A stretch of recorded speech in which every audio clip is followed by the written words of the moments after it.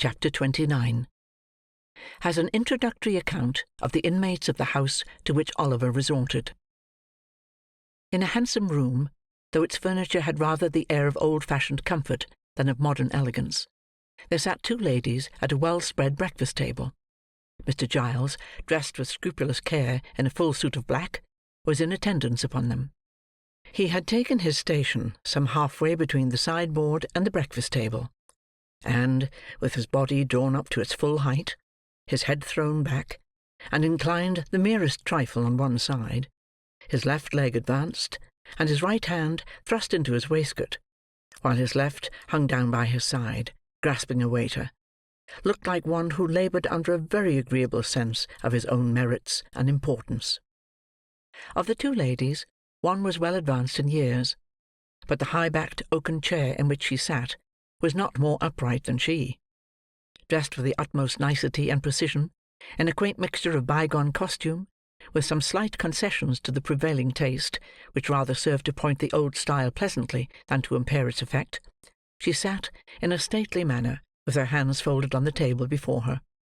Her eyes, and age had dimmed but little of their brightness, were attentively upon her young companion. The younger lady was in the lovely bloom and springtime of womanhood, at that age when if ever angels be for God's good purpose enthroned in mortal forms, they may be, without impiety, supposed to abide in such as hers. She was not past 17, cast in so slight and exquisite a mould, so mild and gentle, so pure and beautiful, that earth seemed not her element, nor its rough creatures her fit companions. The very intelligence that shone in her deep blue eyes, and was stamped upon her noble head, seemed scarcely of her age, or of the world; and yet the changing expression of sweetness and good humour, the thousand lights that played about the face, and left no shadow there, above all, the smile, the cheerful, happy smile, were made for home and fireside peace and happiness. She was busily engaged in the little offices of the table. Chancing to raise her eyes as the elder lady was regarding her, she playfully put back her hair, which was simply braided on her forehead, and threw into her beaming look such an expression of affection and artless loveliness, that blessed spirits might have smiled to look upon her. "And Brittles has been gone upwards of an hour, has he?" asked the old lady after a pause. "An hour and 12 minutes, ma'am," replied Mr. Giles, referring to a silver watch, which he drew forth by a black ribbon. "He is always slow," remarked the old lady. "Brittles always was a slow boy, ma'am," replied the attendant; and seeing, by the by, that Brittles had been a slow boy for upwards of 30 years, there appeared no great probability of his ever being a fast one. "He gets worse instead of better, I think," said the elder lady. "It is very inexcusable in him, if he stops to play with any other boys," said the young lady, smiling. Mr. Giles was apparently considering the propriety of indulging in a respectful smile himself, when a gig drove up to the garden gate, out of which there jumped a fat gentleman who ran straight up to the door, and who, getting quickly into the house by some mysterious process, burst into the room, and nearly overturned Mr. Giles and the breakfast table together. "I never heard of such a thing!" exclaimed the fat gentleman. "My dear Mrs. Maylie, bless my soul, in the silence of the night, too! I never heard of such a thing!" With these expressions of condolence, the fat gentleman shook hands with both ladies, and drawing up a chair, inquired how they found themselves. "You ought to be dead, positively dead with the fright," said the fat gentleman. "Why didn't you send? Bless me!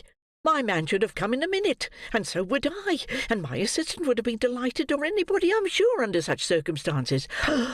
Dear, dear, so unexpected! In the silence of the night, too!" The doctor seemed especially troubled by the fact of the robbery having been unexpected and attempted in the night time, as if it were the established custom of gentlemen in the housebreaking way to transact business at noon, and to make an appointment by post a day or two previous. "And you, Miss Rose?" said the doctor, turning to the young lady. "Oh, very much so indeed," said Rose, interrupting him. "But there is a poor creature upstairs, whom aunt wishes you to see." "Ah, to be sure," replied the doctor. "So there is. That was your handiwork, Giles, I understand." Mr. Giles, who had been feverishly putting the teacups to rights, blushed very red, and said that he had had that honour. "Honour, eh?" said the doctor. "Well, I don't know. Perhaps it's as honourable to hit a thief in a back kitchen as hit your man at 12 paces. Fancy that he fired in the air, and you've fought a duel, Giles." Mr. Giles, who thought this light treatment of the matter an unjust attempt at diminishing his glory, answered respectfully that it was not for the like of him to judge about that, but he rather thought it was no joke to the opposite party. "Gad, that's true," said the doctor. "Where is he? Show me the way. I'll look in again as I come down, Mrs. Maylie. That's the little window that he got in at, eh? Well, I couldn't have believed it." Talking all the way, he followed Mr. Giles upstairs, and while he is going upstairs, the reader may be informed that Mr. Losberne, a surgeon in the neighbourhood, known through a circuit of 10 miles round as the doctor, had grown fat more from good humour than from good living, and was as kind and hearty, and withal as eccentric an old bachelor as will be found in 5 times that space by any explorer alive. The doctor was absent much longer than either he or the ladies had anticipated. A large flat box was fetched out of the gig, and a bedroom bell was rung very often, and the servants ran up and down stairs perpetually, from which tokens it was justly concluded that something important was going on above. At length he returned, and in reply to an anxious inquiry after his patient, looked very mysterious and closed the door carefully. "This is a very extraordinary thing, Mrs. Maylie," said the doctor, standing with his back to the door, as if to keep it shut. "He is not in any danger, I hope?" said the old lady. "Why, that would not be an extraordinary thing under the circumstances," replied the doctor, "though I don't think he is. Have you seen the thief?" "No," rejoined the old lady. "Nor heard anything about him?" "No." "I beg your pardon, ma'am," interposed Mr. Giles, "but I was going to tell you about him when Dr. Losberne came in." The fact was, that Mr. Giles had not, at first, been able to bring his mind to the avowal that he had only shot a boy. Such commendations had been bestowed upon his bravery, that he could not, for the life of him, help postponing the explanation for a few delicious minutes, during which he had flourished in the very zenith of a brief reputation for undaunted courage. "Rose wished to see the man," said Mrs. Maylie, "but I wouldn't hear of it." "Humph!" rejoined the doctor. "There's nothing very alarming in his appearance. Have you any objection to see him in my presence?" "If it be necessary," replied the old lady, "certainly not." "Then I think it is necessary," said the doctor. "At all events, I am quite sure that you would deeply regret not having done so if you postponed it. He is perfectly quiet and comfortable now. Allow me, Miss Rose, will you permit me? Not the slightest fear. I pledge you my honour." End of chapter 29. Chapter 30. Relates what Oliver's new visitors thought of him. With many loquacious assurances that they would be agreeably surprised in the aspect of the criminal, the doctor drew the young lady's arm through one of his, and offering his disengaged hand to Mrs. Maylie, led them with much ceremony and stateliness upstairs. "Now," said the doctor in a whisper, as he softly turned the handle of the bedroom door, "let us hear what you think of him. He has not been shaved very recently, but he don't look at all ferocious, notwithstanding. Stop, though. Let me first see that he is in visiting order." Stepping before them, he looked into the room. Motioning them to advance, he closed the door when they had entered, and gently drew back the curtains of the bed. Upon it, in lieu of the dogged, black-visaged ruffian they had expected to behold, there lay a mere child, worn with pain and exhaustion, and sunk into a deep sleep. His wounded arm, bound and splintered up, was crossed upon his breast. His head reclined upon the other arm, which was half hidden by his long hair, as it streamed over the pillow. The honest gentleman held the curtain in his hand, and looked on, for a minute or so, in silence. Whilst he was watching the patient thus, the young lady glided softly past, and seating herself in a chair by the bedside, gathered Oliver's hair from his face. As she stooped over him, her tears fell upon his forehead. The boy stirred and smiled in his sleep, as though these marks of pity and compassion had awakened some pleasant dream of a love and affection he had never known. Thus a strain of gentle music, or the rippling of water in a silent place, or the odour of a flower, or the mention of a familiar word, will sometimes call up sudden dim remembrances of scenes that never were in this life, which vanish like a breath, which some brief memory of a happier existence, long gone by, would seem to have awakened, which no voluntary exertion of the mind can ever recall. "What can this mean?" exclaimed the elder lady. "This poor child can never have been the pupil of robbers." "Vice," said the surgeon, replacing the curtain, "takes up her abode in many temples, and who can say that a fair outside shall not enshrine her?" "But at so early an age," urged Rose. "My dear young lady," rejoined the surgeon mournfully, shaking his head, "crime, like death, is not confined to the old and withered alone. The youngest and fairest are too often its chosen victims." "But can you... oh, can you really believe that this delicate boy has been the voluntary associate of the worst outcasts of society?" said Rose. The surgeon shook his head, in a manner which intimated that he feared it was very possible, and observing that they might disturb the patient, led the way into an adjoining apartment. "But even if he has been wicked," pursued Rose, "think how young he is. Think that he may never have known a mother's love, or the comfort of a home, that ill usage and blows, or the want of bread, may have driven him to herd with men who have forced him to guilt. Aunt, dear aunt, for mercy's sake, think of this before you let them drag this sick child to a prison, which in any case must be the grave of all his chances of amendment. Oh, as you love me, and know that I have never felt the want of parents in your goodness and affection, but that I might have done so, and might have been equally helpless and unprotected with this poor child, have pity upon him before it is too late." "My dear love," said the elderly lady, as she folded the weeping girl to her bosom, "do you think I would harm a hair of his head?" "Oh, no," replied Rose eagerly. "No, surely," said the old lady. "My days are drawing to their close, and may mercy be shown to me as I show it to others. What can I do to save him, sir?" "Let me think, ma'am," said the doctor. "Let me think." Mr. Losberne thrust his hands into his pockets, and took several turns up and down the room, often stopping and balancing himself on his toes, and frowning frightfully.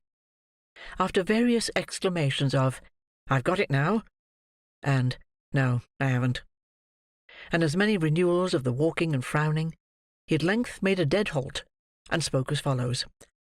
"I think, if you give me a full and unlimited commission to bully Giles and that little boy Brittles, I can manage it.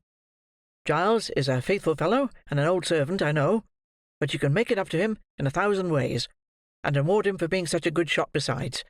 You don't object to that?" "Unless there is some other way of preserving the child," replied Mrs. Maylie. "There is no other," said the doctor. "No other. Take my word for it." "Then my aunt invests you with full power," said Rose, smiling through her tears. "But pray, don't be harder upon the poor fellows than is indispensably necessary." "You seem to think," retorted the doctor, "that everybody is disposed to be hard-hearted to-day, except yourself, Miss Rose. I only hope, for the sake of the rising male sex generally, that you may be found in as vulnerable and soft-hearted a mood by the first eligible young fellow who appeals to your compassion. And I wish I were a young fellow, that I might avail myself on the spot of such a favourable opportunity for doing so, as the present." "You are as great a boy as poor Brittles himself," returned Rose, blushing. "Well," said the doctor, laughing heartily, "that is no very difficult matter. But to return to this boy.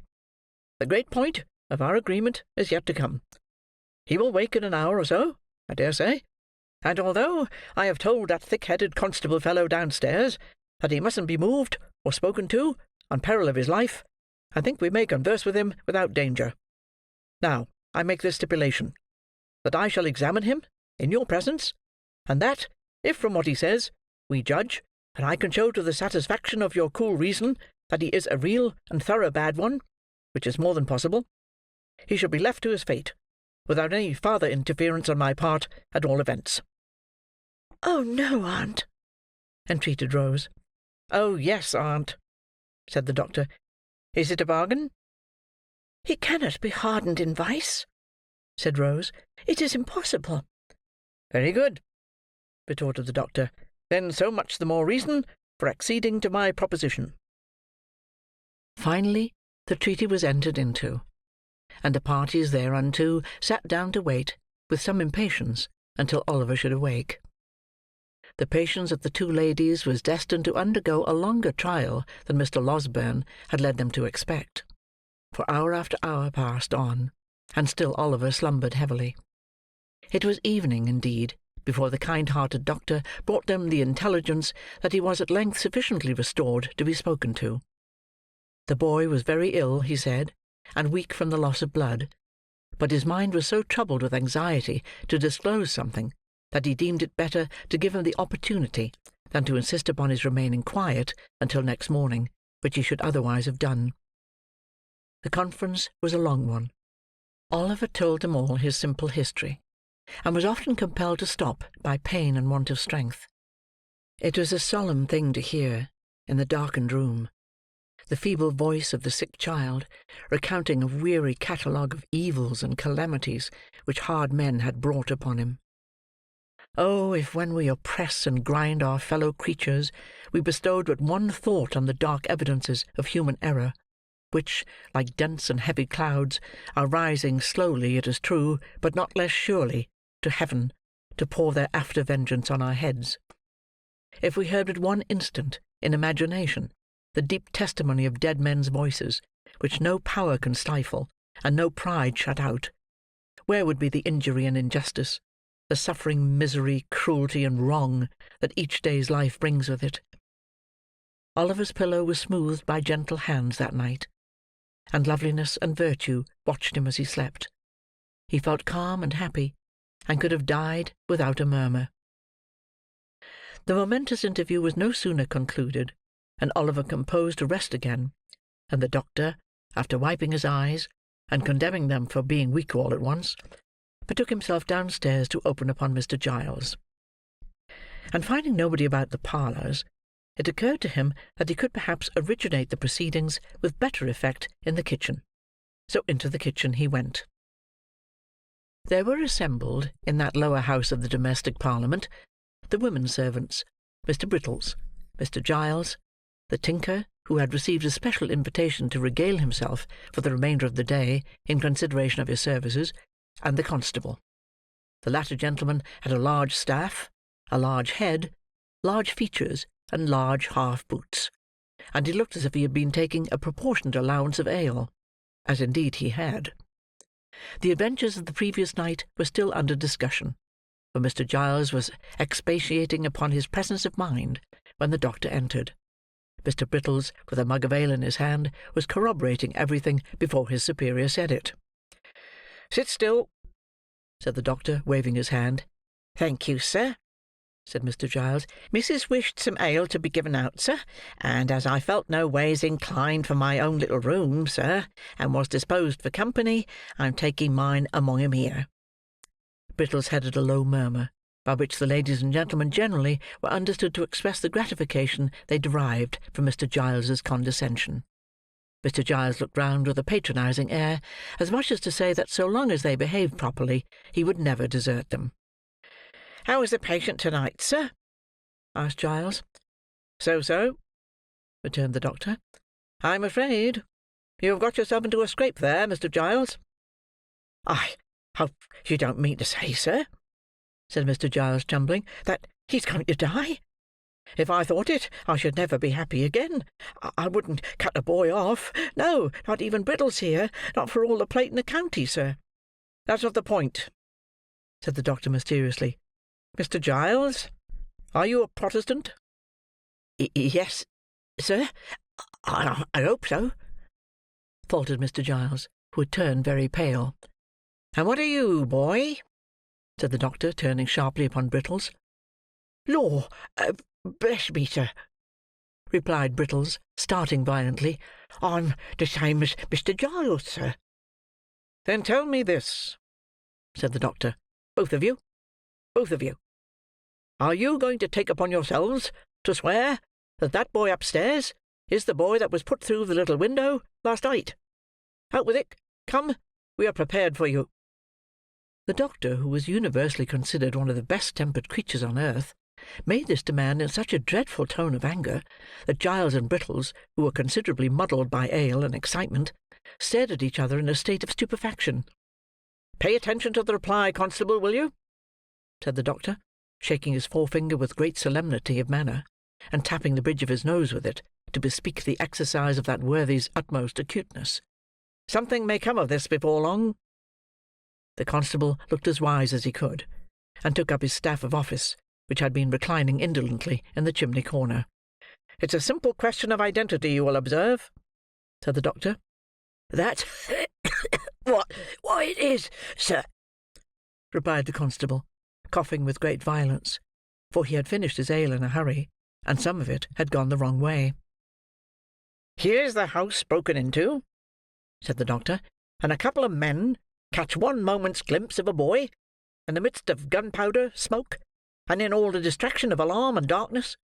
Here's a boy comes to that very same house next morning, and because he happens to have his arm tied up, these men lay violent hands upon him, by doing which they place his life in great danger, and swear he is the thief. Now, the question is, whether these men are justified by the fact. If not, in what situation do they place themselves?" The constable nodded profoundly. He said if that wasn't the law, he would be glad to know what was. "I ask you again," thundered the doctor, "are you, on your solemn oaths, able to identify that boy?" Brittles looked doubtfully at Mr. Giles. Mr. Giles looked doubtfully at Brittles. The constable put his hand behind his ear to catch the reply. The two women and the tinker leaned forward to listen. The doctor glanced keenly round, when a ring was heard at the gate, and at the same moment the sound of wheels. "It's the runners!" cried Brittles, to all appearance much relieved. "The what?" exclaimed the doctor, aghast in his turn. "The Bow Street officers, sir," replied Brittles, taking up a candle. "Me and Mr. Giles sent for him this morning." "What!" cried the doctor. "Yes," replied Brittles. "I sent a message up by the coachman, and I only wonder they weren't here before, sir." "You did you? Then confound your slow coaches down here. That's all," said the doctor, walking away. End of Chapter 30. Chapter 31. Involves a critical position. "Who's that?" inquired Brittles, opening the door a little way, with the chain up, and peeping out, shading the candle with his hand. "Open the door," replied a man outside. "It's the officers from Bow Street that we sent to today." Much comforted by this assurance, Brittles opened the door to its full width, and confronted a portly man in a greatcoat, who walked in, without saying anything more, and wiped his shoes on the mat, as coolly as if he lived there. "Just send somebody out to relieve my mate, will you, young man?" said the officer. "He's in the gig, a-minding the prad. Have you got a coach-house here, that you could put it up in for 5 or 10 minutes?" Brittles replying in the affirmative, and pointing out to the building, the portly man stepped back to the garden gate, and helped his companion to put up the gig, while Brittles lighted them in a state of great admiration. This done, they returned to the house, and, being shown into a parlour, took off their great coats and hats, and showed like what they were. The man who had knocked at the door was a stout personage of middle height, aged about 50, with shiny black hair cropped pretty close, half whiskers, a round face, and sharp eyes. The other was a red-headed, bony man, in top boots, with a rather ill-favoured countenance, and a turned-up sinister-looking nose. "Tell your governor that Blathers and Duff is here, will you?" said the stouter man, smoothing down his hair, and laying a pair of handcuffs on the table. "Oh! Good evening, master. Can I have a word or two with you in private, if you please?" This was addressed to Mr. Losberne, who now made his appearance. That gentleman, motioning Brittles to retire, brought in the two ladies, and shut the door. "This is the lady of the house," said Mr. Losberne, motioning towards Mrs. Maylie. Mr. Blathers made a bow. Being desired to sit down, he put his hat on the floor, and taking a chair, motioned to Duff to do the same. The latter gentleman, who did not appear quite so much accustomed to good society, or quite so much at his ease in it, one of the two, seated himself, after undergoing several muscular affections of the limbs, and the head of his stick into his mouth, with some embarrassment. "Now, with regard to this here robbery, master," said Blathers, "what are the circumstances?" Mr. Losberne, who appeared desirous of gaining time, recounted them at great length, and with much circumlocution. Messrs. Blathers and Duff looked very knowing meanwhile, and occasionally exchanged a nod. "I can't say for certain till I see the work, of course," said Blathers, "but my opinion at once is, I don't mind committing myself to that extent, that this wasn't done by a yokel, eh, Duff?" "Certainly not," replied Duff. "And translating the word yokel for the benefit of the ladies, I apprehend your meaning to be, that this attempt was not made by a countryman," said Mr. Losberne, with a smile. "That's it, master," replied Blathers. "This is all about the robbery, is it?" "All," replied the doctor. "Now, what is this about this here boy that the servants are a-talking on?" said Blathers. "Nothing at all," replied the doctor. "One of the frightened servants chose to take it into his head that he had something to do with this attempt to break into the house. But it's nonsense. Sheer absurdity." "Very easy disposed of, if it is," remarked Duff. "What he says is quite correct," observed Blathers, nodding his head in a confirmatory way, and playing carelessly with the handcuffs, as if they were a pair of castanets. "Who is the boy?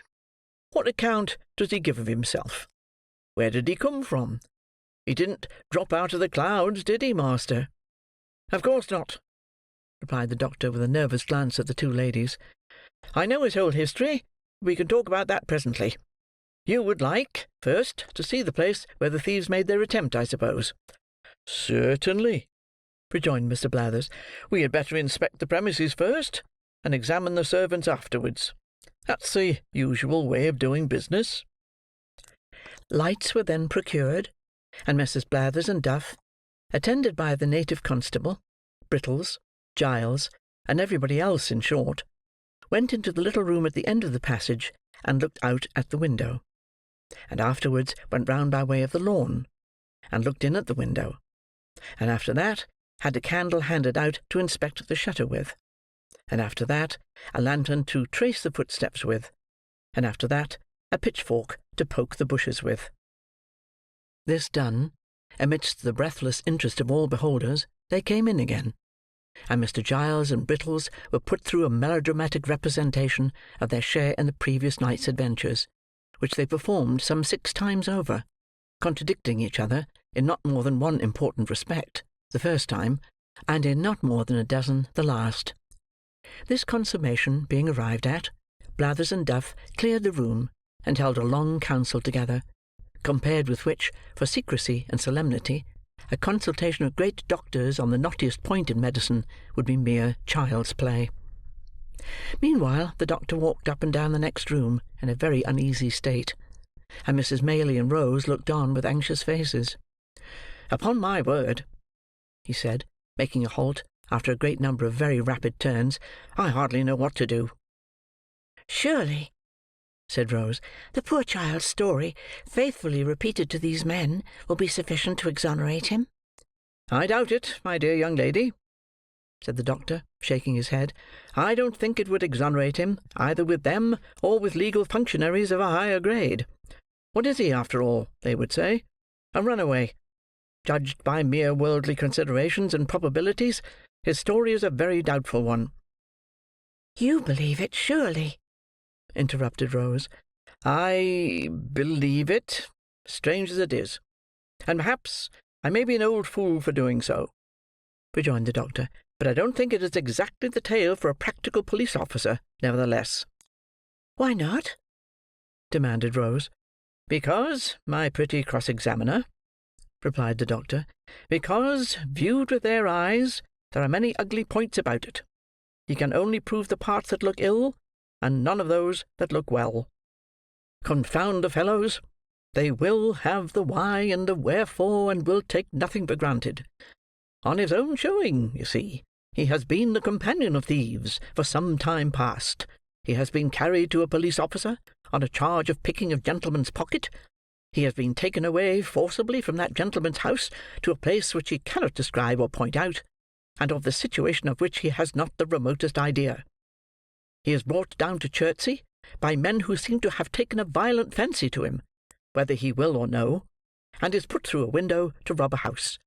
And then, just at the very moment when he is going to alarm the inmates, and so do the very thing that would set him all to rights, there rushes into the way a blundering dog of a half-bred butler, and shoots him, as if on purpose to prevent his doing any good for himself. Don't you see all this?" "I see it, of course," replied Rose, smiling at the doctor's impetuosity. "But still I do not see anything in it to criminate the poor child." "No," replied the doctor, "of course not. Bless the bright eyes of your sex! They never see, whether for good or bad, more than one side of any question, and that is always the one which first presents itself to them." Having given vent to this result of experience, the doctor put his hands into his pockets, and walked up and down the room with even greater rapidity than before. "The more I think of it," said the doctor, "the more I see that it will occasion endless trouble and difficulty if we put these men in possession of the boy's real story.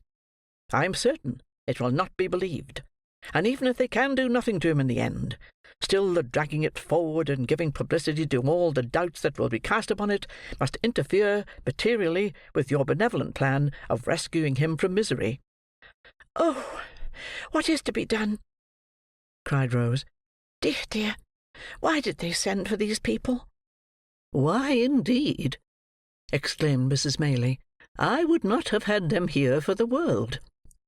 "All I know is," said Mr. Losberne, at last, sitting down with a kind of desperate calmness, "that we must try and carry it off with a bold face. The object is a good one, and that must be our excuse.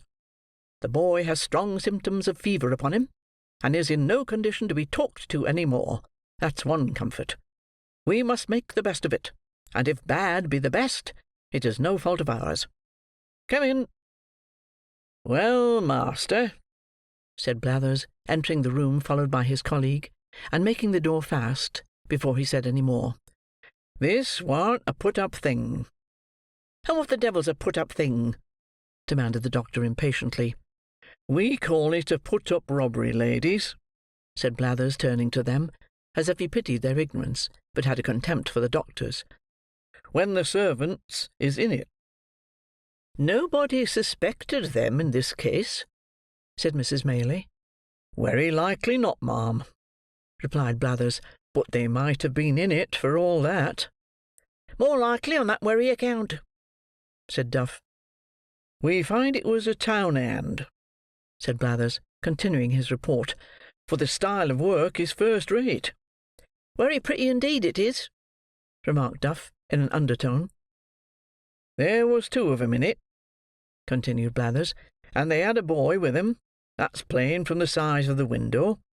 That's all to be said at present. We'll see this lad that you've got upstairs at once, if you please." "Perhaps they will take something to drink first, Mrs. Maylie," said the doctor, his face brightening as if some new thought had occurred to him. "Oh, to be sure!" exclaimed Rose eagerly. "You shall have it immediately, if you will."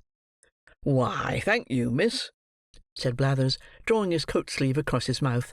"It's dry work, this sort of duty. Anythink that's handy, miss. Don't put yourself out of the way on our accounts." "What shall it be?" asked the doctor, following the young lady to the sideboard.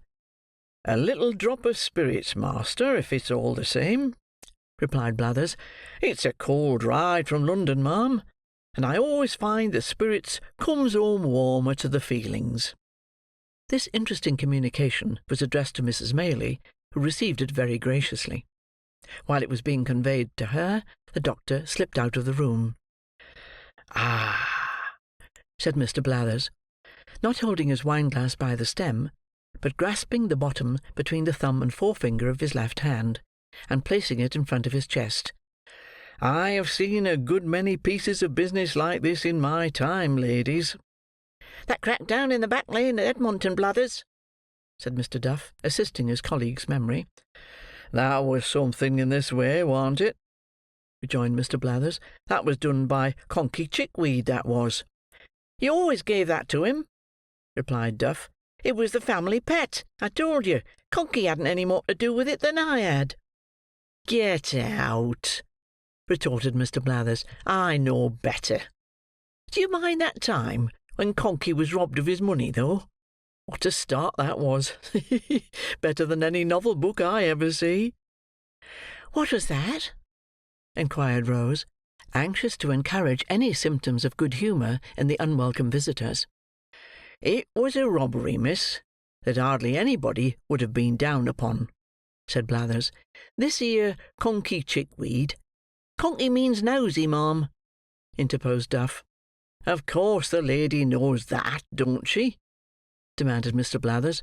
"Always interrupting you are, partner. This here Conkey Chickweed, miss, kept a public house over Battlebridge way, and he had a cellar, where a good many young lords went to see cock-fighting and badger-drawing and that, and a very intellectual manner the sports was conducted in, for I seen him often.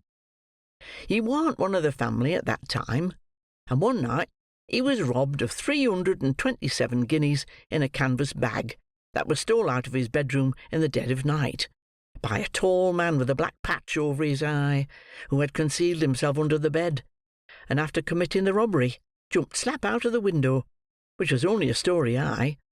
He was very quick about it, but Conkey was quick too, for he fired a blunderbuss arter him, and roused the neighbourhood. They set up a hue and cry directly, and when they came to look about 'em, found that Conkey had hit the robber, for there was traces of blood all the way to some palings a good distance off, and there they lost him.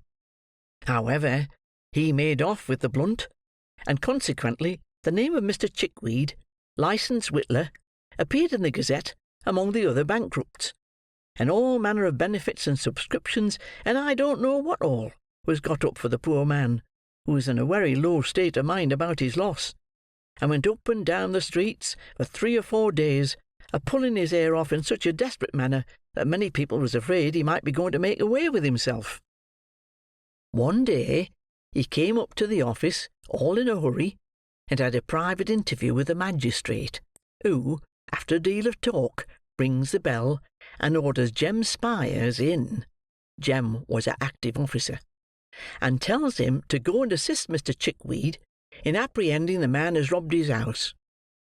"I see him, Spyers," said Chickweed, "pass my house yesterday morning." "Why didn't you up and collar him?" says Spyers. "I was so struck all of a heap that you might have fractured my skull with a toothpick," says the poor man. "But we're sure to have him, for between 10 and 11 o'clock at night he passed again." Spyers no sooner heard this than he put some clean linen and a comb in his pocket in case he should have to stop a day or two, and away he goes, and sets himself down at one of the public-house windows behind the little red curtain, with his hat on, all ready to bolt out at a moment's notice. He was smoking his pipe here, late at night, when all of a sudden Chickweed roars out, "Here he is! Stop thief! Murder!" Jem Spyers dashes out, and there he sees Chickweed a-tearing down the street full cry. Away goes Spyers, on goes Chickweed, round turns the people, everybody roars out thieves, and Chickweed himself keeps on shouting all the time like mad. Spyers loses sight of him a minute as he turns a corner, shoots round, sees a little crowd, dives in. "Which is the man?" "Damn me," says Chickweed, "I've lost him again." It was a remarkable occurrence, but he warn't to be seen nowhere. So they went back to the public-house.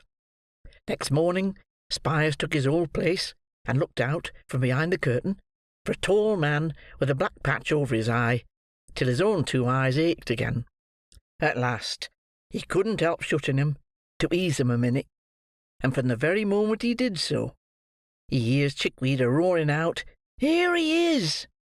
Off he starts once more, with Chickweed halfway down the street ahead of him, and after twice as long a run as the yesterday's one, the man's lost again. This was done once or twice more, till one half the neighbours gave out that Mr. Chickweed had been robbed by the devil, who was playing tricks with him afterwards, and the other half that poor Mr. Chickweed had gone mad with grief. "What did Jem Spyers say?" inquired the doctor, who had returned to the room shortly after the commencement of the story. "Jem Spyers," resumed the officer, "for a long time said nothing at all, and listened to everything without seeming to, which showed he understood his business. But, one morning, he walked into the bar, and taking out his snuff-box, says, 'Chickweed, I found out who done this here robbery.' 'Have you?' said Chickweed. 'Oh, my dear Spyers, only let me have vengeance, and I shall die contented. Oh, my dear Spyers, where is this villain?' 'Come,' said Spyers, offering him a pinch of snuff. 'None of that gammon. You did it yourself.' So he had, and a good bit of money he had made by it too, and nobody would never have found it out, if he hadn't been so precious anxious to keep up appearances," said Mr. Blathers, putting down his wine-glass, and clinking the handcuffs together. "Very curious indeed," observed the doctor. "Now, if you please, you can walk upstairs." "If you please, sir," returned Mr. Blathers. Closely following Mr. Losberne, the 2 officers ascended to Oliver's bedroom, Mr. Giles preceding the party with a lighted candle. Oliver had been dozing, but looked worse, and was more feverish than he had appeared yet. Being assisted by the doctor, he managed to sit up in bed for a minute or so, and looked at the strangers without at all understanding what was going forward; in fact, without seeming to recollect where he was, or what had been passing. "This," said Mr. Losberne, speaking softly, but with great vehemence, notwithstanding, "this is the lad who, being accidentally wounded by a spring gun in some boyish trespass on Mr. What-d'ye-call-him's ground at the back here, comes to the house for assistance this morning, and is immediately laid hold of and maltreated by that ingenious gentleman with the candle in his hand, who has placed his life in considerable danger, as I can professionally certify." Messrs. Blathers and Duff looked at Mr. Giles, as he was thus recommended to their notice. The bewildered butler gazed from them towards Oliver, and from Oliver towards Mr. Losberne, with a most ludicrous mixture of fear and perplexity. "You don't mean to deny that, I suppose?" said the doctor, laying Oliver gently down again. "It was all done for the best, sir," answered Giles. "I'm sure I thought it was the boy, or I wouldn't have meddled with him. I'm not of an inhuman disposition, sir."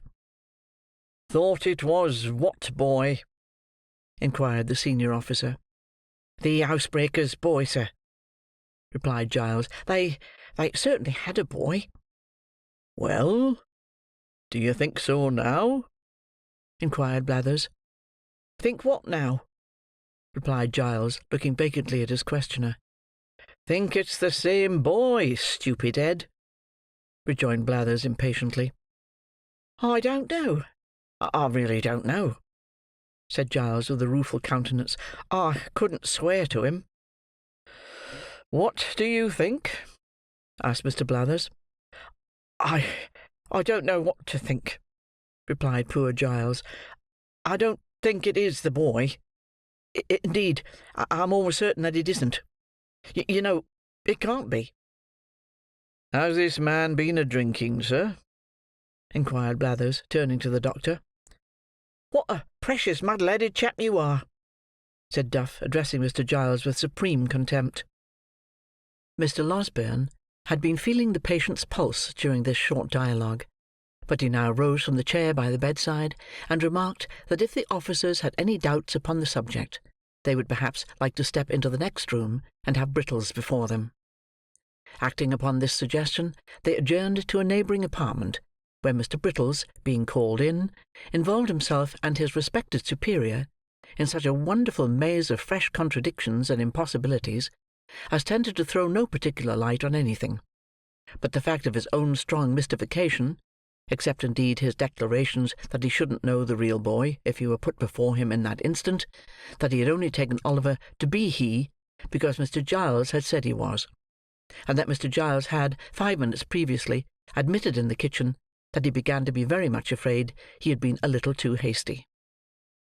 Among other ingenious surmises, the question was then raised whether Mr. Giles had really hit anybody, and upon examination of the fellow pistol to that which he had fired, it turned out to have no more destructive loading than gunpowder and brown paper, a discovery which made a considerable impression on everybody but the doctor, who had drawn the ball about 10 minutes before.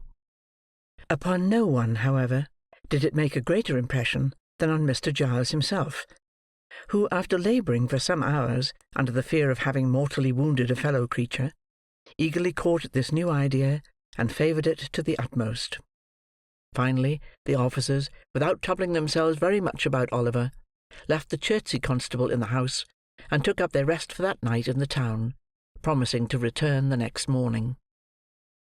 With the next morning, there came a rumour that 2 men and a boy were in the cage at Kingston, who had been apprehended overnight under suspicious circumstances, and to Kingston, Messrs. Blathers and Duff journeyed accordingly.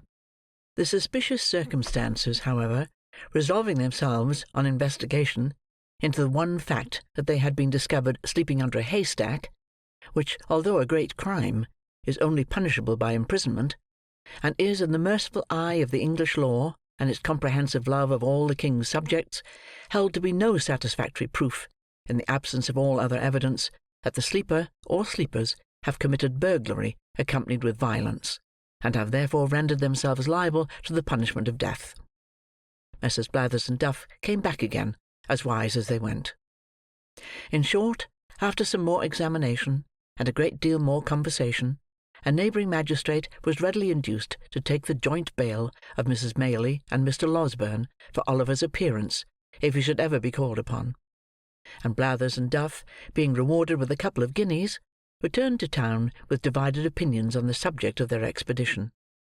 The latter gentleman, on a mature consideration of all the circumstances, inclining to the belief that the burglarious attempt had originated with the family pet, and the former being equally disposed to concede the full merit of it to the great Mr. Conkey Chickweed. Meanwhile, Oliver gradually throve and prospered under the united care of Mrs. Maylie, Rose, and the kind-hearted Mr. Losberne. If fervent prayers, gushing from hearts overcharged with gratitude, be heard in heaven, and if they be not, what prayers are, the blessings which the orphan child called down upon them, sunk into their souls, diffusing peace and happiness.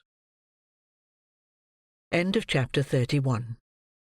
Chapter 32. Of the happy life Oliver began to lead with his kind friends. Oliver's ailings were neither slight nor few. In addition to the pain and delay attendant on a broken limb, his exposure to the wet and cold had brought on fever and ague, which hung about him for many weeks, and reduced him sadly. But at length he began by slow degrees to get better, and to be able to say sometimes, in a few tearful words, how deeply he felt the goodness of the 2 sweet ladies, and how ardently he hoped that when he grew strong and well again, he could do something to show his gratitude, only something which would let them see the love and duty with which his breast was full, something, however slight, which would prove to them that their gentle kindness had not been cast away, but that the poor boy whom their charity had rescued from misery or death was eager to serve them with his whole heart and soul. "Poor fellow!" said Rose, when Oliver had been one day feebly endeavouring to utter the words of thankfulness that rose to his pale lips. "You shall have many opportunities of serving us, if you will. We are going into the country, and my aunt intends that you shall accompany us. The quiet place, the pure air, and all the pleasure and beauties of spring will restore you in a few days. we will employ you in 100 ways, when you can bear the trouble." "The trouble!" cried Oliver. "Oh, dear lady, if I could but work for you! If I could only give you pleasure by watering your flowers, or watching your birds, or running up and down the whole day long to make you happy, what would I give to do it?" "You shall give nothing at all," said Miss Maylie, smiling, "for, as I told you before, we shall employ you in 100 ways; and if you only take half the trouble to please us that you promise now, you will make me very happy indeed." "Happy, ma'am!" cried Oliver. "How kind of you to say so!" "You will make me happier than I can tell you," replied the young lady. "To think that my dear good aunt should have been the means of rescuing any one from such sad misery as you have described to us, would be an unspeakable pleasure to me; but to know that the object of her goodness and compassion was sincerely grateful and attached, in consequence, would delight me more than you can well imagine. Do you understand me?" she inquired, watching Oliver's thoughtful face. "Oh, yes, ma'am, yes," replied Oliver eagerly. "But I was thinking that I am ungrateful now." "To whom?" inquired the young lady. "To the kind gentleman and the dear old nurse who took so much care of me before," rejoined Oliver. "If they knew how happy I am, they would be pleased, I am sure." "I am sure that they would," rejoined Oliver's benefactress; "and Mr. Losberne has already been kind enough to promise that when you are well enough to bear the journey, he will carry you to see them." "Has he, ma'am?" cried Oliver, his face brightening with pleasure. "I don't know what I shall do for joy when I see their kind faces once again." In a short time, Oliver was sufficiently recovered to undergo the fatigue of this expedition. One morning he and Mr. Losberne set out, accordingly, in a little carriage which belonged to Mrs. Maylie. When they came to Chertsey Bridge, Oliver turned very pale, and uttered a loud exclamation. "What's the matter with the boy?" cried the doctor, as usual, all in a bustle. "Do you see anything, hear anything, feel anything, eh?" "That, sir," cried Oliver, pointing out of the carriage window. "that house." "Yes? Well, what of it? Stop, coachman! Pull up here!" cried the doctor. "What of the house, my man, eh?" "The thieves. The house they took me to," whispered Oliver. "The devil it is!" cried the doctor. "Hello there! Let me out!" But before the coachman could dismount from his box, he had tumbled out of the coach by some means or other, and, running down to the deserted tenement, began kicking at the door like a madman. "Hello!" said a little ugly hump-backed man, opening the door so suddenly that the doctor, from the very impetus of his last kick, nearly fell forward into the passage. "What's the matter here?" "Matter!" exclaimed the other, collaring him without a moment's reflection. "A good deal. Robbery is the matter." "There'll be murder the matter, too," replied the hump-backed man coolly, "if you don't take your hands off. Do you hear me?" "I hear you," said the doctor, giving his captive a hearty shake. "Where's— confound the fellow, what's his rascally name? Sikes. That's it. Where's Sikes, you thief?" The hump-backed man stared, as if in excess of amazement and indignation; then, twisting himself dexterously from the doctor's grasp, growled forth a volley of horrid oaths, and retired into the house. Before he could shut the door, however, the doctor had passed into the parlour without a word of parley. He looked anxiously round.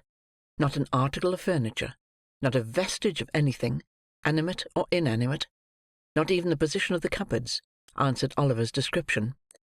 "Now," said the hump-backed man, who had watched him keenly, "what do you mean by coming into my house in this violent way? Do you want to rob me, or to murder me? Which is it?" "Did you ever know a man come out to do either, in a chariot and pair, you ridiculous old vampire?" said the irritable doctor. "What do you want, then?" demanded the hunchback. "Will you take yourself off before I do you a mischief? Curse you!" "As soon as I think proper," said Mr. Losberne, looking into the other parlour, which, like the first, bore no resemblance whatever to Oliver's account of it. "I shall find you out some day, my friend." "Will you?" sneered the ill-favoured cripple. "If you ever want me, I'm here. I haven't lived here mad and all alone for 25 years to be scared by you. You shall pay for this. You shall pay for this." And so saying, the misshapen little demon set up a yell, and danced upon the ground as if wild with rage. "Stupid enough, this," muttered the doctor to himself. "The boy must have made a mistake. Here, put that in your pocket, and shut yourself up again." With these words, he flung the hunchback a piece of money, and returned to the carriage. The man followed to the chariot door, uttering the wildest imprecations and curses all the way. But as Mr. Losberne turned to speak to the driver, he looked into the carriage, and eyed Oliver for an instant with a glance so sharp and fierce, and at the same time so furious and vindictive, that, waking or sleeping, he could not forget it for months afterwards. He continued to utter the most fearful imprecations until the driver had resumed his seat, and when they were once more on their way, they could see him some distance behind, beating his feet upon the ground, and tearing his hair, in transports of real or pretended rage. "I am an ass," said the doctor, after a long silence. "Did you know that before, Oliver?"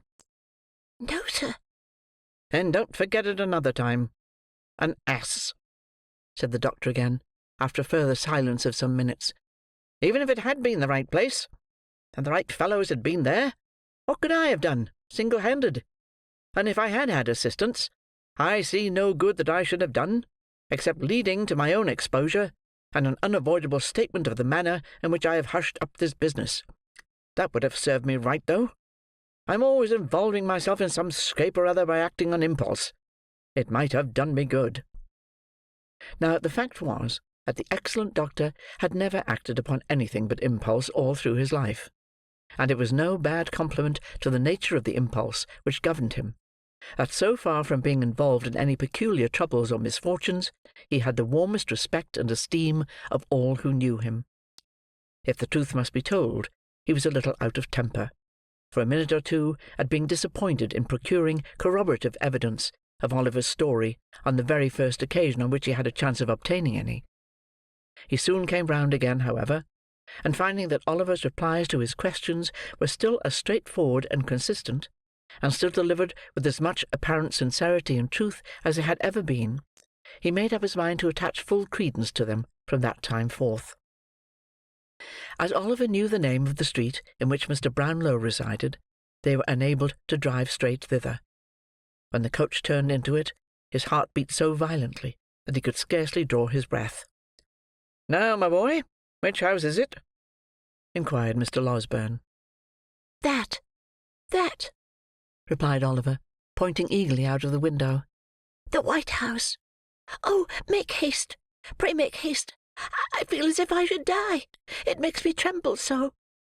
"Come, come," said the good doctor, patting him on the shoulder. "You will see them directly, and they will be overjoyed to find you safe and well." "Oh, I hope so," cried Oliver. "They were so good to me, so very, very good to me." The coach rolled on. It stopped. No, that was the wrong house. The next door. It went on a few paces, and stopped again. Oliver looked up at the windows, with tears of happy expectation coursing down his face. Alas, the White House was empty, and there was a bill in the window, "To let."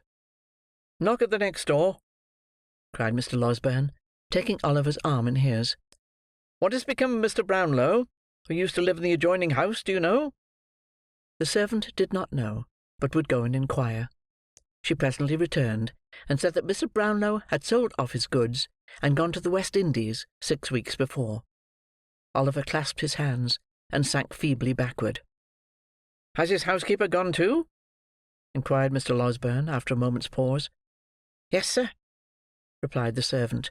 "The old gentleman The housekeeper and a gentleman who was a friend of Mr. Brownlow's all went together." "Then turn towards home again," said Mr. Losberne to the driver, "and don't stop to bait the horses till you get out of this confounded London."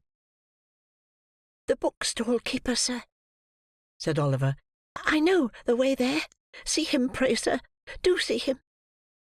"My poor boy, this is disappointment enough for one day," said the doctor. "Quite enough for both of us. If we go to the bookstall keeper's, we shall certainly find that he is dead, or has set his house on fire, or run away. No, home again straight." And in obedience to the doctor's impulse, home they went. This bitter disappointment caused Oliver much sorrow and grief, even in the midst of his happiness, for he had pleased himself many times during his illness with thinking of all that Mr. Brownlow and Mrs. Bedwin would say to him, and what delight it would be to tell them how many long days and nights he had passed in reflecting on what they had done for him, and in bewailing his cruel separation from them. The hope of eventually clearing himself with them, too, and explaining how he had been forced away, had buoyed him up and sustained him under many of his recent trials. And now the idea that they should have gone so far, and carried with them the belief that he was an impostor and a robber, a belief which might remain uncontradicted to his dying day, was almost more than he could bear. The circumstance occasioned no alteration, however, in the behaviour of his benefactors. After another fortnight, when the fine warm weather had fairly begun, and every tree and flower was putting forth its young leaves and rich blossoms, they made preparations for quitting the house at Chertsey for some months.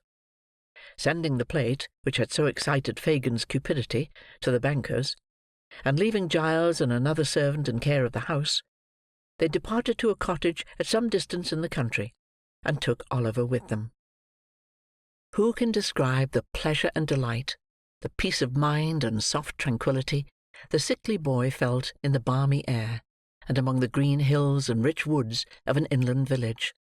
Who can tell how scenes of peace and quietude sink into the minds of pain-worn dwellers in close and noisy places, and carry their own freshness deep into their jaded hearts? Men who have lived in crowded, pent-up streets through lives of toil, and who have never wished for change, men to whom custom has indeed been second nature, and who have come almost to love each brick and stone that formed the narrow boundaries of their daily walks, even they, with the hand of death upon them, have been known to yearn at last for one short glimpse of nature's face, and, carried far from the scenes of their old pains and pleasures, have seemed to pass at once into a new state of being. Crawling forth, from day to day, to some green sunny spot, they have had such memories wakened up within them by the sight of the sky, and hill, and plain, and glistening water, that a foretaste of heaven itself has soothed their quick decline, and they have sunk into their tombs as peacefully as the sun whose setting they watched from their lonely chamber window but a few hours before, faded from their dim and feeble sight. The memories which peaceful country scenes call up are not of this world, nor of its thoughts and hopes. Their gentle influence may teach us how to weave fresh garlands for the graves of those we loved, may purify our thoughts, and bear down before it old enmity and hatred.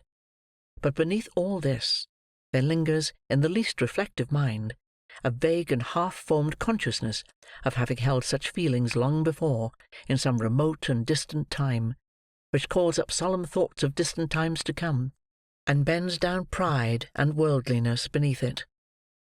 It was a lovely spot to which they repaired.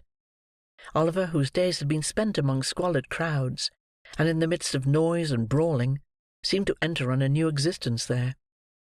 The rose and honeysuckle clung to the cottage walls, the ivy crept round the trunks of the trees, and the garden flowers perfumed the air with delicious odours. Hard by was a little churchyard, not crowded with tall unsightly gravestones, but full of humble mounds, covered with fresh turf and moss, beneath which the old people of the village lay at rest. Oliver often wandered there, and, thinking of the wretched grave in which his mother lay, would sometimes sit him down and sob unseen. But, when he raised his eyes to the deep sky overhead, he would cease to think of her as lying in the ground, and would weep for her, sadly but without pain. It was a happy time. The days were peaceful and serene, The nights brought with them neither fear nor care, no languishing in a wretched prison, or associating with wretched men; nothing but pleasant and happy thoughts. Every morning he went to a white-headed old gentleman, who lived near the little church, who taught him to read better, and to write, and who spoke so kindly, and took such pains, that Oliver could never try enough to please him. Then he would walk with Mrs. Maylie and Rose, and hear them talk of books, or perhaps sit near them in some shady place, and listen whilst the young lady read, which he could have done until it grew too dark to see the letters. Then he had his own lesson for the next day to prepare, and at this he would work hard in a little room which looked into the garden, till evening came slowly on, when the ladies would walk out again, and he with them, listening with such pleasure to all they said, and so happy if they wanted a flower that he could climb to reach, or had forgotten anything he could run to fetch, that he could never be quick enough about it. When it became quite dark, and they returned home, the young lady would sit down to the piano, and play some pleasant air, or sing, in a low and gentle voice, some old song which it pleased her aunt to hear. There would be no candles lighted at such times as these, and Oliver would sit by one of the windows, listening to the sweet music in a perfect rapture. And when Sunday came, how differently the day was spent from any way in which he had ever spent it yet, and how happily too, like all the other days in that most happy time. There was the little church in the morning, with the green leaves fluttering at the windows, the birds singing without, and the sweet-smelling air stealing in at the low porch, and filling the homely building with its fragrance. The poor people were so neat and clean, and knelt so reverently in prayer, that it seemed a pleasure, not a tedious duty, their assembling there together. And though the singing might be rude, it was real, and sounded more musical, to Oliver's ears at least, than any he had ever heard in church before. Then there were the walks as usual, and many calls at the clean houses of the labouring men, and at night Oliver read a chapter or two from the Bible, which he had been studying all the week, and in the performance of which duty he felt more proud and pleased than if he had been the clergyman himself. In the morning, Oliver would be afoot by 6 o'clock, roaming the fields, and plundering the hedges, far and wide, for nosegays of wild flowers, with which he would return laden home, and which it took great care and consideration to arrange, to the best advantage, for the embellishment of the breakfast table. There was fresh groundsel, too, for Miss Maylie's birds, with which Oliver, who had been studying the subject under the able tuition of the village clerk, would decorate the cages in the most approved taste. When the birds were made all spruce and smart for the day, there was usually some little commission of charity to execute in the village, or, failing that, there was rare cricket playing, sometimes on the green, or failing that, there was always something to do in the garden, or about the plants, to which Oliver, who had studied this science also, under the same master, who was a gardener by trade, applied himself with hearty good will, until Miss Rose made her appearance, when there were 1,000 commendations to be bestowed on all he had done. So 3 months glided away. 3 months which, in the life of the most blessed and favoured of mortals, might have been unmingled happiness, and which, in Oliver's, were true felicity. With the purest and most amiable generosity on one side, and the truest, warmest, soul-felt gratitude on the other, it is no wonder that, by the end of that short time, Oliver Twist had become completely domesticated with the old lady and her niece, and that the fervent attachment of his young and sensitive heart was repaid by their pride in, and attachment to, himself.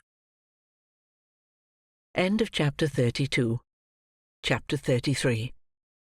Wherein the happiness of Oliver and his friends experiences a sudden check. Spring flew swiftly by, and summer came. If the village had been beautiful at first, it was now in the full glow and luxuriance of its richness.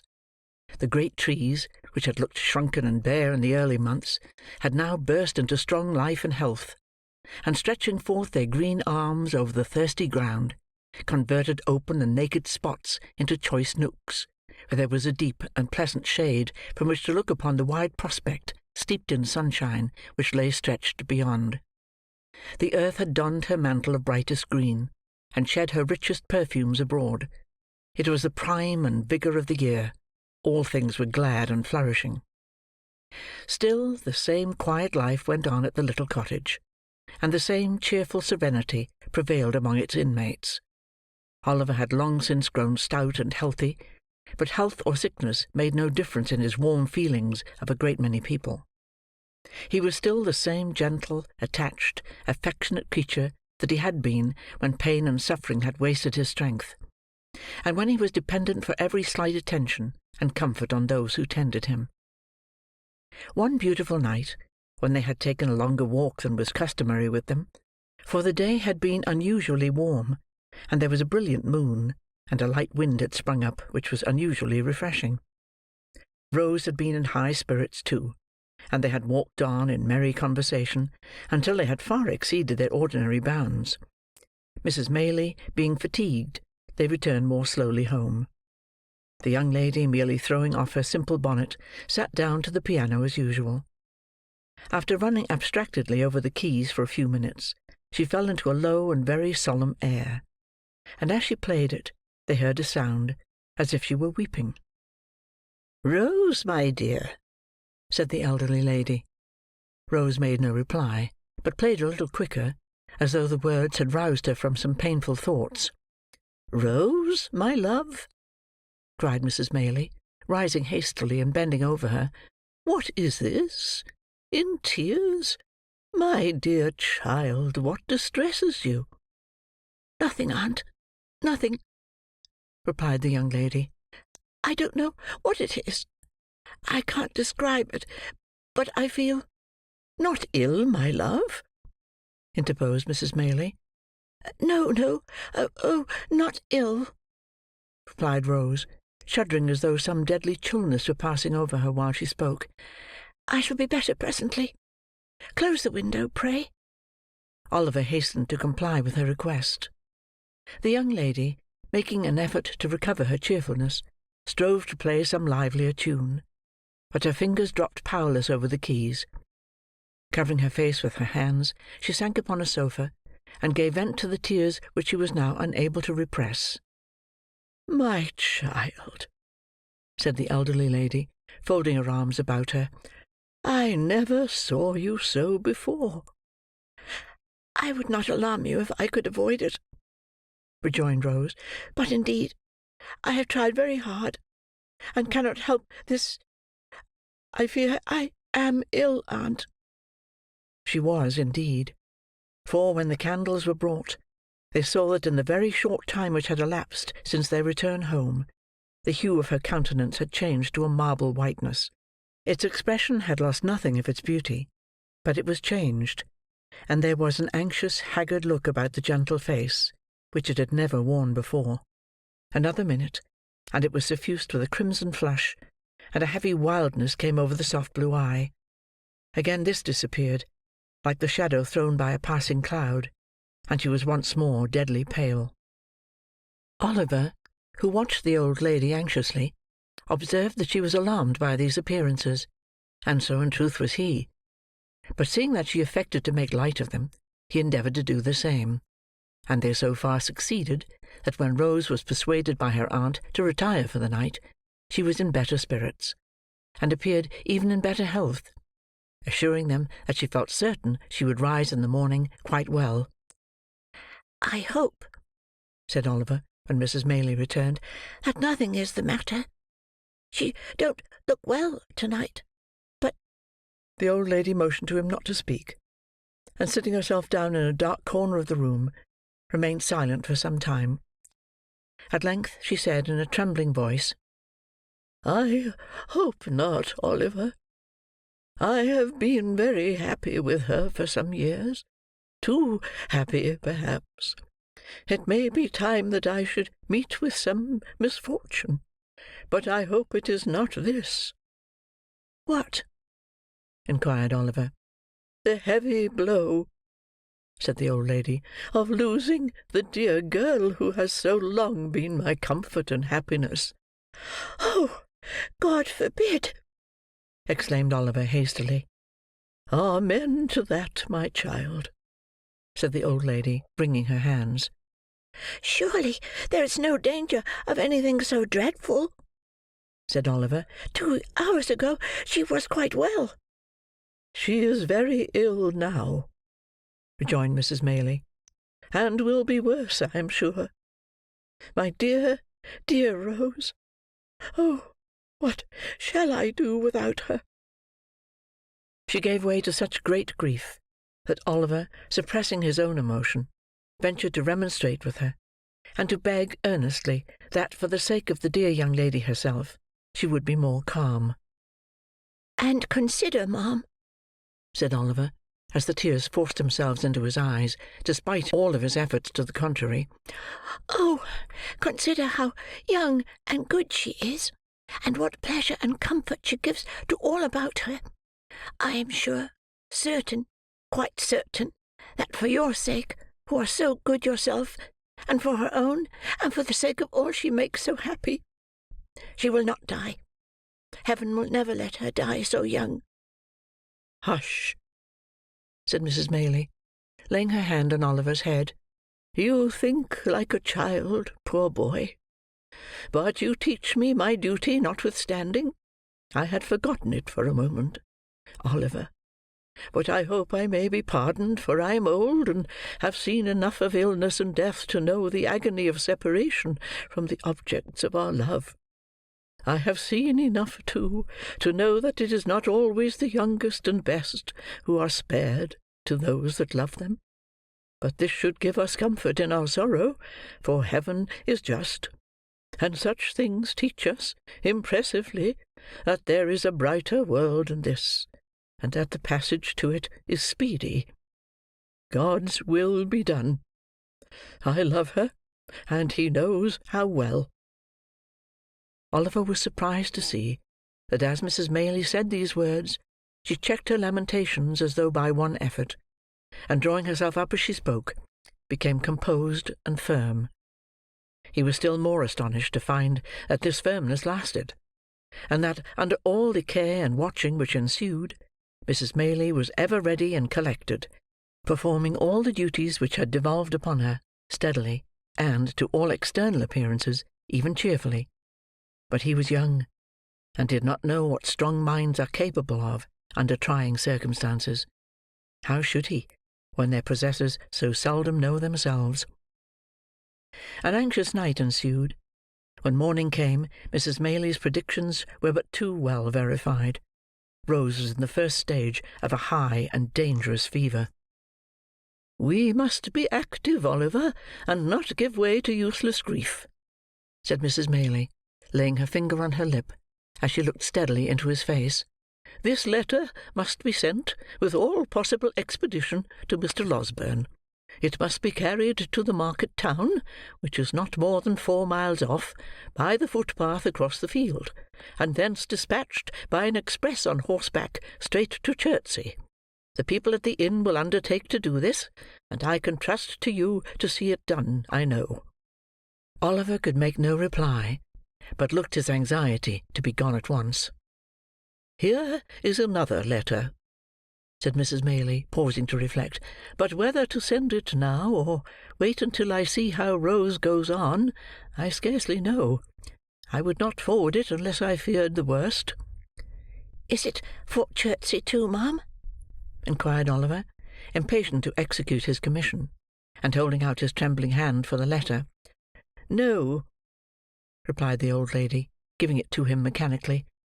Oliver glanced at it, and saw that it was directed to Harry Maylie, Esquire, at some great lord's house in the country, where he could not make out. "Shall it go, ma'am?" asked Oliver, looking up impatiently. "I think not," replied Mrs. Maylie, taking it back.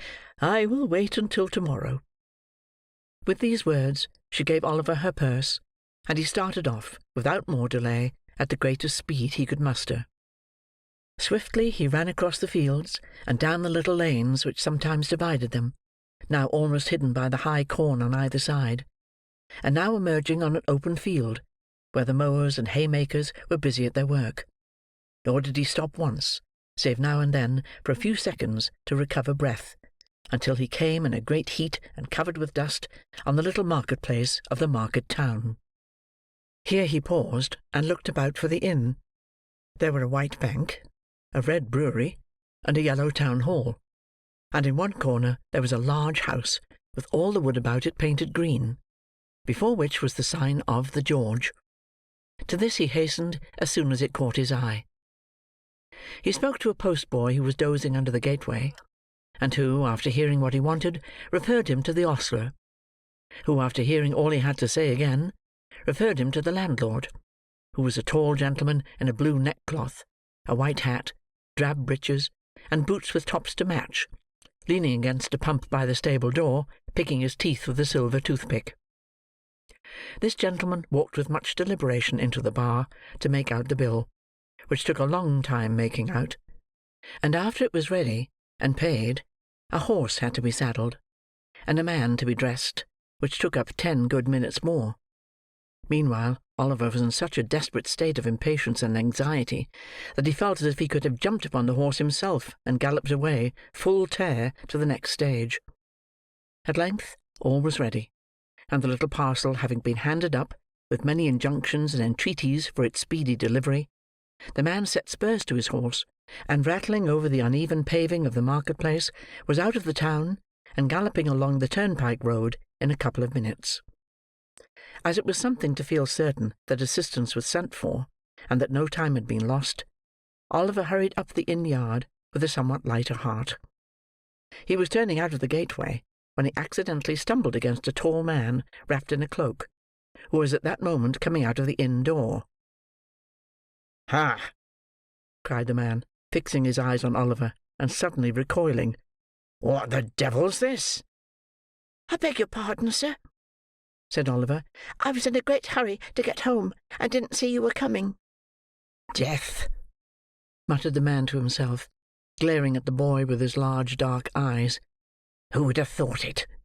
Grind him no ashes! He'd start up from a stone coffin to come in my way." "I'm sorry," stammered Oliver, confused by the strange man's wild look.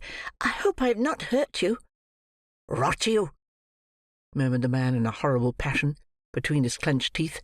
"If I had only had the courage to say the word, I might have been free of you in a night. Curses on your head, and black death on your heart, you imp! What are you doing here?" The man shook his fist as he uttered these words incoherently. He advanced towards Oliver, as if with the intention of aiming a blow at him, but fell violently on the ground, writhing and foaming in a fit. Oliver gazed for a moment at the struggles of the madman, for such he supposed him to be, and then darted into the house for help. Having seen him safely carried into the hotel, he turned his face homewards, running as fast as he could, to make up for lost time, and recalling with a great deal of astonishment and some fear the extraordinary behaviour of the person from whom he had just parted. The circumstance did not dwell in his recollection long, however, for when he reached the cottage, there was enough to occupy his mind, and to drive all considerations of self completely from his memory. Rose Maylie had rapidly grown worse. Before midnight she was delirious. A medical practitioner who resided on the spot was in constant attendance upon her, and after first seeing the patient, he had taken Mrs. Maylie aside, and pronounced her disorder to be one of a most alarming nature. "In fact," he said, "it would be little short of a miracle if she recovered." How often did Oliver start from his bed that night, and stealing out, with noiseless footsteps, to the staircase, listen for the slightest sound from the sick chamber. How often did a tremble shake his frame, and cold drops of terror start upon his brow, when a sudden trampling of feet caused him to fear that something too dreadful to think of had even then occurred. And what had been the fervency of all the prayers he had ever muttered, compared with those he poured forth now in the agony and passion of his supplication for the life and health of the gentle creature who was tottering on the deep grave's verge? Oh, the suspense, the fearful, acute suspense, of standing idly by, while the life of one we dearly love is trembling in the balance! Oh, the racking thoughts that crowd upon the mind, and make the heart beat violently, and the breath come thick, by the force of the images they conjure up before it! the desperate anxiety to be doing something to relieve the pain or lessen the danger, which we have no power to alleviate; the sinking of soul and spirit, which the sad remembrance of our helplessness produces. What tortures can equal these? What reflections or endeavours can, in the full tide and fever of the time, allay them? Morning came, and the little cottage was lonely and still. People spoke in whispers. Anxious faces appeared at the gate from time to time. Women and children went away in tears. All the livelong day, and for hours after it had grown dark, Oliver paced softly up and down the garden, raising his eyes every instant to the sick chamber, and shuddering to see the darkened window, looking as if death lay stretched inside. Late that night, Mr. Losberne arrived. "It is hard," said the good doctor, turning away as he spoke. "So young, so much beloved, but there is very little hope." Another morning. The sun shone brightly, as brightly as if it looked upon no misery or care; and with every leaf and flower in full bloom about her, with life and health and sounds and sights of joy surrounding her on every side, the fair young creature lay wasting fast. Oliver crept away to the old churchyard, and sitting down on one of the green mounds, wept and prayed for her in silence. There was such peace and beauty in the scene, so much of brightness and mirth in the sunny landscape, such blithesome music in the songs of the summer birds, such freedom in the rapid flight of the rook, careering overhead, so much of life and joyousness in all, that, when the boy raised his aching eyes, and looked about, the thought instinctively occurred to him that this was not a time for death; that Rose could surely never die, when humbler things were all so glad and gay; that graves were for cold and cheerless winter, not for sunlight and fragrance. He almost thought that shrouds were for the old and shrunken, and that they never wrapped the young and graceful form in their ghastly folds. A knell from the church bell broke harshly on these youthful thoughts. Another. Again. It was tolling for the funeral service.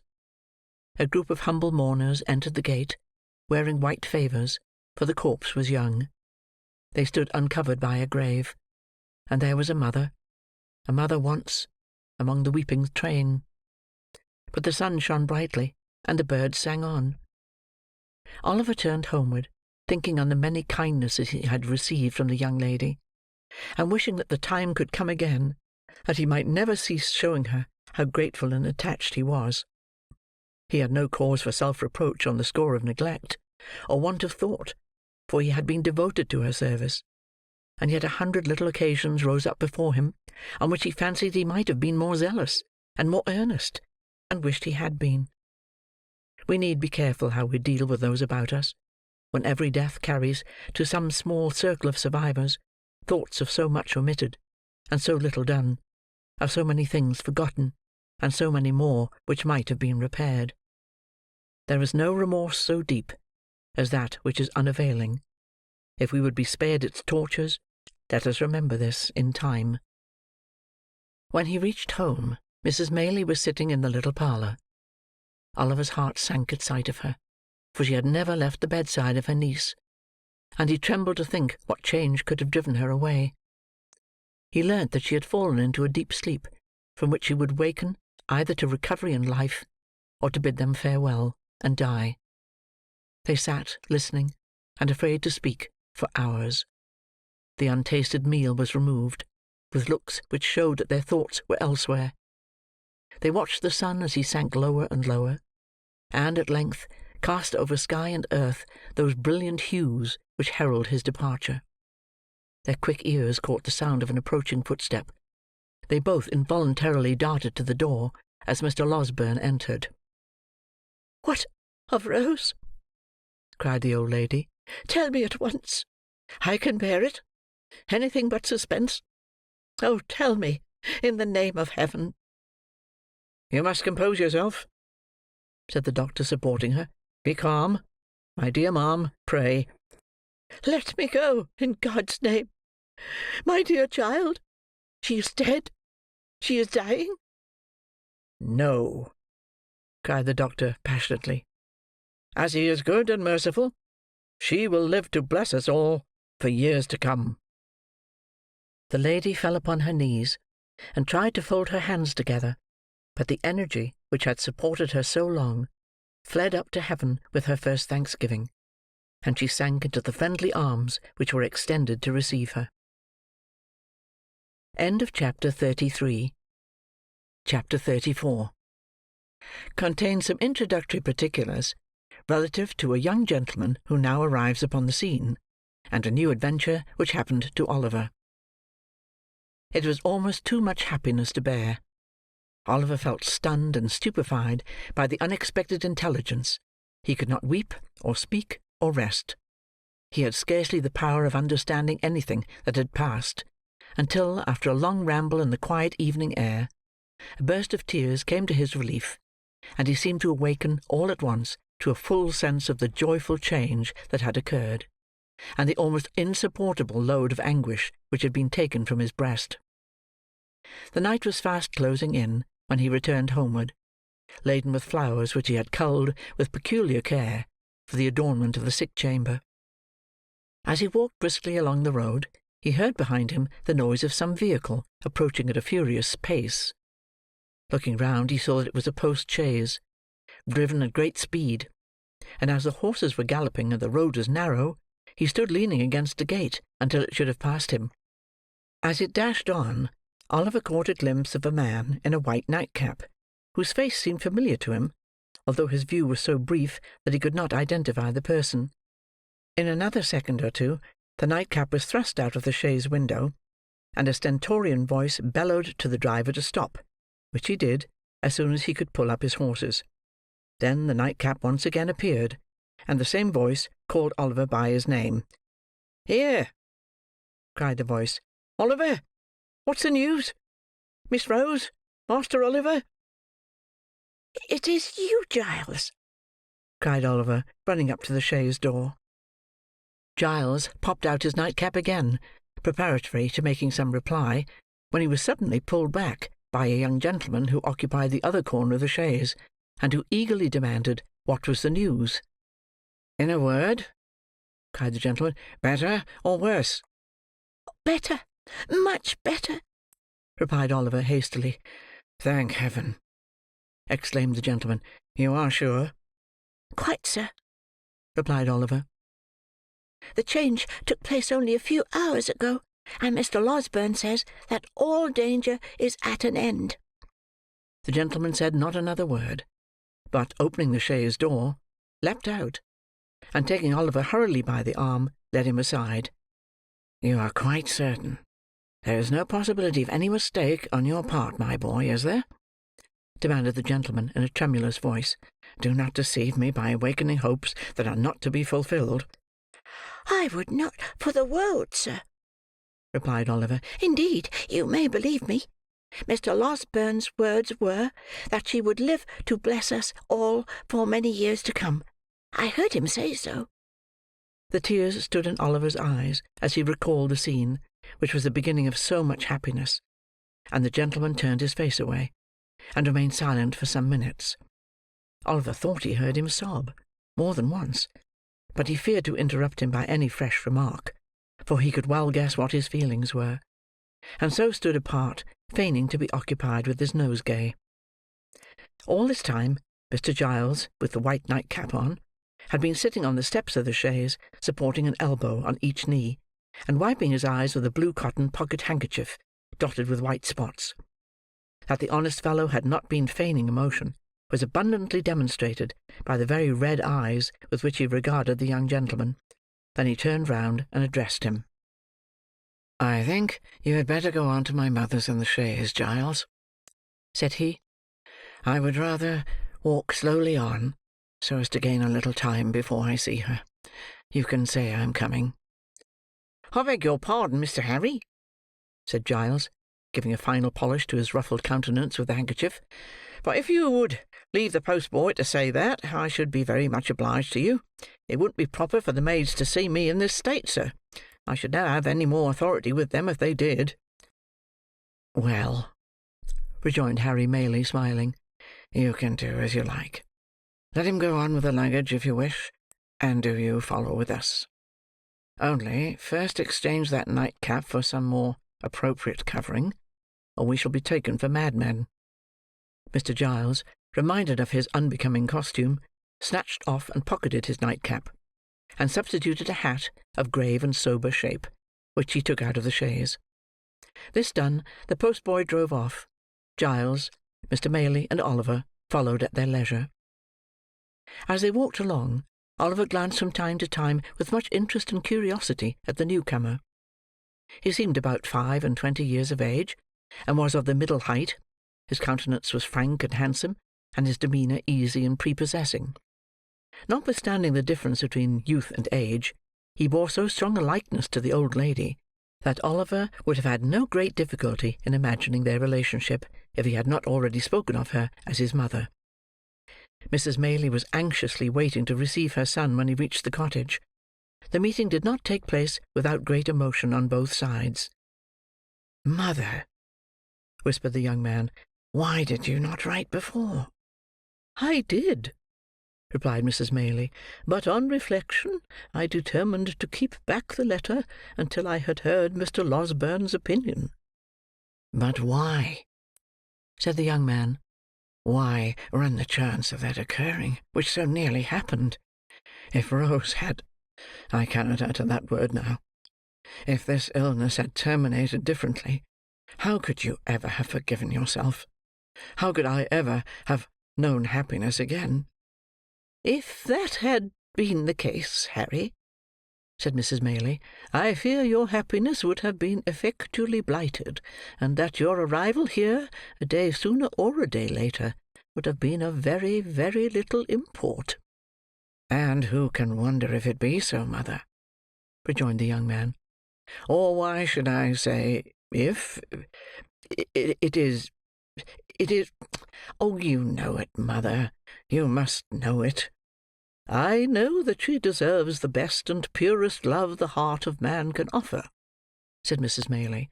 "I know that the devotion and affection of her nature require no ordinary return, but one that shall be deep and lasting. If I did not feel this, and know, besides, that a changed behaviour in one she loved would break her heart, I should not feel my task so difficult of performance, or have to encounter so many struggles in my own bosom, when I take what seems to me to be the strict line of duty." "This is unkind, mother," said Harry. "Do you still suppose that I am a boy, ignorant of my own mind, and mistaking the impulses of my own soul?" "I think, my dear son," returned Mrs. Maylie, laying her hand upon his shoulder, "that youth has many generous impulses which do not last, and that among them are some which, being gratified, become only the more fleeting.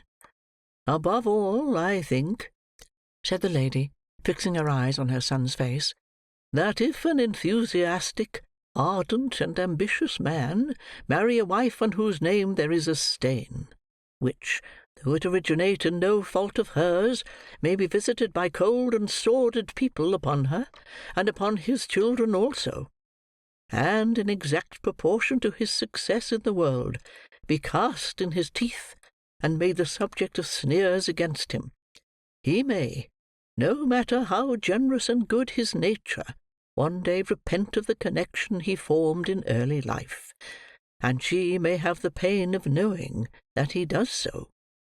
"Mother," said the young man impatiently, "he would be a selfish brute, unworthy alike of the name of man and of the woman you describe, who acted thus." "You think so now, Harry," replied his mother. "And ever will," said the young man.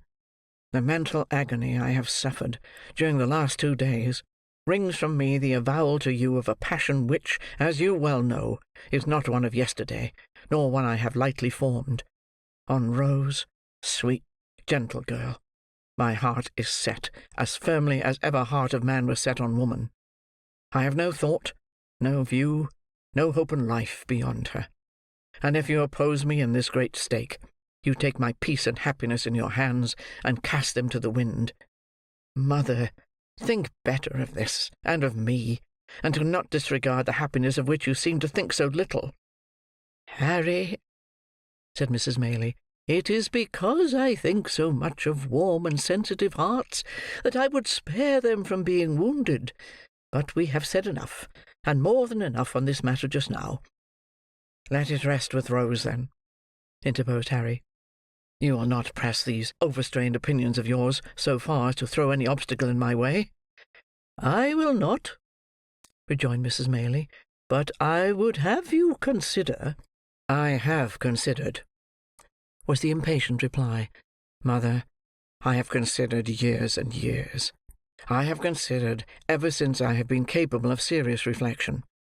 My feelings remain unchanged, as they ever will, and why should I suffer the pain of a delay in giving them vent, which can be productive of no earthly good? No. Before I leave this place, Rose shall hear me." "She shall," said Mrs. Maylie.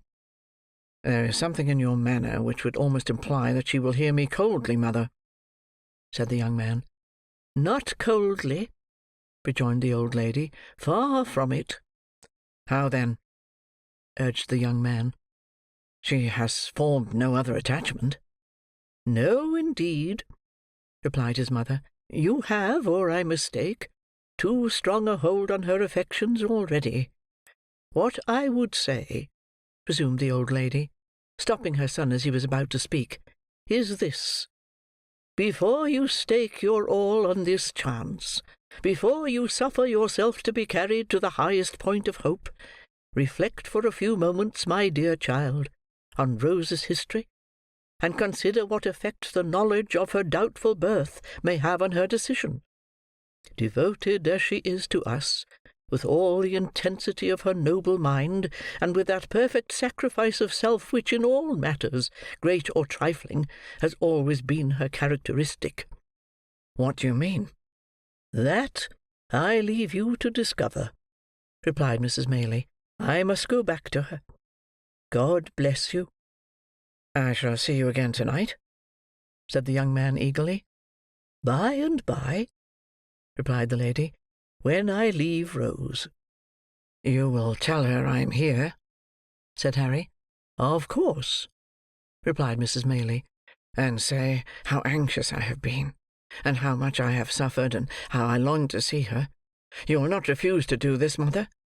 "No," said the old lady, "I will tell her all." And pressing her son's hand affectionately, she hastened from the room. Mr. Losberne and Oliver had remained at another end of the apartment, while this hurried conversation was proceeding. The former now held out his hand to Harry Maylie, and hearty salutations were exchanged between them.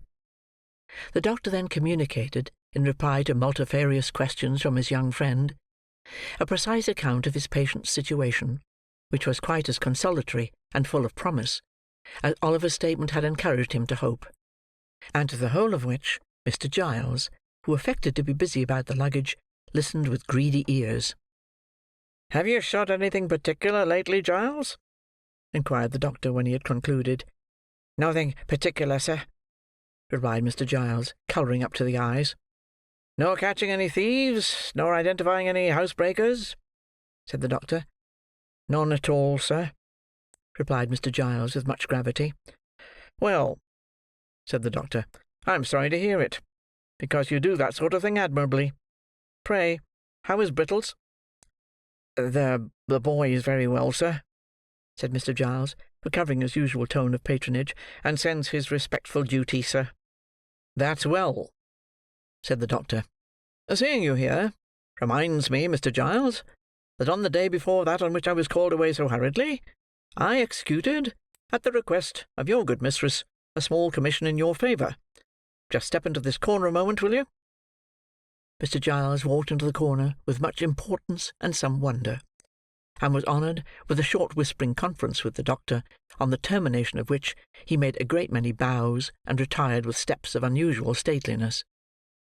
The subject matter of this conference was not disclosed in the parlour, but the kitchen was speedily enlightened concerning it, for Mr. Giles walked straight thither, and having called for a mug of ale, announced with an air of majesty, which was highly effective, that it had pleased his mistress, in consideration of his gallant behaviour on the occasion of that attempted robbery, to deposit, in the local savings bank, the sum of £25 for his sole use and benefit.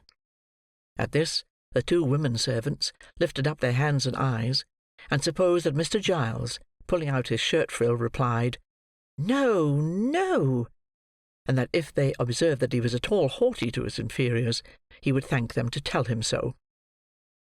And then he made a great many other remarks, no less illustrative of his humility, which were received with equal favour and applause, and were withal as original and as much to the purpose as the remarks of great men commonly are.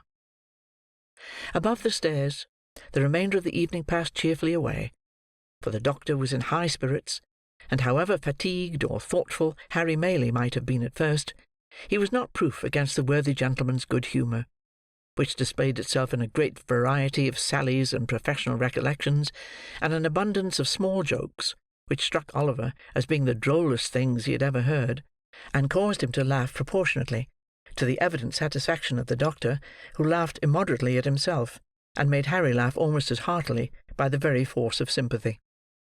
So, they were as pleasant a party as, under the circumstances, they could well have been, and it was late before they retired, with light and thankful hearts, to take that rest of which, after the doubt and suspense they had recently undergone, they stood much in need. Oliver rose next morning in better heart, and went about his usual occupations with more hope and pleasure than he had known for many days. The birds were once more hung out to sing in their old places, and the sweetest wild flowers that could be found were once more gathered to gladden Rose with their beauty. The melancholy, which had seemed to the sad eyes of the anxious boy to hang for days past over every object, beautiful as all were, was dispelled by magic. The dew seemed to sparkle more brightly on the green leaves, the air to rustle among them with a sweeter music, and the sky itself to look more blue and bright. Such is the influence which the condition of our own thoughts exercise even over the appearance of external objects. Men who look on nature and their fellow men, and cry that all is dark and gloomy, are in the right, but the sombre colours are reflections from their own jaundiced eyes and hearts. The real hues are delicate, and need a clearer vision. It is worthy of remark, and Oliver did not fail to note it at the time, that his morning expeditions were no longer made alone. Harry Maylie, after the very first morning when he met Oliver, coming laden home, was seized with such a passion for flowers, and displayed such a taste in their arrangement, as left his young companion far behind. If Oliver were behindhand in these respects, he knew where the best were to be found, and morning after morning they scoured the country together, and brought home the fairest that blossomed. The window of the young lady's chamber was open now, for she loved to feel the rich summer air stream in, and revive her with its freshness.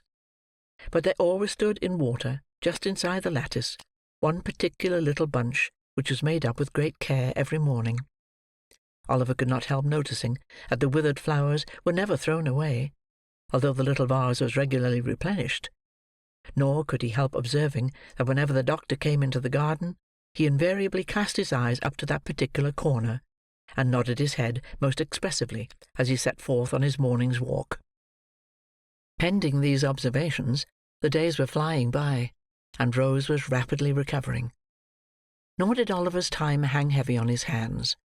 Although the young lady had not yet left her chamber, and there were no evening walks, save now and then for a short distance with Mrs. Maylie, he applied himself, with redoubled assiduity, to the instructions of the white-headed old gentleman, and laboured so hard that his quick progress surprised even himself. It was while he was engaged in this pursuit that he was greatly startled and distressed by a most unexpected occurrence. The little room in which he was accustomed to sit when busy at his books was on the ground floor at the back of the house. It was quite a cottage room, with a lattice window, around which were clusters of jessamine and honeysuckle that crept over the casement and filled the place with their delicious perfume. It looked into a garden, whence a wicket gate opened into a small paddock. All beyond was fine meadow land and wood. There was no other dwelling near, in that direction, and the prospect it commanded was very extensive. One beautiful evening, when the first shades of twilight were beginning to settle upon the earth, Oliver sat at this window, intent upon his books. He had been poring over them for some time, and as the day had been uncommonly sultry, and he had exerted himself a great deal, it is no disparagement to the authors, whoever they may have been, to say that gradually, and by slow degrees, he fell asleep. There is a kind of sleep that steals upon us sometimes, which, while it holds the body prisoner, does not free the mind from a sense of things about it, and enable it to ramble at its pleasure. So far as an overpowering heaviness, a prostration of strength, and an utter inability to control our thoughts or power of motion can be called sleep, this is it.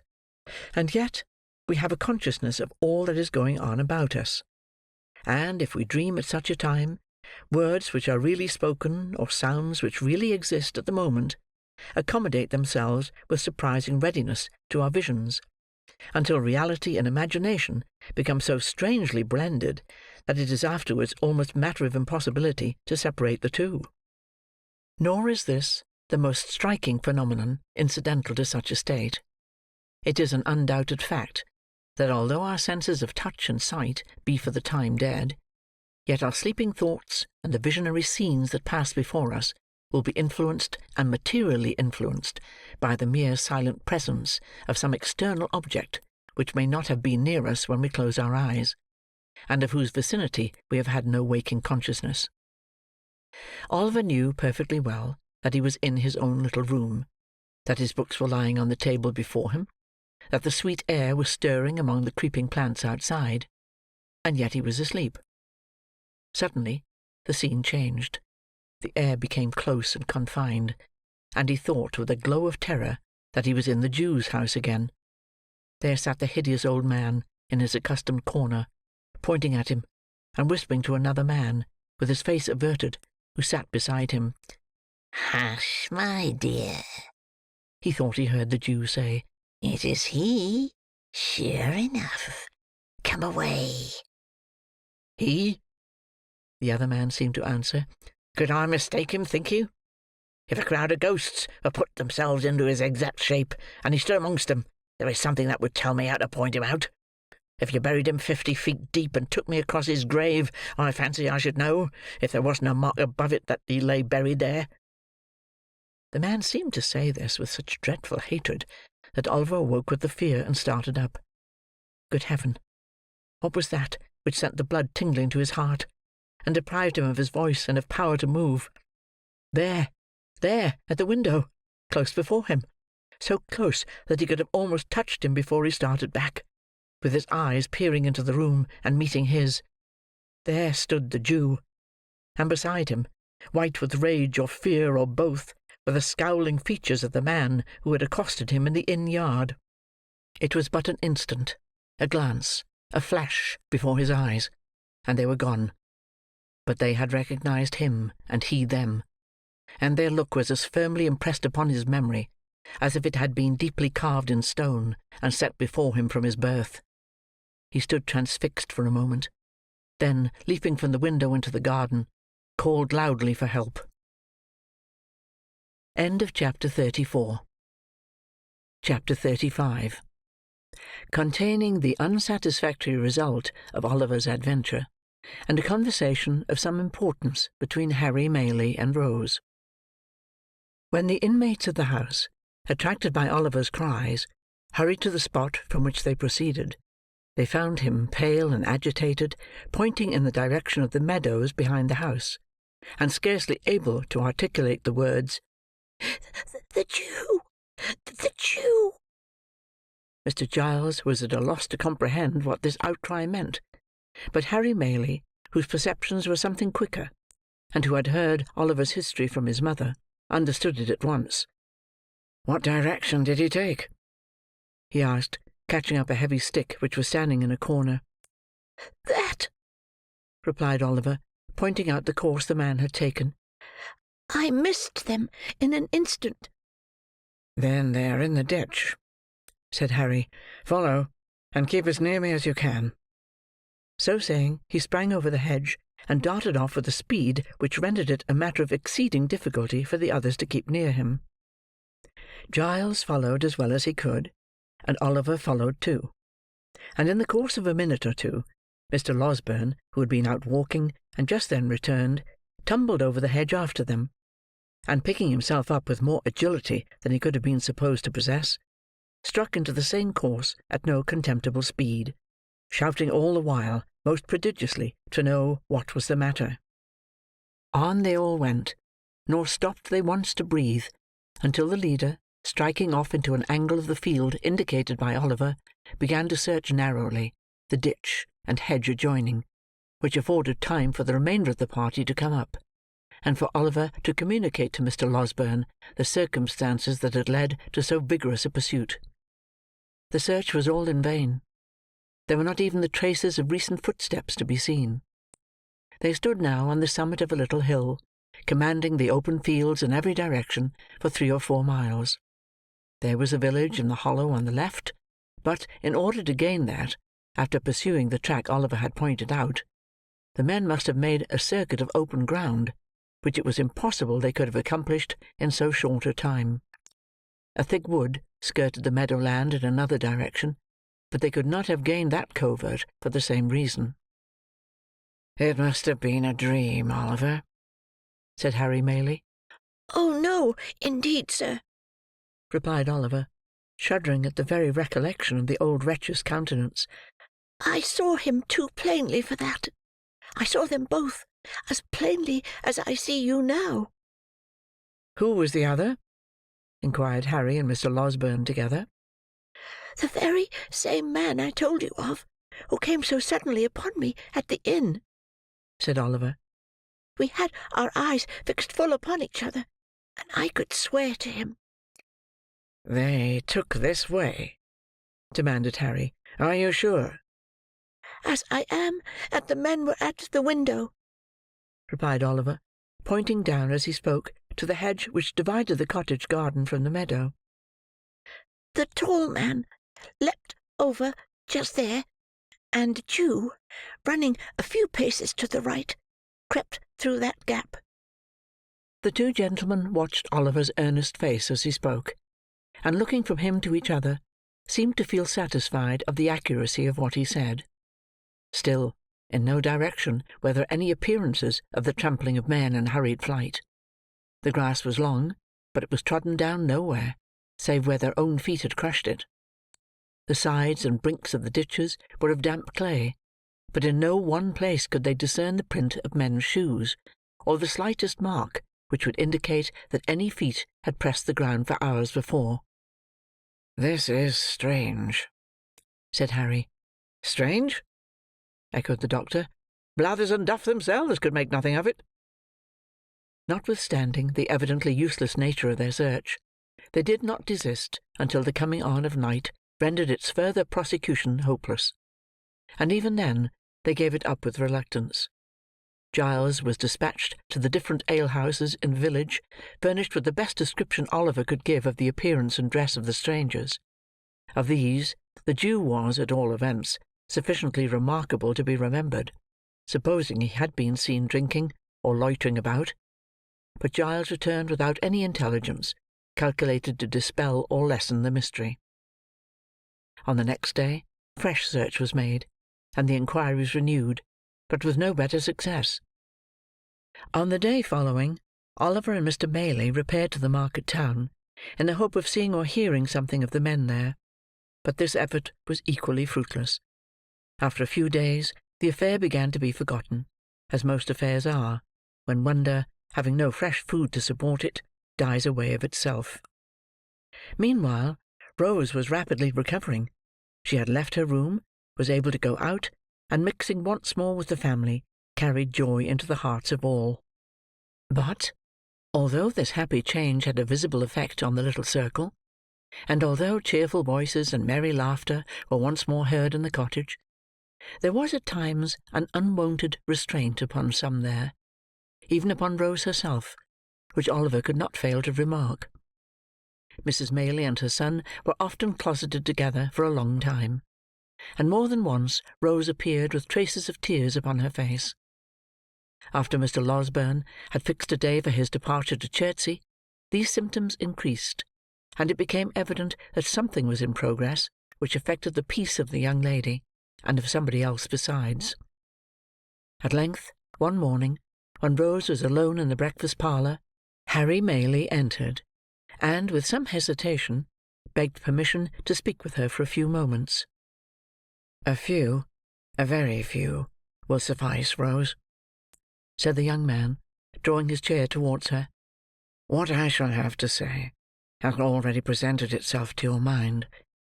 The most cherished hopes of my heart are not unknown to you, though from my lips you have not heard them stated." Rose had been very pale from the moment of his entrance, but that might have been the effect of her recent illness.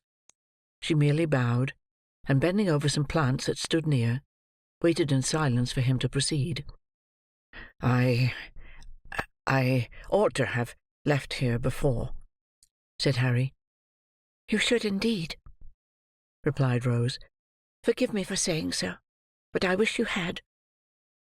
"I was brought here by the most dreadful and agonizing of all apprehensions," said the young man. "The fear of losing the one dear being on whom my every wish and hope are fixed. You had been dying, trembling between earth and heaven. We know that when the young, the beautiful and good, are visited with sickness, their pure spirits insensibly turn towards their bright home of lasting rest. We know, Heaven help us, that the best and fairest of our kind too often fade in blooming." There were tears in the eyes of the gentle girl as these words were spoken, and when one fell upon the flower over which she bent, and glistened brightly in its cup, making it more beautiful, it seemed as though the outpouring of her fresh young heart claimed kindred naturally with the loveliest things in nature. "A creature," continued the young man passionately, "a creature as fair and innocent of guile as one of God's own angels, fluttered between life and death.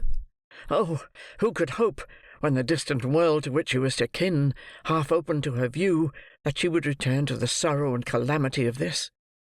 Rose, Rose, to know that you were passing away like some soft shadow which a light from above casts upon the earth, to have no hope that you would be spared to those who linger here, hardly to know a reason why you should be, to feel that you belong to that bright sphere whither so many of the fairest and the best have winged their early flight, and yet to pray, amid all these consolations, that you might be restored to those who loved you. These were distractions almost too great to bear. They were mine by day and night, and with them came such a rushing torrent of fears and apprehensions and selfish regrets lest you should die, and never know how devotedly I loved you, as almost bore down sense and reason in its course. You recovered, day by day, and almost hour by hour, some drop of health came back, and mingling with the spent and feeble stream of life which circulated languidly within you, swelled it again to a high and rushing tide. I have watched you change, almost from death to life, with eyes that turn blind with their eagerness and deep affection.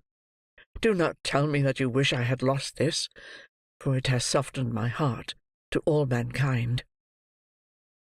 "I did not mean that," said Rose, weeping. "I only wish you had left here, that you might have turned to high and noble pursuits again, to pursuits well worthy of you." "There is no pursuit more worthy of me, more worthy of the highest nature that exists, than the struggle to win such a heart as yours," said the young man, taking her hand.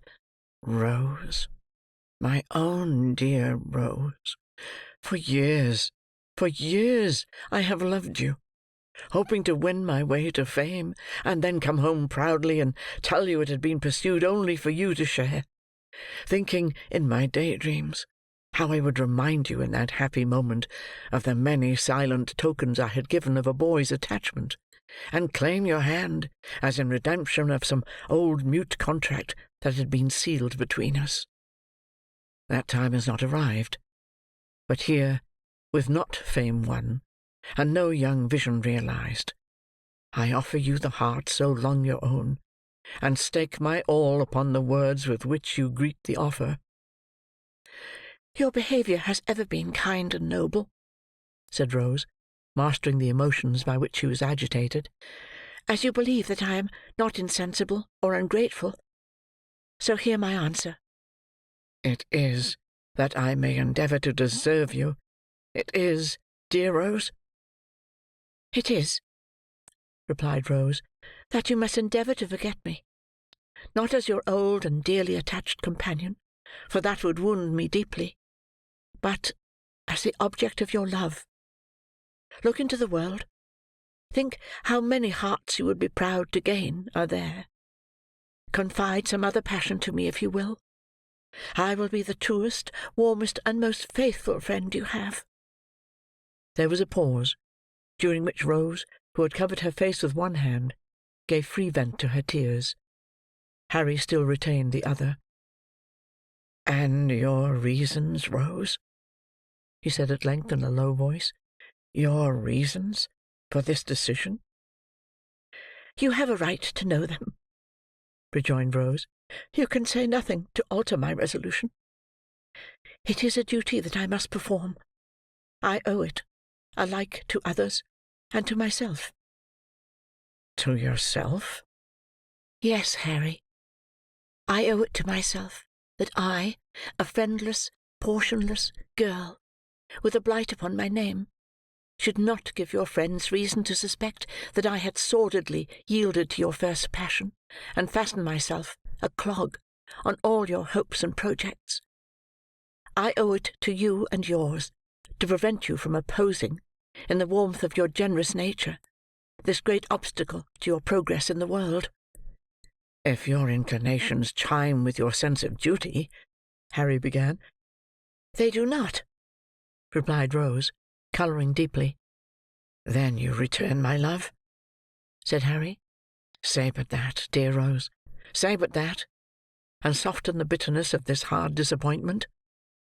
"If I could have done so, without doing heavy wrong to him I loved," rejoined Rose, "I could have—" "Have received this declaration very differently," said Harry. "Do not conceal that from me at least, Rose."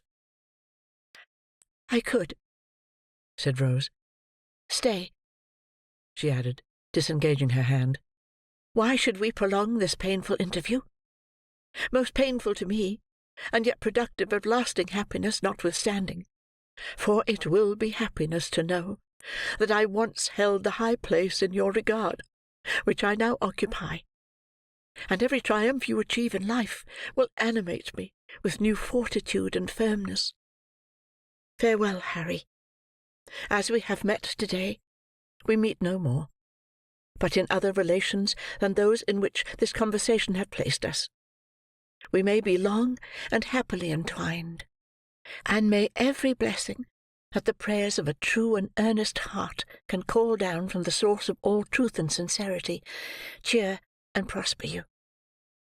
"Another word, Rose," said Harry.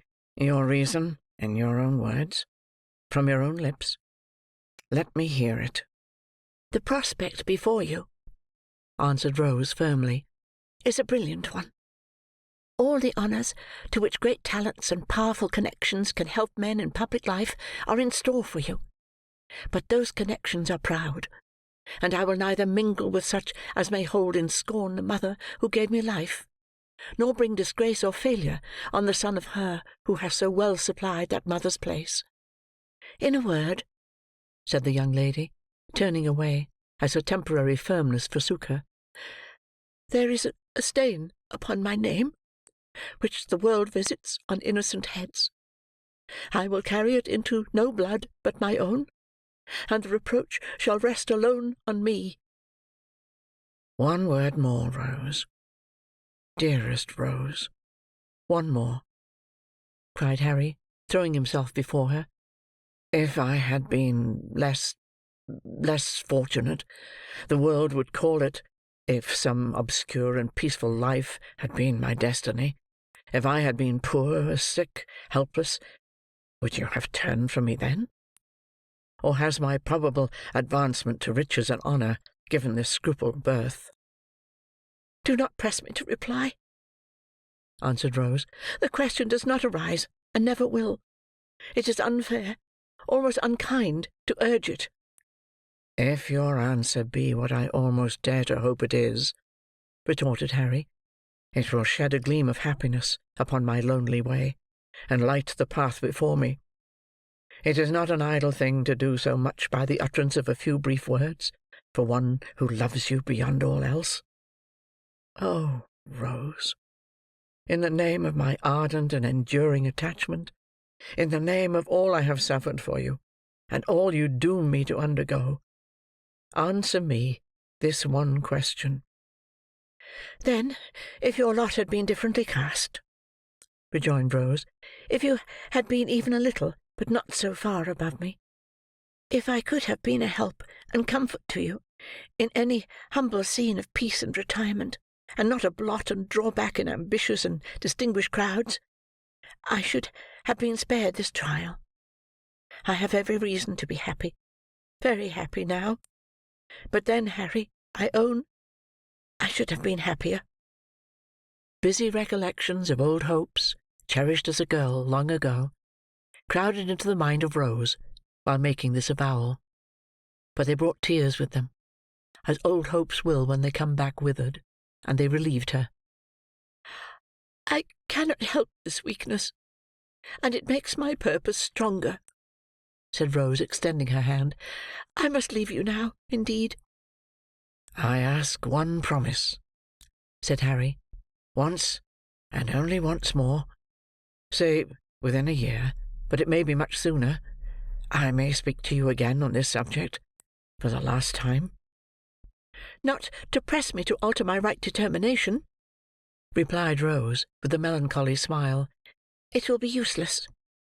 "No," said Harry, "to hear you repeat it, if you will. Finally repeat it. I will lay at your feet whatever of station of fortune I may possess, and if you still adhere to your present resolution, will not seek, by word or act, to change it." "Then let it be so," rejoined Rose. "It is but one pang the more, and by that time I may be enabled to bear it better." She extended her hand again, but the young man caught her to his bosom, and imprinting one kiss on her beautiful forehead, hurried from the room. Chapter 35. Chapter 36 is a very short one, and may appear of no great importance in its place, but it should be read notwithstanding, as a sequel to the last, and a key to one that will follow when its time arrives. "And so you're resolved to be my travelling companion this morning, eh?" said the doctor, as Harry Maylie joined him and Oliver at the breakfast table. "Why, you are not in the same mind or intention 2 half-hours together." "You will tell me a different tale one of these days," said Harry, colouring without any perceptible reason. "I hope I may have good cause to do so," replied Mr. Losberne, "though I confess I don't think I shall. But yesterday morning you had made up your mind, in a great hurry, to stay here, and to accompany your mother, like a dutiful son, to the seaside. Before noon, you announced that you were going to do me the honour of accompanying me as far as I go, on your road to London. And at night, you urged me, with great mystery, to start before the ladies are stirring, the consequence of which is, that young Oliver here is pinned down to his breakfast, when he ought to be ranging the meadows after botanical phenomena of all kinds. Too bad, isn't it, Oliver?" "I should have been very sorry not to have been at home when you and Mr. Maylie went away, sir," rejoined Oliver. "That's a fine fellow," said the doctor. "You shall come and see me when you return. But, to speak seriously, Harry, has any communication from the great Nobs produced this sudden anxiety on your part to be gone?" "The great Nobs," replied Harry, "under which designation I presume you include my most stately uncle, have not communicated with me at all since I have been here, nor at this time of the year is it likely that anything would occur to render necessary my immediate attendance among them." "Well," said the doctor, "you are a queer fellow. But, of course, they will get you into Parliament at the election before Christmas, and these sudden shiftings and changes are no bad preparation for political life. There's something in that. Good training is always desirable, whether the race be for place, cup or sweepstakes?" Harry Maylie looked as if he could have followed up this short dialogue by one or two remarks that would have staggered the doctor not a little, but he contented himself with saying, "We shall see," and pursued the subject no farther. The post-chaise drove up to the door shortly afterwards, and Giles coming in for the luggage, the good doctor bustled out to see it packed. "Oliver," said Harry Maylie in a low voice, "let me speak a word with you." Oliver walked into the window recess to which Mr. Maylie beckoned him, much surprised at the mixture of sadness and boisterous spirits which his whole behaviour displayed. "You can write well now?" said Harry, laying his hand upon his arm. "I hope so, sir," replied Oliver. "I shall not be at home again, perhaps for some time. I wish you would write to me, say once a fortnight, every alternate Monday, to the General Post Office in London. Will you?" "Oh, certainly, sir. I should be proud to do it," exclaimed Oliver, greatly delighted with the commission. "I should like to know how my mother and Miss Maylie are," said the young man, "and you can fill up a sheet by telling me what walks you take, and what you talk about, and whether they seem happy and quite well. You understand me?" "Oh, quite, sir, quite," replied Oliver. "I would rather you did not mention it to them," said Harry, hurrying over his words, "because it might make my mother anxious to write to me oftener, and it is a trouble and a worry to her. Let it be a secret between you and me, and mind you tell me everything. I depend upon you." Oliver, quite elated and honoured by a sense of his importance, faithfully promised to be secret and explicit in his communications. Mr. Maylie took leave of him with many assurances of his regard and protection. The doctor was in the chaise. Giles, who it had been arranged should be left behind, held the door open in his hand, and the women servants were in the garden looking on. Harry cast one slight glance at the latticed window, and jumped into the carriage. "Drive on," he cried. "Hard, fast, full gallop. Nothing short of flying will keep pace with me to-day." "Hallo!" cried the doctor, letting down the front glass in a great hurry, and shouting to the postillion, "Something very short of flying will keep pace with me. Do you hear?" Jingling and clattering till distance rendered its noise inaudible, and its rapid progress only perceptible to the eye, the vehicle wound its way along the road, almost hidden in a cloud of dust, now wholly disappearing, and now becoming visible again, as intervening objects or the intricacies of the way permitted. It was not until even the dusty cloud was no longer to be seen, that the gazers dispersed. And there was one looker-on, who remained with eyes fixed upon the spot where the carriage had disappeared, long after it was many miles away. For behind the white curtain which had shrouded her from view when Harry raised his eyes towards the window, sat Rose herself. "He seems in high spirits and happy," she said at length. "I feared for a time he might be otherwise. I was mistaken. I'm very, very glad." Tears are signs of gladness as well as grief, but those which coursed down Rose's face, as she sat pensively at the window, still gazing in the same direction, seemed to tell more of sorrow than of joy. End of Chapter 36. Chapter 37. In which the reader may perceive a contrast, not uncommon in matrimonial cases. Mr. Bumble sat in the workhouse parlour, with his eyes moodily fixed on the cheerless grate, whence, as it was summer-time, no brighter gleam proceeded than the reflection of a certain sickly rays of the sun, which were sent back from its cold and shining surface. A paper fly-cage dangled from the ceiling, to which he occasionally raised his eyes in gloomy thought, and, as the heedless insects hovered round the gaudy network, Mr. Bumble would heave a deep sigh, while a more gloomy shadow overspread his countenance. Mr. Bumble was meditating. It might be that the insects brought to mind some painful passage in his own past life. Nor was Mr. Bumble's gloom the only thing calculated to awaken a pleasing melancholy in the bosom of a spectator.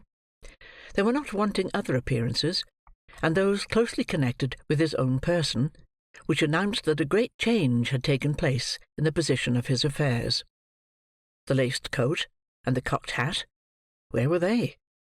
He still wore knee-breeches, and dark cotton stockings on his nether limbs, but they were not the breeches. The coat was wide-skirted, and in that respect like the coat, but oh, how different! The mighty cocked hat was replaced by a modest round one. Mr. Bumble was no longer a beadle. There are some promotions in life which, independent of the more substantial rewards they offer, require peculiar value and dignity from the coats and waistcoats connected with them. A field marshal has his uniform, a bishop his silk apron, a counsellor his silk gown, a beadle his cocked hat. Strip the bishop of his apron, or the beadle of his hat and lace, what are they? Men. Mere men.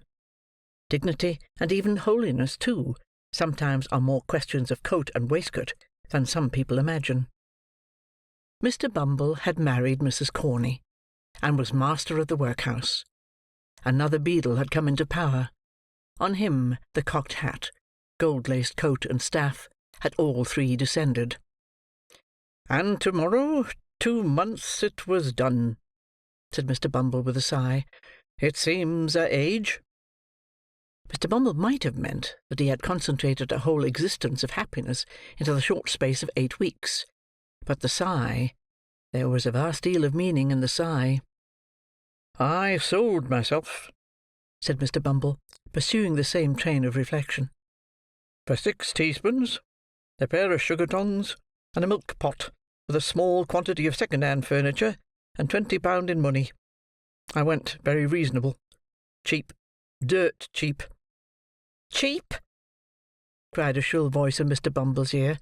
"You would have been dear at any price, and dear enough I paid for you, Lord above knows that." Mr. Bumble turned, and encountered the face of his interesting consort, who, imperfectly comprehending the few words she had overheard of his complaint, had hazarded the foregoing remark at a venture. "Mrs. Bumble, ma'am," said Mr. Bumble with a sentimental sternness. "Well?" cried the lady.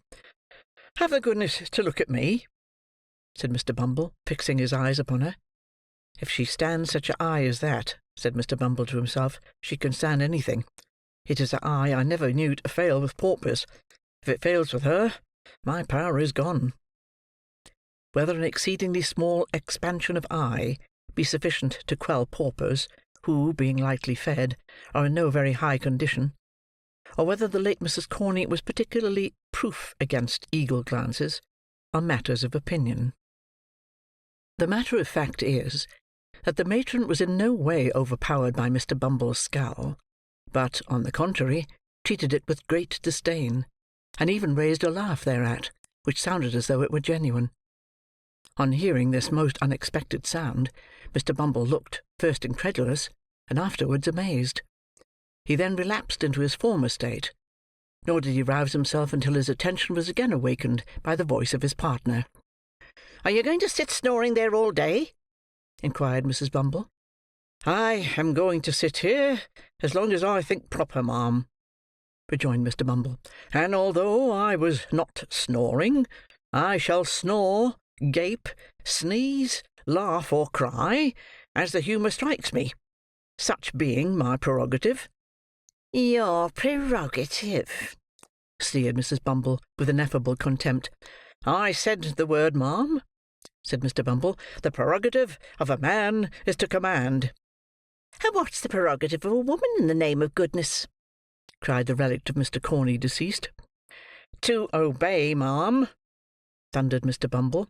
"Your late unfortunate husband should have taught it to you, and then perhaps he might have been alive now. I wish he was, poor man." Mrs. Bumble, seeing at a glance that the decisive moment had now arrived, and that a blow struck for the mastership on one side or other must necessarily be final and conclusive, no sooner heard this allusion to the dead and gone, than she dropped into a chair, and with a loud scream that Mr. Bumble was a hard-hearted brute, fell into a paroxysm of tears. But tears were not the things to find their way to Mr. Bumble's soul. His heart was waterproof, like washable beaver hats that improve with rain, His nerves were rendered stouter and more vigorous by showers of tears, which, being tokens of weakness, and so far tacit admissions of his own power, pleased and exalted him. He eyed his good lady with looks of great satisfaction, and begged, in an encouraging manner, that she should cry her hardest, the exercise being looked upon by the faculty as strongly conducive to health. "It opens the lungs, washes the countenance, exercises the eyes, and softens down the temper," said Mr. Bumble. "So, cry away." As he discharged himself of this pleasantry, Mr. Bumble took his hat from a peg, and putting it on, rather rakishly, on one side, as a man might who felt he had asserted his superiority in a becoming manner, thrust his hands into his pockets, and sauntered towards the door with much ease and waggishness depicted in his whole appearance. Now, Mrs. Corney that was, had tried the tears, because they were less troublesome than a manual assault, but she was quite prepared to make trial of the latter mode of proceeding, as Mr. Bumble was not long in discovering. The first proof he experienced of the fact was conveyed in a hollow sound, immediately succeeded by the sudden flying off of his hat to the opposite end of the room. This preliminary proceeding, laying bare his head, the expert lady, clasping him tightly round the throat with one hand, inflicted a shower of blows, dealt with singular vigour and dexterity, upon it with the other. This done, she created a little variety by scratching his face, and tearing his hair, and, having by this time inflicted as much punishment as she deemed necessary for the offence, she pushed him over a chair, which was luckily well situated for the purpose, and defied him to talk about his prerogative again, if he dared. "Get up," said Mrs. Bumble, in a voice of command, "and take yourself away from here, unless you want me to do something desperate." Mr. Bumble rose with a very rueful countenance, wondering much what something desperate might be. Picking up his hat, he looked towards the door. "Are you going?" demanded Mrs. Bumble. "Certainly, my dear, certainly," rejoined Mr. Bumble, making a quicker motion towards the door. "I didn't intend to. I'm going, my dear. You are so very violent that really I—" At this instant, Mrs. Bumble stepped hastily forward to replace the carpet which had been kicked up in the scuffle. Mr. Bumble immediately darted out of the room, without bestowing another thought on his unfinished sentence, leaving the late Mrs. Corney in full possession of the field. Mr. Bumble was fairly taken by surprise, and fairly beaten.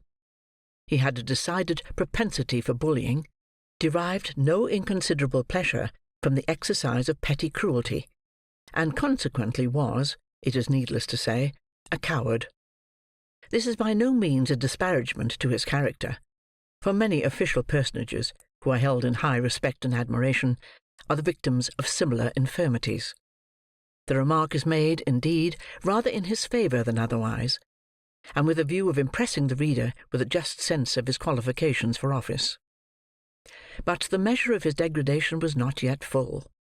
After making a tour of the house, and thinking for the first time that the poor laws really were too hard on people, and that men who ran away from their wives, leaving them chargeable to the parish, ought, in justice, to be visited with no punishment at all, but rather rewarded as meritorious individuals who had suffered much, Mr. Bumble came to a room where some of the female paupers were usually employed in washing the parish linen, when the sound of voices in conversation now proceeded. "Ahem!" said Mr. Bumble, summoning up all his native dignity. "These women at least shall continue to respect the prerogative. Hello! Hello there! What do you mean by this noise, you hussies?" With these words, Mr. Bumble opened the door, and walked in with a very fierce and angry manner, which was at once exchanged for a most humiliated and cowering air, as his eyes unexpectedly rested on the form of his lady wife. "My dear," said Mr. Bumble, "I didn't know you were here." "Didn't know I was here?" repeated Mrs. Bumble. "What do you do here?" "I thought they were talking rather too much to be doing their work properly, my dear," replied Mr. Bumble, glancing distractedly at a couple of old women at the wash-tub, who were comparing notes of admiration at the workhouse-master's humility. "You thought they were talking too much?" said Mrs. Bumble. "What business is it of yours?" "Why, my dear," urged Mr. Bumble submissively. "What business is it of yours?" demanded Mrs. Bumble again. "It's very true you're matron here, my dear," submitted Mr. Bumble, "but I thought you mightn't be in the way just then." "I'll tell you what, Mr. Bumble," returned his lady, "we don't want any of your interference. You're a great deal too fond of poking your nose into things that don't concern you, making everybody in the house laugh the moment your back is turned, and making yourself look like a fool every hour in the day. Be off. Come." Mr. Bumble, seeing with excruciating feelings the delight of the two old paupers, who were tittering together most rapturously, hesitated for an instant. Mrs. Bumble, whose patience brooked no delay, caught up a bowl of soapsuds, and motioning him towards the door, ordered him instantly to depart, on pain of receiving the contents upon his portly person. What could Mr. Bumble do? He looked dejectedly round, and slunk away, and, as he reached the door, the titterings of the paupers broke into a shrill chuckle of irrepressible delight. It wanted but this. He was degraded in their eyes. He had lost caste and station before the very paupers. He had fallen from all the height and pomp of beadleship to the lowest depth of the most snubbed hen-peckery. "All in 2 months," said Mr. Bumble, filled with dismal thoughts. 2 months! No more than 2 months ago, I was not only my own master, but everybody else's, so far as the parochial workhouse was concerned. And now—" It was too much. Mr. Bumble boxed the ears of the boy who opened the gate for him, for he had reached the portal in his reverie, and walked distractedly into the street. He walked up one street, and down another, until exercise had abated the first passion of his grief, and then the revulsion of feeling made him thirsty. He passed a great many public-houses, but at length paused before one in a bye-way, whose parlour, as he gathered from a hasty peep over the blinds, was deserted, save by one solitary customer. It began to rain heavily at the moment. This determined him. Mr. Bumble stepped in, and ordering something to drink as he passed the bar, entered the apartment into which he had looked from the street. The man who was seated there was tall and dark, and wore a large cloak. He had the air of a stranger, and seemed, by a certain haggardness in his look, as well as by the dusty soils on his dress, to have travelled some distance. He eyed Bumble askance as he entered, but scarcely deigned to nod his head in acknowledgment of his salutation. Mr. Bumble had quite dignity enough for two, supposing even that the stranger had been more familiar. So he drank his gin and water in silence, and read the paper with great show of pomp and circumstance. It so happened, however, as it will happen very often when men fall into company under such circumstances, that Mr. Bumble felt, every now and then, a powerful inducement, which he could not resist, to steal a look at the stranger, and that whenever he did so, he withdrew his eyes in some confusion, to find that the stranger was at that moment stealing a look at him. Mr. Bumble's awkwardness was enhanced by the very remarkable expression of the stranger's eye, which was keen and bright, but shadowed by a scowl of distrust and suspicion, unlike anything he had ever observed before, and repulsive to behold. When they had encountered each other's glance several times in this way, the stranger, in a harsh, deep voice, broke silence. "Were you looking for me?" he said, "when you peered in at the window?" "Not that I am aware of, unless you're Mr.—" Here Mr. Bumble stopped short, for he was curious to know the stranger's name, and thought in his impatience he might supply the blank. "I see you are not," said the stranger, an expression of quiet sarcasm playing about his mouth, "or you have known my name. You don't know it. I would recommend you not to ask for it." "I meant no harm, young man," observed Mr. Bumble majestically. "And have done none," said the stranger. Another silence succeeded this short dialogue, which was again broken by the stranger. "I have seen you before, I think," said he. "You were differently dressed at that time, and I only passed you in the street, but I should know you again, You were a beadle here once, were you not?" "I was," said Mr. Bumble in some surprise. "Parochial beadle." "Just so," rejoined the other, nodding his head. "It was in that character I saw you. What are you now?" "Master of the workhouse," rejoined Mr. Bumble, slowly and impressively, to check any undue familiarity the stranger might otherwise assume. "Master of the workhouse, young man." "You have the same eye to your own interests that you always had, I doubt not," resumed the stranger, looking keenly into Mr. Bumble's eyes as he raised them in astonishment at the question. "Don't scruple to answer freely, man. I know you pretty well, you see." "I suppose a married man," replied Mr. Bumble, shading his eyes with his hand, and surveying the stranger from head to foot in evident perplexity, "is not more averse to turning an honest penny when he can, than a single one. Parochial officers are not so well paid that they can afford to refuse any little extra fee when it comes to them in a civil and proper manner." The stranger smiled, and nodded his head again, as much to say he had not mistaken his man, then rang the bell.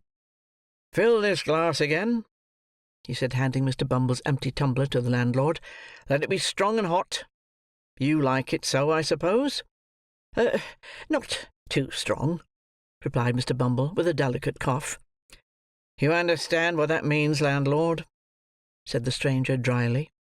The host smiled, disappeared, and shortly afterwards returned with a steaming jorum, of which the first gulp brought the water into Mr. Bumble's eyes. "Now listen to me," said the stranger, after closing the door and window. "I came down to this place to-day to find you out, and by one of those chances which the devil throws in the way of his friends, sometimes, you walked into the very room I was sitting in, while you were uppermost in my mind. I want some information from you. I don't ask you to give it for nothing, slight as it is. Put up that, to begin with." As he spoke, he pushed a couple of sovereigns across the table to his companion, carefully, as though unwilling that the chinking of money should be heard without. When Mr. Bumble had scrupulously examined the coins to see that they were genuine, and had put them up with much satisfaction in his waistcoat pocket, he went on. "Carry your memory back. Let me see. 12 years last winter." "It's a long time," said Mr. Bumble. "Very good. I've done it." "The scene?" "The workhouse." "Good." "And the time?" "Night." "Yes." "And the place?" "The Crazy Hole, wherever it was, in which miserable drabs brought forth the life and health so often denied to themselves, gave birth to puling children for the parish to rear, and hid their shame, rot them in the grave." "The lying-in room, I suppose?" said Mr. Bumble, not quite following the stranger's excited description. "Yes," said the stranger. "A boy was born there." "A many boys," observed Mr. Bumble, shaking his head despondingly. "A murrain on the young devils!" cried the stranger. "I speak of one, a meek-looking, pale-faced boy, who was apprenticed down here to a coffin-maker. I wish he had made his coffin and screwed his body in it, and afterwards ran away to London, as it was supposed."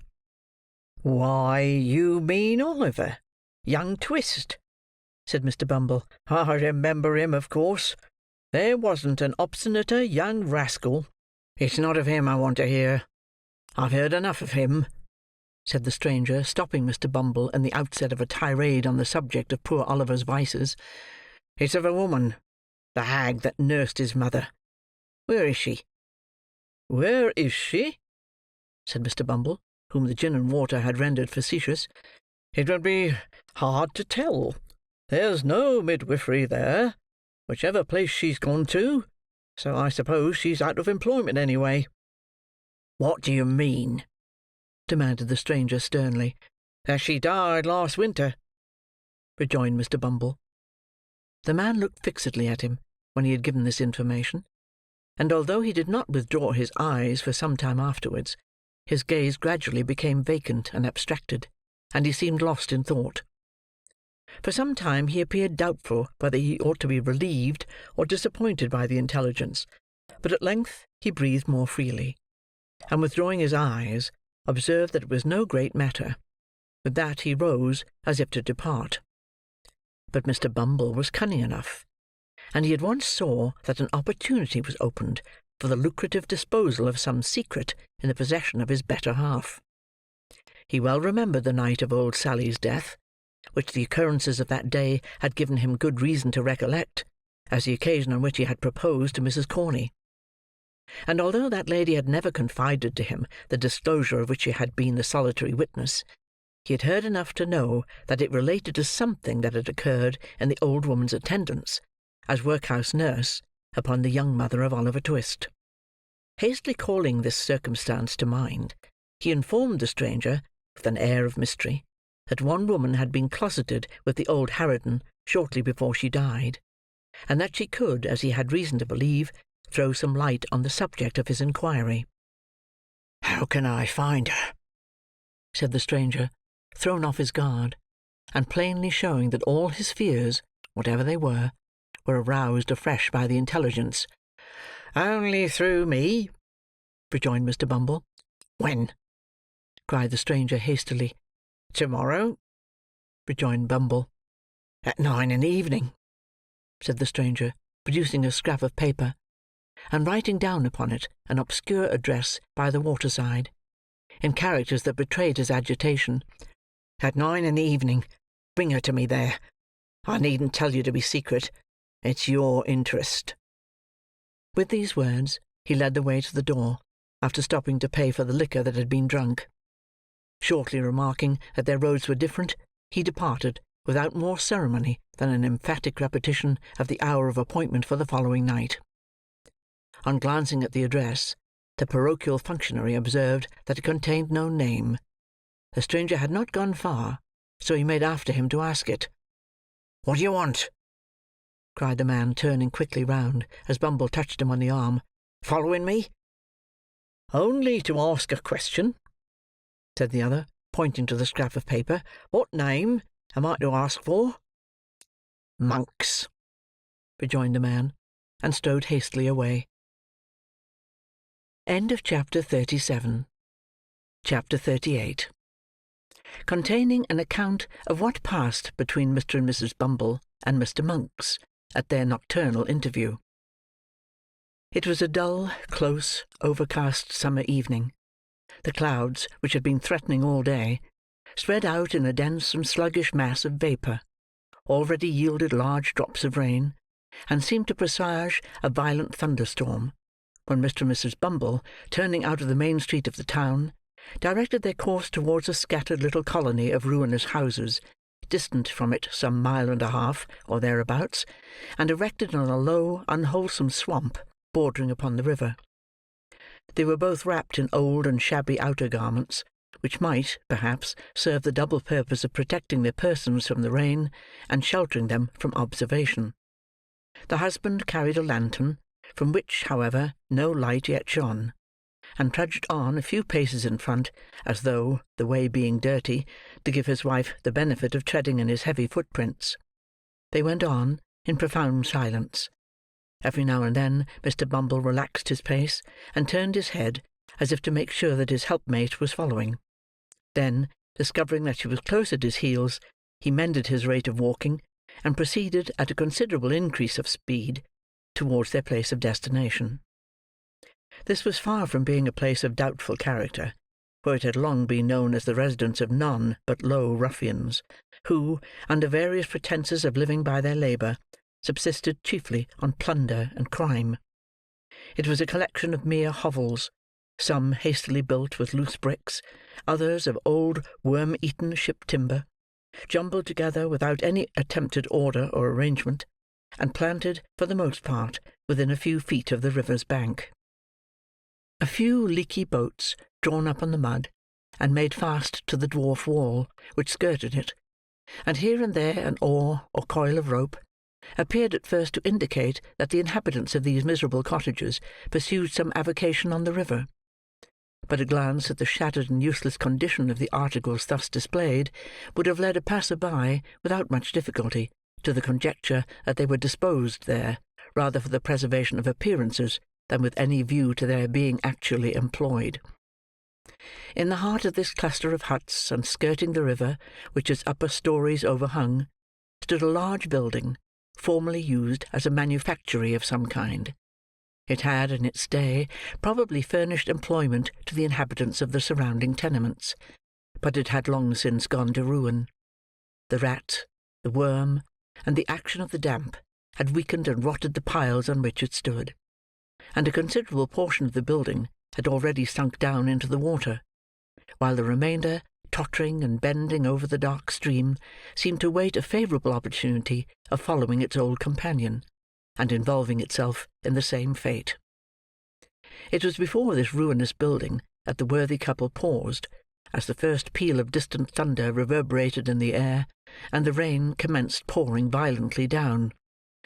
"The place should be somewhere here," said Bumble, consulting a scrap of paper he held in his hand. "Hello there!" cried a voice from above. Following the sound, Mr. Bumble raised his head, and descried a man looking out of a door breast high on the second story. "Stand still a minute," cried the voice. "I'll be with you directly." With which the head disappeared, and the door closed. "Is that the man?" asked Mr. Bumble's good lady. Mr. Bumble nodded in the affirmative. "Then mind what I told you," said the matron, "and be careful to say as little as you can, or you'll betray us at once."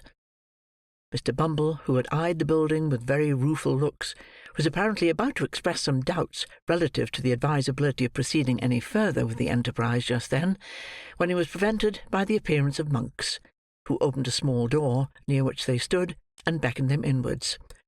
"Come in," he cried impatiently, stamping his foot upon the ground. "Don't keep me here." The woman, who had hesitated at first, walked boldly in, without any other invitation. Mr. Bumble, who was ashamed or afraid to lag behind, followed, obviously very ill at ease, and with scarcely any of that remarkable dignity which was usually his chief characteristic. "What the devil made you stand lingering there in the wet?" said Monks, turning round and addressing Bumble, after he had bolted the door behind them. We were only cooling ourselves," stammered Bumble, looking apprehensively about him. "Cooling yourselves!" retorted Monks. "Not all the rain that ever fell or ever will fall will put as much of hell's fire out as a man can carry about with him. You won't cool yourself so easily, don't think it." With this agreeable speech, Monks turned short upon the matron, and bent his gaze upon her till even she, who was not easily cowed, was fain to withdraw her eyes and turn them towards the ground.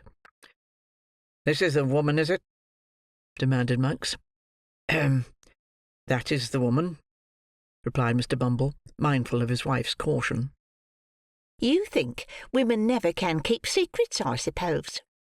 said the matron, interposing, and returning, as she spoke, the searching look of Monks. "I know they will always keep one till it's found out," said Monks. "And what may that be?" asked the matron. "The loss of their own good name," replied Monks. "So, by the same rule, if a woman's a party to a secret that might hang or transport her, I'm not afraid of her telling it to anybody. Not I. Do you understand, mistress?" "No," rejoined the matron, slightly colouring as she spoke. "Of course you don't," said Monks. "How should you?"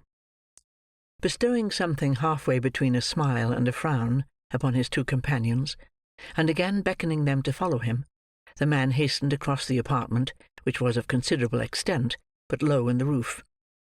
He was preparing to ascend a steep staircase, or rather ladder, leading to another floor of warehouses above, when a bright flash of lightning streamed down the aperture, and a peal of thunder followed, which shook the crazy building to its centre.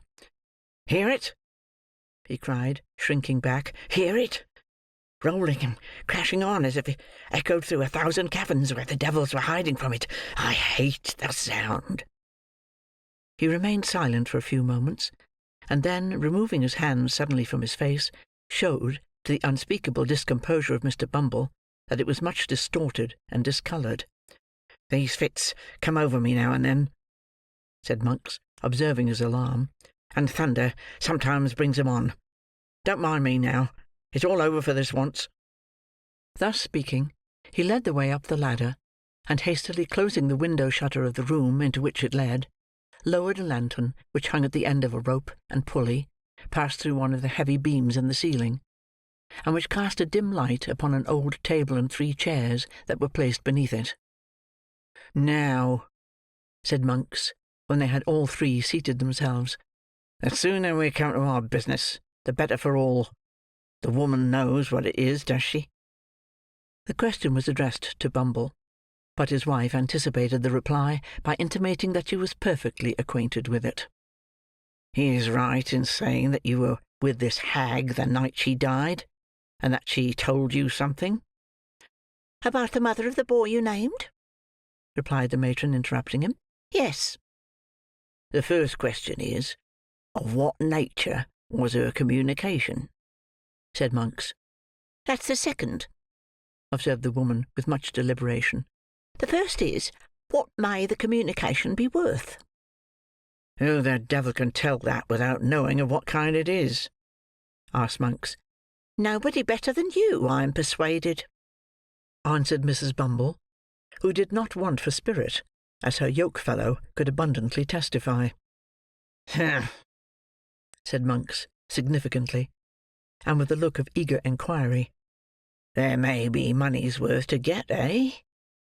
"Perhaps there may," was the composed reply. "Something that was taken from her?" said Monks. "Something that she wore?" "Something that—" "You had better bid," interrupted Mrs. Bumble. "I've heard enough, already, to assure me that you are the man I ought to talk to." Mr. Bumble, who had not yet been admitted by his better half into any greater share of the secret than he had originally possessed, listened to this dialogue with outstretched neck and distended eyes, which he directed towards his wife and Monks by turns, in undisguised astonishment, increased, if possible, when the latter sternly demanded what sum was required for the disclosure. "What's it worth to you?" asked the woman, as collectedly as before. "It may be nothing. It may be £20," replied Monks. "Speak out, and let me know which." "Add £5 to the sum you've named. Give me £25 in gold," said the woman, "and I'll tell you all I know. Not before." £25, exclaimed Monks, drawing back. "I spoke as plainly as I could," replied Mrs. Bumble. "It's not a large sum, either." "Not a large sum for a paltry secret that may be nothing when it's told," cried Monks impatiently, "and which has been lying dead for 12 years past or more." "Such matters keep well, and, like good wine, often double their value in course of time," answered the matron, still preserving the resolute indifference she had assumed. "As to lying dead, there are those who will lie dead for 12,000 years to come, or 12,000,000, for anything you or I know, who will tell strange tales at last." "What if I pay it for nothing?" asked Monks, hesitating. "You can easily take it away again," replied the matron. "I am but a woman, alone here, and unprotected." "Not alone, my dear, nor unprotected neither," submitted Mr. Bumble, in a voice tremulous with fear. "I am here, my dear, and besides," said Mr. Bumble, his teeth chattering as he spoke, "Mr. Monks is too much of a gentleman to attempt any violence on parochial persons. Mr. Monks is aware that I am not a young man, my dear, and also that I am a little run to seed, as I may say. But he has heard, I say I have no doubt Mr. Monks has heard, my dear, that I am a very determined officer, with very uncommon strength, if I'm once roused. I only want a little rousing, that's all." As Mr. Bumble spoke, he made a melancholy feint of grasping his lantern with fierce determination, and plainly showed, by the alarmed expression of every feature, that he did want a little rousing, and not a little. prior to making any very warlike demonstration, unless, indeed, against paupers, or other person or persons trained down for the purpose. "You are a fool," said Mrs. Bumble in reply, "and had better hold your tongue." "He had better have it cut out before he came, if he can't speak in a lower tone," said Monks grimly. "So, he's your husband, eh?" "He? My husband?" tittered the matron, parrying the question.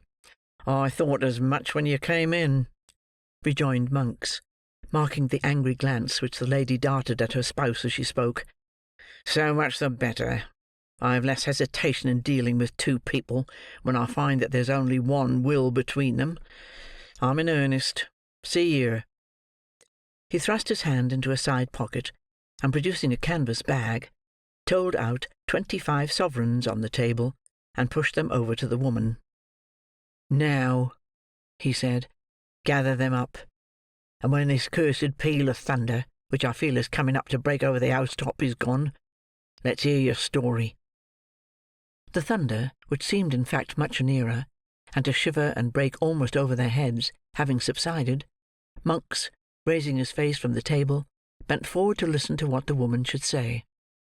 The faces of the three nearly touched, as the two men leant over the small table in their eagerness to hear, and the woman also leant forward to render her whisper audible.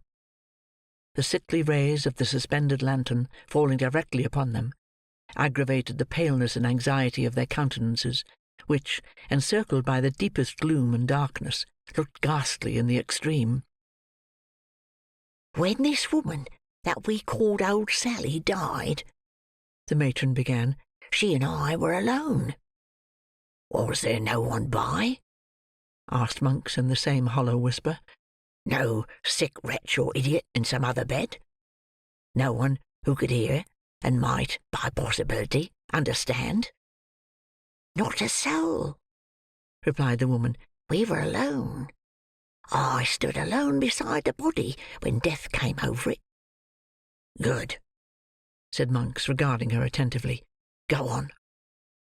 "She spoke of a young creature," resumed the matron, "who had brought a child into the world some years before, not merely in the same room, but in the same bed in which she then lay dying." "Aye," said Monks, with quivering lip, and glancing over his shoulder. "Blood. How things come about." "The child was the one you named to him last night," said the matron, nodding carelessly towards her husband. "The mother this nurse had robbed." "In life?" asked Monks. "In death," replied the woman, with something like a shudder. "She stole from the corpse, when it had hardly turned to one, that which the dead mother had prayed her with her last breath to keep for the infant's sake." "She sold it?"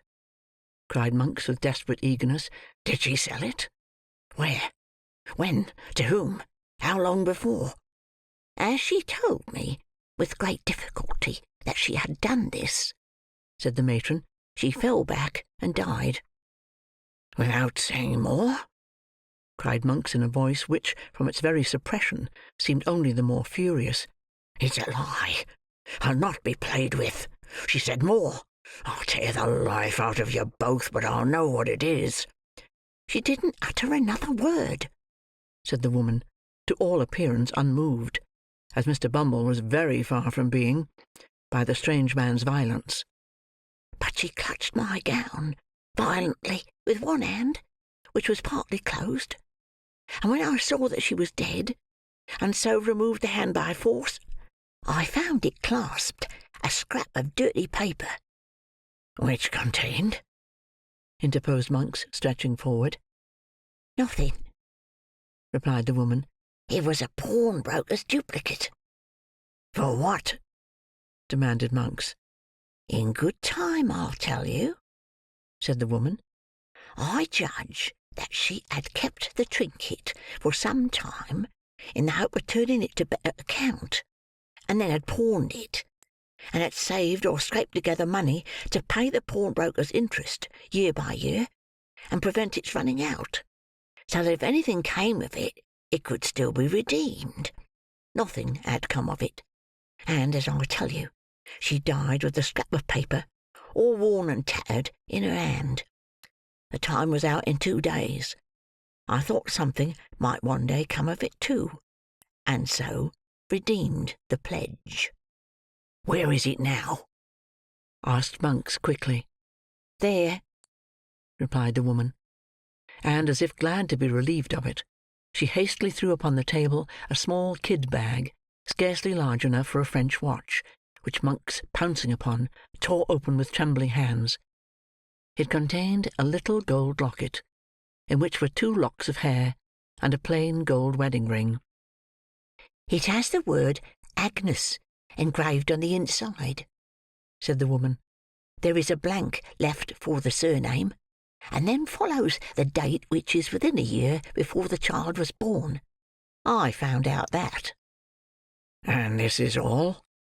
said Monks, after a close and eager scrutiny of the contents of the little packet. "All," replied the woman. Mr. Bumble drew a long breath, as if he were glad to find that the story was over, and no mention made of taking the £25 back again. And now he took courage to wipe the perspiration which had been trickling over his nose, unchecked, during the whole of the previous dialogue. "I know nothing of the story, beyond what I can guess at," said his wife, addressing Monks, after a short silence, "and I want to know nothing, for it's safer not. But I may ask you 2 questions, may I?" "You may ask," said Monks, with some show of surprise. "But whether I answer or not is another question." "Which makes 3," observed Mr. Bumble, essaying a stroke of facetiousness. "Is that what you expected to get from me?" demanded the matron. "It is," replied Monks. "The other question?" "What do you propose to do with it? Can it be used against me?" "Never," rejoined Monks. "Nor against me either. See here, but don't move a step forward, or your life is not worth a bulrush." With these words, he suddenly wheeled the table aside, and pulling an iron ring in the boarding, threw back a large trap-door, which opened close at Mr. Bumble's feet, and caused that gentleman to retire several paces backward with great precipitation. "Look down," said Monks, lowering the lantern into the gulf. "Don't fear me. I could have let you down quietly enough, when you were seated over it, if that had been my game." Thus encouraged, the matron drew near to the brink, and even Mr. Bumble himself, impelled by curiosity, ventured to do the same. The turbid water, swollen by the heavy rain, was rushing rapidly on below, and all other sounds were lost in the noise of its plashing and eddying against the green and slimy piles. There had once been a water-mill beneath. The tide, foaming and chafing round the few rotten stakes and fragments of machinery that yet remained, seemed to dart onward with a new impulse, when freed from the obstacles which had unavailingly attempted to stem its headlong course. "If you flung a man's body down there, where would it be to-morrow morning?" said Monks, swinging the lantern to and fro in the dark well. 12 miles down the river, and cut to pieces besides," replied Bumble, recoiling at the thought. Monks drew the little packet from his breast, where he had hurriedly thrust it, and, tying it to a leaden weight, which had formed a part of some pulley and was lying on the floor, dropped it into the stream. It fell straight and true as a die, clove the water with a scarcely audible splash, and was gone. The 3, looking into each other's faces, seemed to breathe more freely. "There," said Monks, closing the trap-door, which fell heavily back into its former position. "If the sea ever gives up its dead, as books say it will keep its gold and silver to itself, and that trash among it. We have nothing more to say, and may break up our pleasant party." "By all means," observed Mr. Bumble with great alacrity. "You'll keep a quiet tongue in your head, will you?" said Monks, with a threatening look. "I am not afraid of your wife." "You may depend upon me, young man," answered Mr. Bumble, bowing himself gradually towards the ladder with excessive politeness. "On everybody's account, young man. On my own, you know, Mr. Monks." "I'm glad, for your sake, to hear it," remarked Monks. "Light your lantern, and get away from here as fast as you can." It was fortunate that the conversation terminated at this point, or Mr. Bumble, who had bowed himself to within 6 inches of the ladder, would infallibly have pitched headlong into the room below. He lighted his lantern from that which Monks had detached from the rope, and now carried in his hand, and making no effort to prolong the discourse, descended in silence, followed by his wife. Monks brought up the rear, after pausing on the steps to satisfy himself that there were no other sounds to be heard than the beating of the rain without, and the rushing of the water. They traversed the lower room, slowly and with caution, for Monks started at every shadow; and Mr. Bumble, holding his lantern a foot above the ground, walked not only with remarkable care, but with a marvellously light step for a gentleman of his figure, looking nervously about him for hidden trapdoors. The gate at which they had entered was softly unfastened and opened by Monks. Merely exchanging a nod with their mysterious acquaintance, the married couple emerged into the wet and darkness outside. They were no sooner gone, than Monks, who appeared to entertain an invincible repugnance to being left alone, called to a boy who had been hidden somewhere below. Bidding him go first and bear the light, he returned to the chamber he had just quitted. End of chapter 38. Chapter 39 introduces some respectable characters with whom the reader is already acquainted, and shows how Monks and the Jew laid their worthy heads together. On the evening following that upon which the 3 worthies mentioned in the last chapter disposed of their little matter of business as therein narrated, Mr. William Sikes, awakening from a nap, drowsily growled forth an inquiry what time of night it was. The room in which Mr. Sikes propounded this question was not one of those he had tenanted previous to the Chertsey expedition, although it was in the same quarter of the town, and was situated at no great distance from his former lodgings. It was not, in appearance, so desirable a habitation as his old quarters, being a mean and badly furnished apartment of very limited size, lighted only by one small window in the shelving roof, and abutting on a close and dirty lane. Nor were there wanting other indications of the good gentleman's having gone down in the world of late, for a great scarcity of furniture and total absence of comfort, together with the disappearance of all such small movables as spare clothes and linen, bespoke a state of extreme poverty, while the meagre and attenuated condition of Mr. Sikes himself would have fully confirmed these symptoms if they had stood in any need of corroboration.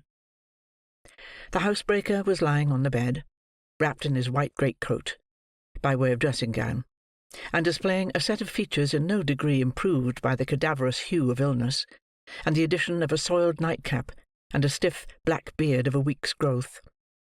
The dog sat at the bedside, now eyeing his master with a wistful look, and now pricking his ears and uttering a low growl, as some noise in the street or in the lower part of the house attracted his attention.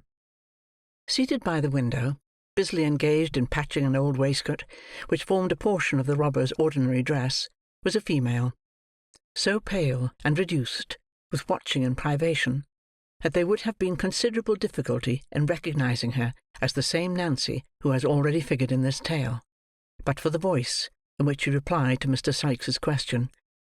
"Not long gone 7," said the girl. "How do you feel tonight, Bill?"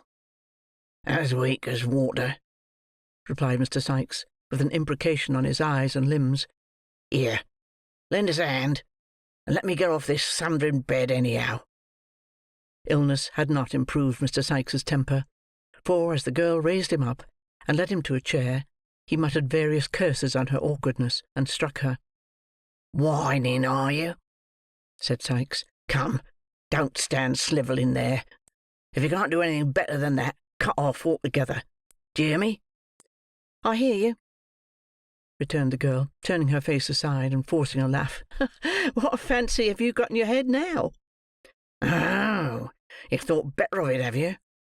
growled Sikes, marking the tear which trembled in her eye.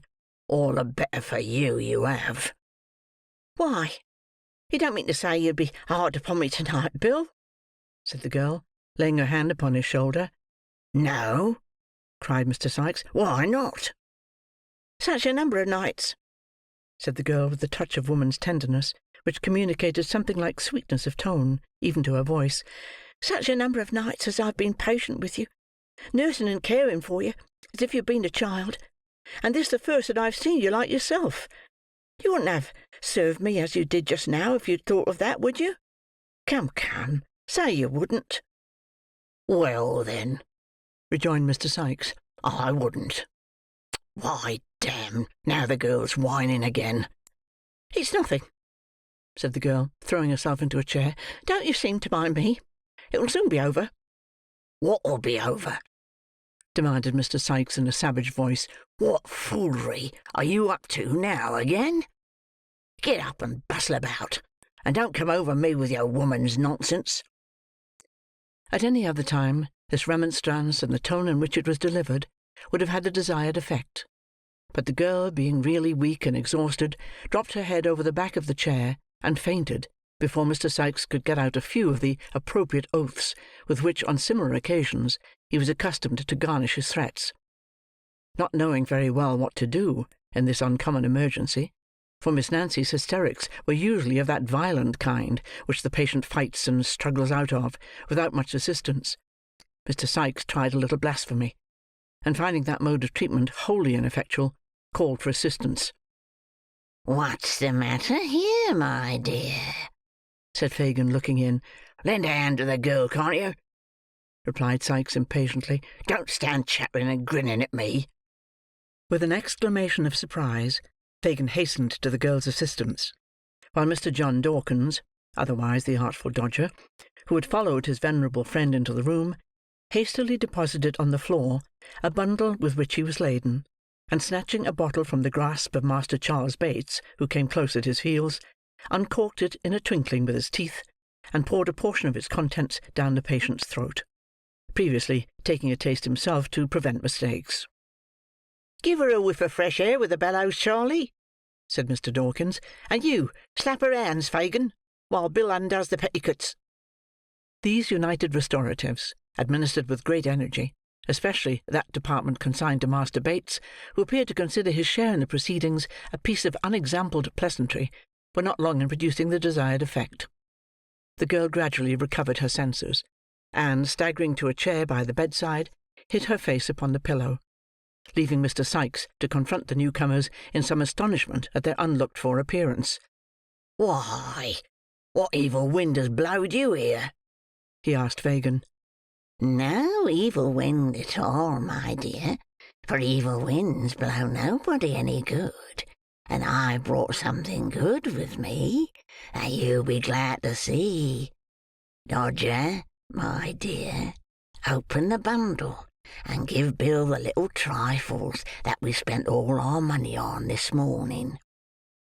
In compliance with Mr. Fagin's request, the Artful untied this bundle, which was of large size, and formed of an old tablecloth, and handed the articles it contained, one by one, to Charley Bates, who placed them on the table with various encomiums on their rarity and excellence. "Sit your rabbit pie, Bill," exclaimed that young gentleman, disclosing to view a huge pasty.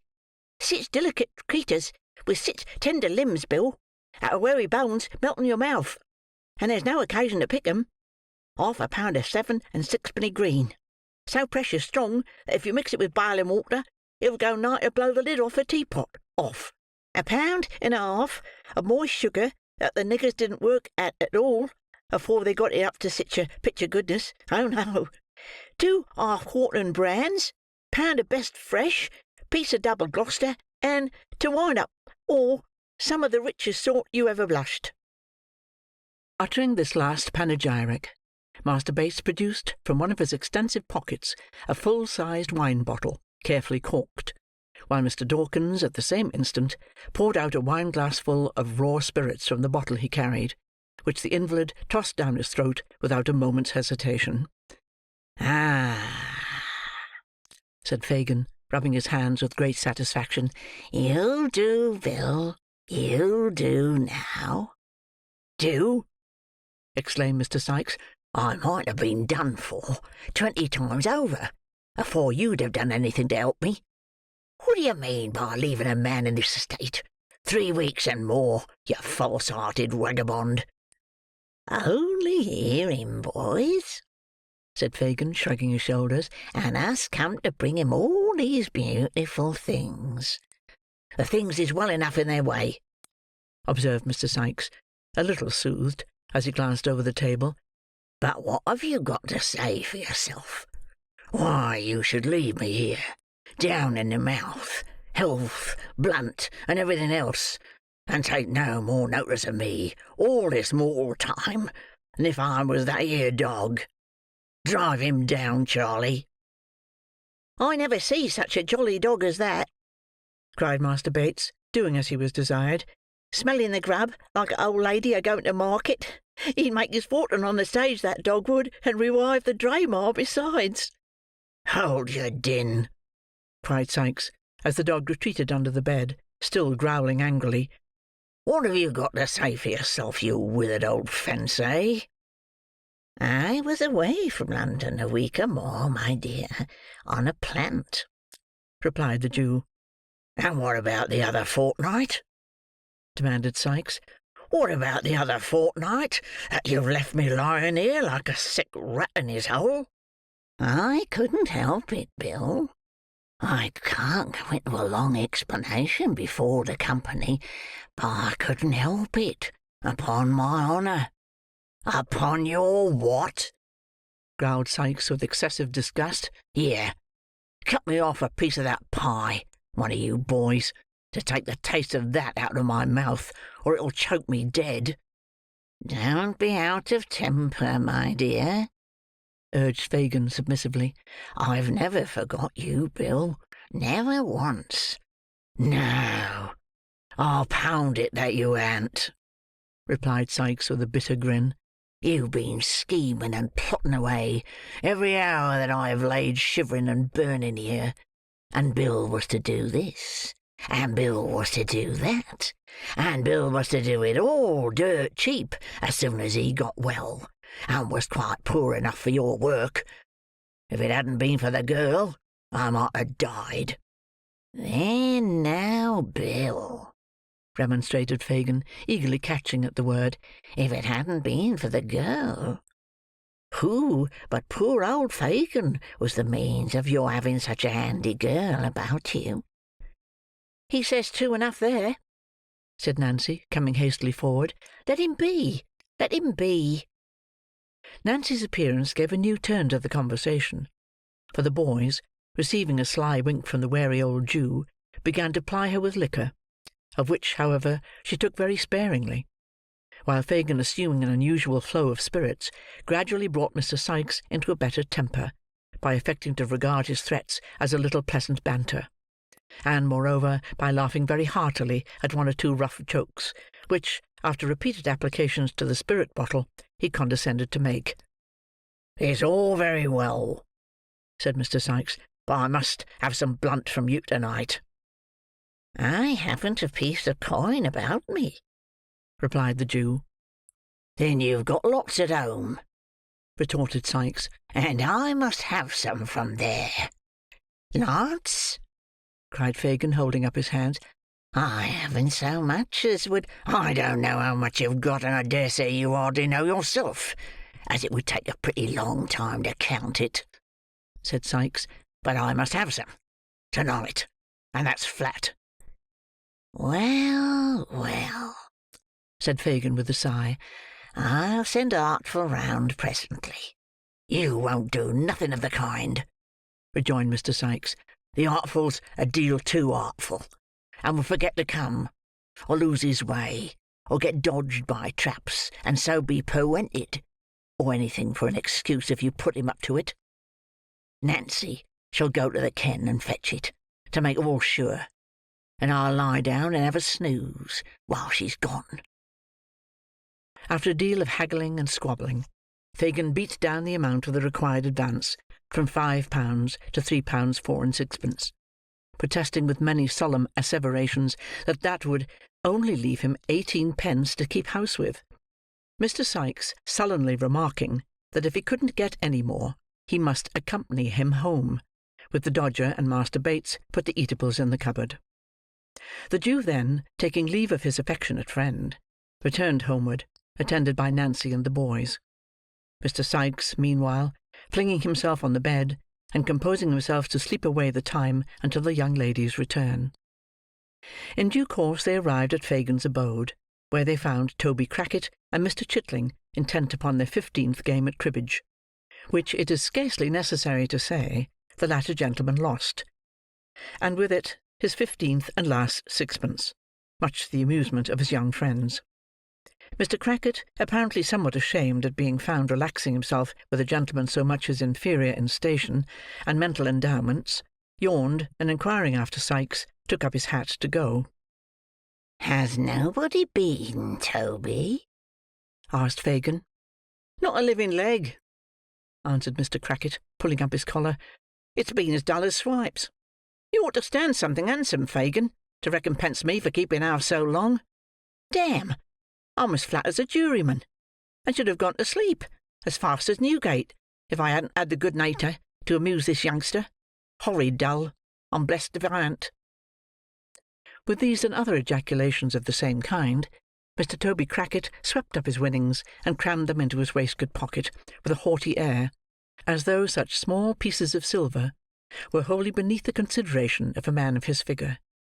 This done, he swaggered out of the room with so much elegance and gentility, that Mr. Chitling, bestowing numerous admiring glances on his legs and boots till they were out of sight, assured the company that he considered his acquaintance cheap at 15 sixpences at an interview, and that he didn't value his losses as the snap of his little finger.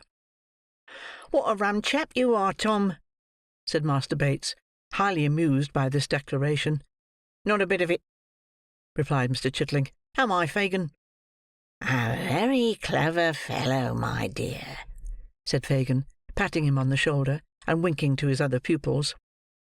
"And Mr. Crackit is a heavy swell, ain't he, Fagin?" asked Tom. "No doubt at all of that, my dear." "And it is a creditable thing to have his acquaintance, ain't it, Fagin?" pursued Tom.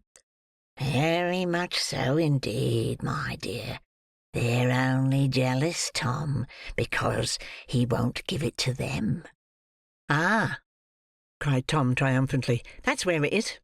He has cleaned me out. But I can go and earn some more when I like. Can't I, Fagin?" "To be sure you can. And the sooner you go, the better, Tom. So make up your loss at once, and don't lose any more time. Dodger, Charlie, it's time you were on the lay. Come, it's nearly 10, and nothing done yet." In obedience to this hint, the boys, nodding to Nancy, took up their hats and left the room.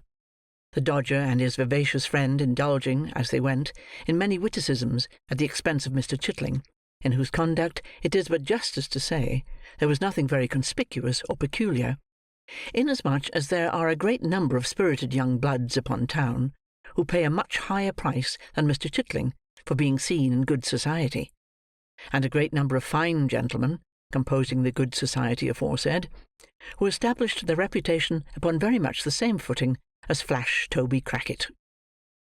"Now," said Fagin, when they had left the room, "I'll go and get you that cash, Nancy. This is only the key of a little cupboard where I keep a few odd things the boys get, my dear. I never lock up my money, for I've got none to lock up, my dear. None to lock up. It's a poor trade, Nancy, and no thanks. But I'm fond of seeing the young people about me, and I bear it all. I bear it all. Shh!" he said, hastily concealing the key in his breast. "Who's that? Listen." The girl, who was sitting at the table with her arms folded, appeared in no way interested in the arrival, or to care whether the person, whoever he was, came or went, until the murmur of a man's voice reached her ears. The instant she caught the sound, she tore off her bonnet and shawl with the rapidity of lightning, and thrust them under the table. The Jew, turning round immediately afterwards, she muttered a complaint of the heat, in a tone of languor that contrasted very remarkably with the extreme haste and violence of this action, which, however, had been unobserved by Fagin, who had his back towards her at the time. he whispered, as though nettled by the interruption. "It's the man I expected before. He's coming downstairs. Not a word about the money while he's here, Nance. He won't stop long. Not 10 minutes, my dear." Laying his skinny forefinger upon his lip, the Jew carried a candle to the door as a man's step was heard upon the stairs without. He reached it at the same moment as the visitor, who, coming hastily into the room, was close upon the girl before he observed her. It was Monks. "Only one of my young people," said Fagin, observing that Monks drew back on beholding a stranger. "Don't move, Nancy." The girl drew closer to the table, and glancing at Monks with an air of careless levity, withdrew her eyes. But as he turned towards Fagin, she stole another look, so keen and searching and full of purpose, that if there had been any bystander to observe the change, he could hardly have believed the two looks to have proceeded from the same person. "Any news?" inquired Fagin. "Great." And good?" asked Fagin, hesitating, as though he feared to vex the other man by being too sanguine. "Not bad, anyway," replied Monks with a smile. "I've been prompt enough this time. Let me have a word with you." The girl drew closer to the table, and made no offer to leave the room, although she could see that Monks was pointing to her. The Jew, perhaps fearing she might say something aloud about the money if he endeavoured to get rid of her, pointed upward, and took Monks out of the room. "Not that infernal hole we were in before," she could hear the man say as they went upstairs. Fagin laughed, and making some reply which did not reach her, seemed, by the creaking of the boards, to lead his companion to the second story. Before the sound of their footsteps had ceased to echo through the house, the girl had slipped off her shoes, and drawing her gown loosely over her head, and muffling her arms in it, stood at the door, listening with breathless interest. The moment the noise ceased, she glided from the room, ascended the stairs with incredible softness and silence, and was lost in the gloom above. The room remained deserted for a quarter of an hour or more. The girl glided back with the same unearthly tread, and immediately afterwards the two men were heard descending. Monks went at once into the street, and the Jew crawled upstairs again for the money. When he returned, the girl was adjusting her shawl and bonnet, as if preparing to be gone. "Why, Nance!" exclaimed the Jew, starting back as he put down the candle. "How pale you are!" "Pale?" echoed the girl, shading her eyes with her hands, as if to look steadily at him. "Quite horrible. What have you been doing to yourself?" "Nothing that I know of, except sitting in this close place for I don't know how long and all," replied the girl carelessly. "Come, let me get back, that's a dear." With a sigh for every piece of money, Fagin told the amount into her hand. They parted without more conversation, merely interchanging a good night. When the girl got into the open street, she sat down upon a doorstep, and seemed, for a few moments, wholly bewildered and unable to pursue her way. Suddenly she arose, and hurrying on, in a direction quite opposite to that in which Sikes was awaiting her return, quickened her pace until it gradually resolved into a violent run. After completely exhausting herself, she stopped to take breath, and, as if suddenly recollecting herself, and deploring her inability to do something she was bent upon, wrung her hands and burst into tears.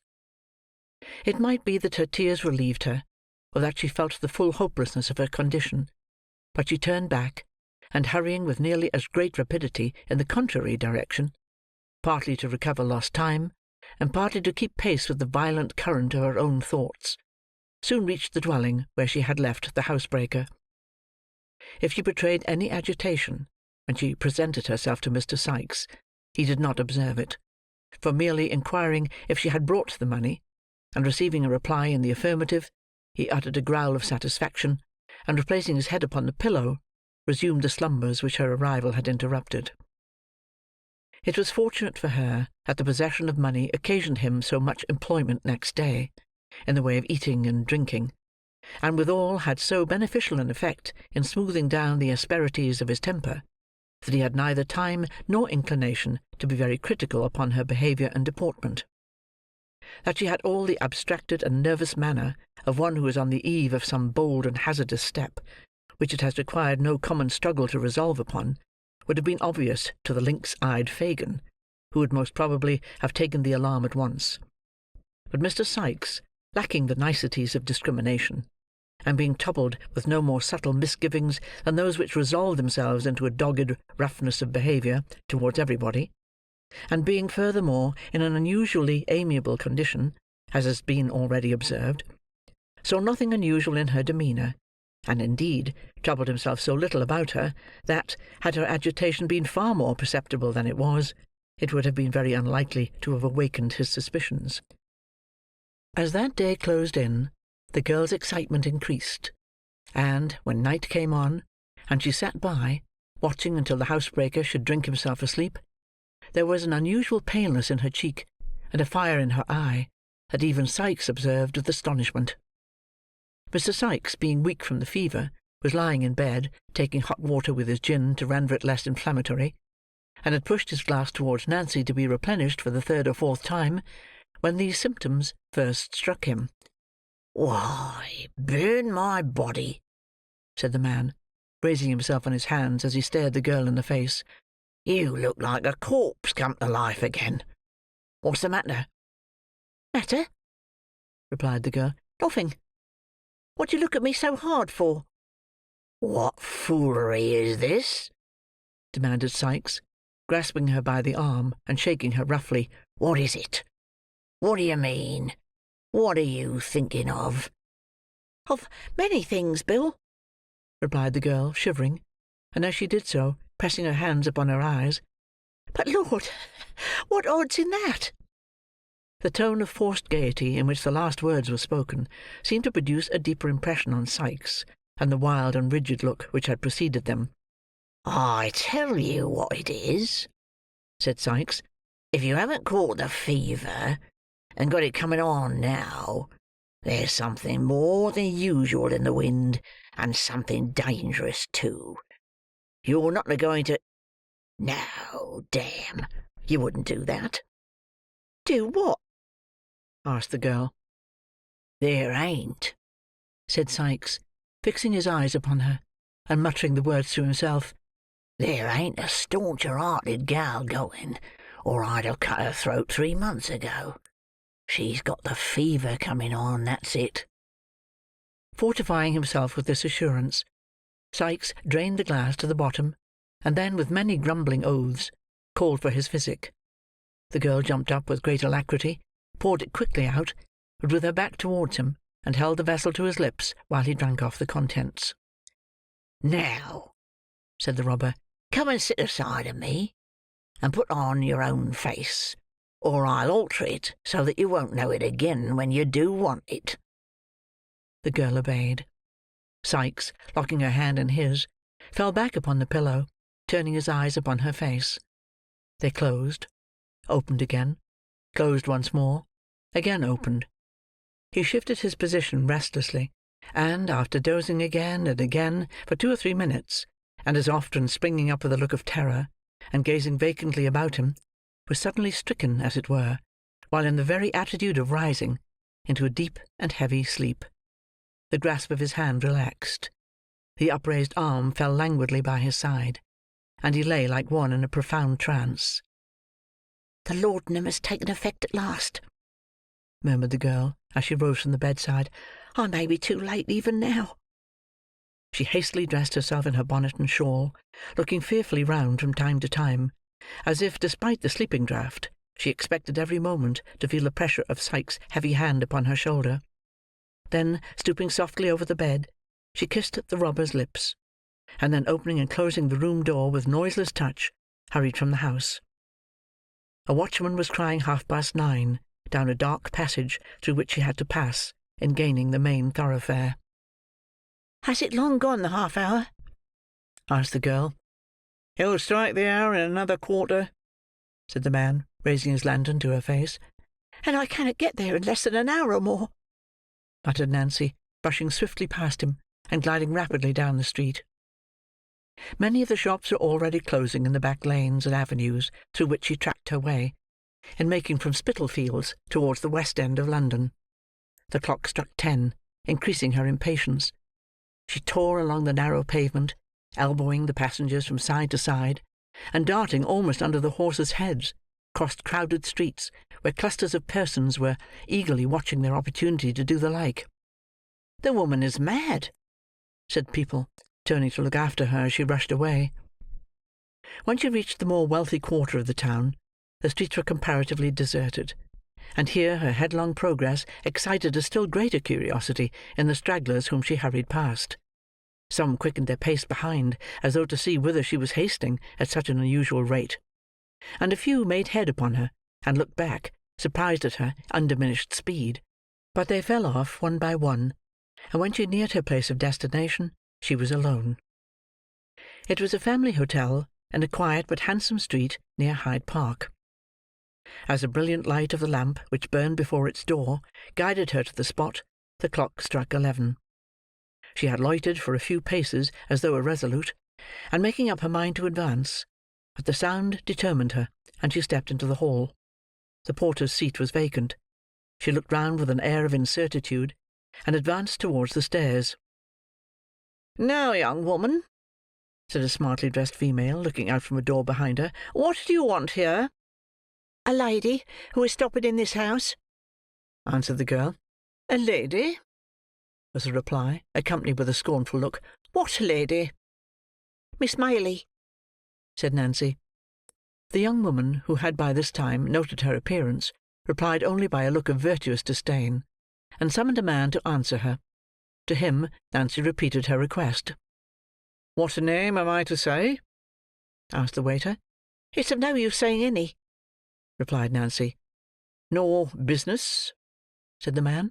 "No, nor that neither," rejoined the girl. "I must see the lady." "Come," said the man, pushing her towards the door. "None of this. Take yourself off." "I shall be carried out if I go," said the girl violently, "and I can make that a job that two of you won't like to do.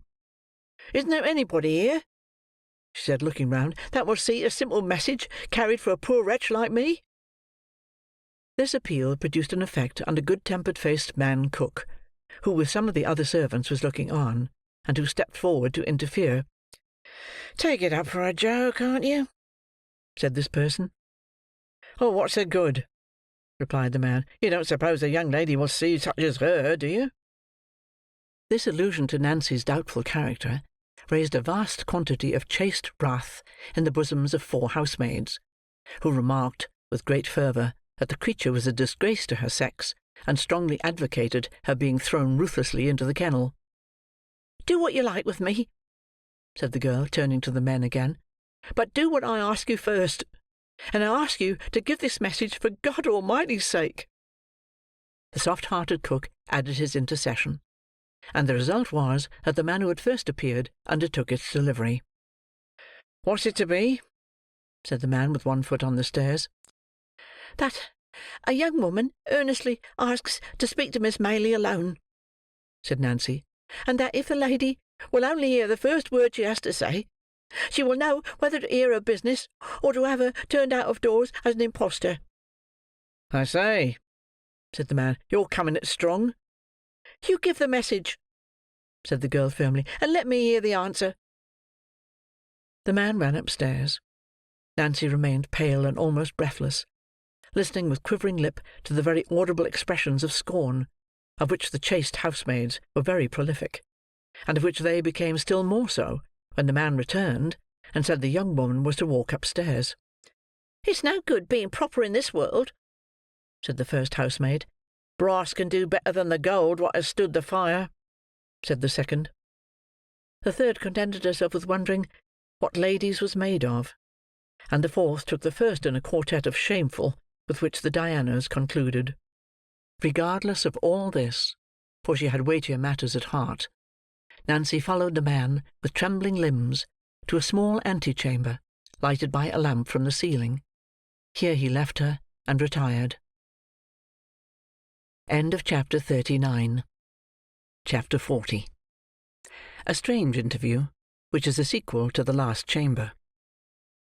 The girl's life had been squandered in the streets, and among the most noisome of the stews and dens of London.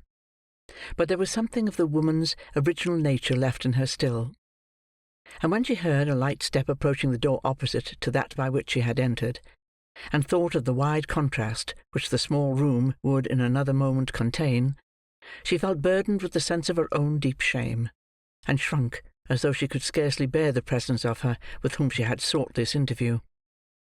But struggling with these better feelings was pride, the vice of the lowest and most debased creatures, no less than of the high and self-assured. The miserable companion of thieves and ruffians, the fallen outcast of low haunts, the associate of the scourings of the jails and hulks, living within the shadow of the gallows itself, even this degraded being felt too proud to betray a feeble gleam of the womanly feeling which she thought a weakness, but which alone connected her with that humanity of which her wasting life had obliterated so many, many traces when a very child. She raised her eyes sufficiently to observe that the figure which presented itself was that of a slight and beautiful girl. Then, bending them on the ground, she tossed her head with affected carelessness as she said, "It's a hard matter to get to see you, lady. If I had taken offence and gone away, as many would have done, you'd have been sorry for it one day, and not without reason either." "I am very sorry if any one has behaved harshly to you," replied Rose. "Do not think of that. Tell me why you wish to see me. I am the person you inquired for." The kind tone of this answer, the sweet voice, the gentle manner, the absence of any accent of haughtiness or displeasure, took the girl completely by surprise, and she burst into tears. "Oh, lady, lady," she said, clasping her hands passionately before her face, "if there was more like you, there would be fewer like me. There would. "Sit down," said Rose earnestly.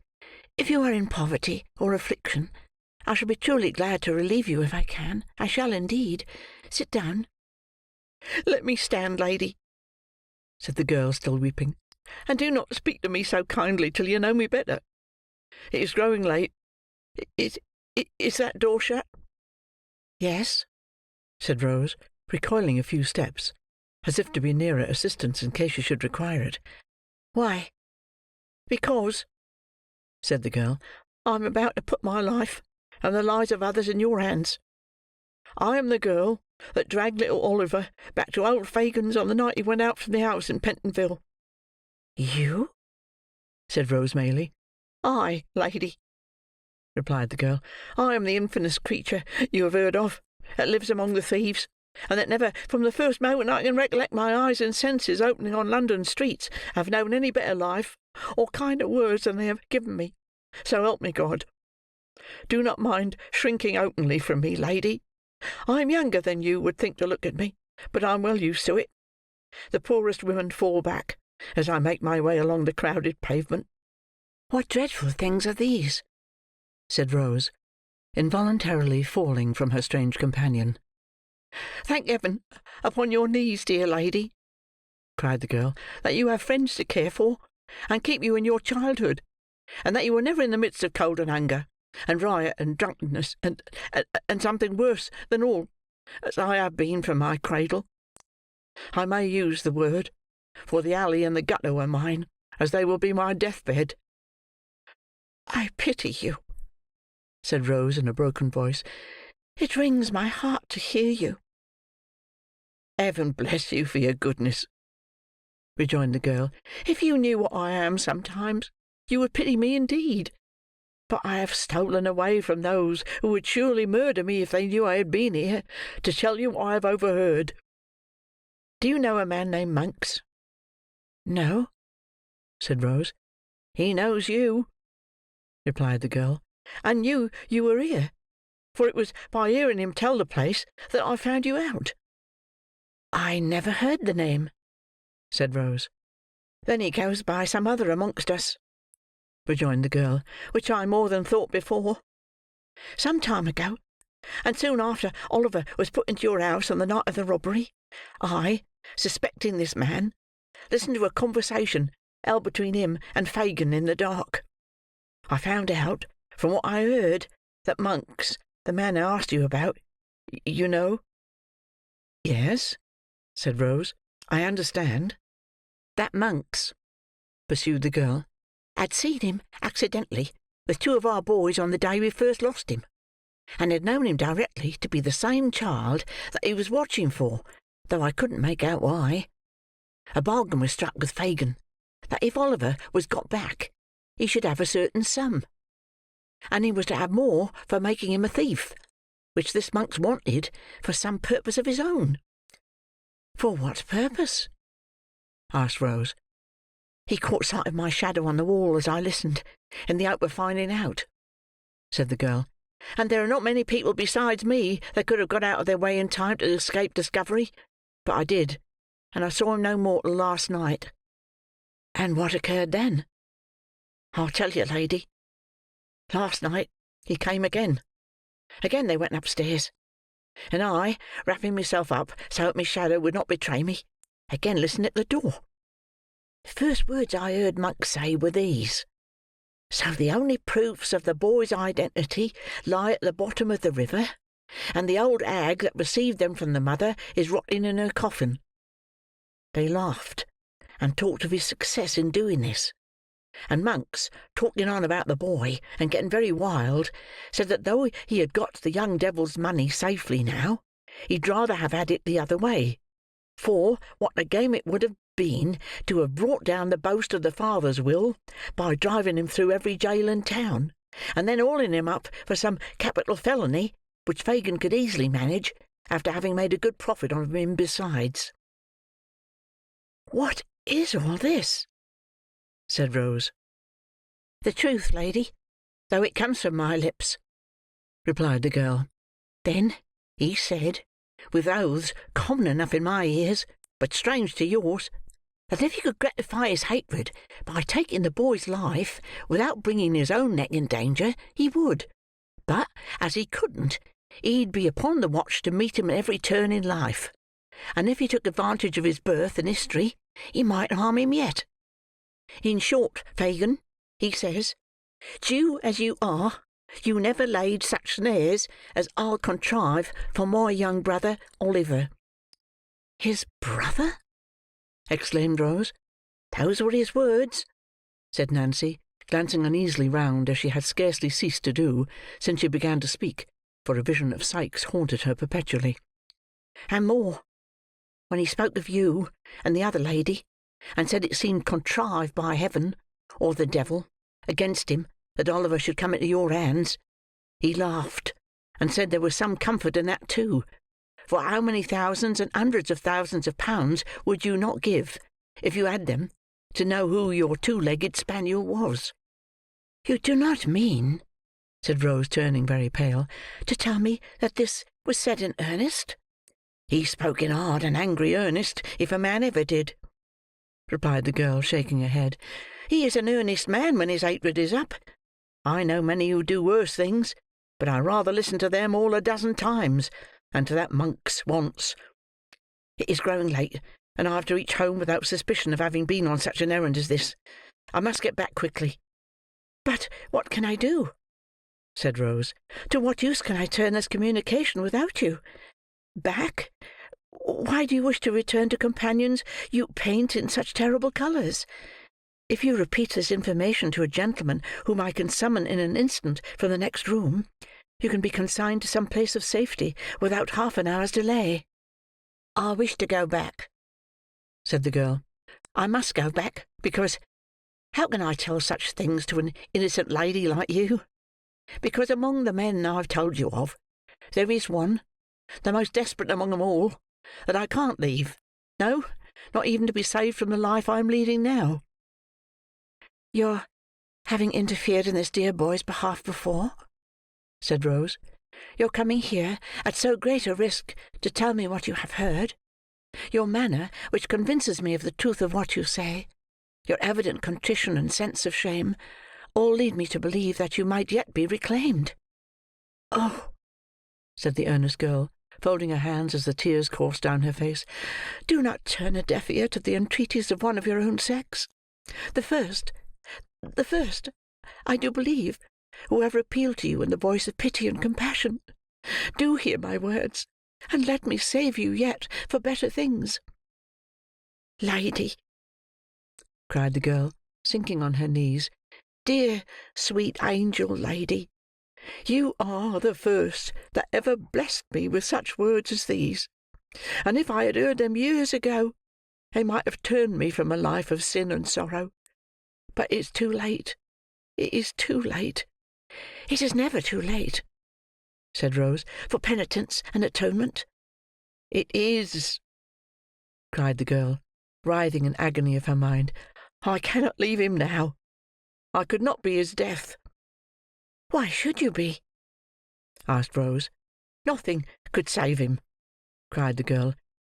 "If I told others what I have told you, and led to their being taken, he would be sure to die. He is the boldest, and has been so cruel." "Is it possible," cried Rose, "that for such a man as this, you can resign every future hope, and the certainty of immediate rescue? It is madness." "I don't know what it is," answered the girl. "I only know that it is so, and not with me alone, but with hundreds of others as bad and wretched as myself. I must go back. Whether it is God's wrath for the wrong I have done, I do not know, but I am drawn back to him through every suffering and ill usage, and I should be, I believe, if I knew that I was to die by his hand at last." "What am I to do?" said Rose. "I should not let you depart from me thus." "You should, lady, and I know you will," rejoined the girl, rising. "You will not stop my going, because I have trusted in your goodness, and forced no promise from you, as I might have done." "Of what use, then, is the communication you have made?" said Rose. "This mystery must be investigated, or how will its disclosure to me benefit Oliver, whom you are anxious to serve?" "You must have some kind gentleman about you that will hear it as a secret, and advise you what to do," rejoined the girl. "But where can I find you again when it is necessary?" asked Rose. "I do not seek to know where these dreadful people live, but where will you be walking or passing at any settled period from this time?" "Will you promise me that you will have my secret strictly kept, and come alone, or with the only other person that knows it, and that I shall not be watched or followed?" asked the girl. "I promise you solemnly," answered Rose. "Every Sunday night, from 11 until the clock strikes 12, said the girl without hesitation, "I will walk on London Bridge, if I am alive." "Stay another moment," interposed Rose, as the girl moved hurriedly towards the door. "Think once again on your own condition, and the opportunity you have of escaping from it. You have a claim on me, not only as a voluntary bearer of this intelligence, but as a woman lost almost beyond redemption. Will you return to this gang of robbers and to this man, when a word can save you? What fascination is it that can take you back and make you cling to wickedness and misery? Oh, is there no chord in your heart that I can touch? Is there nothing left to which I can appeal against this terrible infatuation?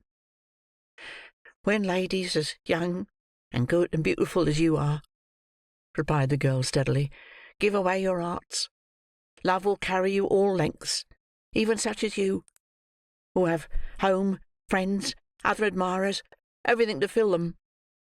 When such as I, who have no certain roof but the coffin lid, and no friend in sickness or death but the hospital nurse, set our rotten hearts on any man, and let him fill the place that has been a blank through all our wretched lives, who can hope to cure us?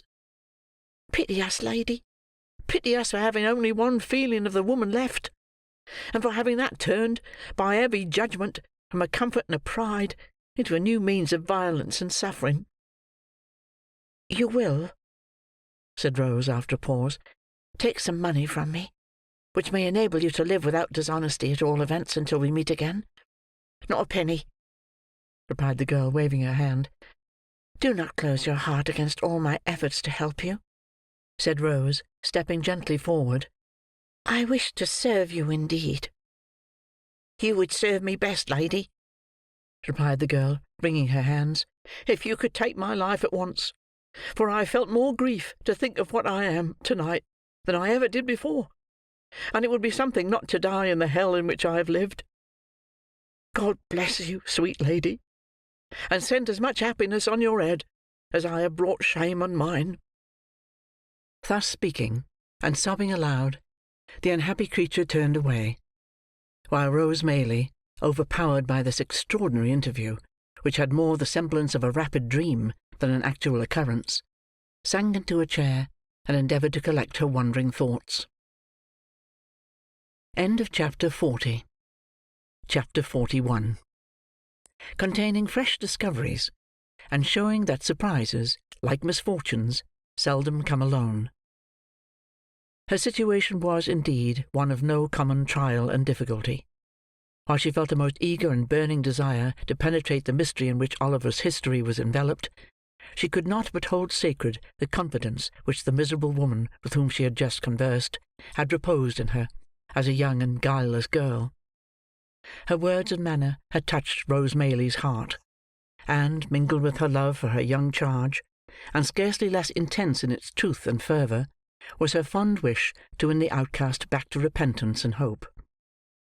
They purposed remaining in London only 3 days, prior to departing for some weeks to a distant part of the coast. It was now midnight of the first day. What course of action could she determine upon, which could be adopted in 48 hours? Or how could she postpone the journey without exciting suspicion? Mr. Losberne was with them, and would be for the next 2 days, but Rose was too well acquainted with the excellent gentleman's impetuosity, and foresaw too clearly the wrath with which, in the first explosion of his indignation, he would regard the instrument of Oliver's recapture, to trust him with the secret, when her representations in the girl's behalf could be seconded by no experienced person. These were all reasons for the greatest caution, and most circumspect behaviour in communicating it to Mrs. Maylie, whose first impulse would infallibly be to hold a conference with the worthy doctor on the subject. As to resorting to any legal adviser, even if she had known how to do so, it was scarcely to be thought of, for the same reason.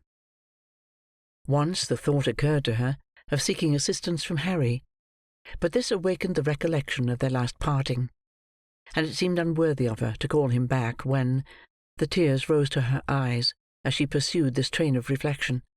He might have by this time learnt to forget her, and to be happier away. Disturbed by these different reflections, inclining now to one course and then to another, and again recoiling from all, as each successive consideration presented itself to her mind, Rose passed a sleepless and anxious night. After more communing with herself next day, she arrived at the desperate conclusion of consulting Harry. "If it be painful to him," she thought, "to come back here, how painful it will be to me. But perhaps he will not come. He may write, or he may come himself, and studiously abstain from meeting me. He did when he went away. I hardly thought he would, but it was better for us both." And here Rose dropped the pen, and turned away, as though the very paper which was to be her messenger should not see her weep.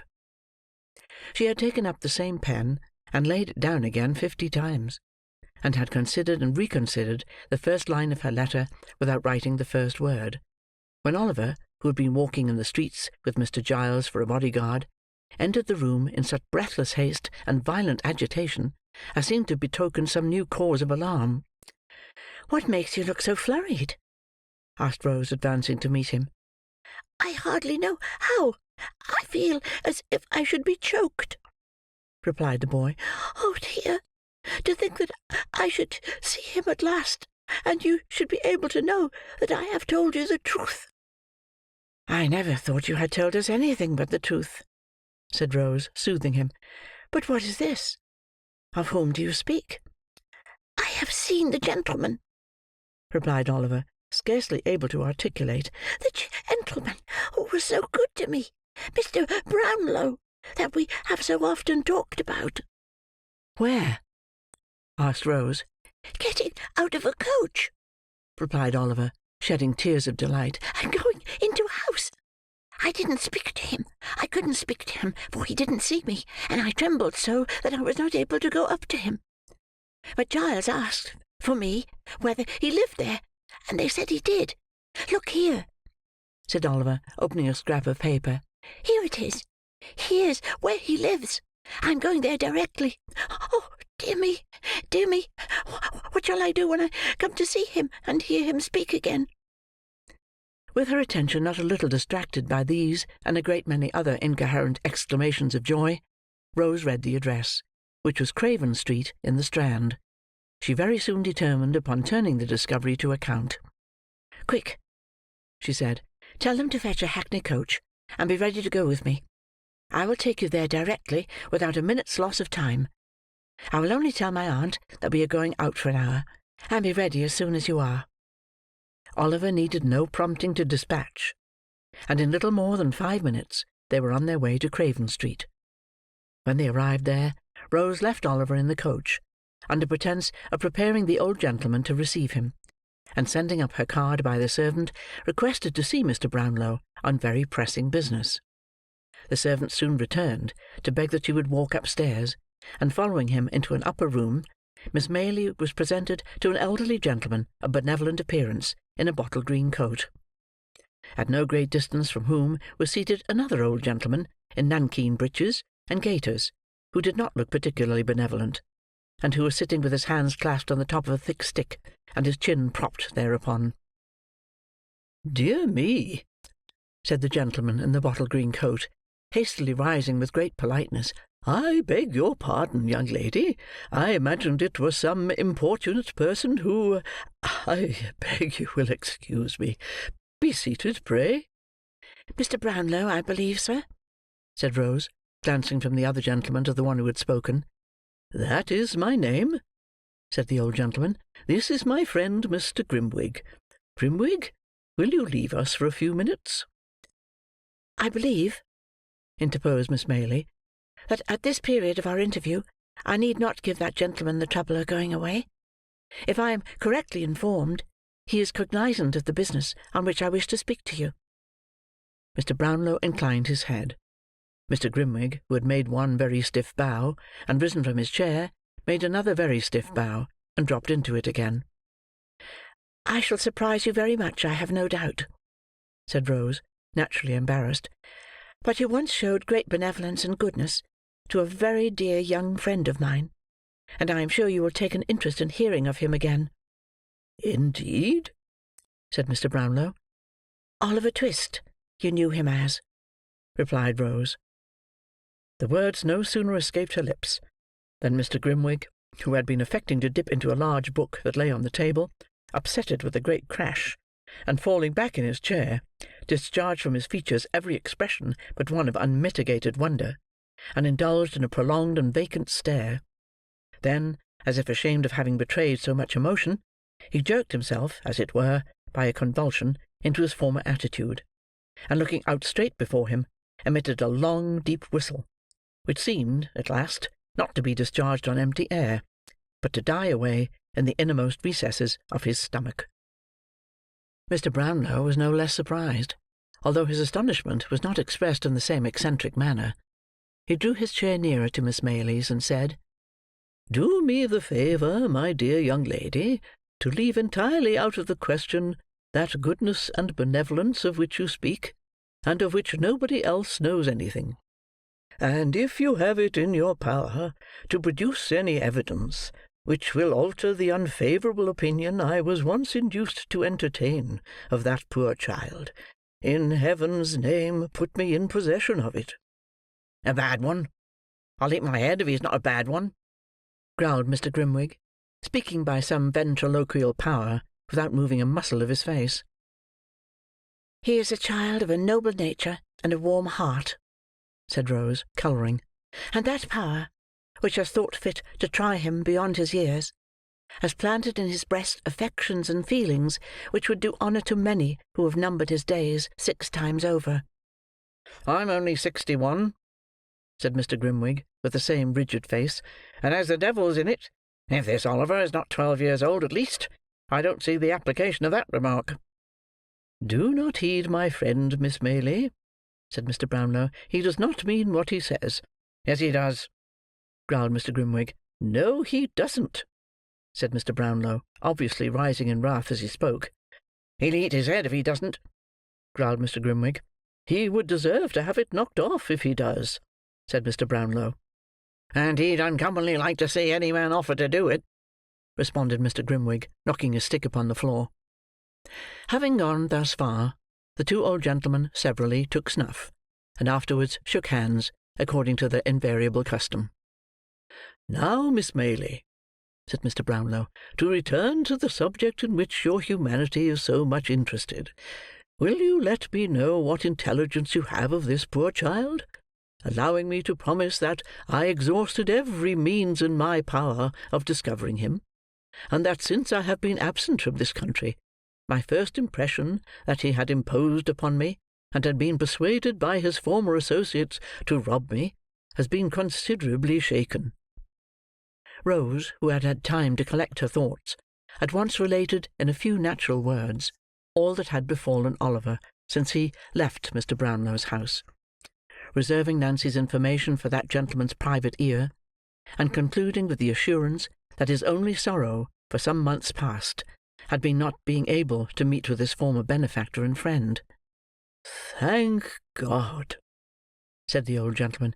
"This is great happiness to me, great happiness. But you have not told me where he is now, Miss Maylie. You must pardon my finding fault with you, but why not have brought him?" "He is waiting in the coach at the door," replied Rose. "At this door?" cried the old gentleman, with which he hurried out of the room, down the stairs, up the coach steps, and into the coach, without another word. When the room door closed behind him, Mr. Grimwig lifted up his head, and converting one of the hind legs of his chair into a pivot, described 3 distinct circles with the assistance of his stick and the table, sitting in it all the time. After performing this evolution, he rose and limped as fast as he could up and down the room at least a dozen times, and then stopping suddenly before Rose, kissed her without the slightest preface. "Shh!" he said, as the young lady rose in some alarm at this unusual proceeding.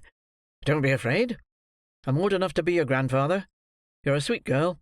I like you. Here they are." In fact, as he threw himself at one dexterous dive into his former seat, Mr. Brownlow returned, accompanied by Oliver, whom Mr. Grimwig received very graciously; and if the gratification of that moment had been the only reward for all her anxiety and care in Oliver's behalf, Rose Maylie would have been well repaid. "There is somebody else who should not be forgotten, by the by," said Mr. Brownlow, ringing the bell. "Send Mrs. Bedwin here, if you please." The old housekeeper answered the summons with all dispatch, and dropping a curtsey at the door, waited for orders.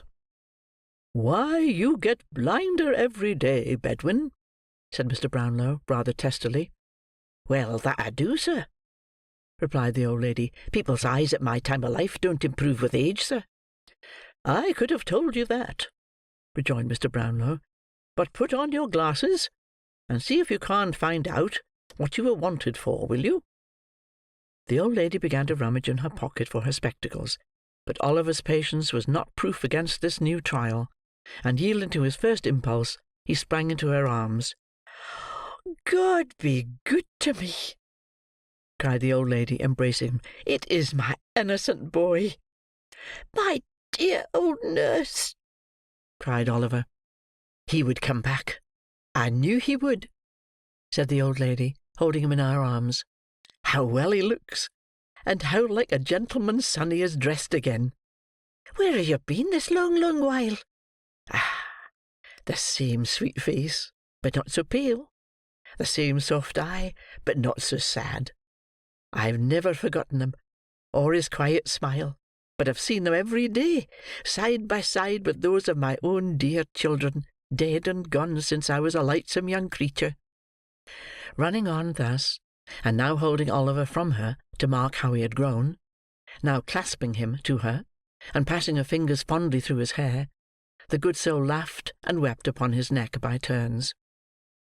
Leaving her and Oliver to compare notes at leisure, Mr. Brownlow led the way into another room, and there heard from Rose a full narration of her interview with Nancy, which occasioned him no little surprise and perplexity. Rose also explained her reasons for not confiding in her friend Mr. Losberne in the first instance. The old gentleman considered that she had acted prudently, and readily undertook to hold solemn conference with the worthy doctor himself. To afford him an early opportunity for the execution of this design, it was arranged that he should call at the hotel at 8 o'clock that evening, and that in the meantime Mrs. Maylie should be cautiously informed of all that had occurred. These preliminaries adjusted, Rose and Oliver returned home. Rose had by no means overrated the measure of the good doctor's wrath. Nancy's history was no sooner unfolded to him than he poured forth a shower of mingled threats and execrations, threatened to make her the first victim of the combined ingenuity of Messrs. Blathers and Duff, and actually put on his hat preparatory to sallying forth to obtain the assistance of those worthies; and doubtless he would, in this first outbreak, have carried the intention into effect without a moment's consideration of the consequences, if he had not been restrained, in part, by corresponding violence on the side of Mr. Brownlow, who was himself an irascible temperament, and partly by such arguments and representations as seemed best calculated to dissuade him from his hot-brained purpose. "Then what the devil is to be done?" said the impetuous doctor, when they had rejoined the two ladies. "Are we to pass a vote of thanks to all these vagabonds, male and female, and beg them to accept £100 or so apiece as a trifling mark of our esteem, and some slight acknowledgment of their kindness to Oliver?" "Not exactly that," rejoined Mr. Brownlow, laughing; "but we must proceed gently and with great care." "Gentleness and care!" exclaimed the doctor. "I'd send them one and all to—" "Never mind where," interposed Mr. Brownlow, "but reflect whether sending them anywhere is likely to attain the object we have in view." "What object?" asked the doctor. "Simply the discovery of Oliver's parentage, and regaining for him the inheritance of which, if this story be true, he has been fraudulently deprived." "Ah!" said Mr. Losberne, cooling himself with his pocket-handkerchief. "I almost forgot that." "You see," pursued Mr. Brownlow, "placing this poor girl entirely out of the question, and supposing it were possible to bring these scoundrels to justice without compromising her safety, what good should we bring about?" "Hanging a few of them at least, in all probability," suggested the doctor, "and transporting the rest." "Very good," replied Mr. Brownlow, smiling. "But no doubt they will bring that about for themselves in the fullness of time, and if we step in to forestall them, it seems to me that we shall be performing a very quixotic act in direct opposition to our own interest, or at least to Oliver's, which is the same thing." "How?" inquired the doctor. "Thus. It is quite clear that we shall have extreme difficulty in getting to the bottom of this mystery, unless we can bring this man, Monks, upon his knees. That can only be done by stratagem, and by catching him when he is not surrounded by these people. For, suppose he were apprehended, we have no proof against him. He is not even, so far as we know or as the facts appear to us, concerned with the gang in any of their robberies. If he were not discharged, it is very unlikely that he could receive any further punishment than being committed to prison as a rogue and vagabond, and, of course, ever afterwards his mouth would be so obstinately closed that he might as well, for our purposes, be deaf, dumb, blind, and an idiot." "Then," said the doctor impetuously, "I'll put it to you again, whether you think it reasonable that this promise to the girl should be considered binding. A promise made with the best and kindest intentions, but really—" "Do not discuss the point, my dear young lady, pray," said Mr. Brownlow, interrupting Rose as she was about to speak. "The promise shall be kept. I don't think it will in the slightest degree interfere with our proceedings. But before we can resolve upon any precise course of action, it will be necessary to see the girl, to ascertain from her whether she will point out this Monks, on the understanding that he is to be dealt with by us, and not by the law; or, if she will not, or cannot do that, to procure from her such an account of his haunts and descriptions of his person as will enable us to identify him. She cannot be seen until next Sunday night. This is Tuesday. I would suggest that in the meantime we remain perfectly quiet, and keep these matters secret, even from Oliver himself." Although Mr. Losberne received with many wry faces a proposal involving a delay of 5 whole days, he was fain to admit that no better course occurred to him just then; and as both Rose and Mrs. Maylie sided very strongly with Mr. Brownlow, that gentleman's proposition was carried unanimously.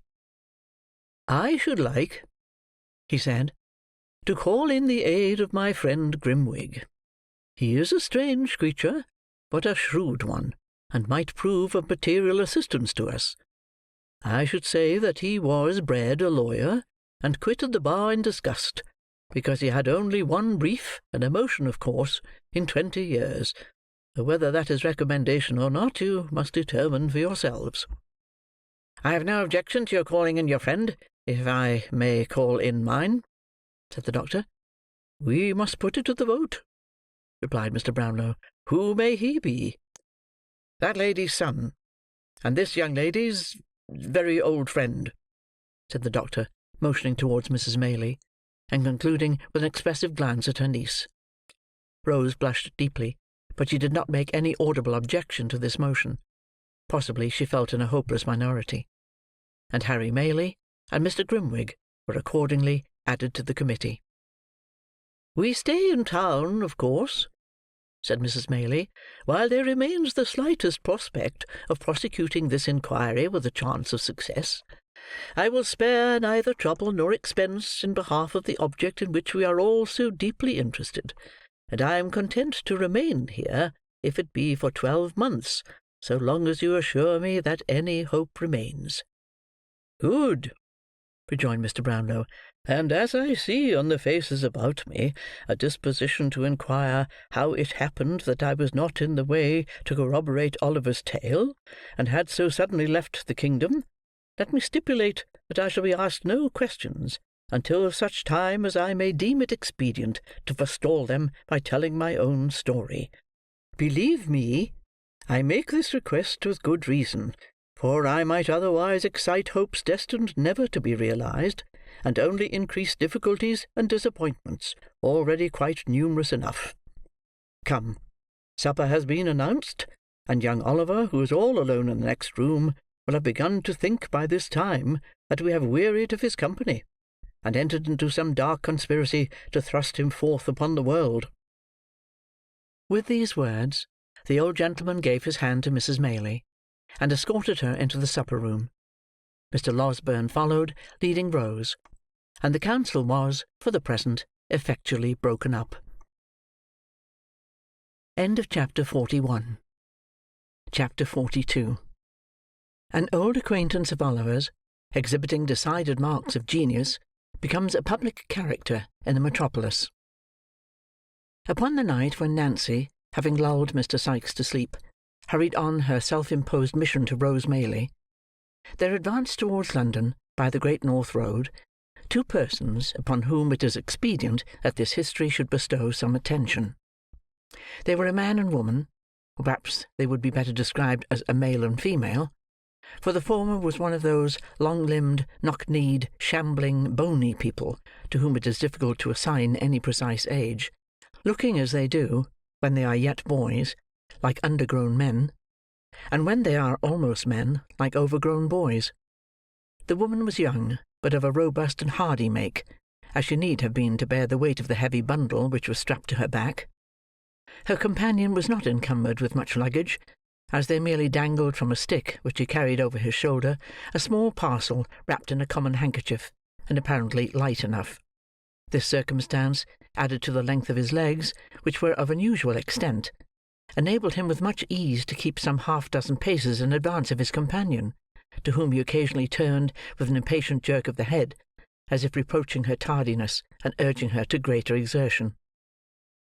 Thus they had toiled along the dusty road, taking little heed of any object within sight, save when they stepped aside to allow a wider passage for the mail coaches which were whirling out of town, until they passed through Highgate Archway, when the foremost traveller stopped and called impatiently to his companion.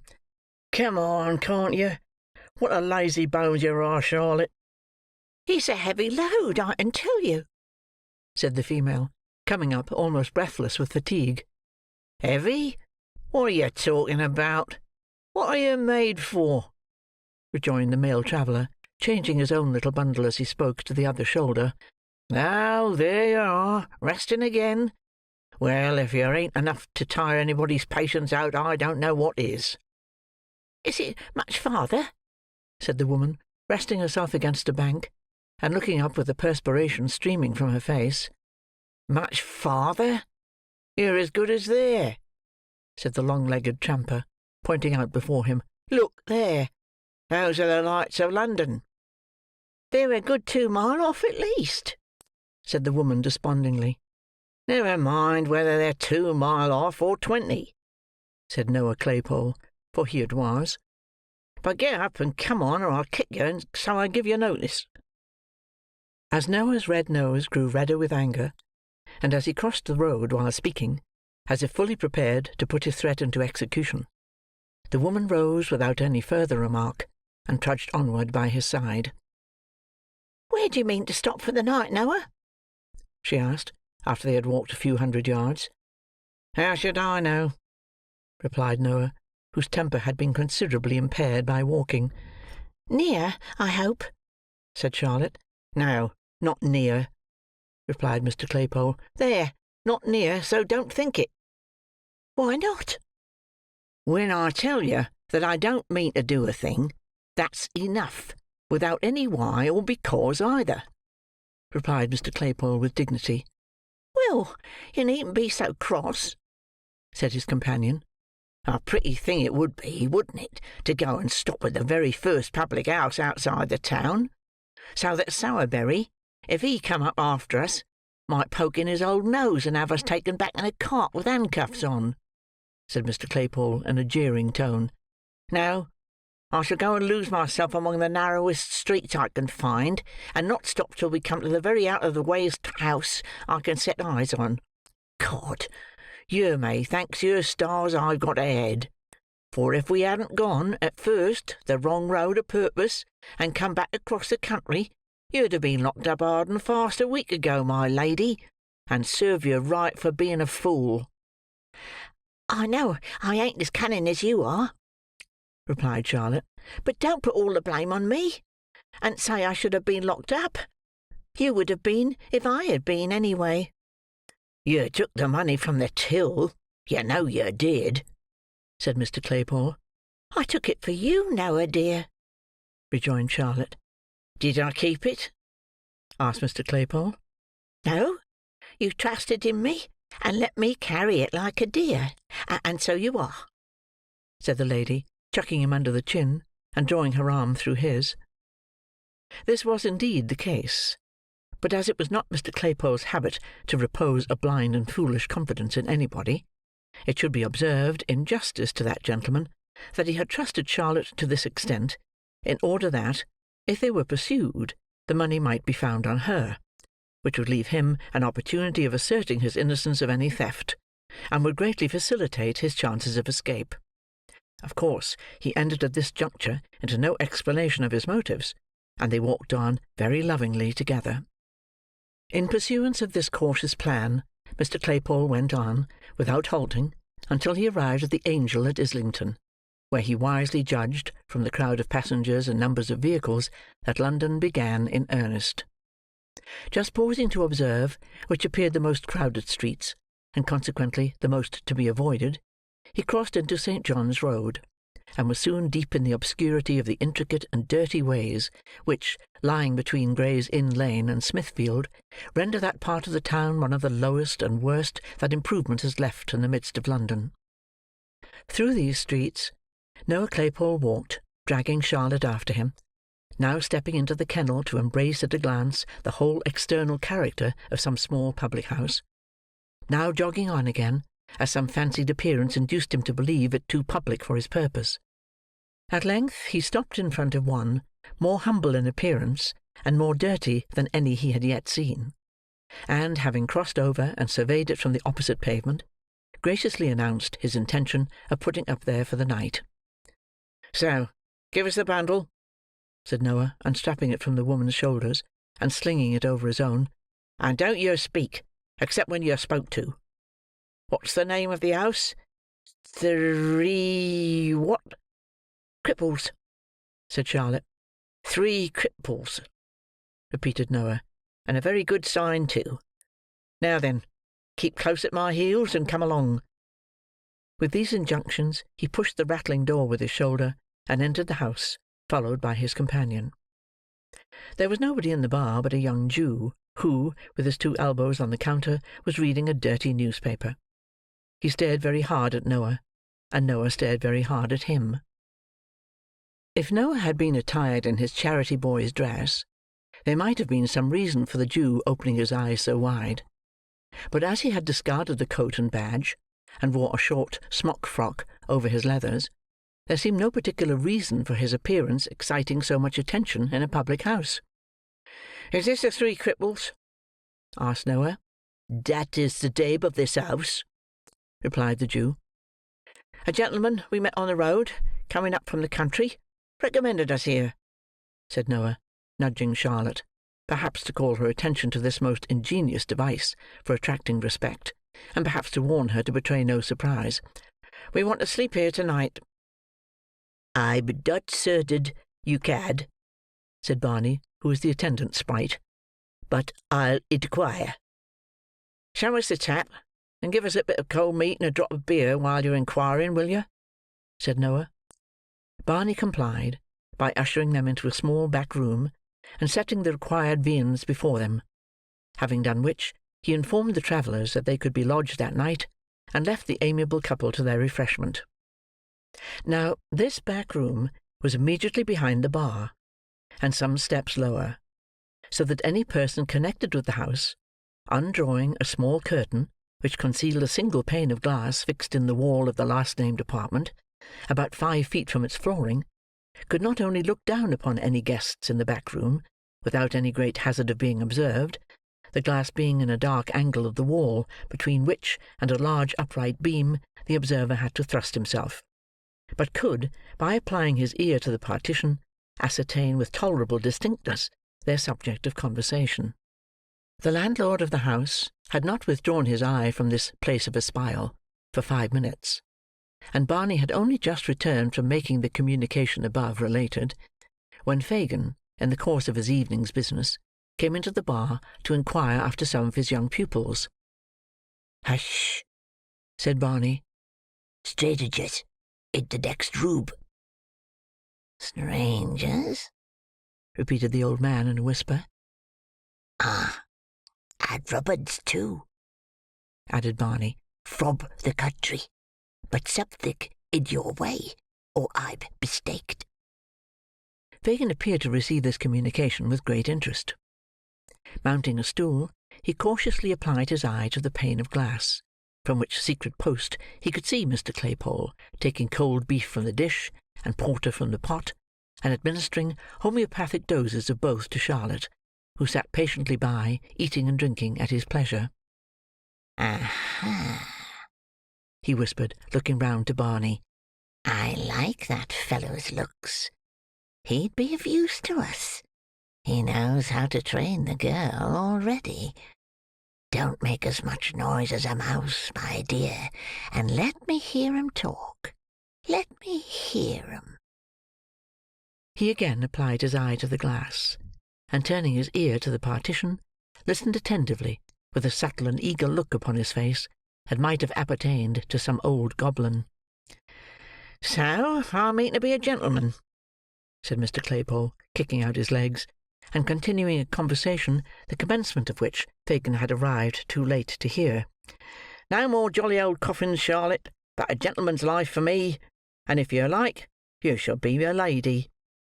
"I should like that well enough, dear," replied Charlotte, "but tills ain't to be emptied every day, and people to get clear off after it."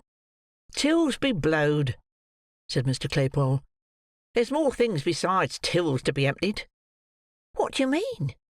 asked his companion. "Pockets, women's ridicules, houses, mail coaches, banks," said Mr. Claypole, rising with the porter. "But you can't do all that, dear," said Charlotte.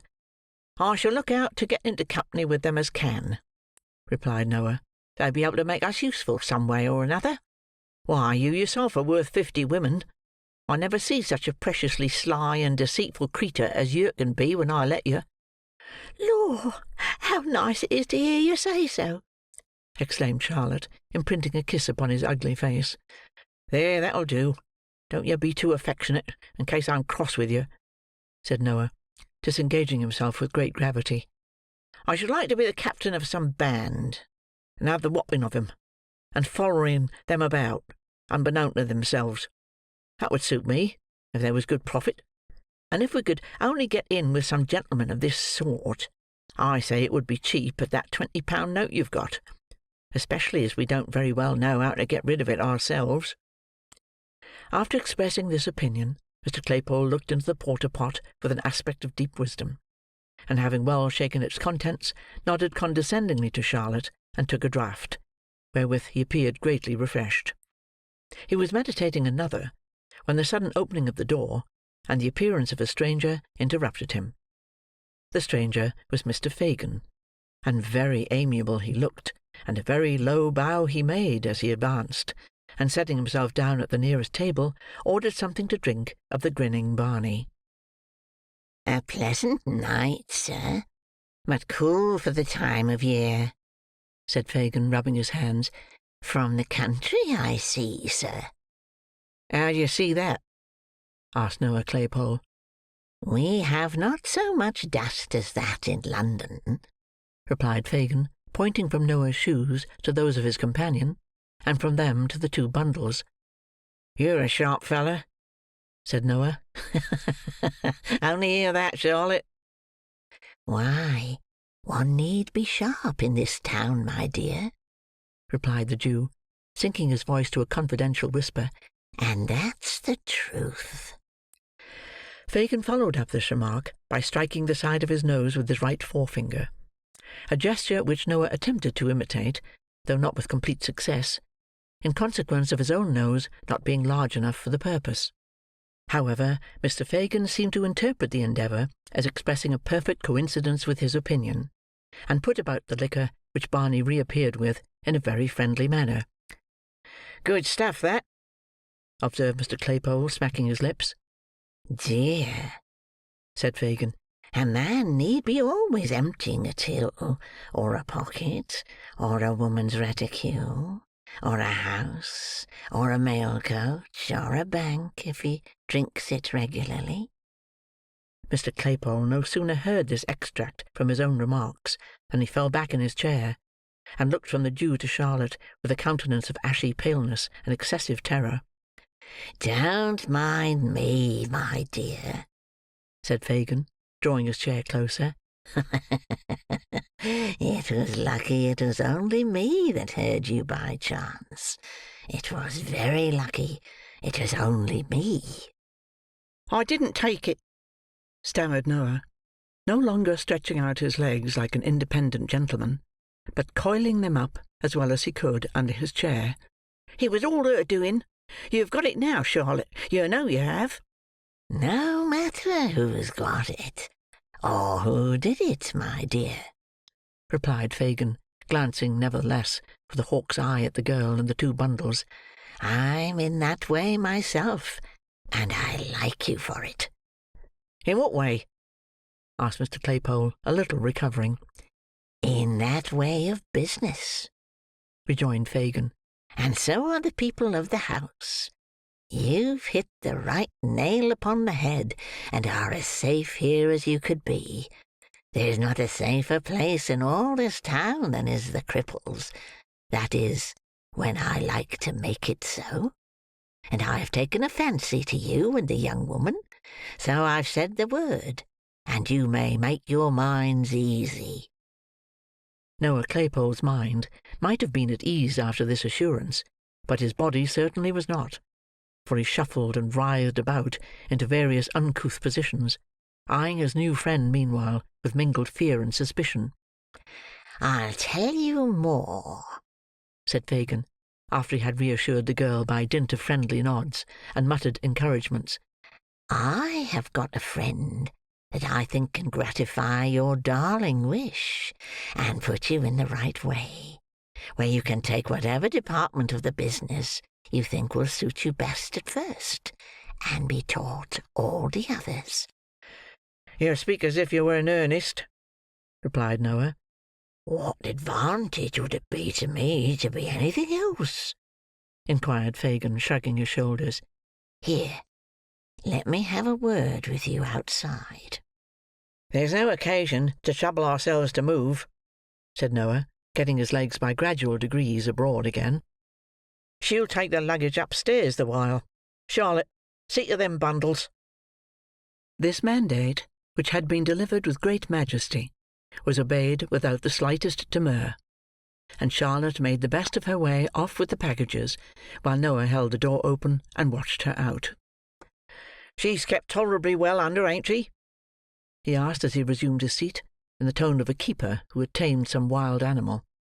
"Quite perfect," rejoined Fagin, clapping him on the shoulder. "You're a genius, my dear." "Why, I suppose if I wasn't, I shouldn't be here," replied Noah. "But I say, she'll be back if you lose time." "Now, what do you think?" said Fagin. "If you was to like my friend, could you do better than join him?" "Is he in a good way of business? That's where it is," responded Noah, winking one of his little eyes. "The top of the tree employs a power of hands, as the very best society in the profession." "Regular town maders?" asked Mr. Claypole. "Not a countryman among them. And I don't think he'd take you, even on my recommendation, if he didn't run rather short of assistance just now," replied Fagin. "Should I have to hand over?" said Noah, slapping his breeches pocket. "It couldn't possibly be done without," replied Fagin in a most decided manner. £20, though. It's a lot of money." "Not when it's in a note you can't get rid of," retorted Fagin. "Number and date taken, I suppose? Payment stopped at the bank? Ah, it's not worth much to him. It'll have to go abroad, and he couldn't sell it for a great deal in the market." "When could I see him?" asked Noah doubtfully. "Tomorrow morning." "Where?" "Here." said Noah. "What's the wages?" "Live like a gentleman. Board and lodging, pipes and spirits free, half of all you earn, and half of all the young woman earns," replied Mr. Fagin. Whether Noah Claypole, whose rapacity was none of the least comprehensive, would have acceded even to these glowing terms, had he been a perfectly free agent, is very doubtful. But as he recollected that, in the event of his refusal, it was in the power of his new acquaintance to give him up to justice immediately, and more unlikely things had come to pass, he gradually relented, and said he thought that would suit him. "But you see," observed Noah, "as she will be able to do a good deal, I should like to take something very light." "A little fancy work?" suggested Fagin. "Ah, something of that sort," replied Noah. "What do you think would suit me now? Something not too trying for the strength, and not very dangerous, you know. That's the sort of thing." "I heard you talk of something in the spy way upon the others, my dear," said Fagin.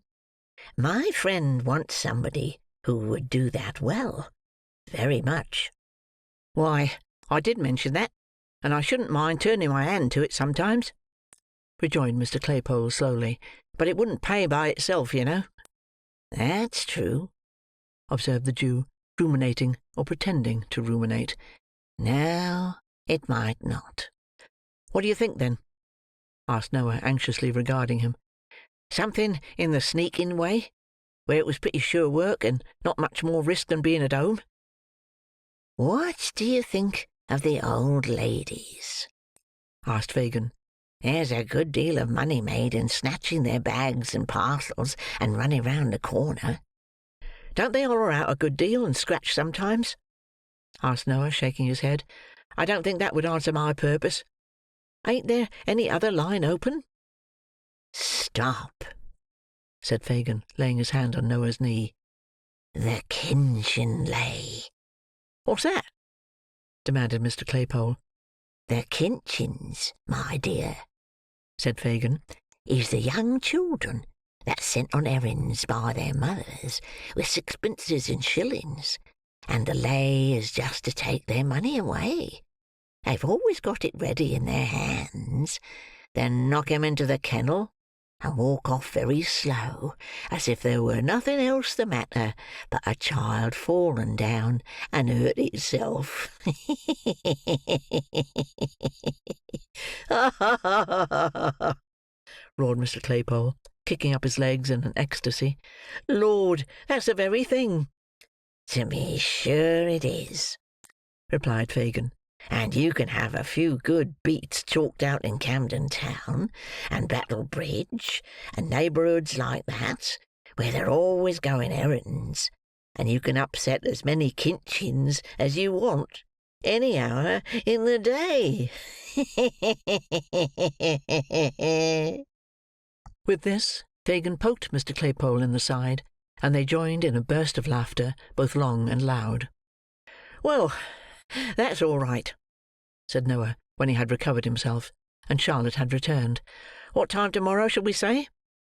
"Will 10 do?" asked Fagin, adding, as Mr. Claypole nodded assent, "What name shall I tell my good friend?" "Mr. Bolter," replied Noah, who had prepared himself for such emergency. "Mr. Maurice Bolter. This is Mrs. Bolter." "Mrs. Bolter's humble servant," said Fagin, bowing with grotesque politeness. "I hope I shall know her better very shortly." "Do you hear the gentleman, Charlotte?" thundered Mr. Claypole. "Yes, Noah dear," replied Mrs. Bolter, extending her hand. "She calls me Noah as a sort of fond way of talking," said Mr. Maurice Bolter, late Claypole, turning to Fagin. "You understand?"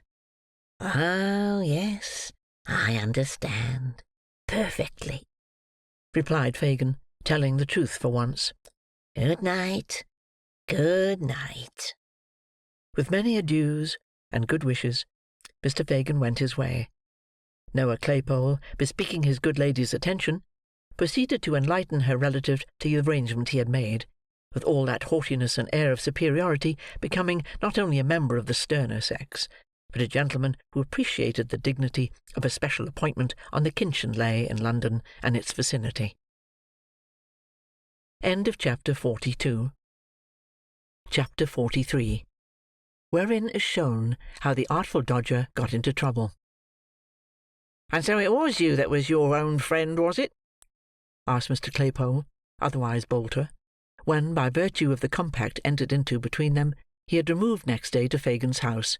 "Cod, I thought as much last night." "Every man's his own friend, my dear," replied Fagin with his most insinuating grin. "He hasn't as good a one as himself, anywhere." "Except sometimes," replied Maurice Bolter, assuming the air of a man of the world. "Some people are nobody's enemies but their own, you know." "Don't believe that," said Fagin. "When a man's his own enemy, it's only because he's too much his own friend, not because he's careful for everybody but himself. Pooh, pooh, there ain't such a thing in nature." "There oughtn't to be if there is," replied Mr. Bolter. "That stands to reason. Some conjurers say that number 3 is the magic number, and some say number 7. It's neither, my friend, neither. It's number 1. "Ha, ha, ha, ha!" cried Mr. Bolter. "Number 1 forever." "In a little community like ours, my dear," said Fagin, who felt it necessary to qualify his position, "we have a general number 1, without considering me too as the same, and all the other young people." "Oh, the devil!" exclaimed Mr. Bolter. "You see," pursued Fagin, affecting to disregard this interruption, "we are so mixed up together and identified in our interests that it must be so. For instance, it's your object to take care of number one, meaning yourself." "Certainly," replied Mr. Bolter. "You're about right there." "Well, you can't take care of yourself, number one, without taking care of me, number one." "Number two, you mean?" said Bolter, who was largely endowed with the quality of selfishness. "No, I don't," retorted Fagin. "I'm of the same importance to you as you are to yourself." "I say," interrupted Mr. Bolter, "you're a very nice man, and I'm very fond of you, but we ain't quite so thick together as all it comes to." "Only think," said Fagin, shrugging his shoulders and stretching out his hands. "Only consider. You've done what's a very pretty thing, and what I love you for doing, but what at the same time would put the cravat round your throat, that's so very easily tied, and so very difficult to unloose. In plain English, the altar." Mr. Bolter put his hand to his neckerchief, as if he felt it inconveniently tight, and murmured an assent, qualified in tone, but not in substance. "The gallows," continued Fagin, "the gallows, my dear, is an ugly finger-post, which points out a very short and sharp turning that has stopped many a bold fellow's career on the broad highway. To keep in the easy road, and keep it at a distance, is object number one with you." "Of course it is," replied Mr. Bolter. "What do you talk about such things for?" "Only to show you my meaning clearly," said the Jew, raising his eyebrows. "To be able to do that, you depend upon me. To keep my little business all snug, I depend upon you. The first is your number one, the second my number one. The more you value your number one, the more careful you must be of mine. So we come at last to what I told you at first, that a regard for number one holds us all together, and must do so, unless we would all go to pieces in company." "That's true," rejoined Mr. Bolter thoughtfully. "Oh, you're a cunning old codger." Mr. Fagin saw with delight that this tribute to his powers was no mere compliment, but that he had really impressed his recruit with a sense of his wily genius, which it was most important that he should entertain in the outset of their acquaintance. To strengthen an impression so desirable and useful, he followed up the blow by acquainting him, in some detail, with the magnitude and extent of his operations, blending truth and fiction together as best served his purpose, and bringing both to bear with so much art that Mr. Bolter's respect visibly increased, and became tempered at the same time with a degree of wholesome fear which it was highly desirable to awaken. "It's this mutual trust we have in each other that consoles me under heavy losses," said Fagin.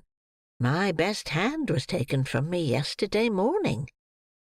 "You don't mean to say he died?" cried Mr. Bolter. "No, no," replied Fagin. "Not as bad as that. Not quite so bad." "What? I suppose he was—" "Wanted," interposed Fagin. "Yes, he was wanted." "Very particular?" inquired Mr. Bolter. "No," replied Fagin, "not very. He was charged with attempting to pick a pocket, and they found a silver snuff-box on him. His own, my dear, his own, for he took snuff himself, and was very fond of it. They remanded him till to-day, for they thought they knew the owner.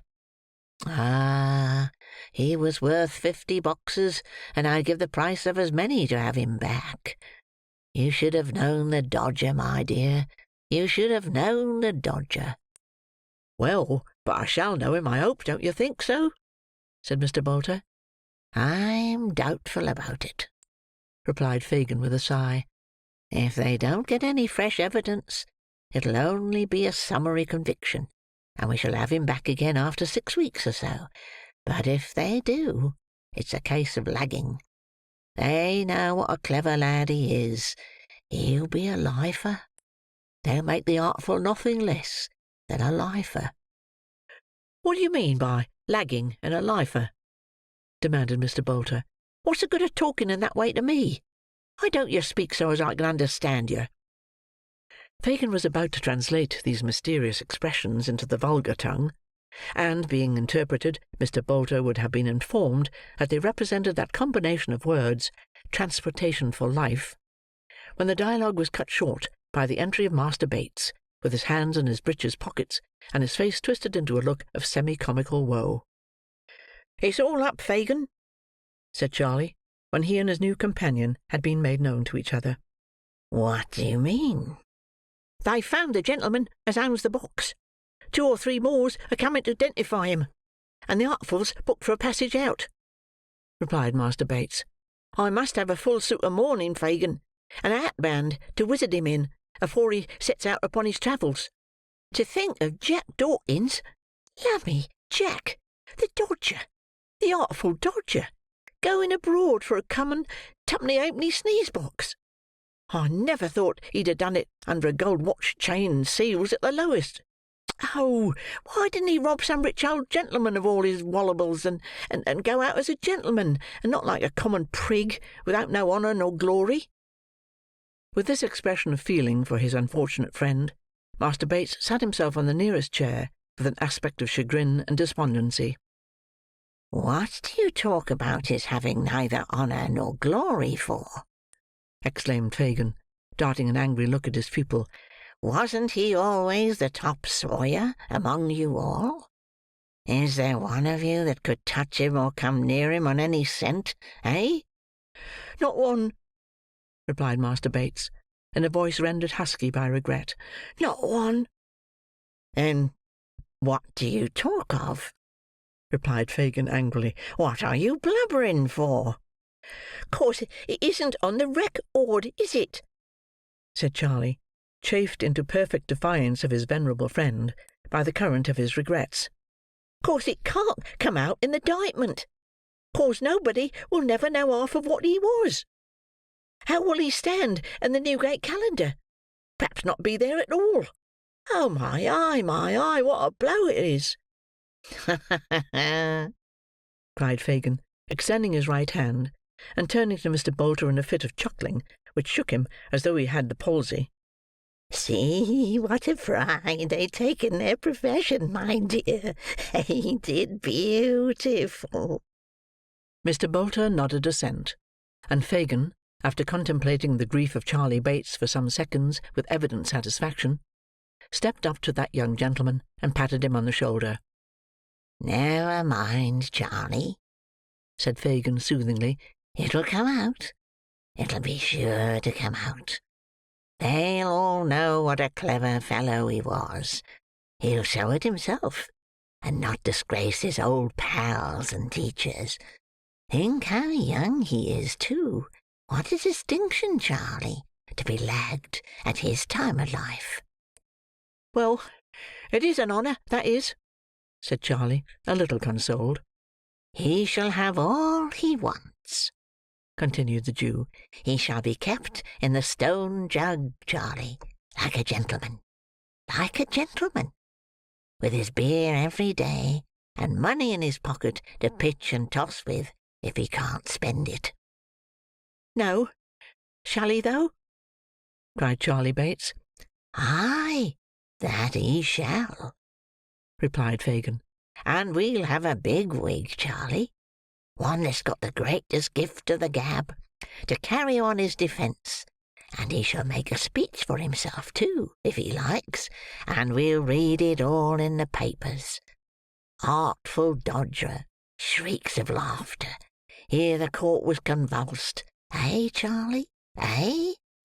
"He, he, he, he!" laughed Master Bates. "What a lark that would be, wouldn't it, Fagin? I say, how the Artful would bother him, wouldn't he?" "Would?"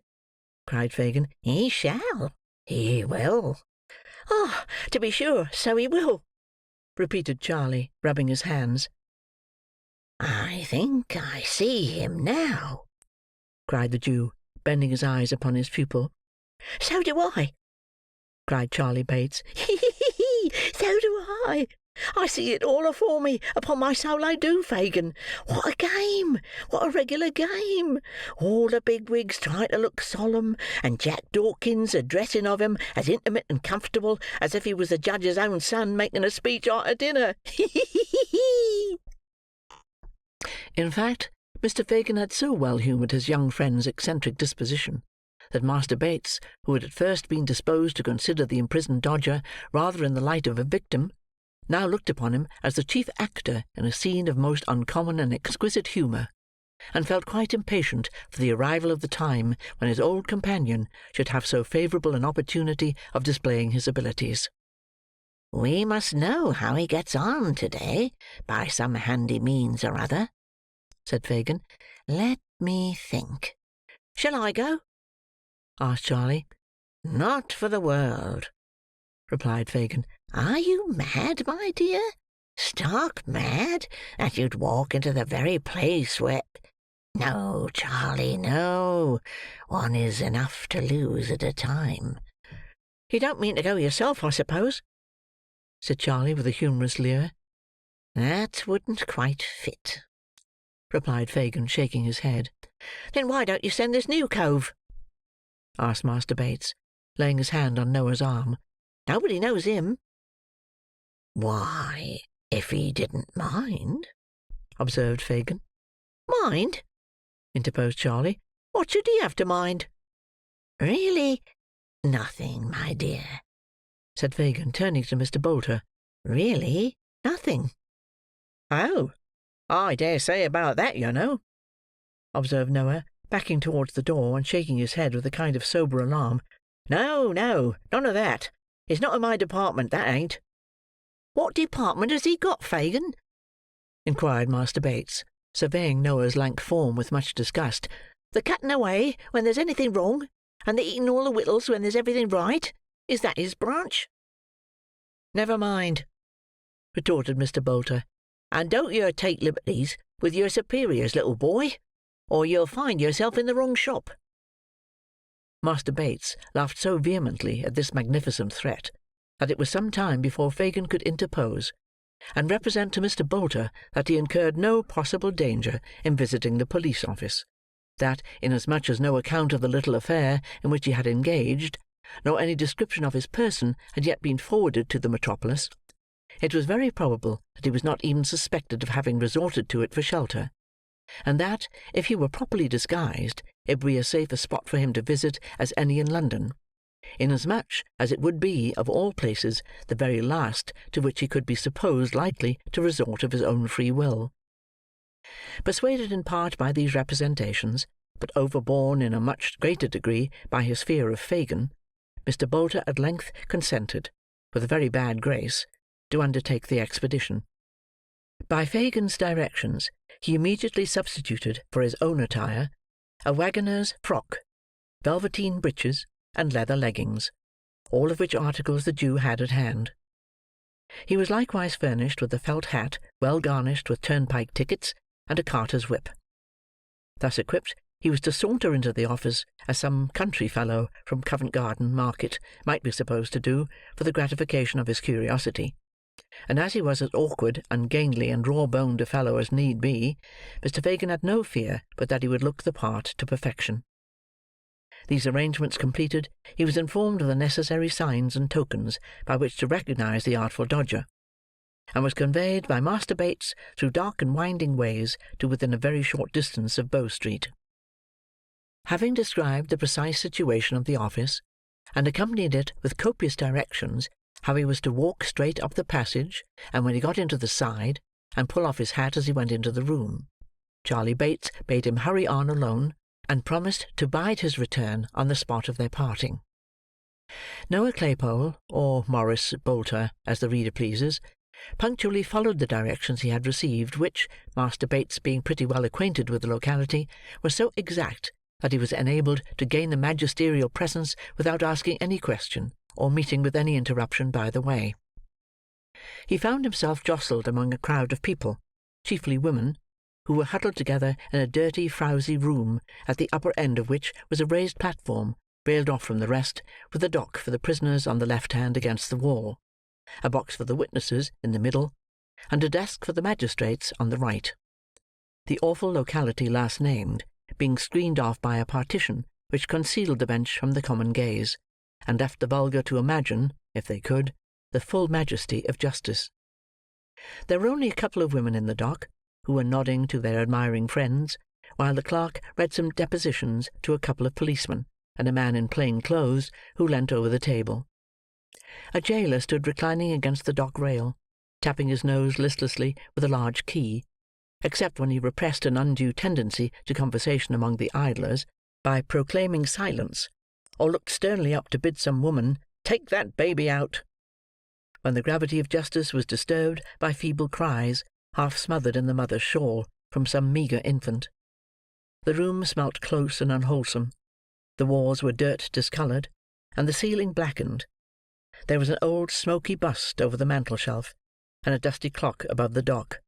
The only thing present that seemed to go on as it ought, for depravity or poverty, or an habitual acquaintance with both, had left a taint on all the animate matter, hardly less unpleasant than the thick greasy scum on every inanimate object that frowned upon it. Noah looked eagerly about him for the Dodger, but although there were several women who would have done very well for that distinguished character's mother or sister, and more than one man who might be supposed to bear a strong resemblance to his father, nobody at all answering the description given him of Mr. Dawkins was to be seen. He waited in a state of much suspense and uncertainty, until the women, being committed for trial, went flaunting out, and then was quickly relieved by the appearance of another prisoner, who he felt at once could be no other than the object of his visit. It was indeed Mr. Dawkins, who, shuffling into the office with the big coat-sleeves tucked up as usual, his left hand in his pocket, and his hat in his right hand, preceded the jailer with a rolling gait altogether indescribable, and, taking his place in the dock, requested in an audible voice to know what he was placed in that 'ere disgraceful situation for. "Hold your tongue, will you?" said the jailer. "I'm an Englishman, ain't I?" rejoined the Dodger. "Where are my privileges?" "You'll get your privileges soon enough," retorted the jailer, "and pepper with them." "We'll see what the Secretary of State for the Home Affairs has got to say to the beaks, if I don't," replied Mr. Dawkins. "Now then, what is this here business? I shall thank the magistrates to dispose of this here little affair, and not to keep me while they read the paper, for I've got an appointment with a gentleman in the city, and as I am a man of my word and wery punctual in business matters, he'll go away if I ain't there to my time, and then perhaps there won't be an action for damages against him as kept me away. Oh, no, certainly not." At this point, the Dodger, with a show of being very particular with a view to proceedings to be had thereafter, desired the jailer to communicate the names of them 2 files as was on the bench, which so tickled the spectators that they laughed almost as heartily as Master Bates could have done if he had heard the request. "Silence there!" cried the jailer. "What is this?" inquired one of the magistrates. "A pickpocketing case, your worship." "Has the boy ever been here before?" "He ought to have been, a many times," replied the jailer. "He has been pretty well everywhere else. I know him well, your worship." "Oh, you know me, do you?" cried the Artful, making a note of the statement. "Very good. That's a case of defamation of character, anyway." Here there was another laugh, and another cry of silence. "Now then, where are the witnesses?" said the clerk. "Ah, that's right," added the Dodger. "Where are they? I should like to see 'em." This wish was immediately gratified, for a policeman stepped forward, who had seen the prisoner attempt the pocket of an unknown gentleman in a crowd, and indeed take a handkerchief therefrom, which, being a very old one, he deliberately put it back again, after trying it on his own countenance. For this reason he took the Dodger into custody as soon as he could get near him, and the said Dodger, being searched, had upon his person a silver snuff-box with the owner's name engraved upon the lid. This gentleman had been discovered on reference to the court guide, and being then and there present, swore that the snuff-box was his, and that he had missed it on the previous day, the moment he had disengaged himself from the crowd before referred to. he had also remarked a young gentleman in the throng, particularly active in making his way about, and that young gentleman was the prisoner before him. "Have you anything to ask this witness, boy?" said the magistrate. "I wouldn't abase myself by descending to hold no conversation with him," replied the Dodger. "Have you anything to say at all?" "Do you hear his worship ask if you've anything to say?" inquired the jailer, nudging the silent Dodger with his elbow. "I beg your pardon," said the Dodger, looking up with an air of abstraction. "Did you redress yourself to me, my man?" "I never see such an out-and-out young vagabond, your worship," observed the officer with a grin. "Do you mean to say anything, you young shaver?" "No," replied the Dodger, "not here, for this ain't the shop for justice. Besides which, my attorney is a breakfasting this morning with the Vice-President of the House of Commons. But I shall have something to say elsewhere, and so will he, and so will a wery numerous and 'spectable circle of acquaintance as'll make them beaks wish they'd never been born, or that they'd got their footmen to hang 'em up to their own hat-pegs afore they let 'em come out this morning to try it on upon me. There, he's fully committed," interposed the clerk. "Take him away." "Come on," said the jailer. I'll come on," replied the Dodger, brushing his hat with the palm of his hand. To the bench. "It's no use your looking frightened. I won't show you no mercy, not a ha'porth of it. You'll pay for this, my fine fellers. I wouldn't be you for something. I wouldn't go free now, if you was to fall down on your knees and ask me. Here, carry me off to prison. Take me away." With these last words, the Dodger suffered himself to be led off by the collar, threatening, till he got into the yard, to make a parliamentary business of it, and then grinning in the officer's face with great glee and self-approval. Having seen him locked up by himself in a little cell, Noah made the best of his way back to where he had left Master Bates. After waiting here some time, he was joined by that young gentleman, who had prudently abstained from showing himself until he had looked carefully abroad from a snug retreat, and ascertained that his new friend had not been followed by any impertinent person. The two hastened back together to bear to Mr. Fagin the animating news that the Dodger was doing full justice to his bringing up, and establishing for himself a glorious reputation. End of chapter 43. Chapter 44. The time arrives for Nancy to redeem her pledge to Rose Maylie. She fails.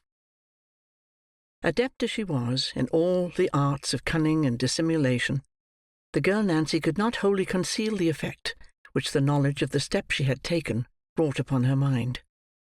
She remembered that both the crafty Jew and the brutal Sikes had confided to her schemes which had been hidden from all others, in the full confidence that she was trustworthy and beyond the reach of their suspicion. Vile as those schemes were, desperate as were their originators, and bitter as were her feelings towards Fagin, who had led her, step by step, deeper and deeper down into an abyss of crime and misery, whence was no escape. Still, there were times when, even towards him, she felt some relenting, lest her disclosure should bring him within the iron grasp he had so long eluded, and he should fall at last, richly as he merited such a fate, by her hand.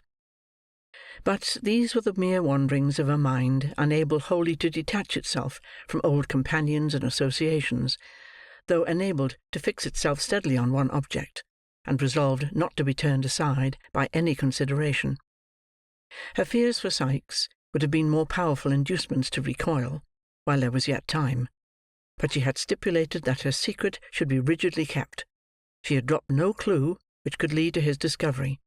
She had refused, even for his sake, a refuge from all the guilt and wretchedness that encompasses her. And what more could she do?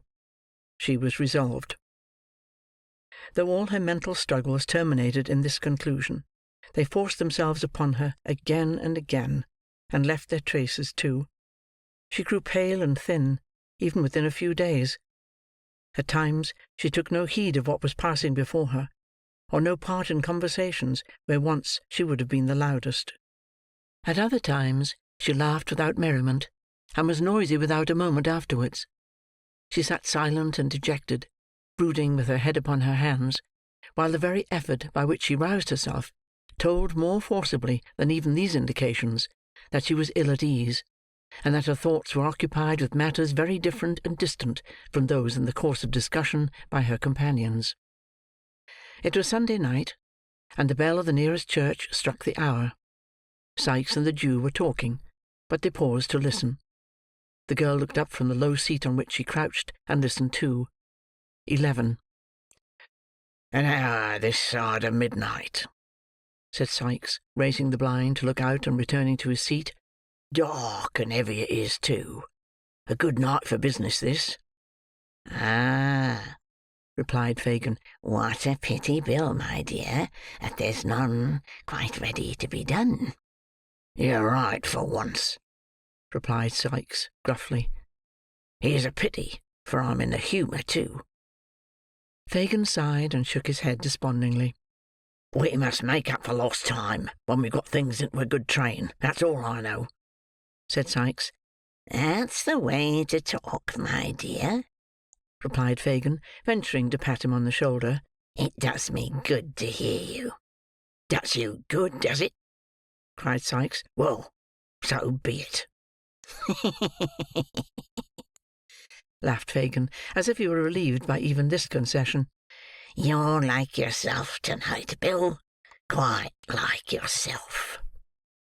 "I don't feel like myself when you lay that withered old claw on my shoulder, so take it away," said Sikes, casting off the Jew's hand.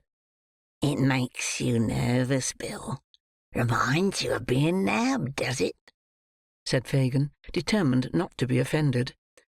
"Reminds me of being nabbed by the devil," returned Sikes.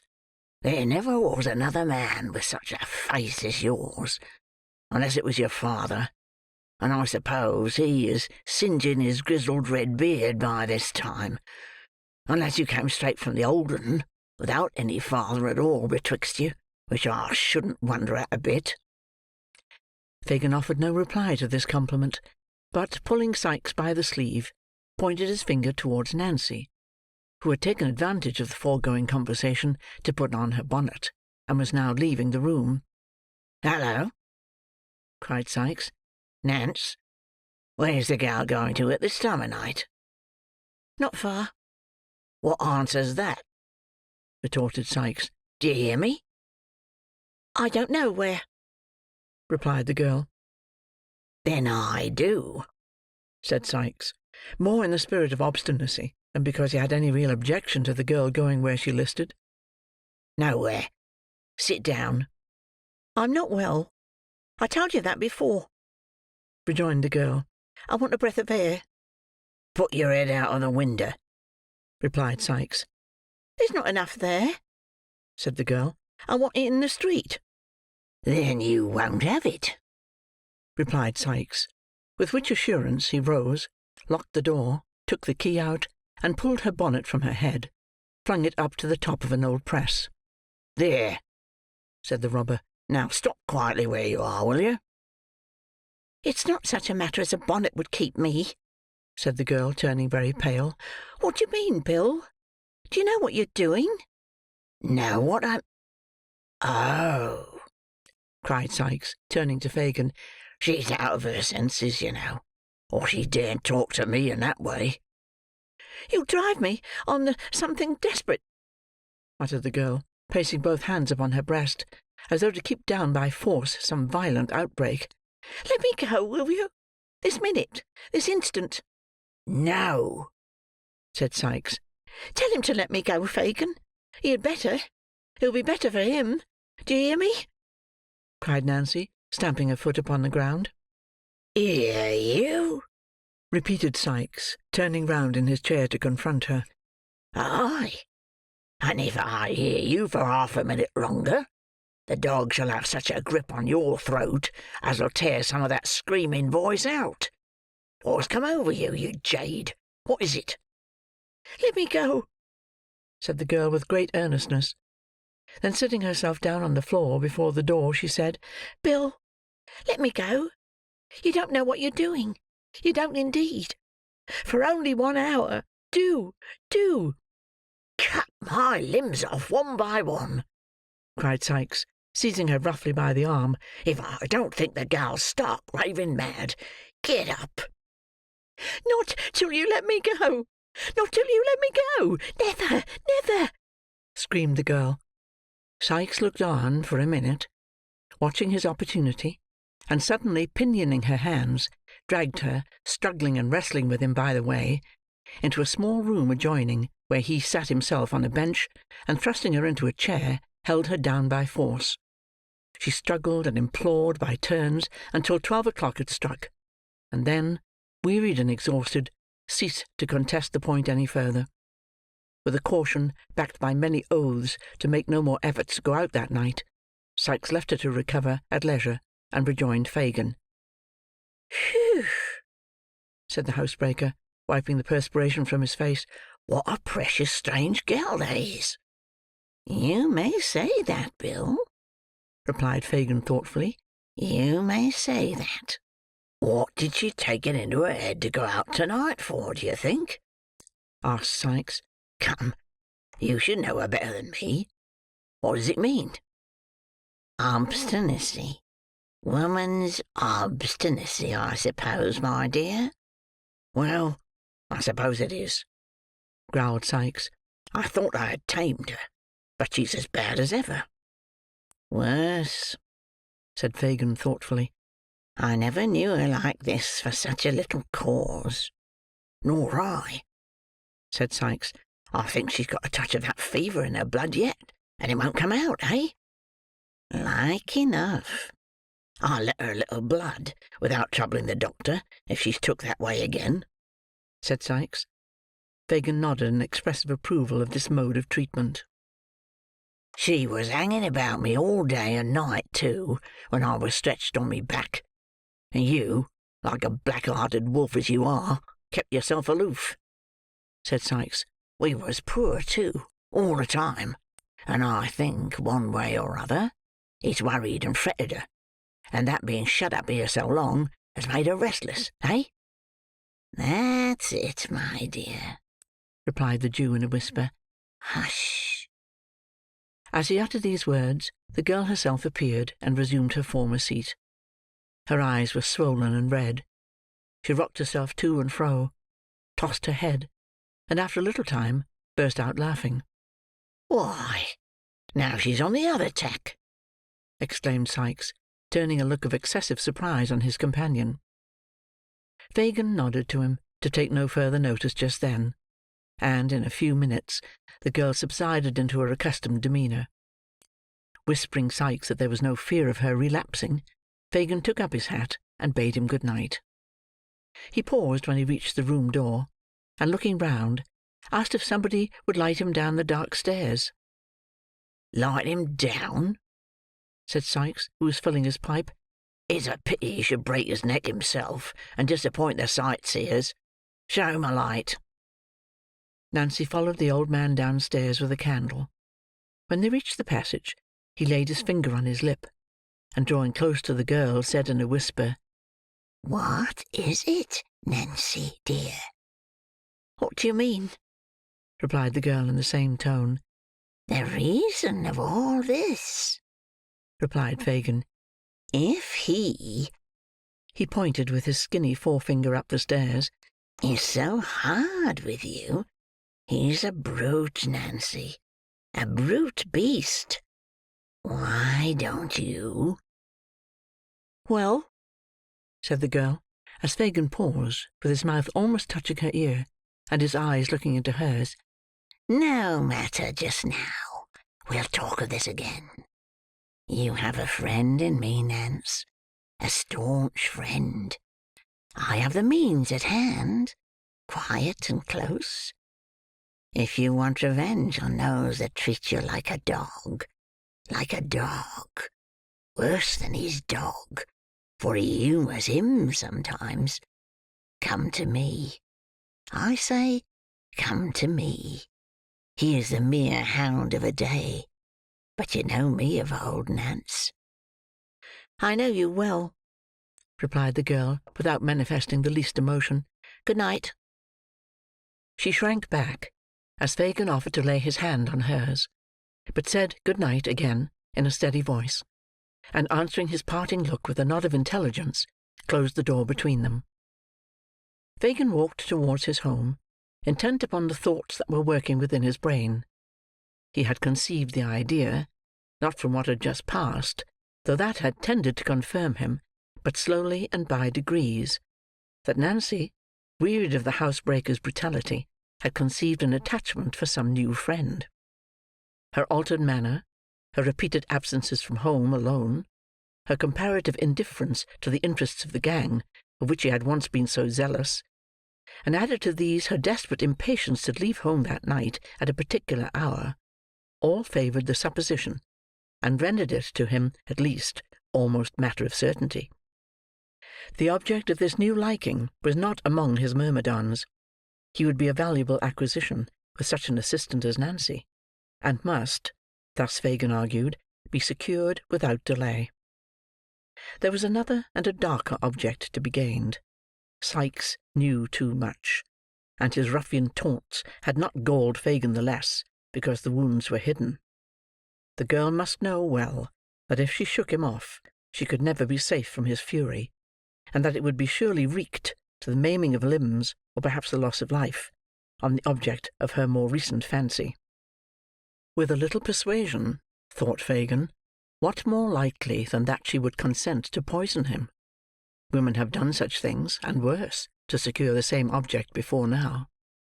There would be the dangerous villain, the man I hate, gone, another secured in his place, and my influence over the girl, with the knowledge of this crime to back it, unlimited. These things passed through the mind of Fagin during the short time he sat alone in the housebreaker's room, and, with them uppermost in his thoughts, he had taken the opportunity afterwards afforded him of sounding the girl in the broken hints he threw out at parting. There was no expression of surprise, no assumption of an inability to understand his meaning. The girl clearly comprehended it. Her glance at parting showed that. But perhaps she would recoil from a plot to take the life of Sikes, and that was one of the chief ends to be attained. How, thought Fagin, as he crept homeward, can I increase my influence with her? What new power can I acquire? Such brains are fertile in expedients.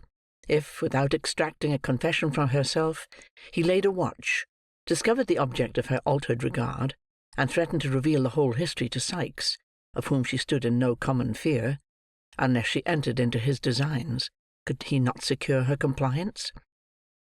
"I can," said Fagin, almost aloud. "She durst not refuse me then. Not for her life, not for her life. I have it all. The means are ready, and shall be set to work. I shall have you yet." He cast back a dark look, and a threatening motion of the hand, towards the spot where he had left the bolder villain, and went on his way, busying his bony hands in the folds of his tattered garment, which he wrenched tightly in his grasp, as though there were a hated enemy crushed with every motion of his fingers. Chapter 44. Chapter 45. Noah Claypole is employed by Fagin on a secret mission. The old man was up betimes next morning, and waited impatiently for the appearance of his new associate, who, after a delay that seemed interminable, at length presented himself, and commenced a voracious assault on the breakfast. "Bolter," said Fagin, drawing up a chair, and seating himself opposite Morris Bolter. "Well, here I am," returned Noah. "What's the matter? Don't yer ask me to do anything till I've done eating. That's a great fault in this place. You never get time enough over your meals."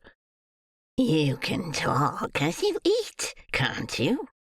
said Fagin, cursing his dear young friend's greediness from the very bottom of his heart. "Oh, yes, I can talk. I get on better when I talk," said Noah, cutting a monstrous slice of bread. "Where's Charlotte?" "Out," said Fagin. "I sent her out this morning with the other young women, because I wanted us to be alone." "Oh," said Noah. "I wish you'd order her to make some buttered toast first. Well, talk away. You won't interrupt me." There seemed indeed no great fear of anything interrupting him, as he had evidently sat down with a determination to do a great deal of business. "You did well yesterday, my dear," said Fagin. "Beautiful. 6 shillings and 9pence halfpenny on the very first day. The kinchin lay will be a fortune to you." "Don't you forget to add 3-pint pots and a milk can," said Mr. Bolter. "No, no, my dear. The pint pots were great strokes of genius, but the milk can was a perfect masterpiece." "Pretty well, I think, for a beginner," remarked Mr. Bolter, complacently. "The pots I took off airy railings, and the milk can was standing by itself outside a public house. I thought it might get rusty with the rain, or catch cold, you know, eh?" Fagin affected to laugh very heartily, and Mr. Bolter, having had his laugh out, took a series of large bites, which finished his first hunk of bread and butter, and assisted himself to a second. "I want you, Bolter," said Fagin, leaning over the table, "to do a piece of work for me, my dear, that needs great care and caution." "I say," rejoined Bolter, "don't you go shoving me into danger, or sending me any more of your police offices. That don't suit me, that don't, and so I tell you." "That's not the smallest danger in it, not the very smallest," said the Jew. "It's only to dodge a woman." "An old woman?" demanded Mr. Bolter. "A young one," replied Fagin. "I can do that pretty well, I know," said Bolter. "I was a regular cunning sneak when I was at school. What am I to dodge her for? Not to—" "Not to do anything, but to tell me where she goes, who she sees, and, if possible, what she says. To remember the street, if it is a street, or the house, if it is a house, and to bring me back all the information you can." "What'll you give me?" asked Noah, setting down his cup, and looking his employer eagerly in the face. "If you do it well, £1, my dear. £1, said Fagin, wishing to interest him in the cent as much as possible. "And that's what I never gave yet for any job of work where there wasn't valuable consideration to be gained." "Who is she?" inquired Noah. "One of us." "Oh, law!" cried Noah, curling up his nose. "You're doubtful of her, are you?" "She has found out some new friends, my dear, and I must know who they are," replied Fagin. "I see," said Noah. "Just to have the pleasure of knowing them, if they're respectable people, eh? I'm your man." "I knew you would be," cried Fagin, elated by the success of his proposal. Of course, replied Noah. "Where is she? Where am I to wait for her? Where am I to go?" "All that, my dear, you shall hear from me. I'll point her out at the proper time," said Fagin. "You keep ready, and leave the rest to me." That night, and the next, and the next again, the spy sat booted and equipped in his carter's dress, ready to turn out at a word from Fagin. 6 nights passed, 6 long weary nights, and on each Fagin came home with a disappointed face, and briefly intimated that it was not yet time.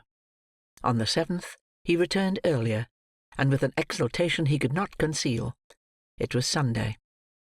"She goes abroad to-night," said Fagin, "and on the right errand, I'm sure.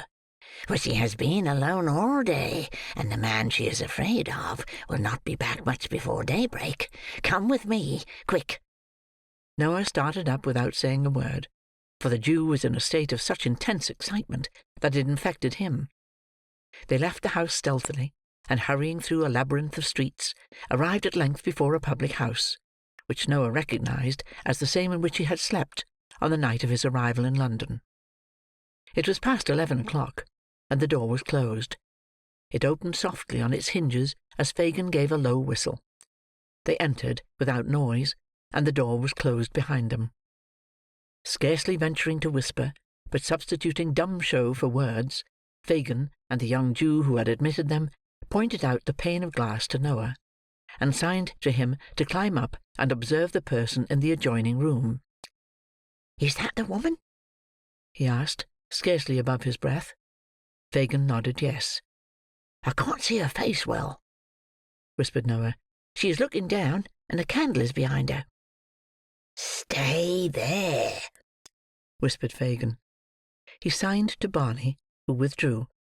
In an instant the lad entered the room adjoining, and, under pretence of snuffing the candle, moved it in the required position, and, speaking to the girl, caused her to raise her face. "I see her now," cried the spy. "Plainly." "I should know her among 1,000. He hastily descended as the room door opened, and the girl came out. Fagin drew him behind a small partition which was curtained off, and they held their breaths as she passed within a few feet of their place of concealment, and emerged by the door at which they had entered. "Hist!" cried the lad who held the door. "Dow!" Noah exchanged a look with Fagin and darted out. "To the left," whispered the lad. "Take the left hand, and keep on the other side." He did so, and by the light of the lamps saw the girl's retreating figure already at some distance before him. He advanced as near as he considered prudent, and kept on the opposite side of the street, the better to observe her motions. She looked nervously round twice or thrice, and once stopped to let 2 men who were following close behind her pass on. She seemed to gather courage as she advanced, and to walk with a steadier and firmer step. The spy preserved the same relative distance between them, and followed, with his eye upon her. Chapter 45. Chapter 46. The Appointment Kept.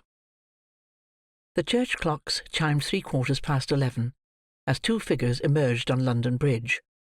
One, which advanced with a swift and rapid step, was that of a woman, who looked eagerly about her as though in quest of some expected object.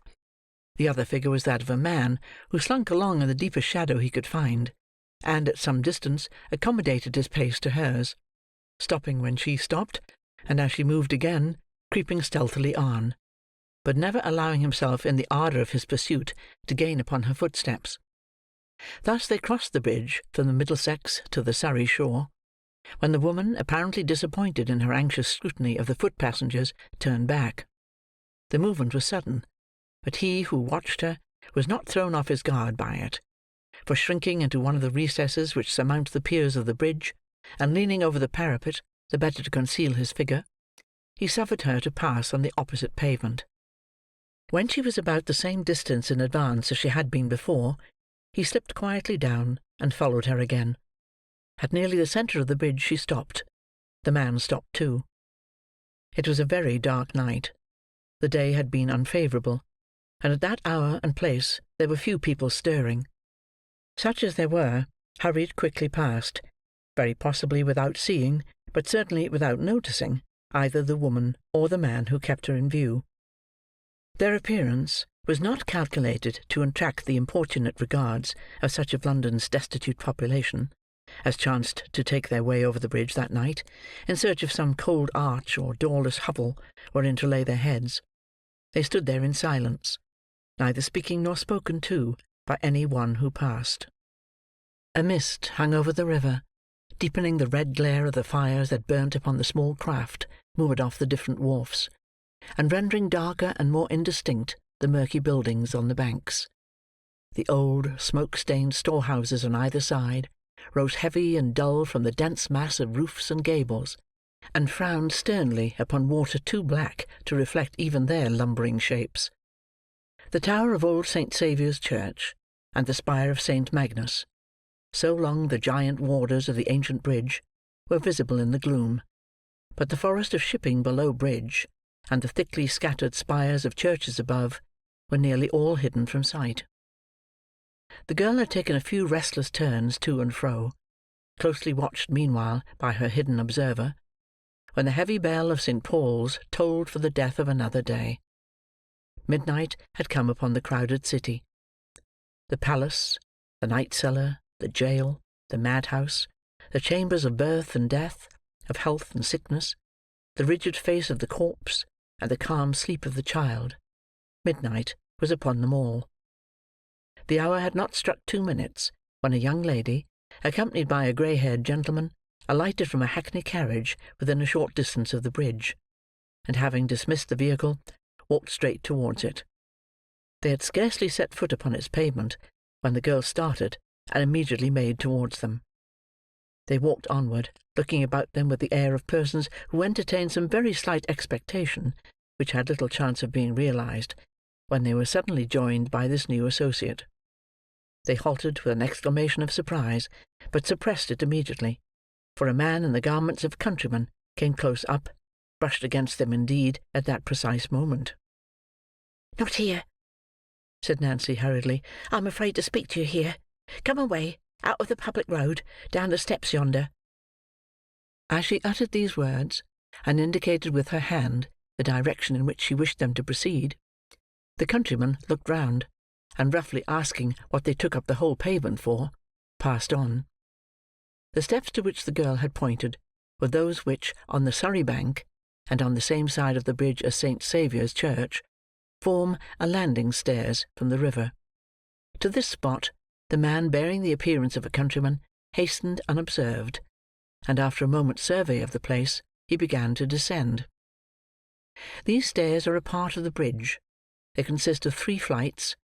Just below the end of the second, going down, the stone wall on the left terminates in an ornamental pilaster facing towards the Thames. At this point the lower steps widen, so that a person turning that angle of the wall is necessarily unseen by any others on the stairs who chance to be above him, if only a step. The countryman looked hastily round when he reached this point, and as there seemed no better place of concealment, and, the tide being out, there was plenty of room, he slipped aside with his back to the pilaster, and there waited, pretty certain that they would come no lower, and that even if he could not hear what was said, he could follow them again with safety. So tardily stole the time in this lonely place, and so eager was the spy to penetrate the motives of an interview so different from what he had been led to expect, that he more than once gave the matter up for lost, and persuaded himself either that they had stopped far above, or had resorted to some entirely different spot to hold their mysterious conversation. He was on the point of emerging from his hiding-place, and regaining the road above, when he heard the sound of footsteps, and directly afterwards of voices almost close at his ear. He drew himself straight upright against the wall, and, scarcely breathing, listened attentively. "This is far enough," said a voice which was evidently that of the gentleman. "I will not suffer the young lady to go any farther. Many people would have distrusted you too much to have come even so far, but you see I am willing to humour you." "To humour me?" cried the voice of the girl whom he had followed. "You're considerate indeed, sir. To humour me? Well, well, it's no matter." "Why, for what?" said the gentleman in a kinder tone. "For what purpose can you have brought us to this strange place? Why not have let me speak to you above there, where it is light, and there is something stirring, instead of bringing us to this dark and dismal hole?" "I told you before," replied Nancy, "that I was afraid to speak to you there. I don't know why it is," said the girl, shuddering, "but I have such a fear and dread upon me to-night, that I can hardly stand." "A fear of what?" asked the gentleman, who seemed to pity her. "I scarcely know of what," replied the girl. "I wish I did. Horrible thoughts of death, and shrouds with blood upon them, and a fear that has made me burn as if I was on fire, have been upon me all day. I was reading a book to-night, to while the time away, and the same things came into the print." "Imagination," said the gentleman, soothing her. "No imagination," replied the girl in a hoarse voice. "I'll swear I saw coffin written in every page of the book in large black letters. Aye, and they carried one close to me in the streets to-night." "There is nothing unusual in that," said the gentleman. "They have passed me often." "Real ones?" rejoined the girl. "This was not." There was something so uncommon in her manner, that the flesh of the concealed listener crept as he heard the girl utter these words, and the blood chilled within him. He had never experienced a greater relief than in hearing the sweet voice of the young lady, as she begged her to be calm, and not allow herself to become the prey of such fearful fancies. "Speak to her kindly," said the young lady to her companion. "Poor creature, she seems to need it." "Your haughty religious people would have held their heads up to see me as I am to-night, and preached of flames and vengeance," cried the girl. "Oh, dear lady, why aren't those who claim to be God's own folks as gentle and as kind to us poor wretches as you, who, having youth and beauty and all that they have lost, might be a little proud instead of so much humbler?" "Ah," said the gentleman, "a Turk turns his face, after washing it well, to the east, when he says his prayers. These good people, after giving their faces such a rub against the world as to take the smiles off, turn with no less regularity to the darkest side of heaven. Between the Mussulman and the Pharisee, commend me to the first." These words appeared to be addressed to the young lady, and were perhaps uttered with the view of affording Nancy time to recover herself. The gentleman shortly afterwards addressed himself to her. "You were not here last Sunday night," he said. "I couldn't come," replied Nancy. "I was kept by force." "By whom?" "Him that I told the young lady of before." "You were not suspected of holding any communication with anybody on the subject which has brought us here to-night, I hope?" asked the old gentleman. "No," replied the girl, shaking her head. "It's not very easy for me to leave him, unless he knows why. I couldn't give him a drink of laudanum before I came away." "Did he awake before you returned?" inquired the gentleman. "No, and neither he nor any of them suspect me." "Good," said the gentleman. "Now listen to me." "I'm ready," replied the girl, as he paused for a moment. "This young lady," the gentleman began, "has communicated to me, and to some other friends who can be safely trusted, what you told her nearly a fortnight since. I confess to you that I had doubts at first whether you were to be implicitly relied upon, but now I firmly believe you are." "I am," said the girl earnestly. "I repeat that I firmly believe it. To prove to you that I am disposed to trust you, I tell you without reserve that we propose to extort the secret, whatever it may be, from the fear of this man Monks. But if, said the gentleman, he cannot be secured, or if secured cannot be acted upon as we wish, you must deliver up the Jew." "Fagin!" cried the girl, recoiling. "That man must be delivered up by you," said the gentleman. "I will not do it. I will never do it," replied the girl. "Devil that he is, and worse than devil as he has been to me, I'll never do that." "You will not?" said the gentleman, who seemed fully prepared for this answer. "Never," returned the girl. "Tell me why."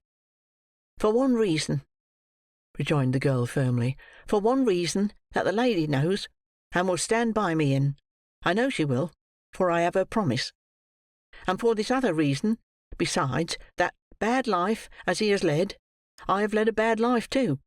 There are many of us who have kept the same courses together, and I'll not turn upon them, who might, any of them, have turned upon me, but didn't, bad as they are."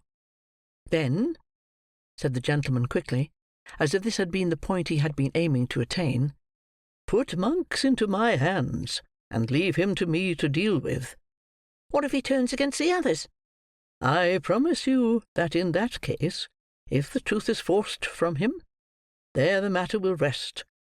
There must be circumstances in Oliver's little history which it would be painful to drag before the public eye, and if the truth is once elicited, they shall go scot-free." "And if it is not?" suggested the girl. "Then," pursued the gentleman, "this Fagin shall not be brought to justice without your consent. In such a case, I could show you reasons, I think, which would induce you to yield it." "Have I the lady's promise for that?" asked the girl. "You have," replied Rose. "my true and faithful pledge." Monks would never learn how you knew what you do?" said the girl, after a short pause.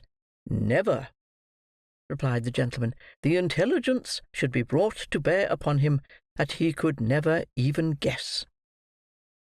"I have been a liar, and among liars from a little child," said the girl, after another interval of silence. "But I will take your words."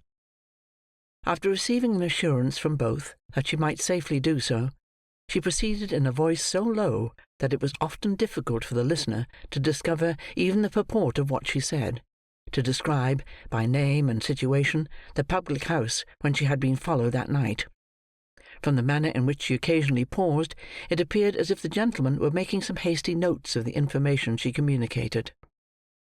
When she had thoroughly explained the localities of the place, the best position from which to watch it without exciting observation, and the night and hour on which Monks was most in the habit of frequenting it, she seemed to consider for a few moments, for the purpose of recalling his features and appearances more forcibly to her recollection. "He is tall," said the girl, "and a strongly made man, but not stout.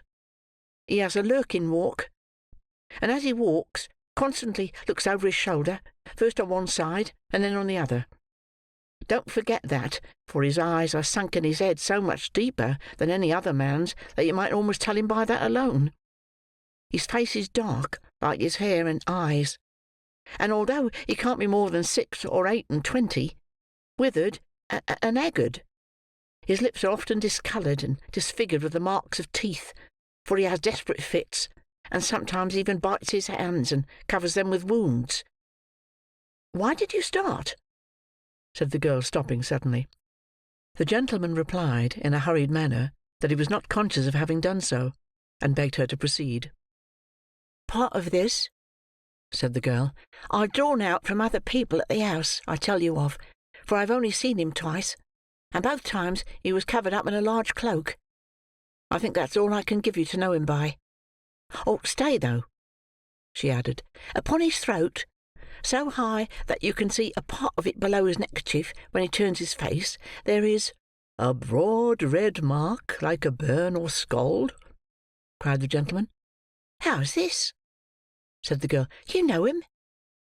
The young lady uttered a cry of surprise, and for a few moments they were so still that the listener could distinctly hear them breathe.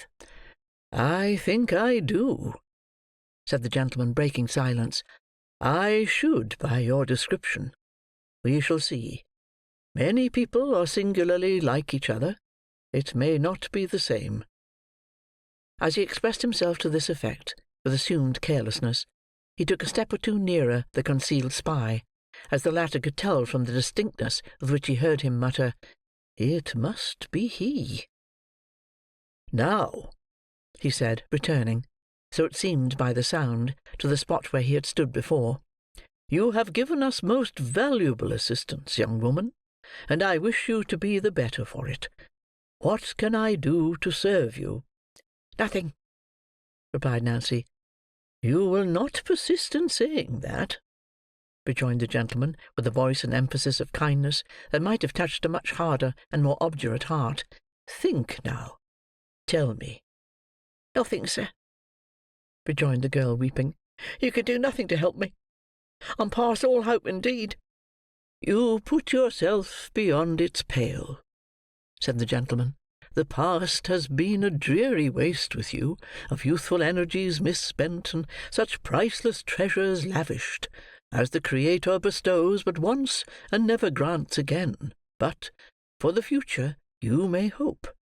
I do not say that it is in our power to offer you peace of heart and mind, for that must come as you seek it.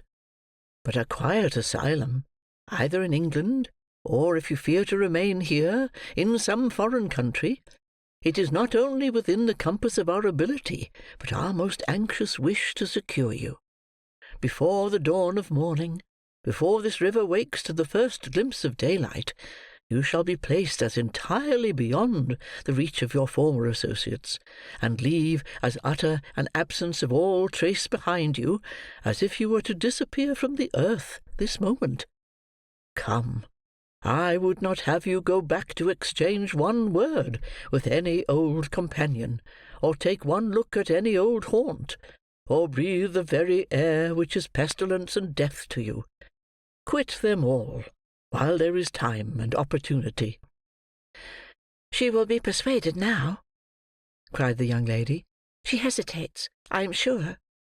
"I fear not, my dear," said the gentleman. "No, sir, I do not," replied the girl after a short struggle. "I am chained to my old life. I loathe and hate it now, but I cannot leave it. I must have gone too far to turn back, and yet I don't know, for if you had spoken to me so some time ago, I should have laughed it off. But," she said, looking hastily around, "this fear comes over me again. I must go home." "Home?" repeated the young lady, with great stress upon the word. "Home, lady," rejoined the girl. "To such a home as I have raised for myself with the work of my whole life. Let us part. I shall be watched or seen. Go, go, if I have done you any service. All I ask is, that you leave me, and let me go my way alone." "It is useless," said the gentleman with a sigh. "We compromise her safety, perhaps, by staying here. We may have detained her longer than she expected already." "Yes, yes," urged the girl, "you have. What," cried the young lady, "can be the end of this poor creature's life?" "What?" repeated the girl. "Look before you, lady. Look at that dark water. How many times do you read of such as I, who spring into the tide, and leave no living thing to care for or bewail them? It may be years hence, or it may be only months, but I shall come to that at last." "Do not speak thus, pray," returned the young lady, sobbing. "It will never reach your ears, dear lady, and God forbid such horrors should," replied the girl. "Good night, good night." The gentleman turned away. "This purse," cried the young lady, "take it for my sake, that you may have some resource in an hour of need and trouble." "No," replied the girl, "I have not done this for money.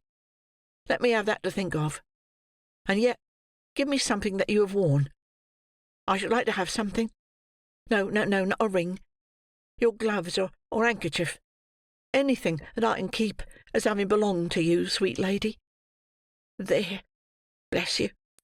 God bless you. Good night. Good night." The violent agitation of the girl, and the apprehension of some discovery which would subject her to ill usage and violence, seemed to determine the gentleman to leave her as she requested. The sound of retreating footsteps were audible, and the voices ceased. The two figures of the young lady and her companion soon afterwards appeared upon the bridge. They stopped at the summit of the stairs. "Hark!" cried the young lady, listening. "Did she call? I thought I heard her voice." "No, my love," replied Mr. Brownlow, looking sadly back. "She has not moved, and will not till we are gone." Rose Maylie lingered, but the old gentleman drew her arm through his, and led her, with gentle force, away. As they disappeared, the girl sunk down nearly at her full length upon one of the stone stairs, and vented the anguish of her heart in bitter tears. After a time she arose, and with feeble and tottering steps ascended the street. The astonished listener remained motionless on his post for some minutes afterwards, and having ascertained, with many cautious glances round him, that he was again alone, crept slowly from his hiding-place, and returned stealthily and in the shade of the wall, in the same manner as he had descended. Peeping out more than once, when he reached the top, to make sure that he was unobserved, Noah Claypole darted away at his utmost speed, and made for the Jew's house as fast as his legs would carry him. Chapter 46. Chapter 47. Fatal Consequences. It was nearly 2 hours before daybreak, that time which in the autumn of the year may truly be called the dead of night, when the streets are silent and deserted, when even sounds appear to slumber, and profligacy and riot have staggered home to dream. It was at this still and silent hour that Fagin sat watching in his old lair, with a face so distorted and pale, and eyes so red and bloodshot, that he looked less like a man than like some hideous phantom moist from the grave and worried by an evil spirit. He sat crouching over a cold hearth, wrapped in an old torn coverlet, with his face turned towards a wasting candle that stood upon a table by his side. His right hand was raised to his lips, and as, absorbed in thought, he hit his long black nails, he disclosed among his toothless gums a few such fangs as should have been a dog's or rat's. Stretched upon a mattress on the floor lay Noah Claypole, fast asleep. Towards him the old man sometimes directed his eyes for an instant, and then brought them back again to the candle, which, with a long burnt wick drooping almost double, and hot grease falling down in clots upon the table, plainly showed that his thoughts were busy elsewhere. Indeed they were. Mortification at the overthrow of his notable scheme, hatred of the girl who had dared to palter with strangers, and utter distrust of the sincerity of her refusal to yield him up, bitter disappointment at the loss of his revenge on Sikes, the fear of detection and ruin and death, and a fierce and deadly rage, kindled by all. These were the passionate considerations which, following close upon each other with rapid and ceaseless whirl, shot through the brain of Fagin, as every evil thought and blackest purpose lay working at his heart. He sat without changing his attitude in the least, or appearing to take the smallest heed of time, until his quick ear seemed to be attracted by a footstep in the street. "At last," he muttered, wiping his dry and fevered mouth. "At last." The bell rang gently as he spoke. He crept upstairs to the door, and presently returned, accompanied by a man muffled to the chin, who carried a bundle under one arm. Sitting down and throwing back his outer coat, the man displayed the burly frame of Sikes. "There," he said, laying the bundle on the table. "Take care of that, and do the most you can with it. It's been trouble enough to get. I thought I should have been here 3 hours ago." Fagin laid his hand upon the bundle, and locking it in the cupboard, sat down again without speaking. But he did not take his eyes off the robber for an instant during this action. And now that they sat over against each other, face to face, he looked fixedly at him, with his lips quivering so violently, and his face so altered by the emotions which had mastered him, that the housebreaker involuntarily drew back in his chair, and surveyed him with a look of real affright. "What now?" cried Sikes. "What you look at a man so for?" Fagin raised his right hand, and shook his trembling forefinger in the air, but his passion was so great that the power of speech was for the moment gone. "Damn!"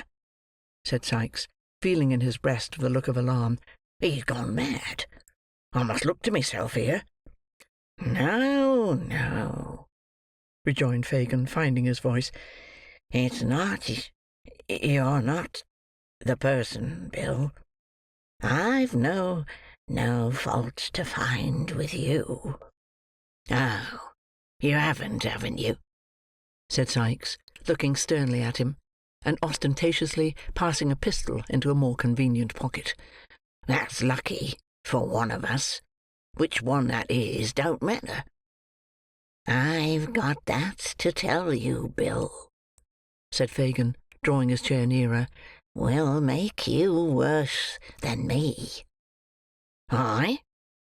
returned the robber with an incredulous air. "Tell away. Look sharp, or Nance will think I'm lost." "Lost?" cried Fagin.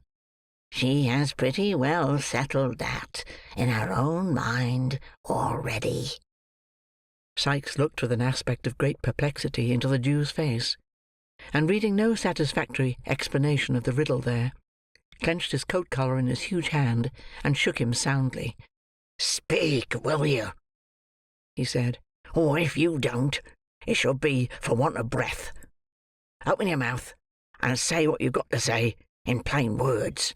Out with it, you thundering old cur, out with it." "Suppose that lad that's laying there," Fagin began. Sikes turned round to where Noah was sleeping, as if he had not previously observed him. "Well," he said, resuming his former position. "Suppose that lad," pursued Fagin, "was to peach, to blow upon us all, first seeking out the right folks for the purpose, and then having a meeting with them in the street, to paint our likeness, describe every mark that they might know us by, and the crib where we might be most easily taken. Suppose he was to do all this, and besides to blow upon a plant we've all been in, more or less, of his own fancy, not grabbed, trapped, tried, earwigged by the parson and brought to it on bread and water, but of his own fancy, to please his own taste, stealing out at nights to find those most interested against us, and peaching to them. Do you hear me?" cried the Jew, his eyes flashing with rage. "Suppose he did all this, what then?" "What then?" replied Sikes, with a tremendous oath. "If he was left alive till I came, I'd grind his skull under the iron heel of my boot into as many grains as there are hairs upon his head." "What if I did it?" cried Fagin, almost in a yell. "I, that know so much, and could hang so many besides myself." "I don't know," replied Sikes, clenching his teeth, and turning white at the mere suggestion. "I'd do something in the jail that'd get me put in irons, and if I was tried along with you, I'd fall upon you with them in the open court, and beat your brains out afore the people.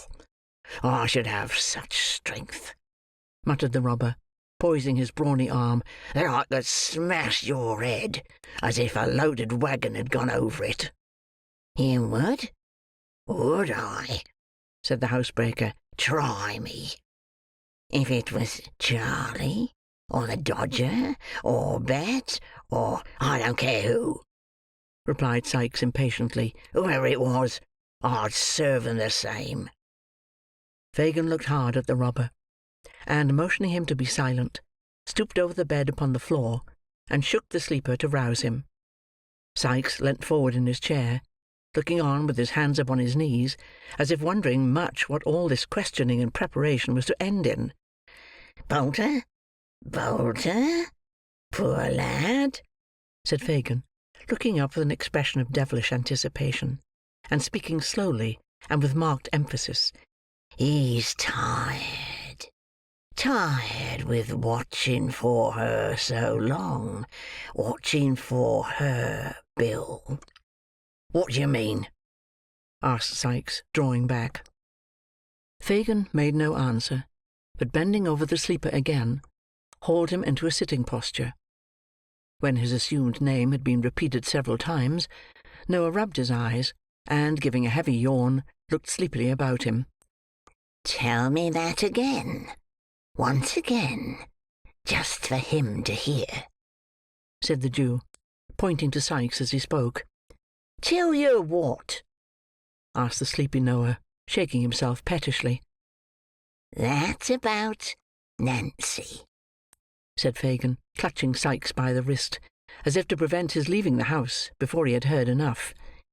"You followed her?" "Yes." "To London Bridge?" "Yes." "Where she met two people?" "So she did." "A gentleman and a lady that she had gone to of her own accord before, who asked her to give up all her pals and monks first, which she did, and to describe him, which she did, and to tell her what house it was that we meet at and go to, which she did, and where it could be best watched from, which she did, and what time the people went there, which she did. She did all this.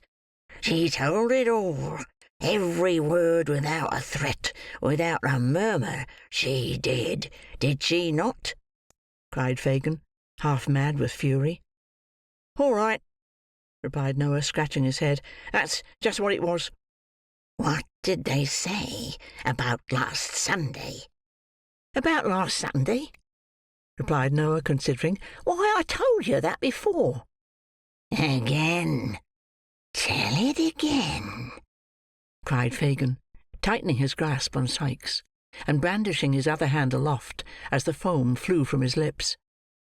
"They asked her," said Noah, who, as he grew more wakeful, seemed to have a dawning perception who Sikes was. "They asked her why she didn't come last Sunday as she promised. She said she couldn't." "Why? Why? Tell him that." "Because she was forcibly kept at home by Bill, the man she had told him of before," replied Noah. "What more of him?" cried Fagin. "What more of the man she had told him of before? Tell him that. Tell him that." "Why, that she couldn't very easily get out of doors unless he knew where she was a-going to," said Noah. "And so, the first time she went to see the lady, she—" It made me laugh when she said it, that it did. "She give him a drink of laudanum." "Hell's fire!" cried Sikes, breaking fiercely from the Jew. "Let me go." Flinging the old man from him, he rushed from the room, and darted wildly and furiously up the stairs. "Bill! Bill!" cried Fagin, following him hastily. "A word! Only a word!"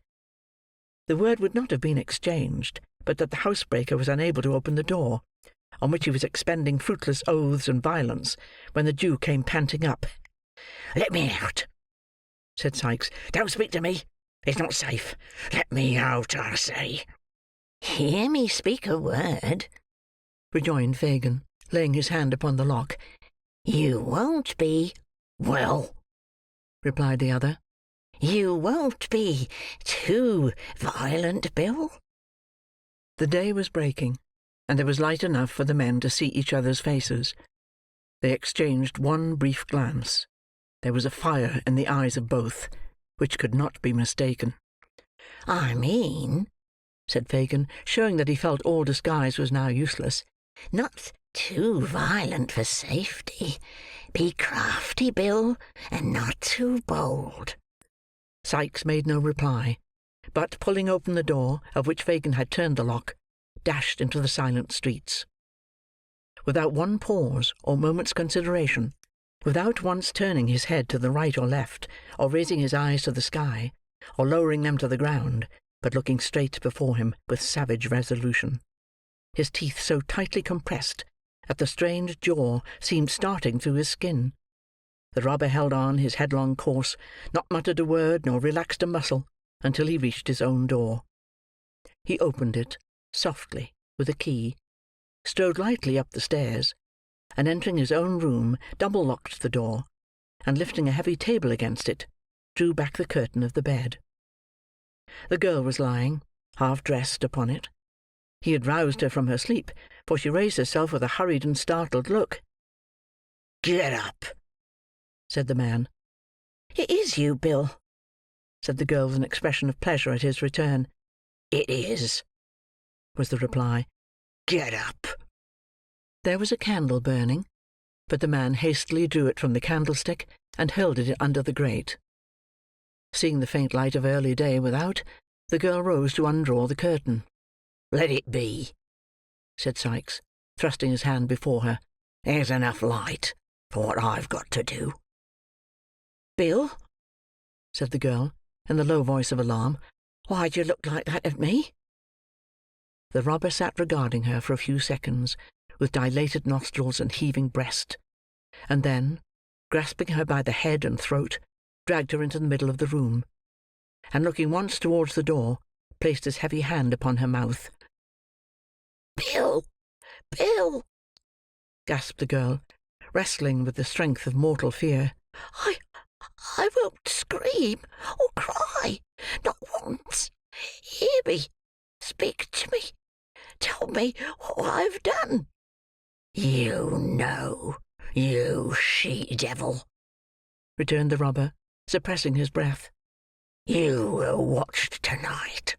Every word you said was heard." "Then spare my life, for the love of heaven, as I spared yours," rejoined the girl, clinging to him. "Bill, dear Bill, you cannot have the heart to kill me. Oh, think of all I have given up, only this one night, for you. You shall have time to think and save yourself this crime. I will not lose my hold. You cannot throw me off. Bill, Bill, for dear God's sake, for your own, for mine, stop before you spill my blood. I've been true to you. Upon my guilty soul, I have." The man struggled violently to release his arms, but those of the girl were clasped round his, and tear her as he would, he could not tear them away. "Bill," cried the girl, striving to lay her head upon his breast, "the gentleman and that dear lady told me to-night of a home in some foreign country, where I could end my days in solitude and peace. Let me see them again, and beg them, on my knees, to show the same mercy and goodness to you, and let us both leave this dreadful place, and far apart lead better lives, and forget how we have lived, except in prayers, and never see each other more. It is never too late to repent. They told me so. I feel it now. But we must have time, a little time." The housebreaker freed one arm, and grasped his pistol. The certainty of immediate detection if he fired, flashed across his mind, even in the midst of his fury, and he beat it twice, with all the force he could summon, upon the upturned face that almost touched his own. She staggered and fell, nearly blinded with the blood that rained down from a deep gash in her forehead, but raising herself with difficulty on her knees, drew from her bosom a white handkerchief, Rose Maylie's own, and holding it up in her folded hands as high towards heaven as her feeble strength would allow, breathed one prayer for mercy to her Maker. It was a ghastly figure to look upon, the murderer staggering backward to the wall, and shutting out the sight with his hand, seized a heavy club, and struck her down. End of chapter 47. Chapter 48. The Flight of Sikes. Of all bad deeds that, under cover of the darkness, had been committed within wide London's bounds since night hung over it, that was the worst. Of all the horrors that rose with an ill scent upon the morning air, that was the foulest and most cruel. The sun, the bright sun, that brings back, not light alone, but new life and hope and freshness to man, burst upon the crowded city in clear and radiant glory. Through costly coloured glass and paper-mended window, through cathedral dome and rotten crevice, it shed its equal ray.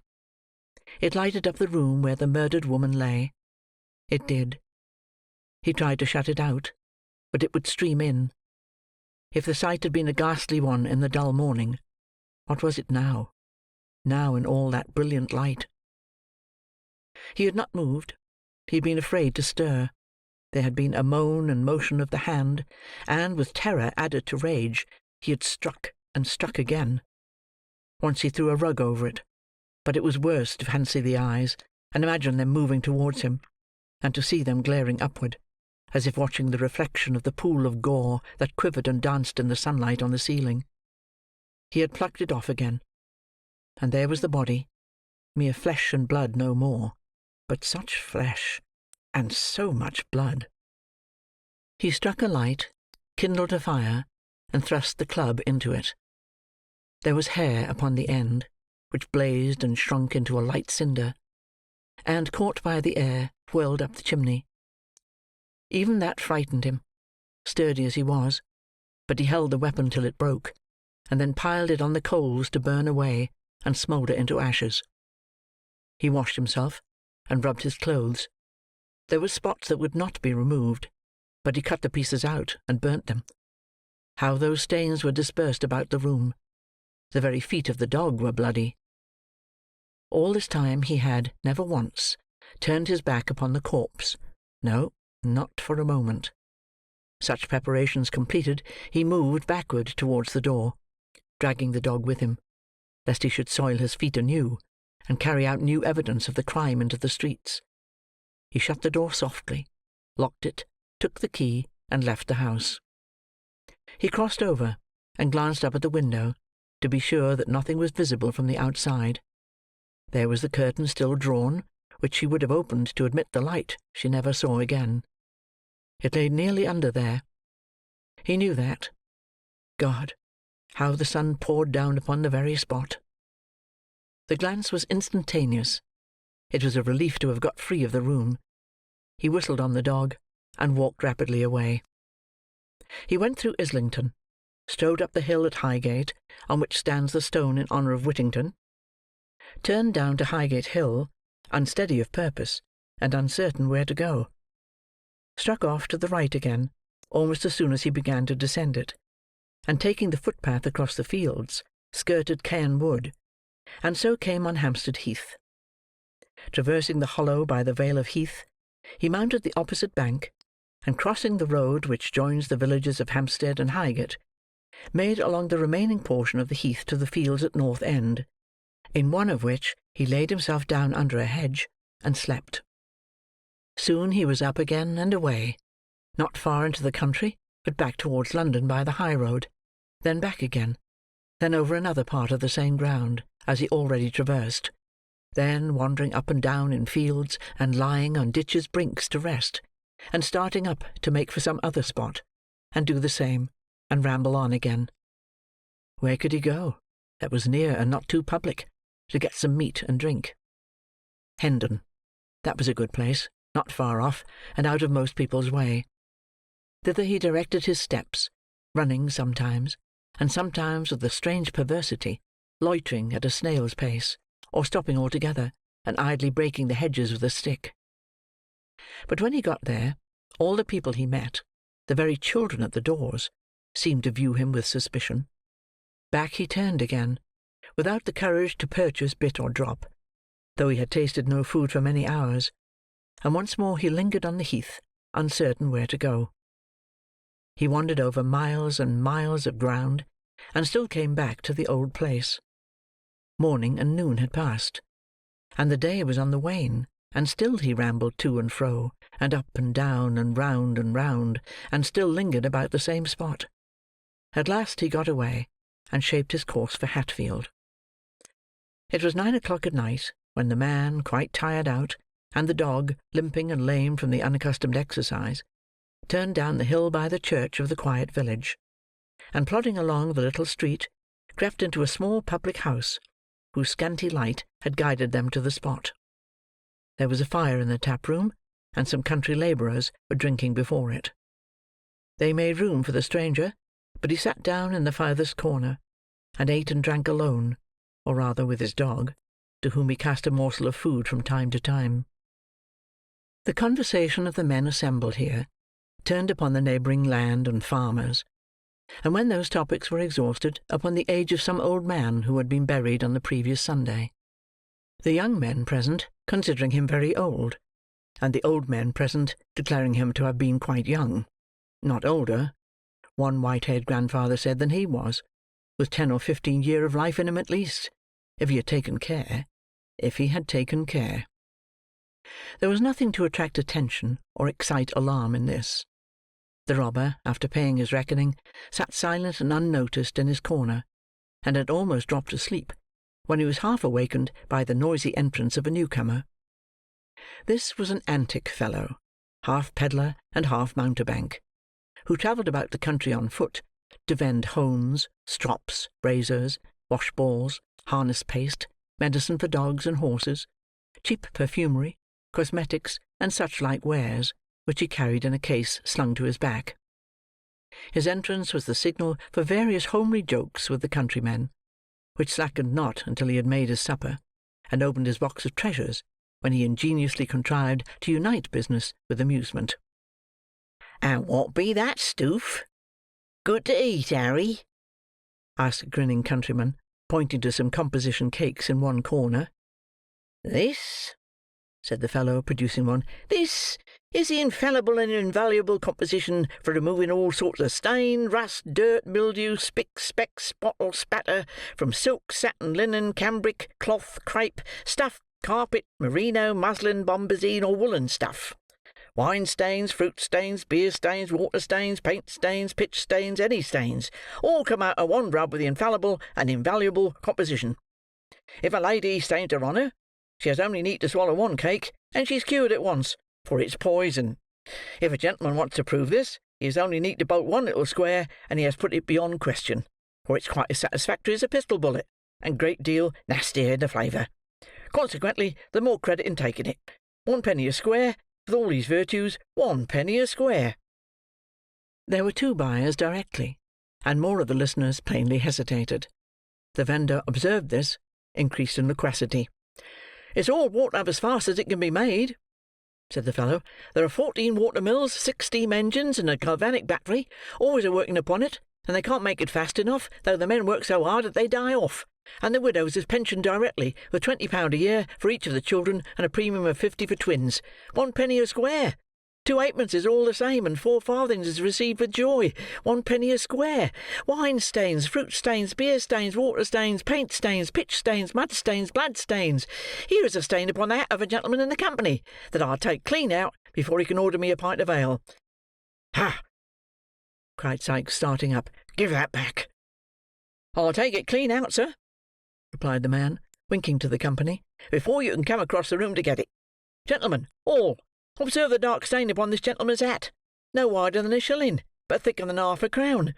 Whether it's a wine stain, fruit stain, beer stain, water stain, paint stain, pitch stain, a mud stain, or blood stain—" The man got no further, for Sikes, with a hideous imprecation, overthrew the table, and tearing the hat from him, burst out of the house.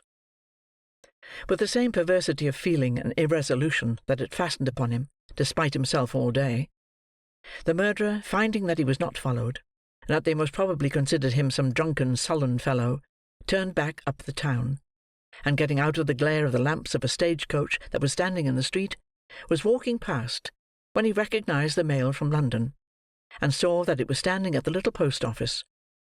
He almost knew what was to come, but he crossed over and listened. The guard was standing at the door, waiting for the letter-bag. A man, dressed like a gamekeeper, came up at the moment, and he handed him a basket which lay ready on the pavement. "That's for your people," said the guard. "Now look alive in there, will you? Damn that here bag, it warn't ready night afore last. This won't do, you know." "Anything new up in town, Ben?" asked the gamekeeper, drawing back to the window shutters, the better to admire the horses. "No, nothing that I knows on," replied the man, pulling on his gloves. "Corn's up a little.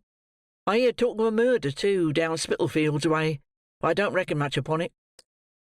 "Oh, that's quite true," said a gentleman inside, who was looking out of the window, "and a dreadful murder it was." "What is it, sir?" rejoined the guard, touching his hat. "Man or woman, pray, sir?" "A woman," replied the gentleman. "It is supposed—" "Now, Ben," replied the coachman impatiently. "Damn that here bag," said the guard. "Are you gone to sleep in there?" "Coming!" cried the office-keeper, running out. "Coming!" growled the guard. "Ah, and so's the young 'ooman of property that's going to take a fancy to me, but I don't know when. Here, give hold. All right." The horn sounded a few cheerful notes, and the coach was gone. Sikes remained standing in the street, apparently unmoved by what he had just heard, and agitated by no stronger feeling than a doubt where to go. At length he went back again, and took the road which leads from Hatfield to St. Albans. He went on doggedly, but as he left the town behind him, and plunged into the solitude and darkness of the road, he felt a dread and awe creeping upon him, which shook him to the core. Every object before him, substance or shadow, still or moving, took the semblance of some fearful thing. But these fears were nothing compared to the sense that haunted him of that morning's ghastly figure following at his heels. He could trace its shadow in the gloom, supply the smallest item of the outline, and note how stiff and solemn it seemed to stalk along. He could hear its garments rustling in the leaves, and every breath of wind came laden with that last low cry. If he stopped, it did the same. If he ran, it followed, not running too. That would have been a relief, but like a corpse endowed with the mere machinery of life, and borne on one slow, melancholy wind that never rose or fell. At times he turned, with desperate determination, resolved to beat this phantom off, though it should look him dead. But the hair rose on his head, and his blood stood still, for it had turned with him, and was behind him then. He had kept it before him that morning, but it was behind now, always.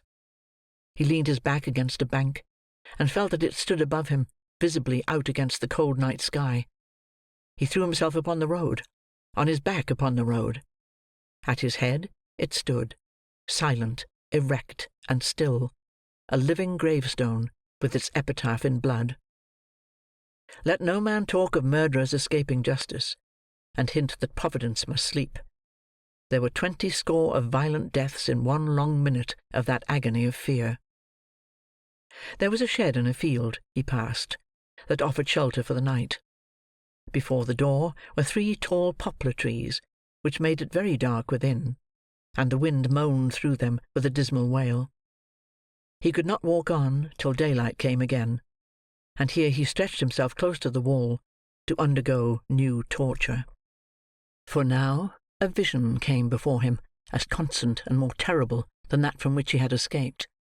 Those widely staring eyes, so lustreless and so glassy, that he had better borne to see them than think upon them, appeared in the midst of the darkness, light in themselves, but giving light to nothing. There were but 2, but they were everywhere. If he shut out the sight, there came the room with every well-known object, some, indeed, that he would have forgotten if he had gone over its contents from memory, each in its accustomed place. The body was in its place, and its eyes were as he saw them when he stole away. He got up and rushed into the field without. The figure was behind him. He re-entered the shed, and shrunk down once more. The eyes were there, before he had laid himself along. And here he remained in such terror as none but he can know, trembling in every limb, and the cold sweat starting from every pore, when suddenly there arose upon the night wind the noise of distant shouting, and the roar of voices mingled in alarm and wonder.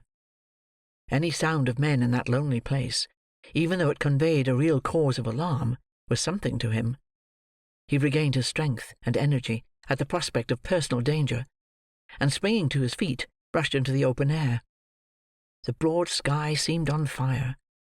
Rising into the air with showers of sparks, and rolling one above the other, were sheets of flame, lighting the atmosphere for miles around, and driving clouds of smoke in the direction where he stood.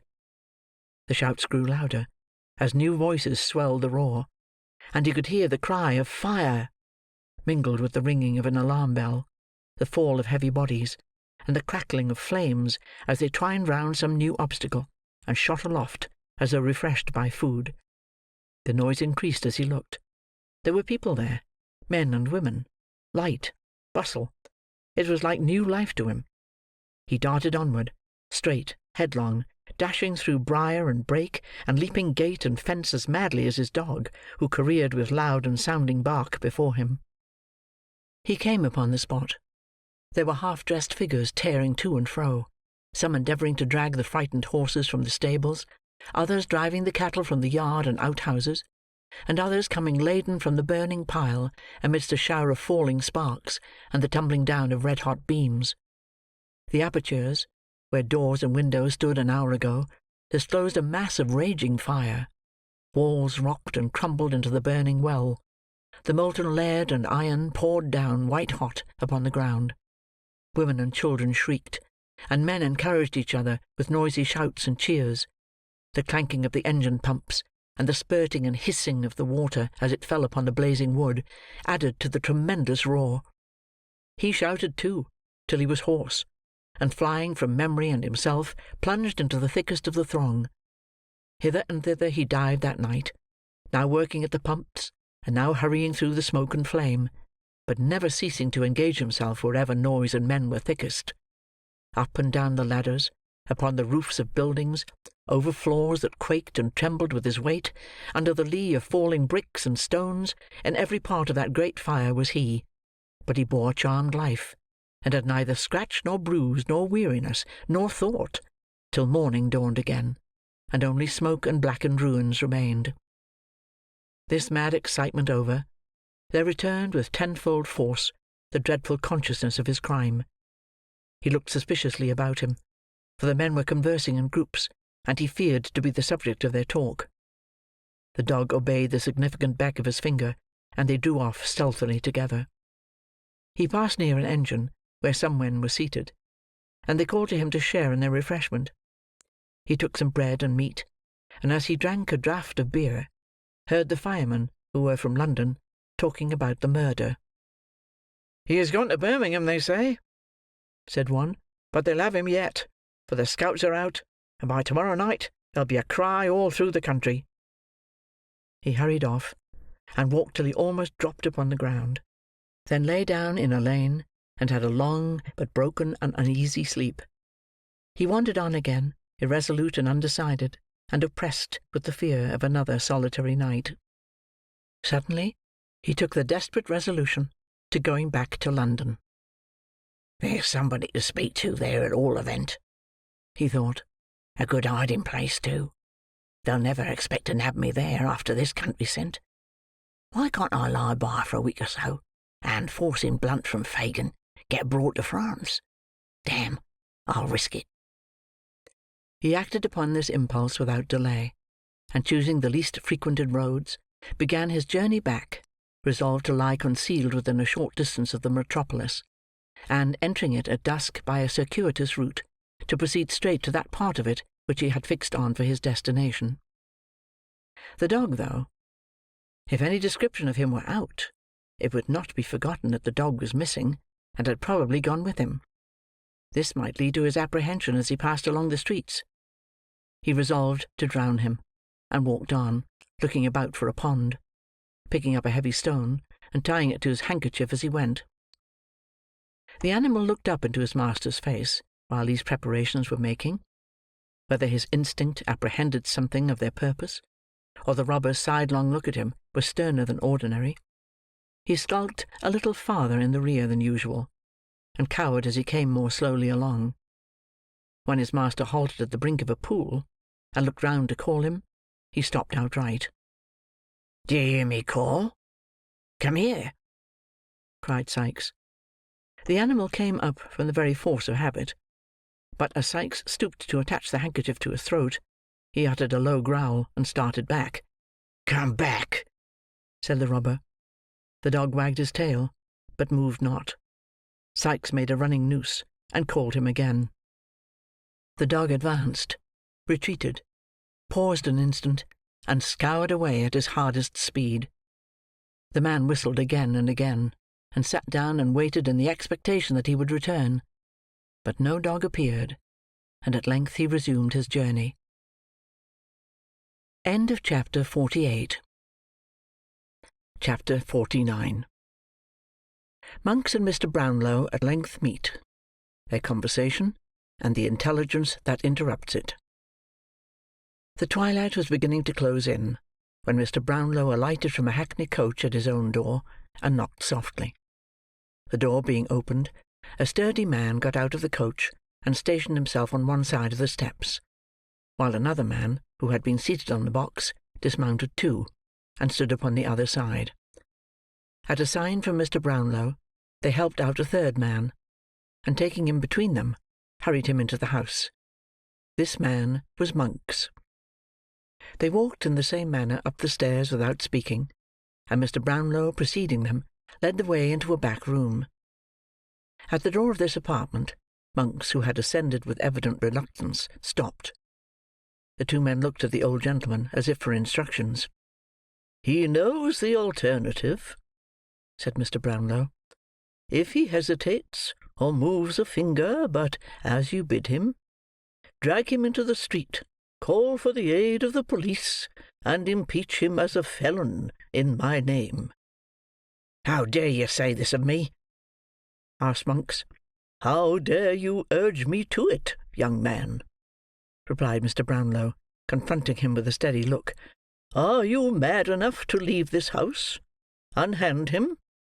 There, sir. You are free to go, and we to follow. But I warn you, by all I hold most solemn and most sacred, that instant will have you apprehended on a charge of fraud and robbery. I am resolute and immovable. If you are determined to be the same, your blood be upon your own head." "By what authority am I kidnapped in the street?" and brought here by these dogs?" asked Monks, looking from one to the other of the men who stood beside him. "By mine," replied Mr. Brownlow. "Those persons are indemnified by me. If you complain of being deprived of your liberty, you had power and opportunity to retrieve it as you came along, but you deemed it advisable to remain quiet. I say again, throw yourself for protection on the law. I will appeal to the law too, but when you have gone too far to recede, do not sue to me for leniency. When the power will have passed into other hands, and do not say I plunged you down the gulf into which you rushed yourself." Monks was plainly disconcerted and alarmed besides. He hesitated.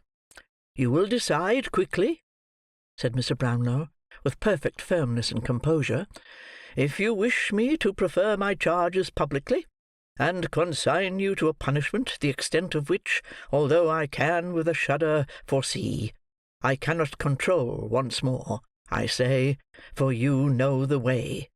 If not, and you appeal to my forbearance, and the mercy of those you have deeply injured, seat yourself without a word in that chair.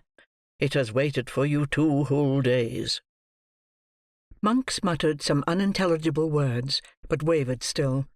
"You will be prompt," said Mr. Brownlow. "A word from me, and the alternative has gone for ever." Still the man hesitated. "I have not the inclination to parley," said Mr. Brownlow, "and as I advocate the dearest interests of others, I have not the right." "Is there," demanded Monks with a faltering tongue, "is there no middle course?" "None." Monks looked at the old gentleman with an anxious eye, but, reading in his countenance nothing but severity and determination, walked into the room, and shrugging his shoulders, sat down. "Lock the door on the outside," said Mr. Brownlow to the attendants, "and come when I ring." The men obeyed, and the two were left alone together. "This is pretty treatment, sir," said Monks, throwing down his hat and cloak, "from my father's oldest friend." "It is because I was your father's oldest friend, young man," returned Mr. Brownlow. "It is because the hopes and wishes of young and happy years were bound up with him, and that fair creature of his blood and kindred, who rejoined her God in youth, and left me here a solitary lonely man. It is because he knelt with me, beside his only sister's death-bed, when he was yet a boy, on the morning that would, but Heaven willed otherwise, have made her my young wife. It is because my seared heart clung to him from that time forth through all his trials and errors, till he died. It is because old recollections and associations filled my heart, and even the sight of you brings with it old thoughts of him. It is because of all these things that I am moved to treat you gently now. Yes, Edward Leeford, even now, and blush for your unworthiness who bear the name." "What has the name to do with it?" asked the other, after contemplating, half in silence, and half in dogged wonder, the agitation of his companion. "What is the name to me?" "Nothing," replied Mr. Brownlow, "nothing to you. But it was hers, and even at this distance of time brings back to me, an old man, the glow and thrill which I once felt, only to hear it repeated by a stranger. I am very glad you have changed it. Very, very." "This is almighty fine," said Monks, to retain his assumed designation. After a long silence, during which he had jerked himself in sullen defiance to and fro, and Mr. Brownlow had sat, shading his face with his hand. "But what do you want with me?" "You have a brother," said Mr. Brownlow, rousing himself. "A brother, the whisper of whose name in your ear, when I came behind you in the street, was in itself almost enough to make you accompany me hither, in wonder and alarm." "I have no brother," replied Monks. "You know I was an only child. Why do you talk to me of brothers? You know that as well as I." "Attend to what I do know, and you may not," said Mr. Brownlow. "I shall interest you by and by. I know that of the wretched marriage into which family pride and the most sordid and narrowest of all ambition forced your unhappy father when a mere boy, you were the sole and most unnatural issue." "I don't care for hard names," interrupted Monks with a jeering laugh. "You know the fact, and that's enough for me."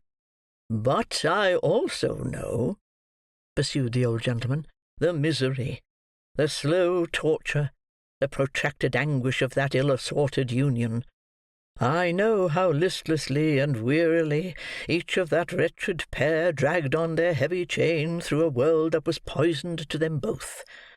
I know how cold formalities were succeeded by open taunts, how indifference gave place to dislike, dislike to hate, and hate to loathing, until at last they wrenched the clanking bond asunder, and retiring a wide space apart, carried each a galling fragment, of which nothing but death could break the rivets, to hide it in new society beneath the gayest looks they could assume. Your mother succeeded. She forgot it soon, but it rusted and cankered at your father's heart for years." "Well, they were separated," said Monks, "and what of that?" "When they had been separated for some time," returned Mr. Brownlow, "and your mother, wholly given up to continental frivolities, had utterly forgotten the young husband, 10 good years her junior, who, with prospects blighted, lingered on at home, he fell among new friends. This circumstance at least you know already." "Not I," said Monks, turning away his eyes and beating his foot upon the ground, as a man who was determined to deny everything. "Not I." "Your manner, no less than your actions, assures me that you have never forgotten it, or ceased to think of it with bitterness," returned Mr. Brownlow. "I speak of 15 years ago, when you were not more than 11 years old, and your father but 31, for he was, I repeat, a boy when his father ordered him to marry. Must I go back to events which cast a shade upon the memory of your parent, or will you spare it, and disclose to me the truth?" "I have nothing to disclose," rejoined Monks. "You must talk on, if you will." "These new friends, then," said Mr. Brownlow, "were a naval officer retired from active service, whose wife had died some half a year before, and left him with 2 children. There had been more, but, of all their family, happily but 2 survived. They were both daughters, one a beautiful creature of 19, and the other a mere child of 2 or 3 years old." "What's this to me?" asked Monks. "They resided," said Mr. Brownlow, without seeming to hear the interruption, "in a part of the country to which your father in his wandering had repaired, and where he had taken up his abode. Acquaintance, intimacy, friendship, fast followed on each other. Your father was gifted, as few men are. He had his sister's soul and person. As the old officer knew him more and more, he grew to love him. I would that it had ended there. His daughter did the same." The old gentleman paused. Monks was biting his lips, with his eyes fixed upon the floor. Seeing this, he immediately resumed. "The end of the year found him contracted, solemnly contracted, to that daughter, the object of the first, true, ardent, only passion of a guileless girl." "Your tale is of the longest," observed Monks, moving restlessly in his chair. "It is a true tale of grief and trial and sorrow, young man," returned Mr. Brownlow, "and such tales usually are. If it were one of unmixed joy and happiness, it would be very brief. At length one of those rich relations, to strengthen whose interest and importance your father had been sacrificed, as others are often, it is no uncommon case, died, and to repair the misery he had been instrumental in occasioning, left him his panacea for all griefs, money. It was necessary that he should immediately repair to Rome, whither this man had sped for health, and where he had died, leaving his affairs in great confusion. He went, was seized with mortal illness there, was followed, the moment the intelligence reached Paris, by your mother, who carried you with her. He died the day after her arrival, leaving no will, so that the whole property fell to her and you." At this part of the recital, Monks held his breath, and listened with a face of intense eagerness, though his eyes were not directed towards the speaker. As Mr. Brownlow paused, he changed his position with the air of one who has experienced a sudden relief, and wiped his hot face and hands. "Before he went abroad, and as he passed through London on his way," said Mr. Brownlow slowly, and fixing his eyes upon the other's face, "he came to me." "I never heard of that," interrupted Monks in a tone intended to appear incredulous, but savouring more of disagreeable surprise. "He came to me, and left with me, among some other things, a picture, a portrait painted by himself, a likeness of this poor girl, which he did not wish to leave behind, and could not carry forward on his hasty journey. He was worn by anxiety and remorse almost to a shadow, talked in a wild, distracted way of ruin and dishonour worked by himself, confided to me his intention to convert his whole property, at any loss, into money, and, having settled on his wife and you a portion of his recent acquisition, to fly the country. I guessed too well he would not fly alone, and never see it more. Even from me, his old and early friend, whose strong attachment had taken root in the earth that covered one most dear to both, even from me he withheld any more particular confession, promising to write and tell me all, and after that to see me once again, for the last time on earth. Alas, that was the last time. I had no letter, and I never saw him more. "I went," said Mr. Brownlow, after a short pause, "I went, when all was over, to the scene of his—I will use the term the world would freely use, for worldly harshness or favour are now alike to him—of his guilty love, resolved that if my fears were realised, that erring child should find one heart and home to shelter and compassionate her. The family had left that part a week before. They had called in such trifling debts as were outstanding, discharged them, and left the place by night. Why, or whither, none can tell."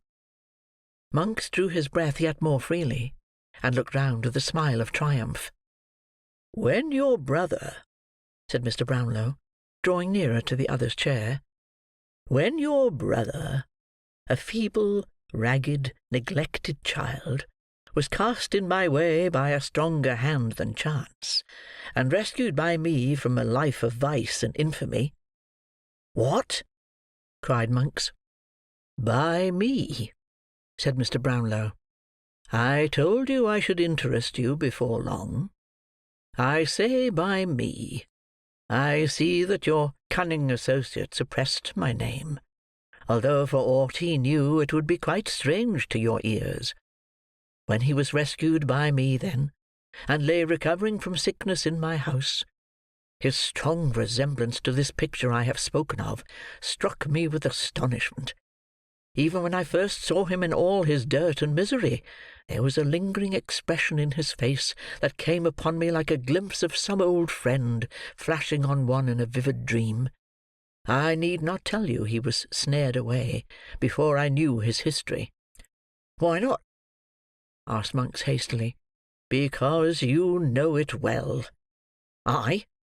"Denial to me is vain," replied Mr. Brownlow. I shall show you that I know more than that."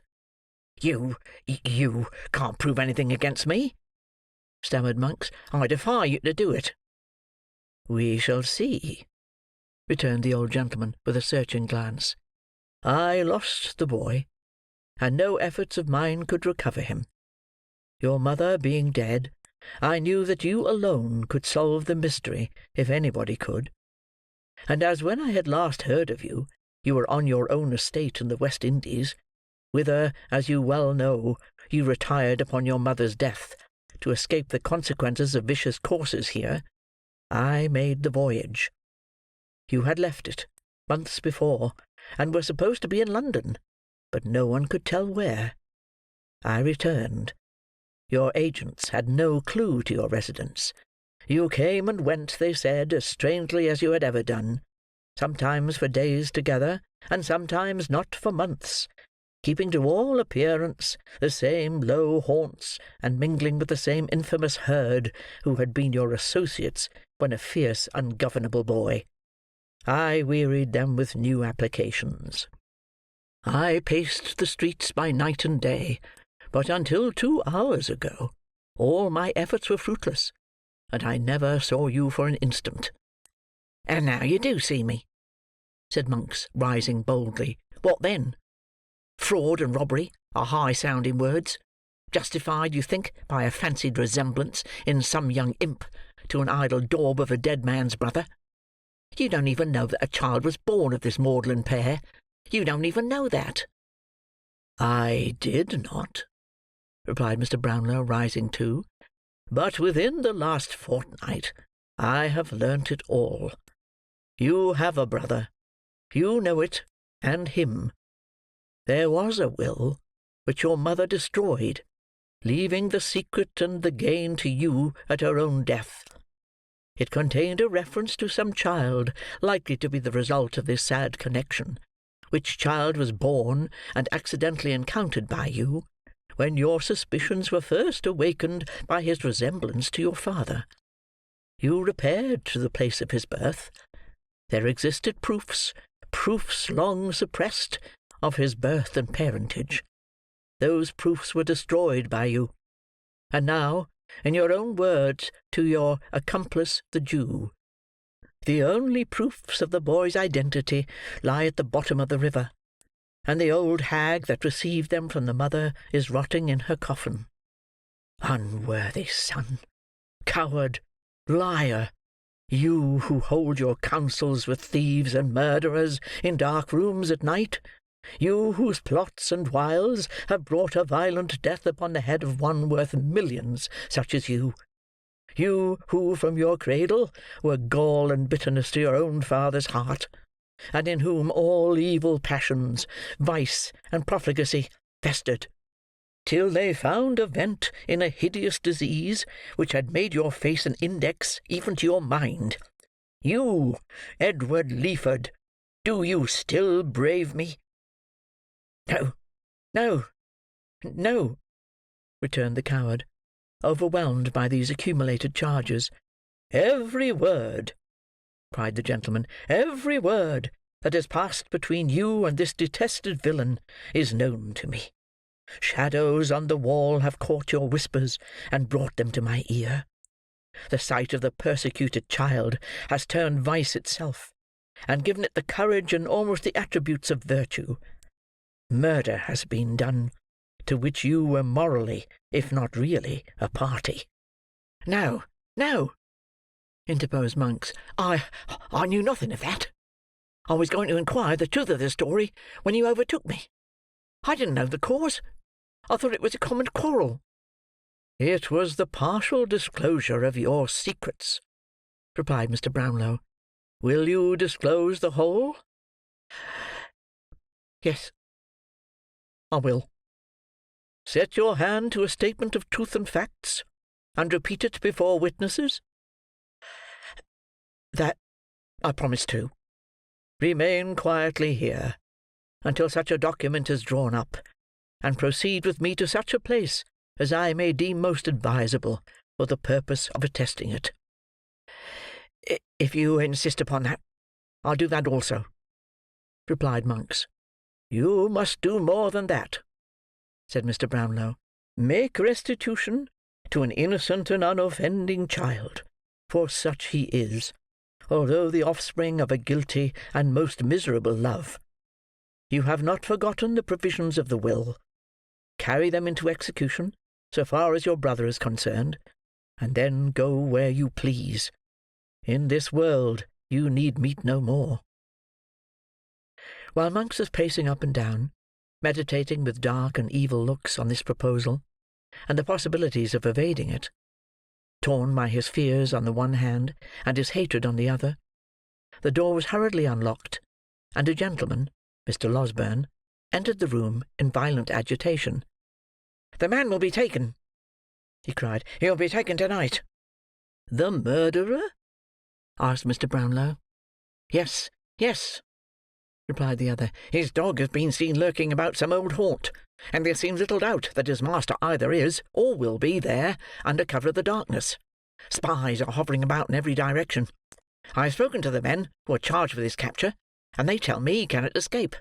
A reward of £100 is proclaimed by government to-night." "I will give 50 more," said Mr. Brownlow, "and proclaim it with my own lips upon the spot, if I can reach it. Where is Mr. Maylie?" "Harry, as soon as he had seen your friend here safe in a coach with you, he hurried off to where he heard this," replied the doctor, "and mounting his horse, sallied forth to join the first party at some place in the outskirts agreed upon between them." "Fagin?" said Mr. Brownlow. "What of him?" "When I last heard, he had not been taken, but he will be, or is by this time. They're sure of him." "Have you made up your mind?" asked Mr. Brownlow in a low voice of Monks. "Yes," he replied. You will be secret with me?" "I will. Remain here till I return. It is your only hope of safety." They left the room, and the door was again locked. "What have you done?" asked the doctor in a whisper. "All that I could hope to do, and even more. Coupling the poor girl's intelligence with my previous knowledge, and the result of our good friend's inquiries on the spot, I left him no loophole of escape, and laid bare the whole villainy, which, by these lights, became plain as day.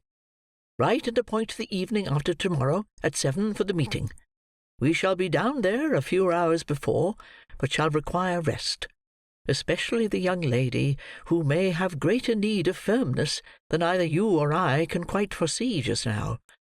But my blood boils to avenge this poor murdered creature. Which way have they taken?" "Drive straight to the office, and you'll be in time," replied Mr. Losberne. "I will remain here."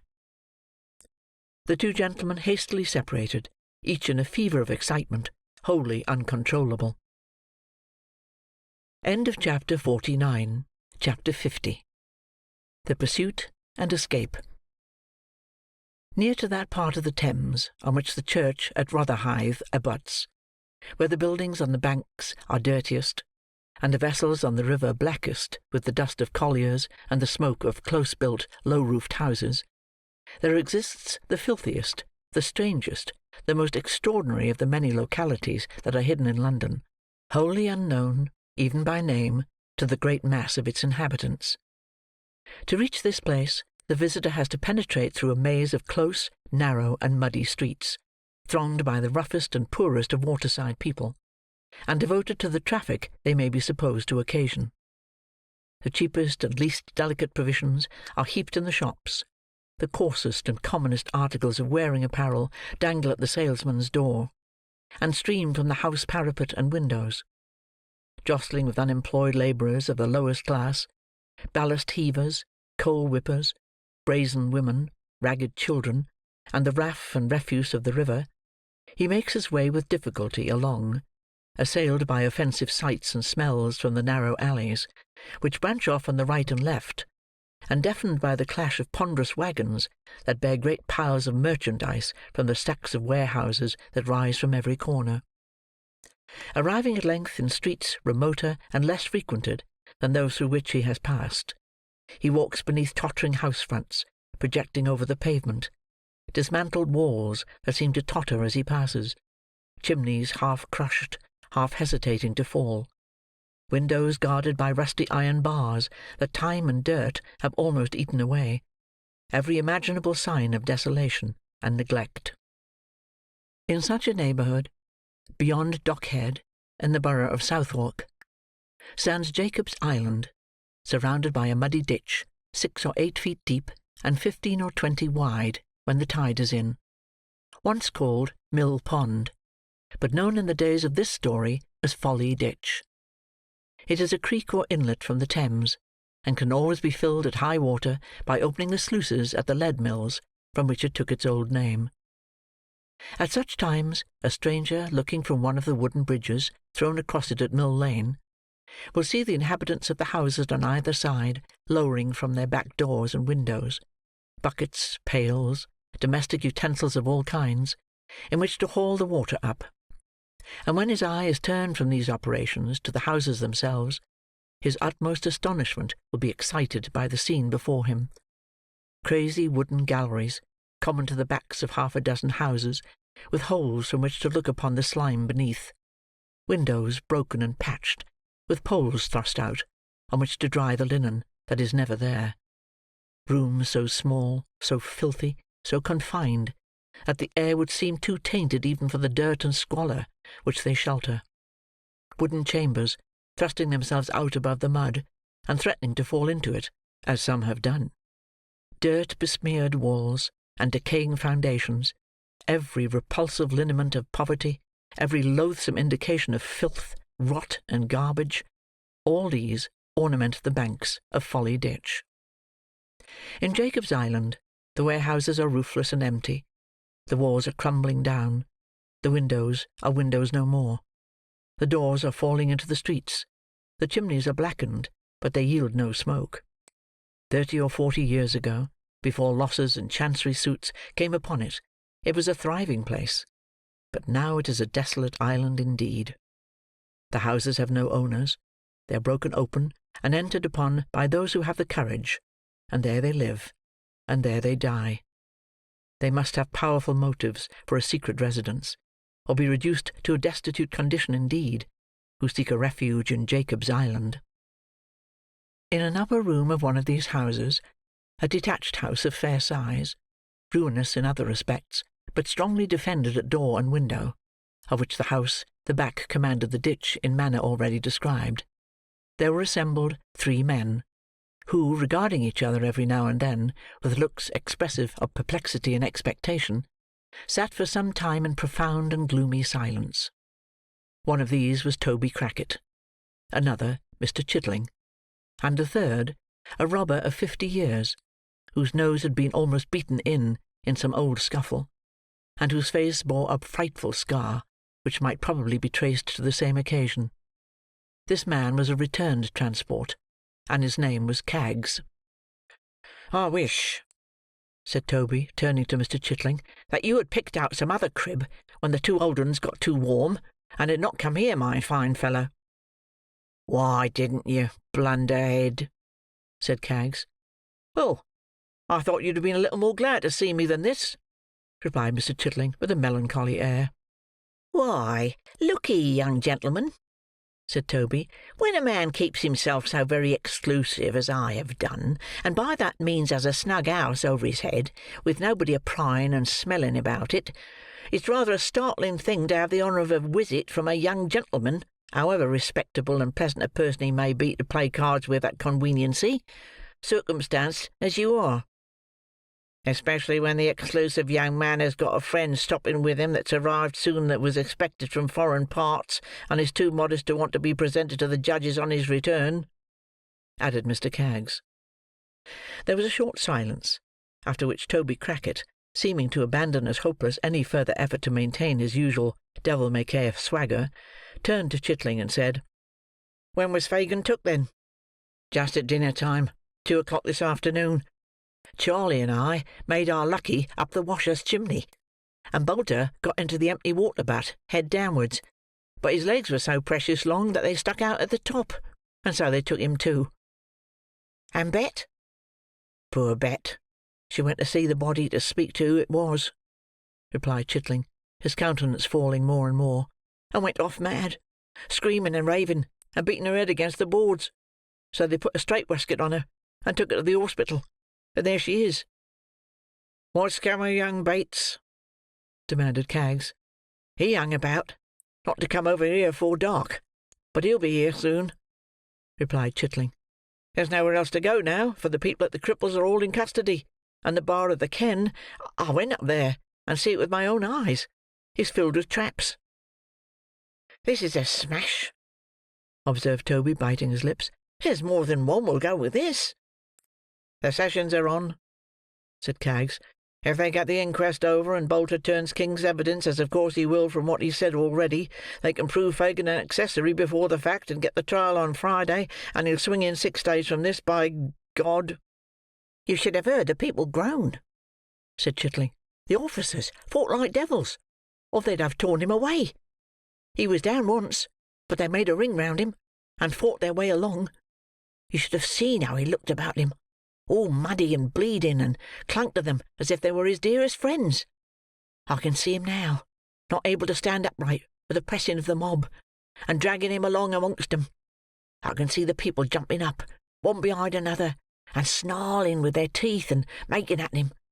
I can see the blood upon his hair and beard, and hear the cries of the two women worked themselves into the centre of the crowd at the street corner, and swore they'd tear his heart out." The horror-stricken witness of this scene pressed his hands upon his ears, and with his eyes closed got up and paced violently to and fro, like one distracted. While he was thus engaged, and the two men sat by in silence with their eyes fixed upon the floor, a pattering noise was heard upon the stairs, and Sikes's dog bounded into the room. They ran to the window, downstairs, and into the street. The dog had jumped in at an open window. He made no attempt to follow them, nor was his master to be seen. "What's the meaning of this?" said Toby, when they had returned. "He can't be coming here. I hope not." "If he was coming here, he'd have come with the dog," said Kaggs, stooping down to examine the animal, who lay panting on the floor. "Here, give us some water for him. He's run himself faint." "He's drunk it all up, every drop," said Chitling, after watching the dog some time in silence. "Covered with mud, lame, half blind. He must have come a long way." "Where can he have come from?" exclaimed Toby. "He's been to the other kens, of course, and finding them filled with strangers, come on here, where he's been many a time and often. But where can he have come from first, and how comes he here alone without the other?" "He," none of them called the murderer by his old name, "he can't have made away with himself. What do you think?" said Chitling. Toby shook his head. "If he had," said Kaggs, "the dog would want to lead us away to where he did it. No, I think he's got out of the country and left the dog behind. He must have given him the slip somehow, or he wouldn't be so easy." This solution appearing the most probable one, was adopted as the right. The dog, creeping under a chair, coiled himself up to sleep, without more notice from anybody. It being now dark, the shutter was closed, and a candle lighted and placed upon the table. The terrible events of the last 2 days had made a deep impression on all three, increased by the danger and uncertainty of their own position. They drew their chairs closer together, starting at every sound. They spoke little, and that in whispers, and were as silent and awe-stricken as if the remains of the murdered woman lay in the next room. They had sat thus some time, when suddenly was heard a hurried knocking at the door below. "Young Bates," said Kaggs, looking angrily round to check the fear he felt himself. The knocking came again. No, it wasn't he. He never knocked like that. Crackit went to the window, and shaking all over, drew in his head. There was no need to tell them who it was. His pale face was enough. The dog, too, was on the alert in an instant, and ran whining to the door. "We must let him in," he said, taking up the candle. "Isn't there any help for it?" asked the other man, in a hoarse voice. "None. He must come in." "Don't leave us in the dark," said Kaggs, taking down a candle from the chimney-piece and lighting it, with such a trembling hand that the knocking was twice repeated before he had finished. Crackit went down to the door, and returned, followed by a man with the lower part of his face buried in a handkerchief, and another tied over his head under his hat. He drew them off slowly. Blanched face, sunken eyes, hollow cheeks, beard of 3 days' growth, wasted flesh, short thick breath. It was the very ghost of Sikes.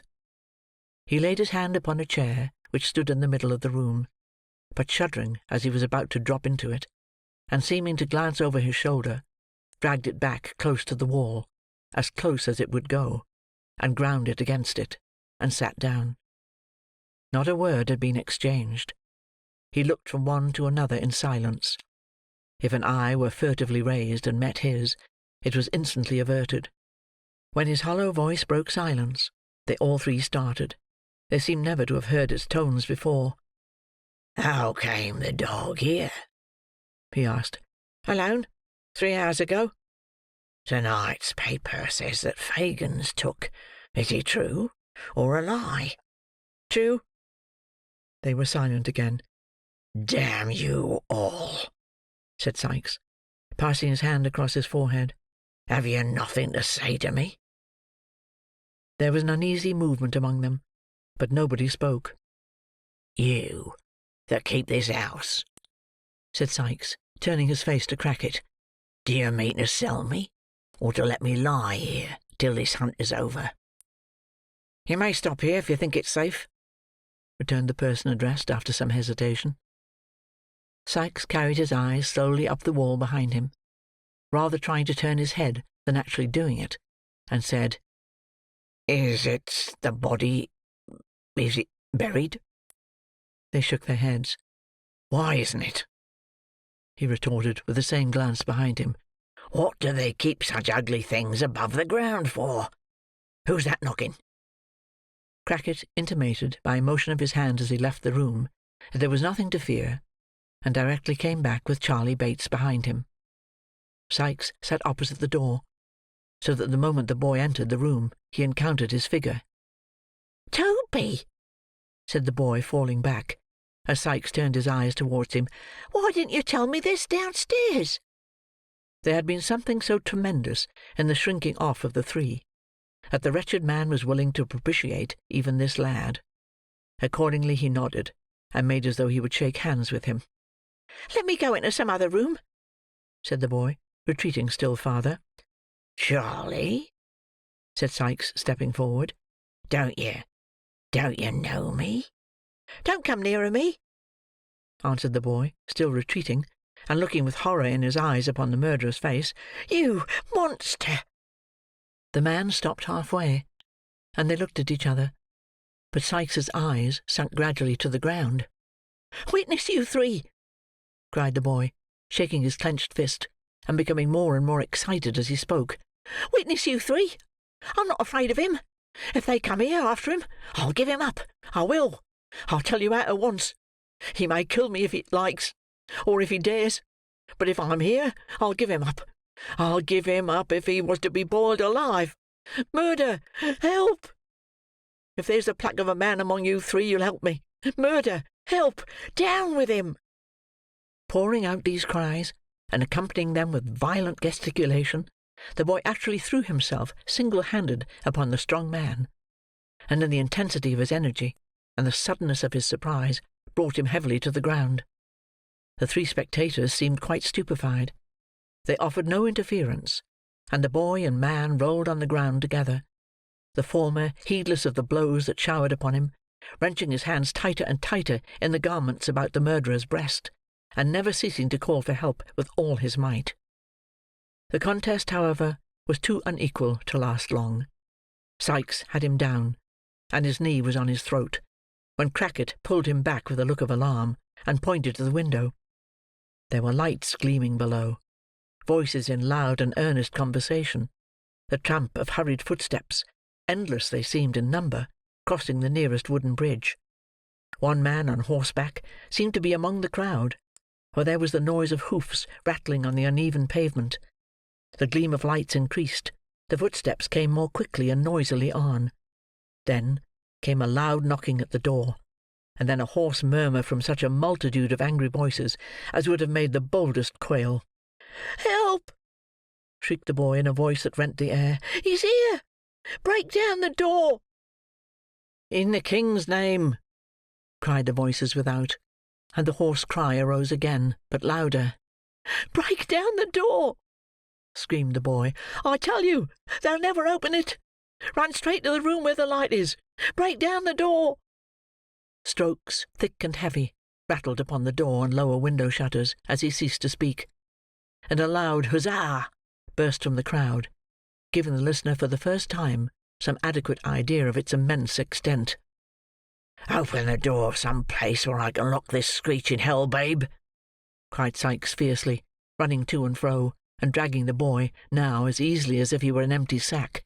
"That door! Quick!" He flung him in, bolted it, and turned the key. "Is the downstairs door fast?" "Double locked and chained," replied Crackit, who, with the other two men, still remained quite helpless and bewildered. "The panels, are they strong?" "Lined with sheet iron." "And the windows too?" "Yes, and the windows." "Damn you!" cried the desperate ruffian, throwing up the sash and menacing the crowd. "Do your worst. I'll cheat you yet." Of all the terrific yells that ever fell on mortal ears, none could exceed the cry of the infuriated throng. Some shouted to those who were nearest to set the house on fire. Others roared to the officers to shoot him dead. Among them all, none showed such fury as the man on horseback, who, throwing himself out of the saddle, and bursting through the crowd as if he were parting water, cried beneath the window, in a voice that rose above all others, "20 guineas to the man who brings a ladder!" The nearest voices took up the cry, and hundreds echoed it. Some called for ladders, some for sledge-hammers, some ran with torches to and fro, as if to seek them, and still came back and roared again. Some spent their breath in impotent curses and execrations, some pressed forward with the ecstasy of madmen, and thus impeded the progress of those below. Some, among the boldest, attempted to climb up by the waterspout and crevices in the wall, and all waved to and fro in the darkness beneath, like a field of corn moved by an angry wind, and joined from time to time in one loud, furious roar. "The tide!" cried the murderer, as he staggered back into the room, and shut the faces out. "The tide was in as I came up. Give me a rope, a long rope. They're all in front. I may drop into the folly ditch, and clear off that way. Give me a rope, or I shall do 3 more murders and kill myself." The panic-stricken men pointed to where such articles were kept. The murderer, hastily selecting the longest and strongest cord, hurried up to the house-top. All the windows in the rear of the house had been long ago bricked up, except one small trap in the room where the boy was locked, and that was too small even for the passage of his body. But from this aperture he had never ceased to call on those without to guard the back; and thus, when the murderer emerged at last on the house-top, by the door in the roof, a loud shout proclaimed the fact to those in front, who immediately began to pour round, pressing upon each other in an unbroken stream. He planted a board, which he had carried up with him for the purpose, so firmly against the door that it must be matter of great difficulty to open it from the inside, and creeping over the tiles, looked over the low parapet. The water was out, and the ditch a bed of mud. The crowd had been hushed during these few moments, watching his motions and doubtful of his purpose; but the instant they perceived it, and knew it was defeated, they raised a cry of triumphant execration to which all their previous shouting had been whispers. Again and again it rose. Those who were at too great a distance to know its meaning took up the sound. It echoed and re-echoed. It seemed as though the whole city had poured its population out to curse him.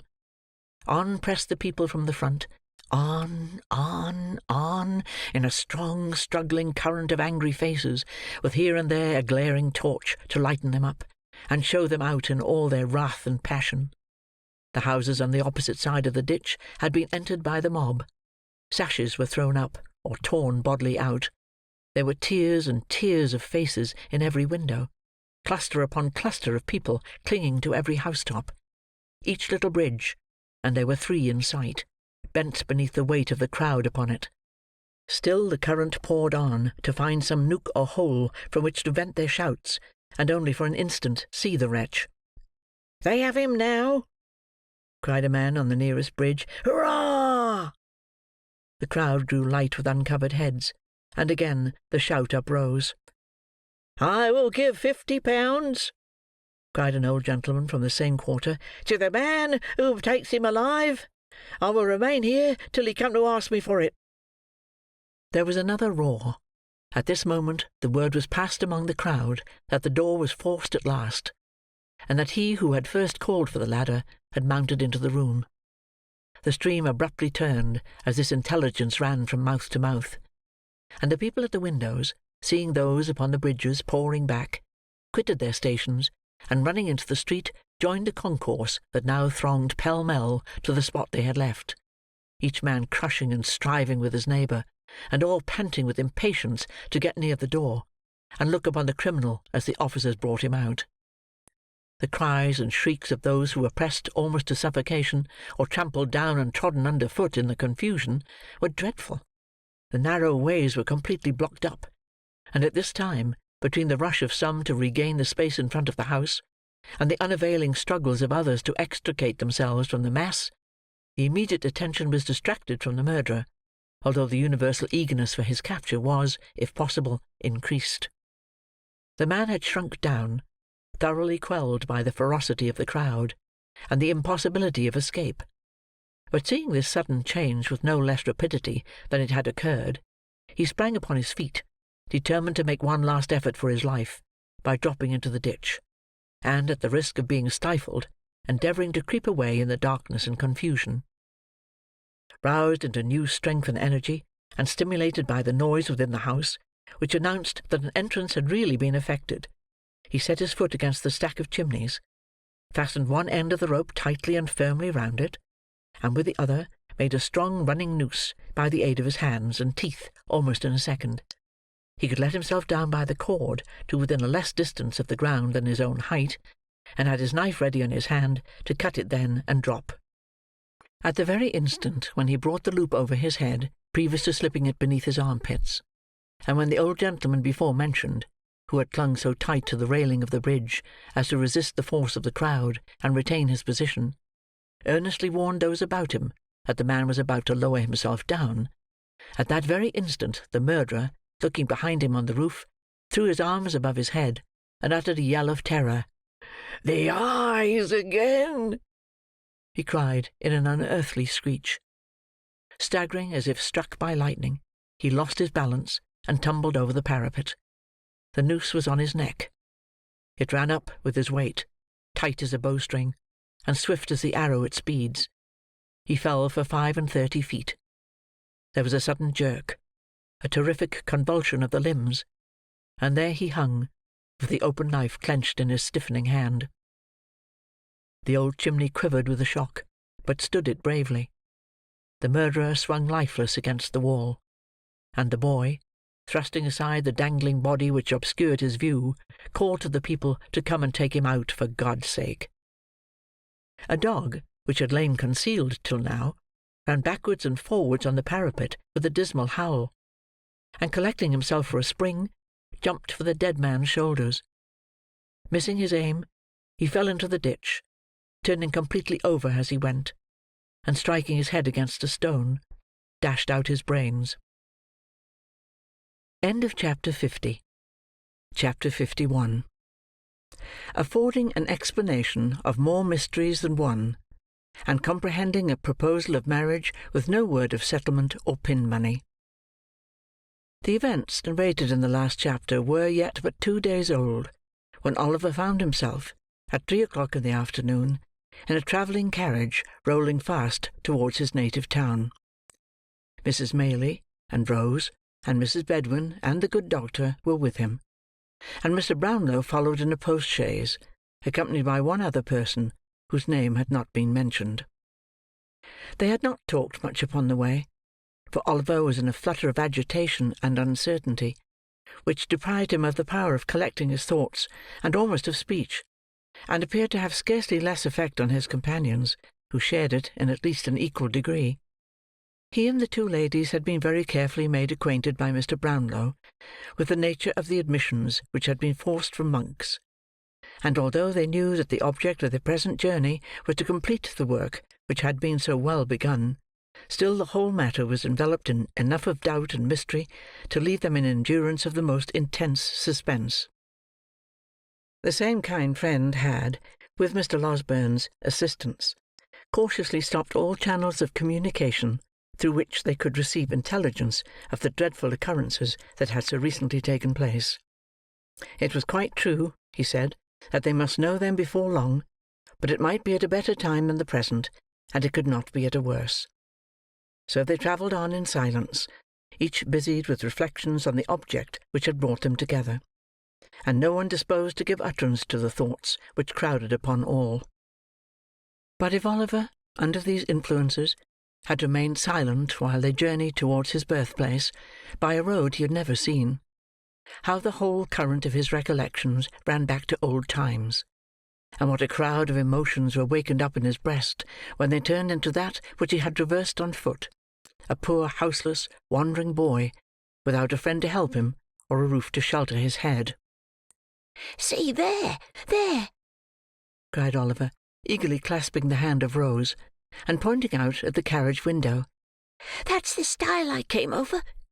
There are the hedges I crept behind for fear anyone should overtake me and force me back. Yonder is the path across the fields leading to the old house where I was a little child.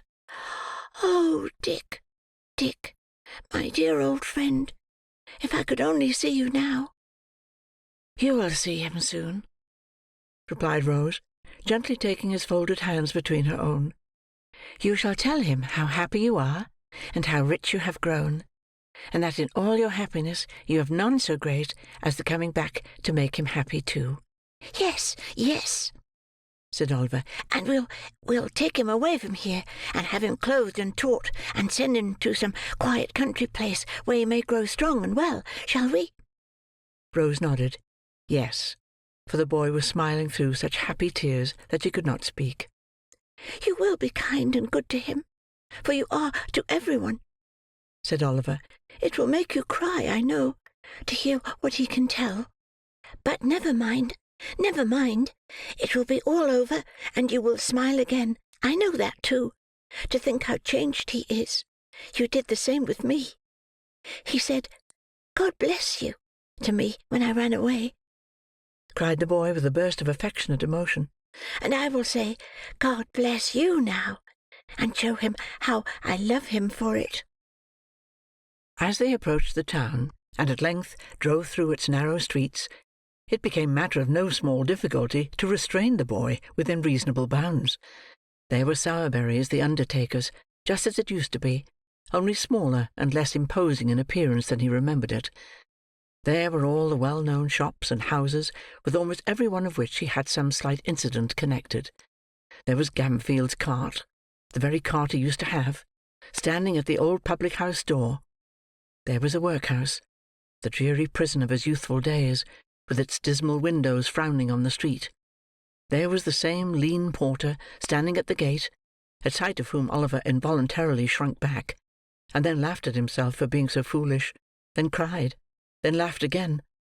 There were scores of faces at the doors and windows that he knew quite well. There was nearly everything as if he had left it but yesterday, and all his recent life had been but a happy dream. But it was pure, earnest, joyful reality. They drove straight to the door of the chief hotel, which Oliver used to stare up at with awe and think a mighty palace, but which had somehow fallen off in grandeur and size. And here was Mr. Grimwig, all ready to receive them, kissing the young lady, and the old one too, when they got out of the coach, as if he were the grandfather of the whole party, all smiles and kindness, and not offering to eat his head. No, not once. Not even when he contradicted a very old post-boy about the nearest road to London, and maintained he knew it best, though he had only come that way once, and that time fast asleep. There was dinner prepared, and there were bedrooms ready, and everything was arranged as if by magic. Notwithstanding all this, when the hurry of the first half-hour was over, the same silence and constraint prevailed that had marked their journey down. Mr. Brownlow did not join them at dinner, but remained in a separate room. The two other gentlemen hurried in and out with anxious faces, and, during the short intervals when they were present, conversed apart.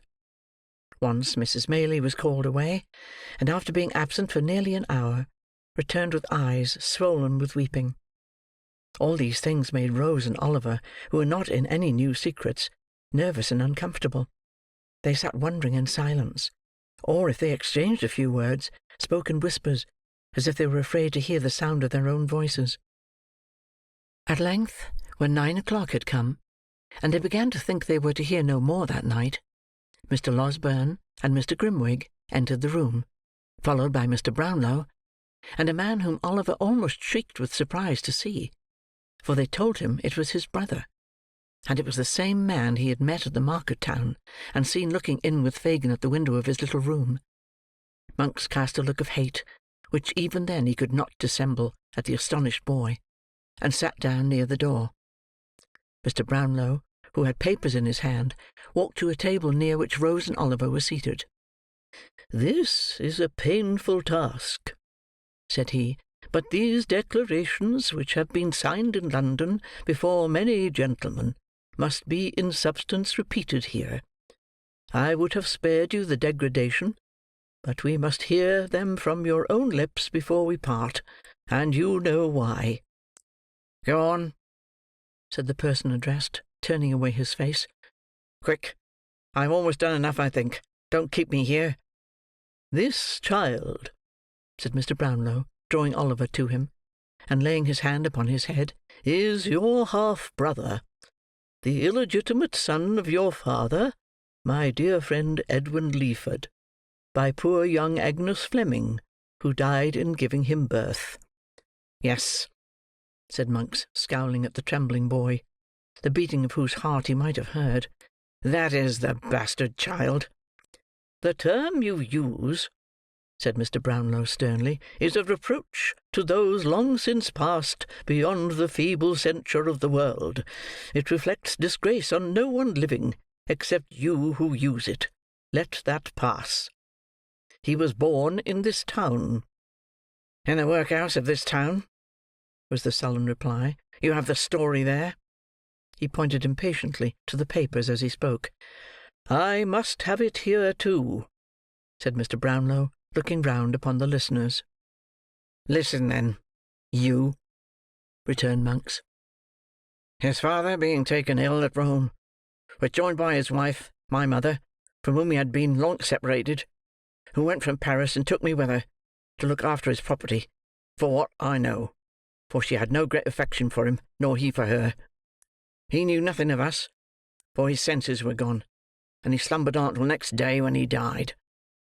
Among the papers in his desk were two, dated on the night his illness first came on, directed to yourself."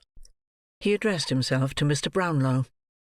"And enclosed in a few short lines to you, with an intimation on the cover of the package that it was not to be forwarded till after he was dead. One of these papers was a letter to this girl Agnes, the other a will." "What of the letter?" asked Mr. Brownlow. "The letter? A sheet of paper crossed and crossed again, with a penitent confession and prayers to God to help her. He had palmed a tale on the girl that some secret mystery, to be explained one day, prevented his marriage to her just then, and so she had gone on, trusting patiently to him, until she trusted too far, and lost what none could ever give her back. She was, at that time, within a few months of her confinement. He told her all he had meant to do, to hide her shame if he had lived, and prayed her, if he died, not to curse his memory, or think the consequences of their sin would be visited on her or their young child, for all the guilt was his. He reminded her of the day he had given her the little locket, and the ring with the Christian name engraved upon it, and a blank left for that which he hoped one day to have bestowed upon her. Prayed her yet to keep it, and wear it next to her heart, as she had done before, and then ran on wildly in the same words over and over again, as if he had gone distracted. I believe he had." "The will?" said Mr. Brownlow, as Oliver's tears fell fast. Monks was silent. "The will," said Mr. Brownlow, speaking for him, was in the same spirit as the letter. He talked of miseries which his wife had brought upon him, of the rebellious disposition, vice, malice, and premature bad passions of you, his only son, who had been trained to hate him, and left you and your mother each an annuity of £800. The bulk of his property he divided into 2 equal portions, one for Agnes Fleming, and the other for their child, if it should be born alive, and ever come of age. If it were a girl, it was to inherit the money unconditionally; but if a boy, only on the stipulation that in his minority he should never have stained his name with any public act of dishonour, meanness, cowardice, or wrong. He did this, he said, to mark his confidence in the other, and his conviction, only strengthened by approaching death, that the child would share her gentle heart and noble nature. If he were disappointed in this expectation, then the money was to come to you, for then, and not till then, when both children were equal, would he recognize your prior claim upon his purse, who had none upon his heart, but had, from an infant, repulsed him with coldness and aversion. "My mother," said Monks in a louder tone, "did what a woman should have done. She burnt this will. The letter never reached its destination, but that and the other proofs she kept, in case they ever tried to lie away the blot. The girl's father had the truth from her, with every aggravation that her violent hate. I love her for it, now. Could have had. Goaded by shame and dishonour, he fled with his children into a remote corner of Wales, changing his very name that his friends might never know of his retreat. And here, no great while afterwards, he was found dead in his bed. The girl had left her home in secret some weeks before. He had searched for her, on foot, in every town and village near. It was on the night when he returned home, assured that she had destroyed herself to hide her shame and his, that his old heart broke." There was a short silence here, until Mr. Brownlow took up the thread of the narrative. "Years after this," he said, "this man's, Edward Leeford's, mother came to me. He had left her when only 18, robbed her of her jewels and money, gambled, squandered, forged, and fled to London, where for 2 years he had associated with the lowest outcasts. She was sinking under a painful and incurable disease, and wished to recover him before she died. Inquiries were set on foot, and strict searches made. They were unavailing for a long time, but ultimately successful, and he went back with her to France. There she died," said Monks, "after a lingering illness, and on her deathbed she bequeathed these secrets to me, together with her unquenchable and deadly hatred of all whom they involved, though she need not have left me that, for I had inherited long before. She would not believe that the girl had destroyed herself, and the child too, but was filled with the impression that a male child had been born, and was alive. I swore to her, if ever it crossed my path, to hunt it down, never to let it rest, to pursue it with the bitterest and most unrelenting animosity, to vent upon it the hatred that I deeply felt, and to spit upon the empty vaunt of that insulting will, by dragging it, if I could, to the very gallows foot. She was right. He came in my way at last. I began well, and but for babbling drabs, I would have finished as I began." As the villain folded his arms tight together, and muttered curses on himself in the impotence of baffled malice, Mr. Brownlow turned to the terrified group beside him, and explained that the Jew, who had been his old accomplice and confidant, had a large reward for keeping Oliver ensnared, of which some part was to be given up in the event of his being rescued, and that a dispute on his head had led to their visit to the country house for the purpose of identifying him. "The locket and ring?" said Mr. Brownlow, turning to Monks. "I bought them from the man and woman I told you of, who stole them from the nurse, who stole them from the corpse," answered Monks without raising his eyes. "You know what became of them." Mr. Brownlow merely nodded to Mr. Grimwig, who, disappearing with great alacrity, shortly returned, pushing in Mrs. Bumble, and dragging her unwilling consort after him, Do my eyes deceive me?" cried Mr. Bumble, with ill-feigned enthusiasm. "Or is that little Oliver? Oh, Oliver, if you knowed how I've been a-grieving for you." "Hold your tongue, fool," murmured Mrs. Bumble. "Isn't nature, Mrs. Bumble?" remonstrated the workhouse master. "Can't I be supposed to feel I has brought him up parochially, when I see him a-setting here among ladies and gentlemen of the very affablest description? I always loved that boy as if he'd been my own grandfather," said Mr. Bumble, halting for an appropriate comparison. "Master Oliver, my dear, you remember the blessed gentleman in the white waistcoat? Ah, he went to heaven last week in an oak coffin with plate handles, Oliver." "Come, sir," said Mr. Grimwig, tartly, "suppress your feelings." "I will do my endeavours, sir," replied Mr. Bumble. "How do you do, sir? I hope you are very well." This salutation was addressed to Mr. Brownlow, who had stepped up to within a short distance of the respectable couple. He inquired, as he pointed to Monks, "Do you know that person?" "No," replied Mrs. Bumble, flatly. "Perhaps you don't," said Mr. Brownlow, addressing her spouse. "I never saw him in all my life," said Mr. Bumble. "Nor sold him anything, perhaps?" "No," replied Mrs. Bumble. "You never had, perhaps, a certain gold locket and ring?" said Mr. Brownlow. "Certainly not," replied the matron. "Why are we brought here to answer to such nonsense as this?" Again Mr. Brownlow nodded to Mr. Grimwig, and again that gentleman limped away with extraordinary readiness. But not again did he return with the stout man and wife, for this time he led in two palsied women, who shook and tottered as they walked. "You shut the door the night old Sally died," said the foremost one, raising her shrivelled hand. "But you couldn't shut out the sound, nor stop the chinks." "No, no," said the other, looking round her, and wagging her toothless jaws. "No, no, no.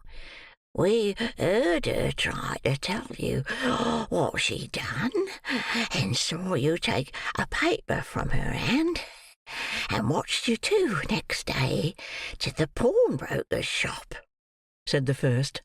"Yes," added the second, "and it was a locket and gold ring. We found out that, and saw it given you. We were by. Oh, we were by.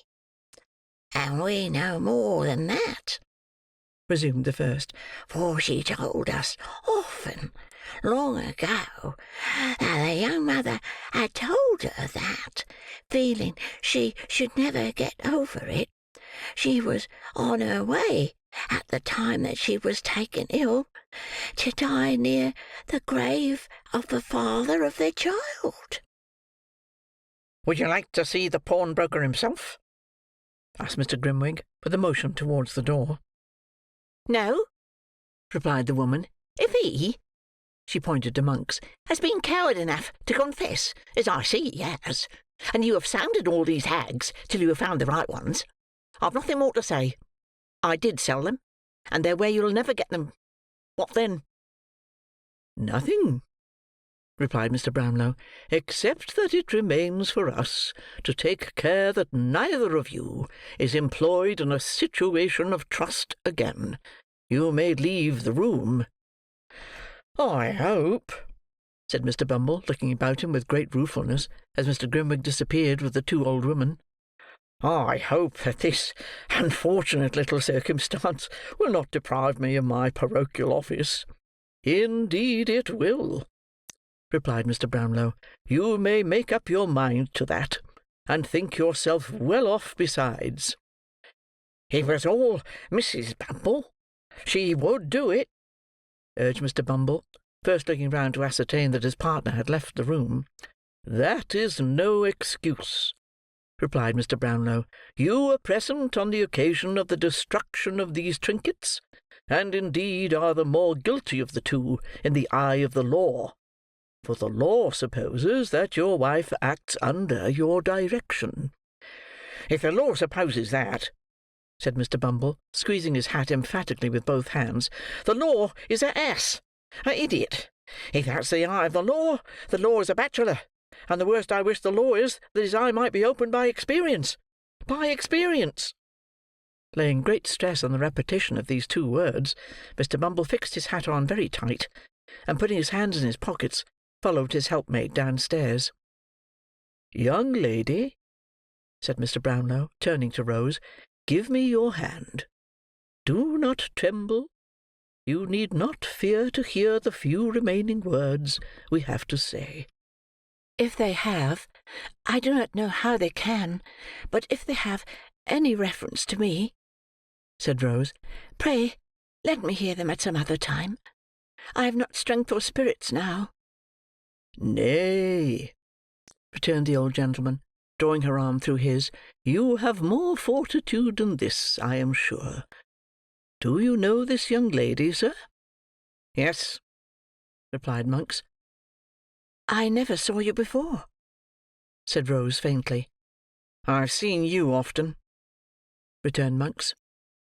"The father of the unhappy Agnes had 2 daughters," said Mr. Brownlow. "What was the fate of the other? The child?" "The child," replied Monks. "When her father died in a strange place, in a strange name, without a letter, book, or scrap of paper that yielded the faintest clue by which his friends or relatives could be traced, the child was taken by some wretched cottagers who reared it as their own." "Go on," said Mr. Brownlow, signing to Mrs. Maylie to approach. "Go on." "You couldn't find the spot to which these people had repaired," said Monks, "but where friendship fails, hatred will often force a way. My mother found it, after a year of cunning search. Aye, and found the child." "She took it, did she?" "No. The people were poor, and began to sicken. At least the man did, of their fine humanity. So she left it with them, giving them a small present of money, which would not last long, and promised more, which she never meant to send. He didn't quite rely, however, on their discontent and poverty for the child's unhappiness, but told the history of the sister's shame, with such alterations as suited her, bade them take good heed of the child, for she came of bad blood, and told them she was illegitimate, and sure to go wrong at one time or other. The circumstances countenanced all this. The people believed it, and there the child dragged on an existence miserable enough even to satisfy us, until a widow lady, residing then at Chester, saw the girl by chance, pitied her, and took her home. There was some cursed spell, I think, against us, for in spite of all our efforts, she remained there, and was happy. I lost sight of her 2 or 3 years ago, and saw her no more until a few months back." "Do you see her now?" "Yes, leaning on your arm." "But not the less my niece," cried Mrs. Maylie, folding the fainting girl in her arms, "not the less my dearest child. I would not lose her now for all the treasures of the world. My sweet companion, my own dear girl." "The only friend I ever had," cried Rose, clinging to her. "The kindest, best of friends. My heart will burst. I cannot bear all this." "You have borne more, and have been through all, the best and gentlest creature that ever shed happiness on every one she knew," said Mrs. Maylie, embracing her tenderly. "Come, come, my love. Remember who this is who waits to clasp you in his arms, poor child. See here. Look, look, my dear." "Not aunt," cried Oliver, throwing his arms about her neck. "I'll never call her aunt. Sister, my own dear sister, that something taught my heart to love so dearly from the first. Rose, dear, darling Rose." Let the tears which fell, and the broken words which were exchanged in the long, close embrace between the orphans, be sacred. A father, sister, and mother were gained and lost in that one moment. Joy and grief were mingled in the cup, but there were no bitter tears, for even grief itself arose so softened and clothed in such sweet and tender recollections, that it became a solemn pleasure, and lost all character of pain. They were a long, long time alone. A soft tap at the door at length announced that someone was without. Oliver opened it, glided away, and gave place to Harry Maylie. "I know it all," he said, taking a seat beside the lovely girl. "Dear Rose, I know it all. I am not here by accident," he added, after a lengthened silence, "nor have I heard all this to-night, for I knew it yesterday, only yesterday. Do you guess that I have come to remind you of a promise?" "Stay," said Rose. "You do know all?" "All. You gave me leave at any time within a year to renew the subject of our last discourse." "I did." "Not to press you to alter your determination," pursued the young man, "but to hear you repeat it, if you would. I was to lay whatever of station or fortune I might possess at your feet, and if you still adhered to your former determination, I pledged myself, by no word or act, to seek to change it." "The same reasons which influenced me then will influence me now," said Rose firmly. "If I ever owed a strict and rigid duty to her, whose goodness saved me from a life of indigence and suffering, when should I ever feel it as I should to-night? It is a struggle," said Rose, "but one I am proud to make. It is a pang, but one my heart shall bear." "The disclosure of to-night?" Harry began. "The disclosure of to-night," replied Rose softly, "leaves me in the same position, with reference to you, as that in which I stood before."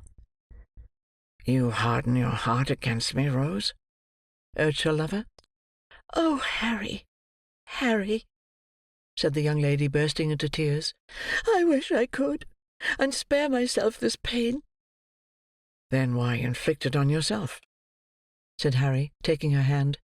"Think, dear Rose, think what you have heard to-night." "And what I have heard? What have I heard?" cried Rose. "That a sense of his deep disgrace so worked upon my own father that he shunned all.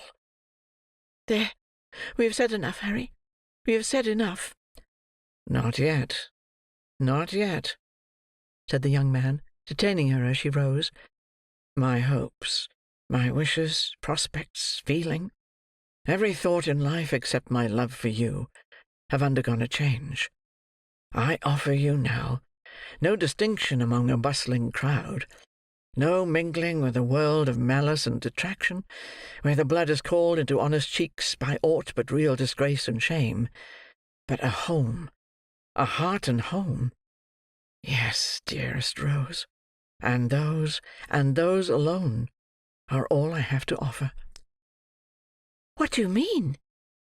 she faltered. "I mean but this, that when I left you last, I left you with the firm determination to level all fancied barriers between yourself and me, resolved that if my world could not be yours, I would make yours mine, that no pride of birth should curl the lip at you, for I would turn from it. This I have done. Those who have shrunk from me because of this, have shrunk from you, and proved you so far right. Such power and patronage, such relatives of influence and rank, as smiled upon me then, look coldly now. But there are smiling fields and waving trees in England's richest county, and by one village church, mine, Rose, my own, there stands a rustic dwelling which you can make me prouder of than all the hopes I have renounced, measured 1,000-fold. This is my rank and station now, and here I lay it down." "It's a trying thing, waiting supper for lovers," said Mr. Grimwig, waking up and pulling his pocket-handkerchief from over his head. Truth to tell, the supper had been waiting a most unreasonable time. Neither Mrs. Maylie, nor Harry, nor Rose, who all came in together, could offer a word in extenuation. "I had serious thoughts of eating my head to-night," said Mr. Grimwig, "for I began to think I should get nothing else. I'll take the liberty, if you'll allow me, of saluting the bride that is to be." Mr. Grimwig lost no time in carrying this notice into effect upon the blushing girl; and the example, being contagious, was followed both by the doctor and Mr. Brownlow. Some people affirm that Harry Maylie had been observed to set it, originally, in a dark room adjoining; but the best authorities consider this downright scandal, he being young and a clergyman. "Oliver, my child," said Mrs. Maylie, "where have you been, and why do you look so sad? There are tears stealing down your face at this moment. What is the matter?"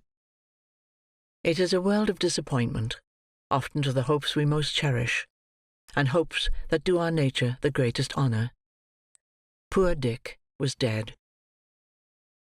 End of Chapter 51. Chapter 52. Fagin's last night alive. The court was paved, from floor to roof, with human faces. Inquisitive and eager eyes peered from every inch of space. From the rail before the dock, away into the sharpest angle of the smallest corner in the galleries, all looks were fixed upon one man, Fagin. Before him and behind, above, below, on the right and on the left, he seemed to stand surrounded by a firmament, all bright with gleaming eyes. He stood there, in all this glare of living light, with one hand resting on the wooden slab before him, the other held to his ear, and his head thrust forward to enable him to catch with greater distinctness every word that fell from the presiding judge, who was delivering his charge to the jury. At times he turned his eyes sharply upon them to observe the effect of the slightest featherweight in his favour, and when the points against him were stated with terrible distinctness, looked towards his counsel in mute appeal that he would even then urge something in his behalf. Beyond these manifestations of anxiety, he stirred not hand or foot. He had scarcely moved since the trial began, and now that the judge ceased to speak, he still remained in the same strained attitude of close attention, with his gaze bent on him, as though he listened still. A slight bustle in the court recalled him to himself. Looking round, he saw that the jurymen had turned together to consider their verdict. As his eyes wandered to the gallery, he could see the people rising above each other to see his face, some hastily applying their glasses to their eyes, and others whispering their neighbours with looks expressive of abhorrence. A few there were who seemed unmindful of him, and looked only to the jury in impatient wonder how they could delay. But in no one face, not even among the women, of whom there were many there, could he read the faintest sympathy with himself, or any feeling but one of all-absorbing interest that he should be condemned. As he saw all this in one bewildered glance, the death-like stillness came again, and looking back, he saw that the jurymen had turned towards the judge. Hush!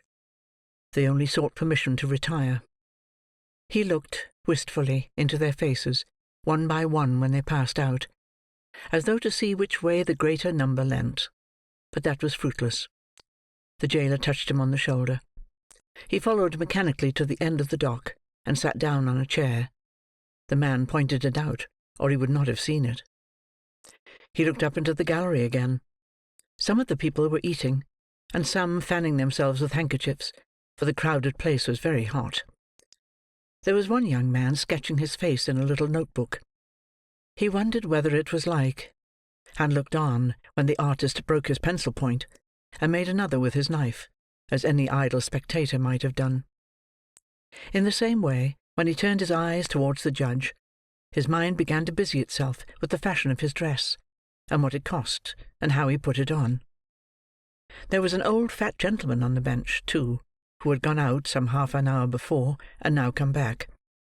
He wondered within himself whether this man had been to get his dinner, what he had had, and where he had had it, and pursued this train of careless thought until some new object caught his eye, and roused another.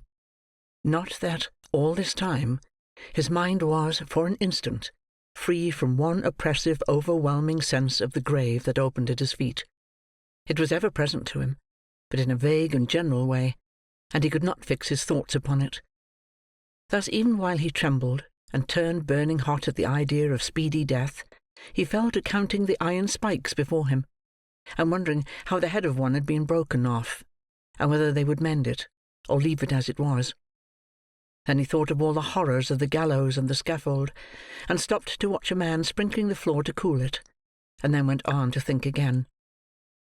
At length there was a cry of silence, and a breathless look from all towards the door. The jury returned, and passed him close. He could glean nothing from their faces.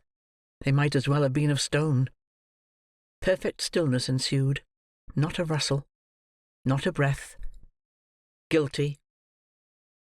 The building rang with a tremendous shout, and another, and another, and then it echoed loud groans that gathered strength as they swelled out like angry thunder. It was a peal of joy from the populace outside, greeting the news that he would die on Monday. The noise subsided, and he was asked if he had anything to say why sentence of death should not be passed upon him.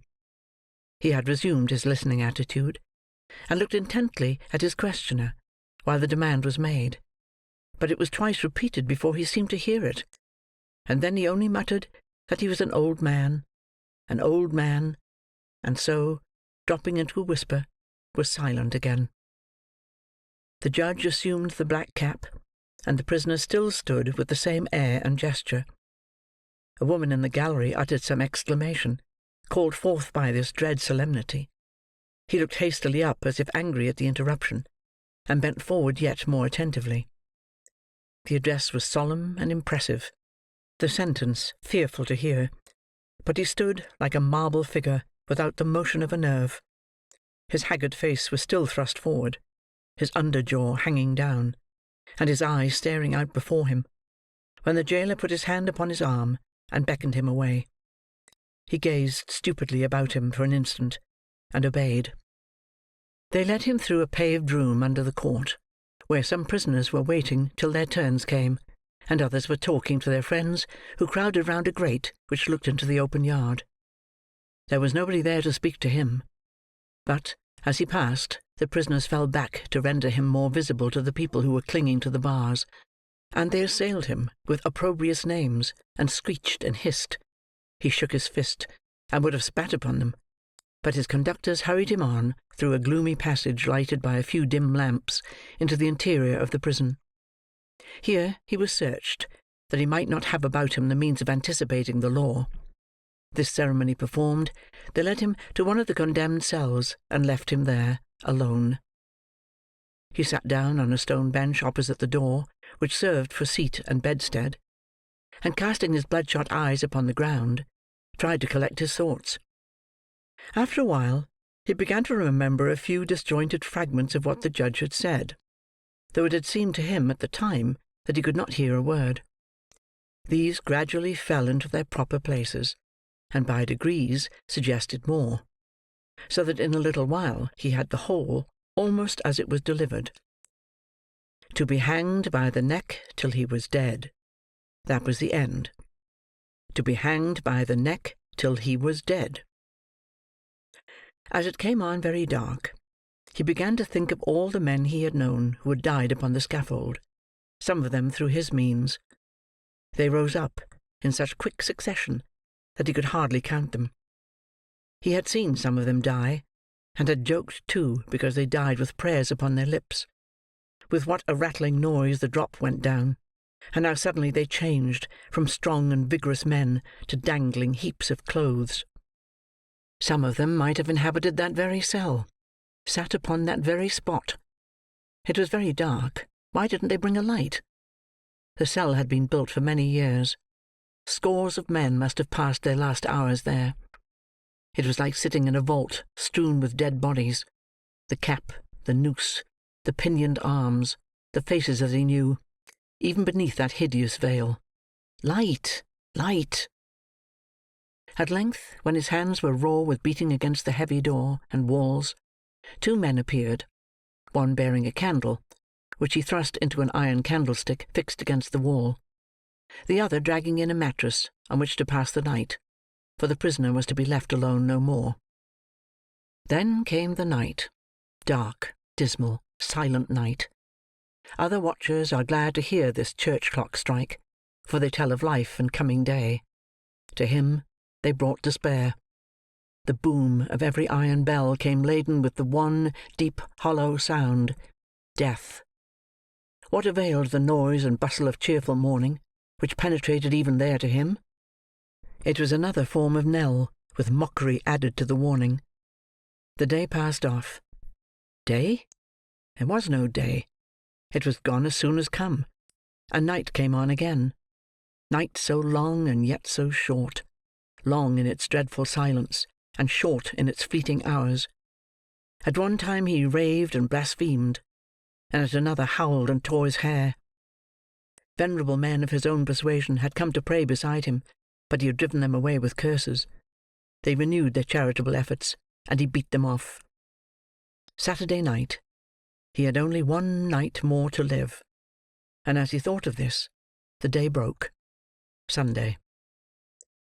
It was not until the night of this last awful day, that a withering sense of his helpless, desperate state came into its full intensity upon his blighted soul.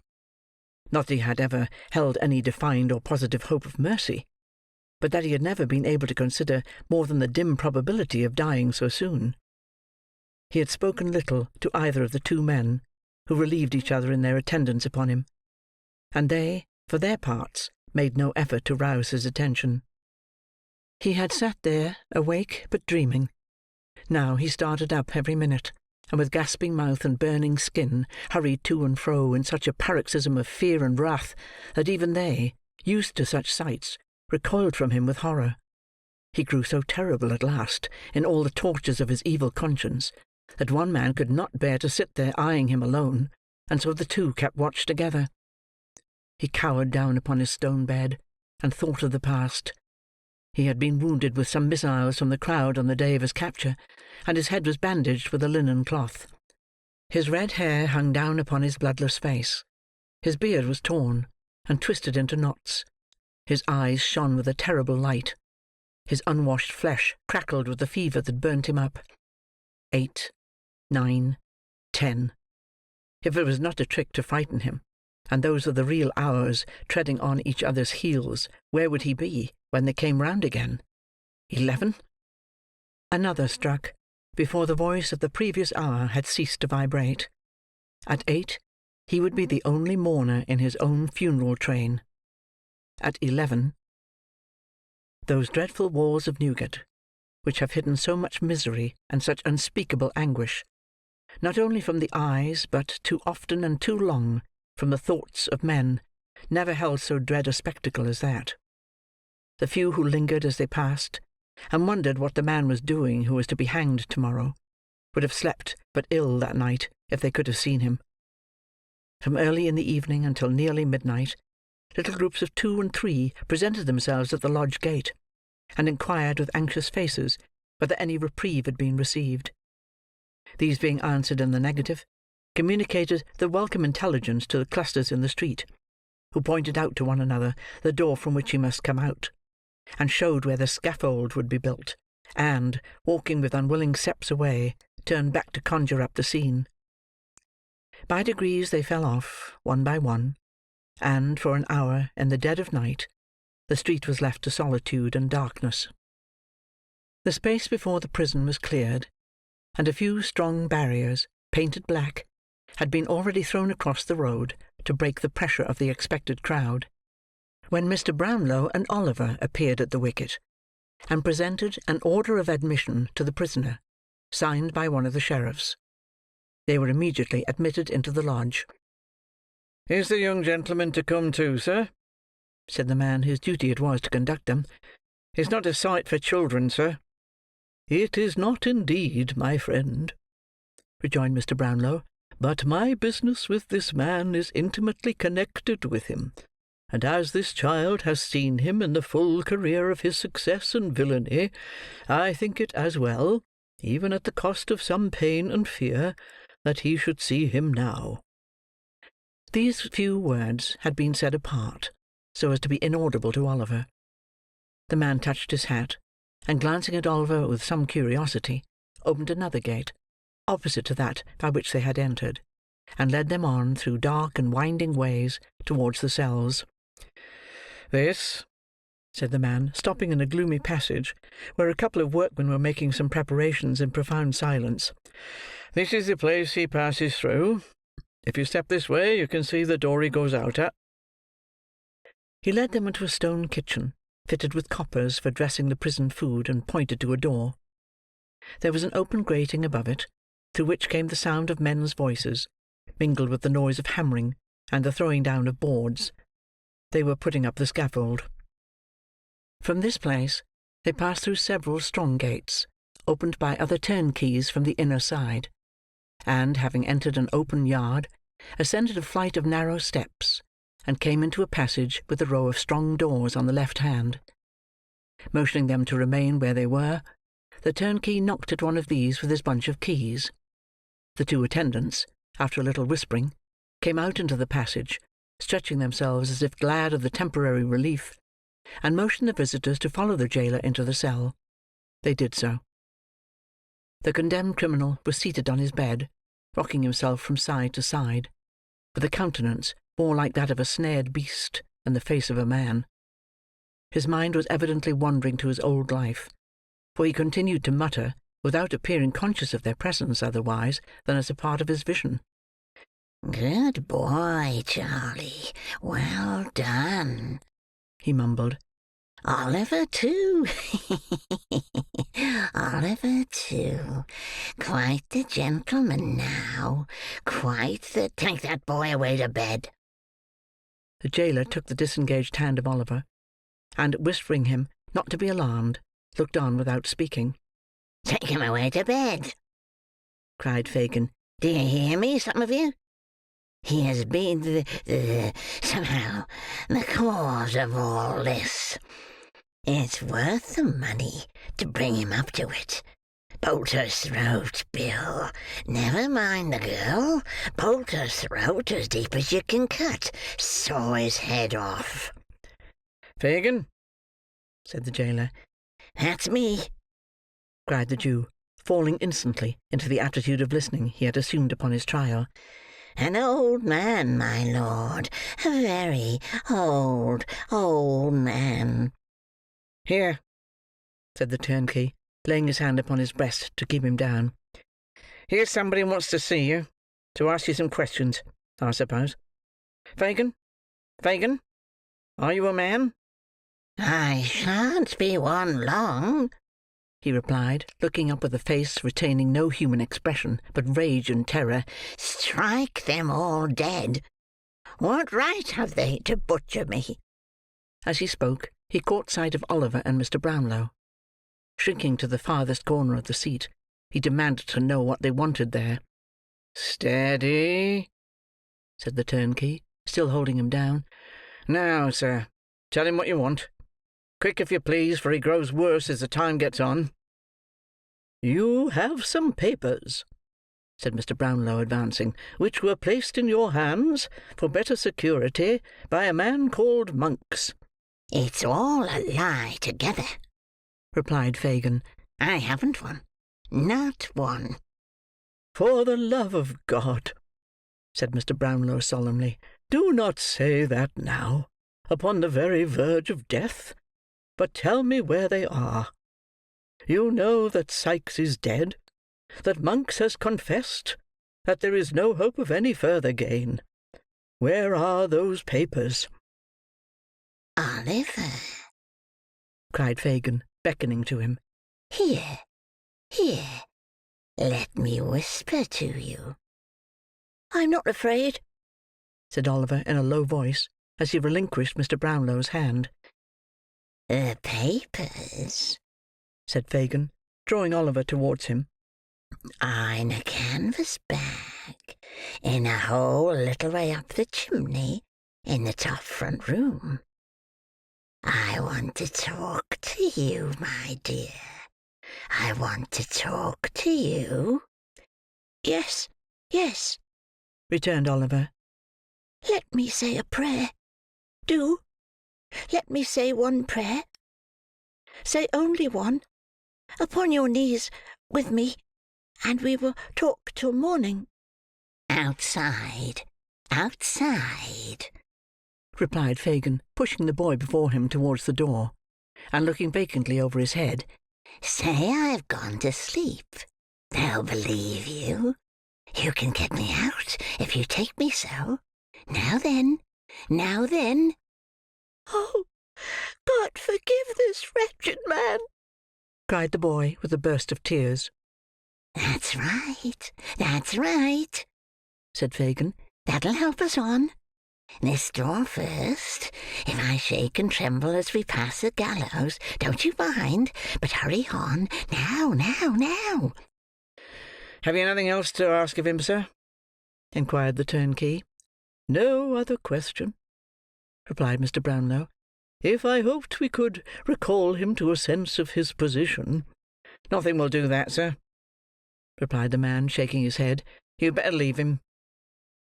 The door of the cell opened, and the attendants returned. "Press on, cried Fagin. "Softly, but not so slow. Faster, faster." The men laid hands upon him, and disengaging Oliver from his grasp, held him back. He struggled with the power of desperation for an instant, and then sent up cry upon cry that penetrated even those massive walls, and rang in their ears until they reached the open yard. It was some time before they left the prison. Oliver nearly swooned after this frightful scene, and was so weak that, for an hour or more, he had not the strength to walk. Day was dawning when they again emerged. A great multitude had already assembled. The windows were filled with people, smoking and playing cards to beguile the time. The crowd were pushing, quarrelling, joking. Everything told of life and animation, but one dark cluster of objects in the centre of all: the black stage, the cross-beam, the rope, and all the hideous apparatus of death. End of Chapter 52. Chapter 53. And last. The fortunes of those who are figured in this tale are nearly closed. The little that remains to the historian to relate is told in few and simple words. Before 3 months had passed, Rose Fleming and Harry Maylie were married in the village church, which was henceforth to be the scene of the young clergyman's labours. On the same day, they entered into possession of their new and happy home.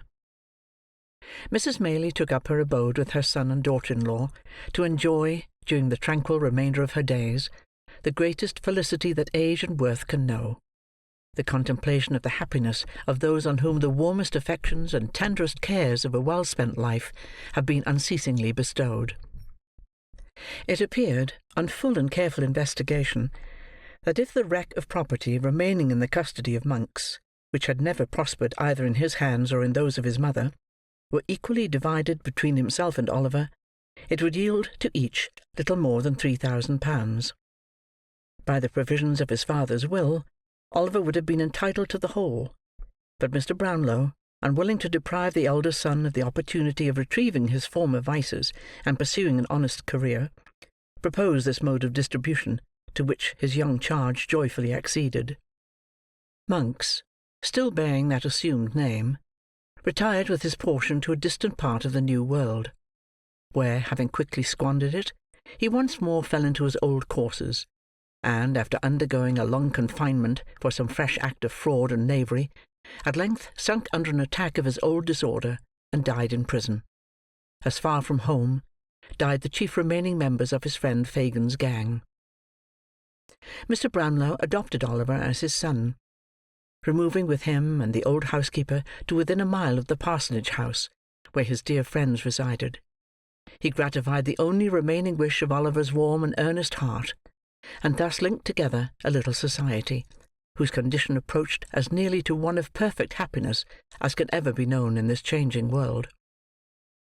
Soon after the marriage of the young people, the worthy doctor returned to Chertsey, where, bereft of the presence of his old friends, he would have been discontented if his temperament had admitted of such a feeling, and would have turned quite peevish if he had known how.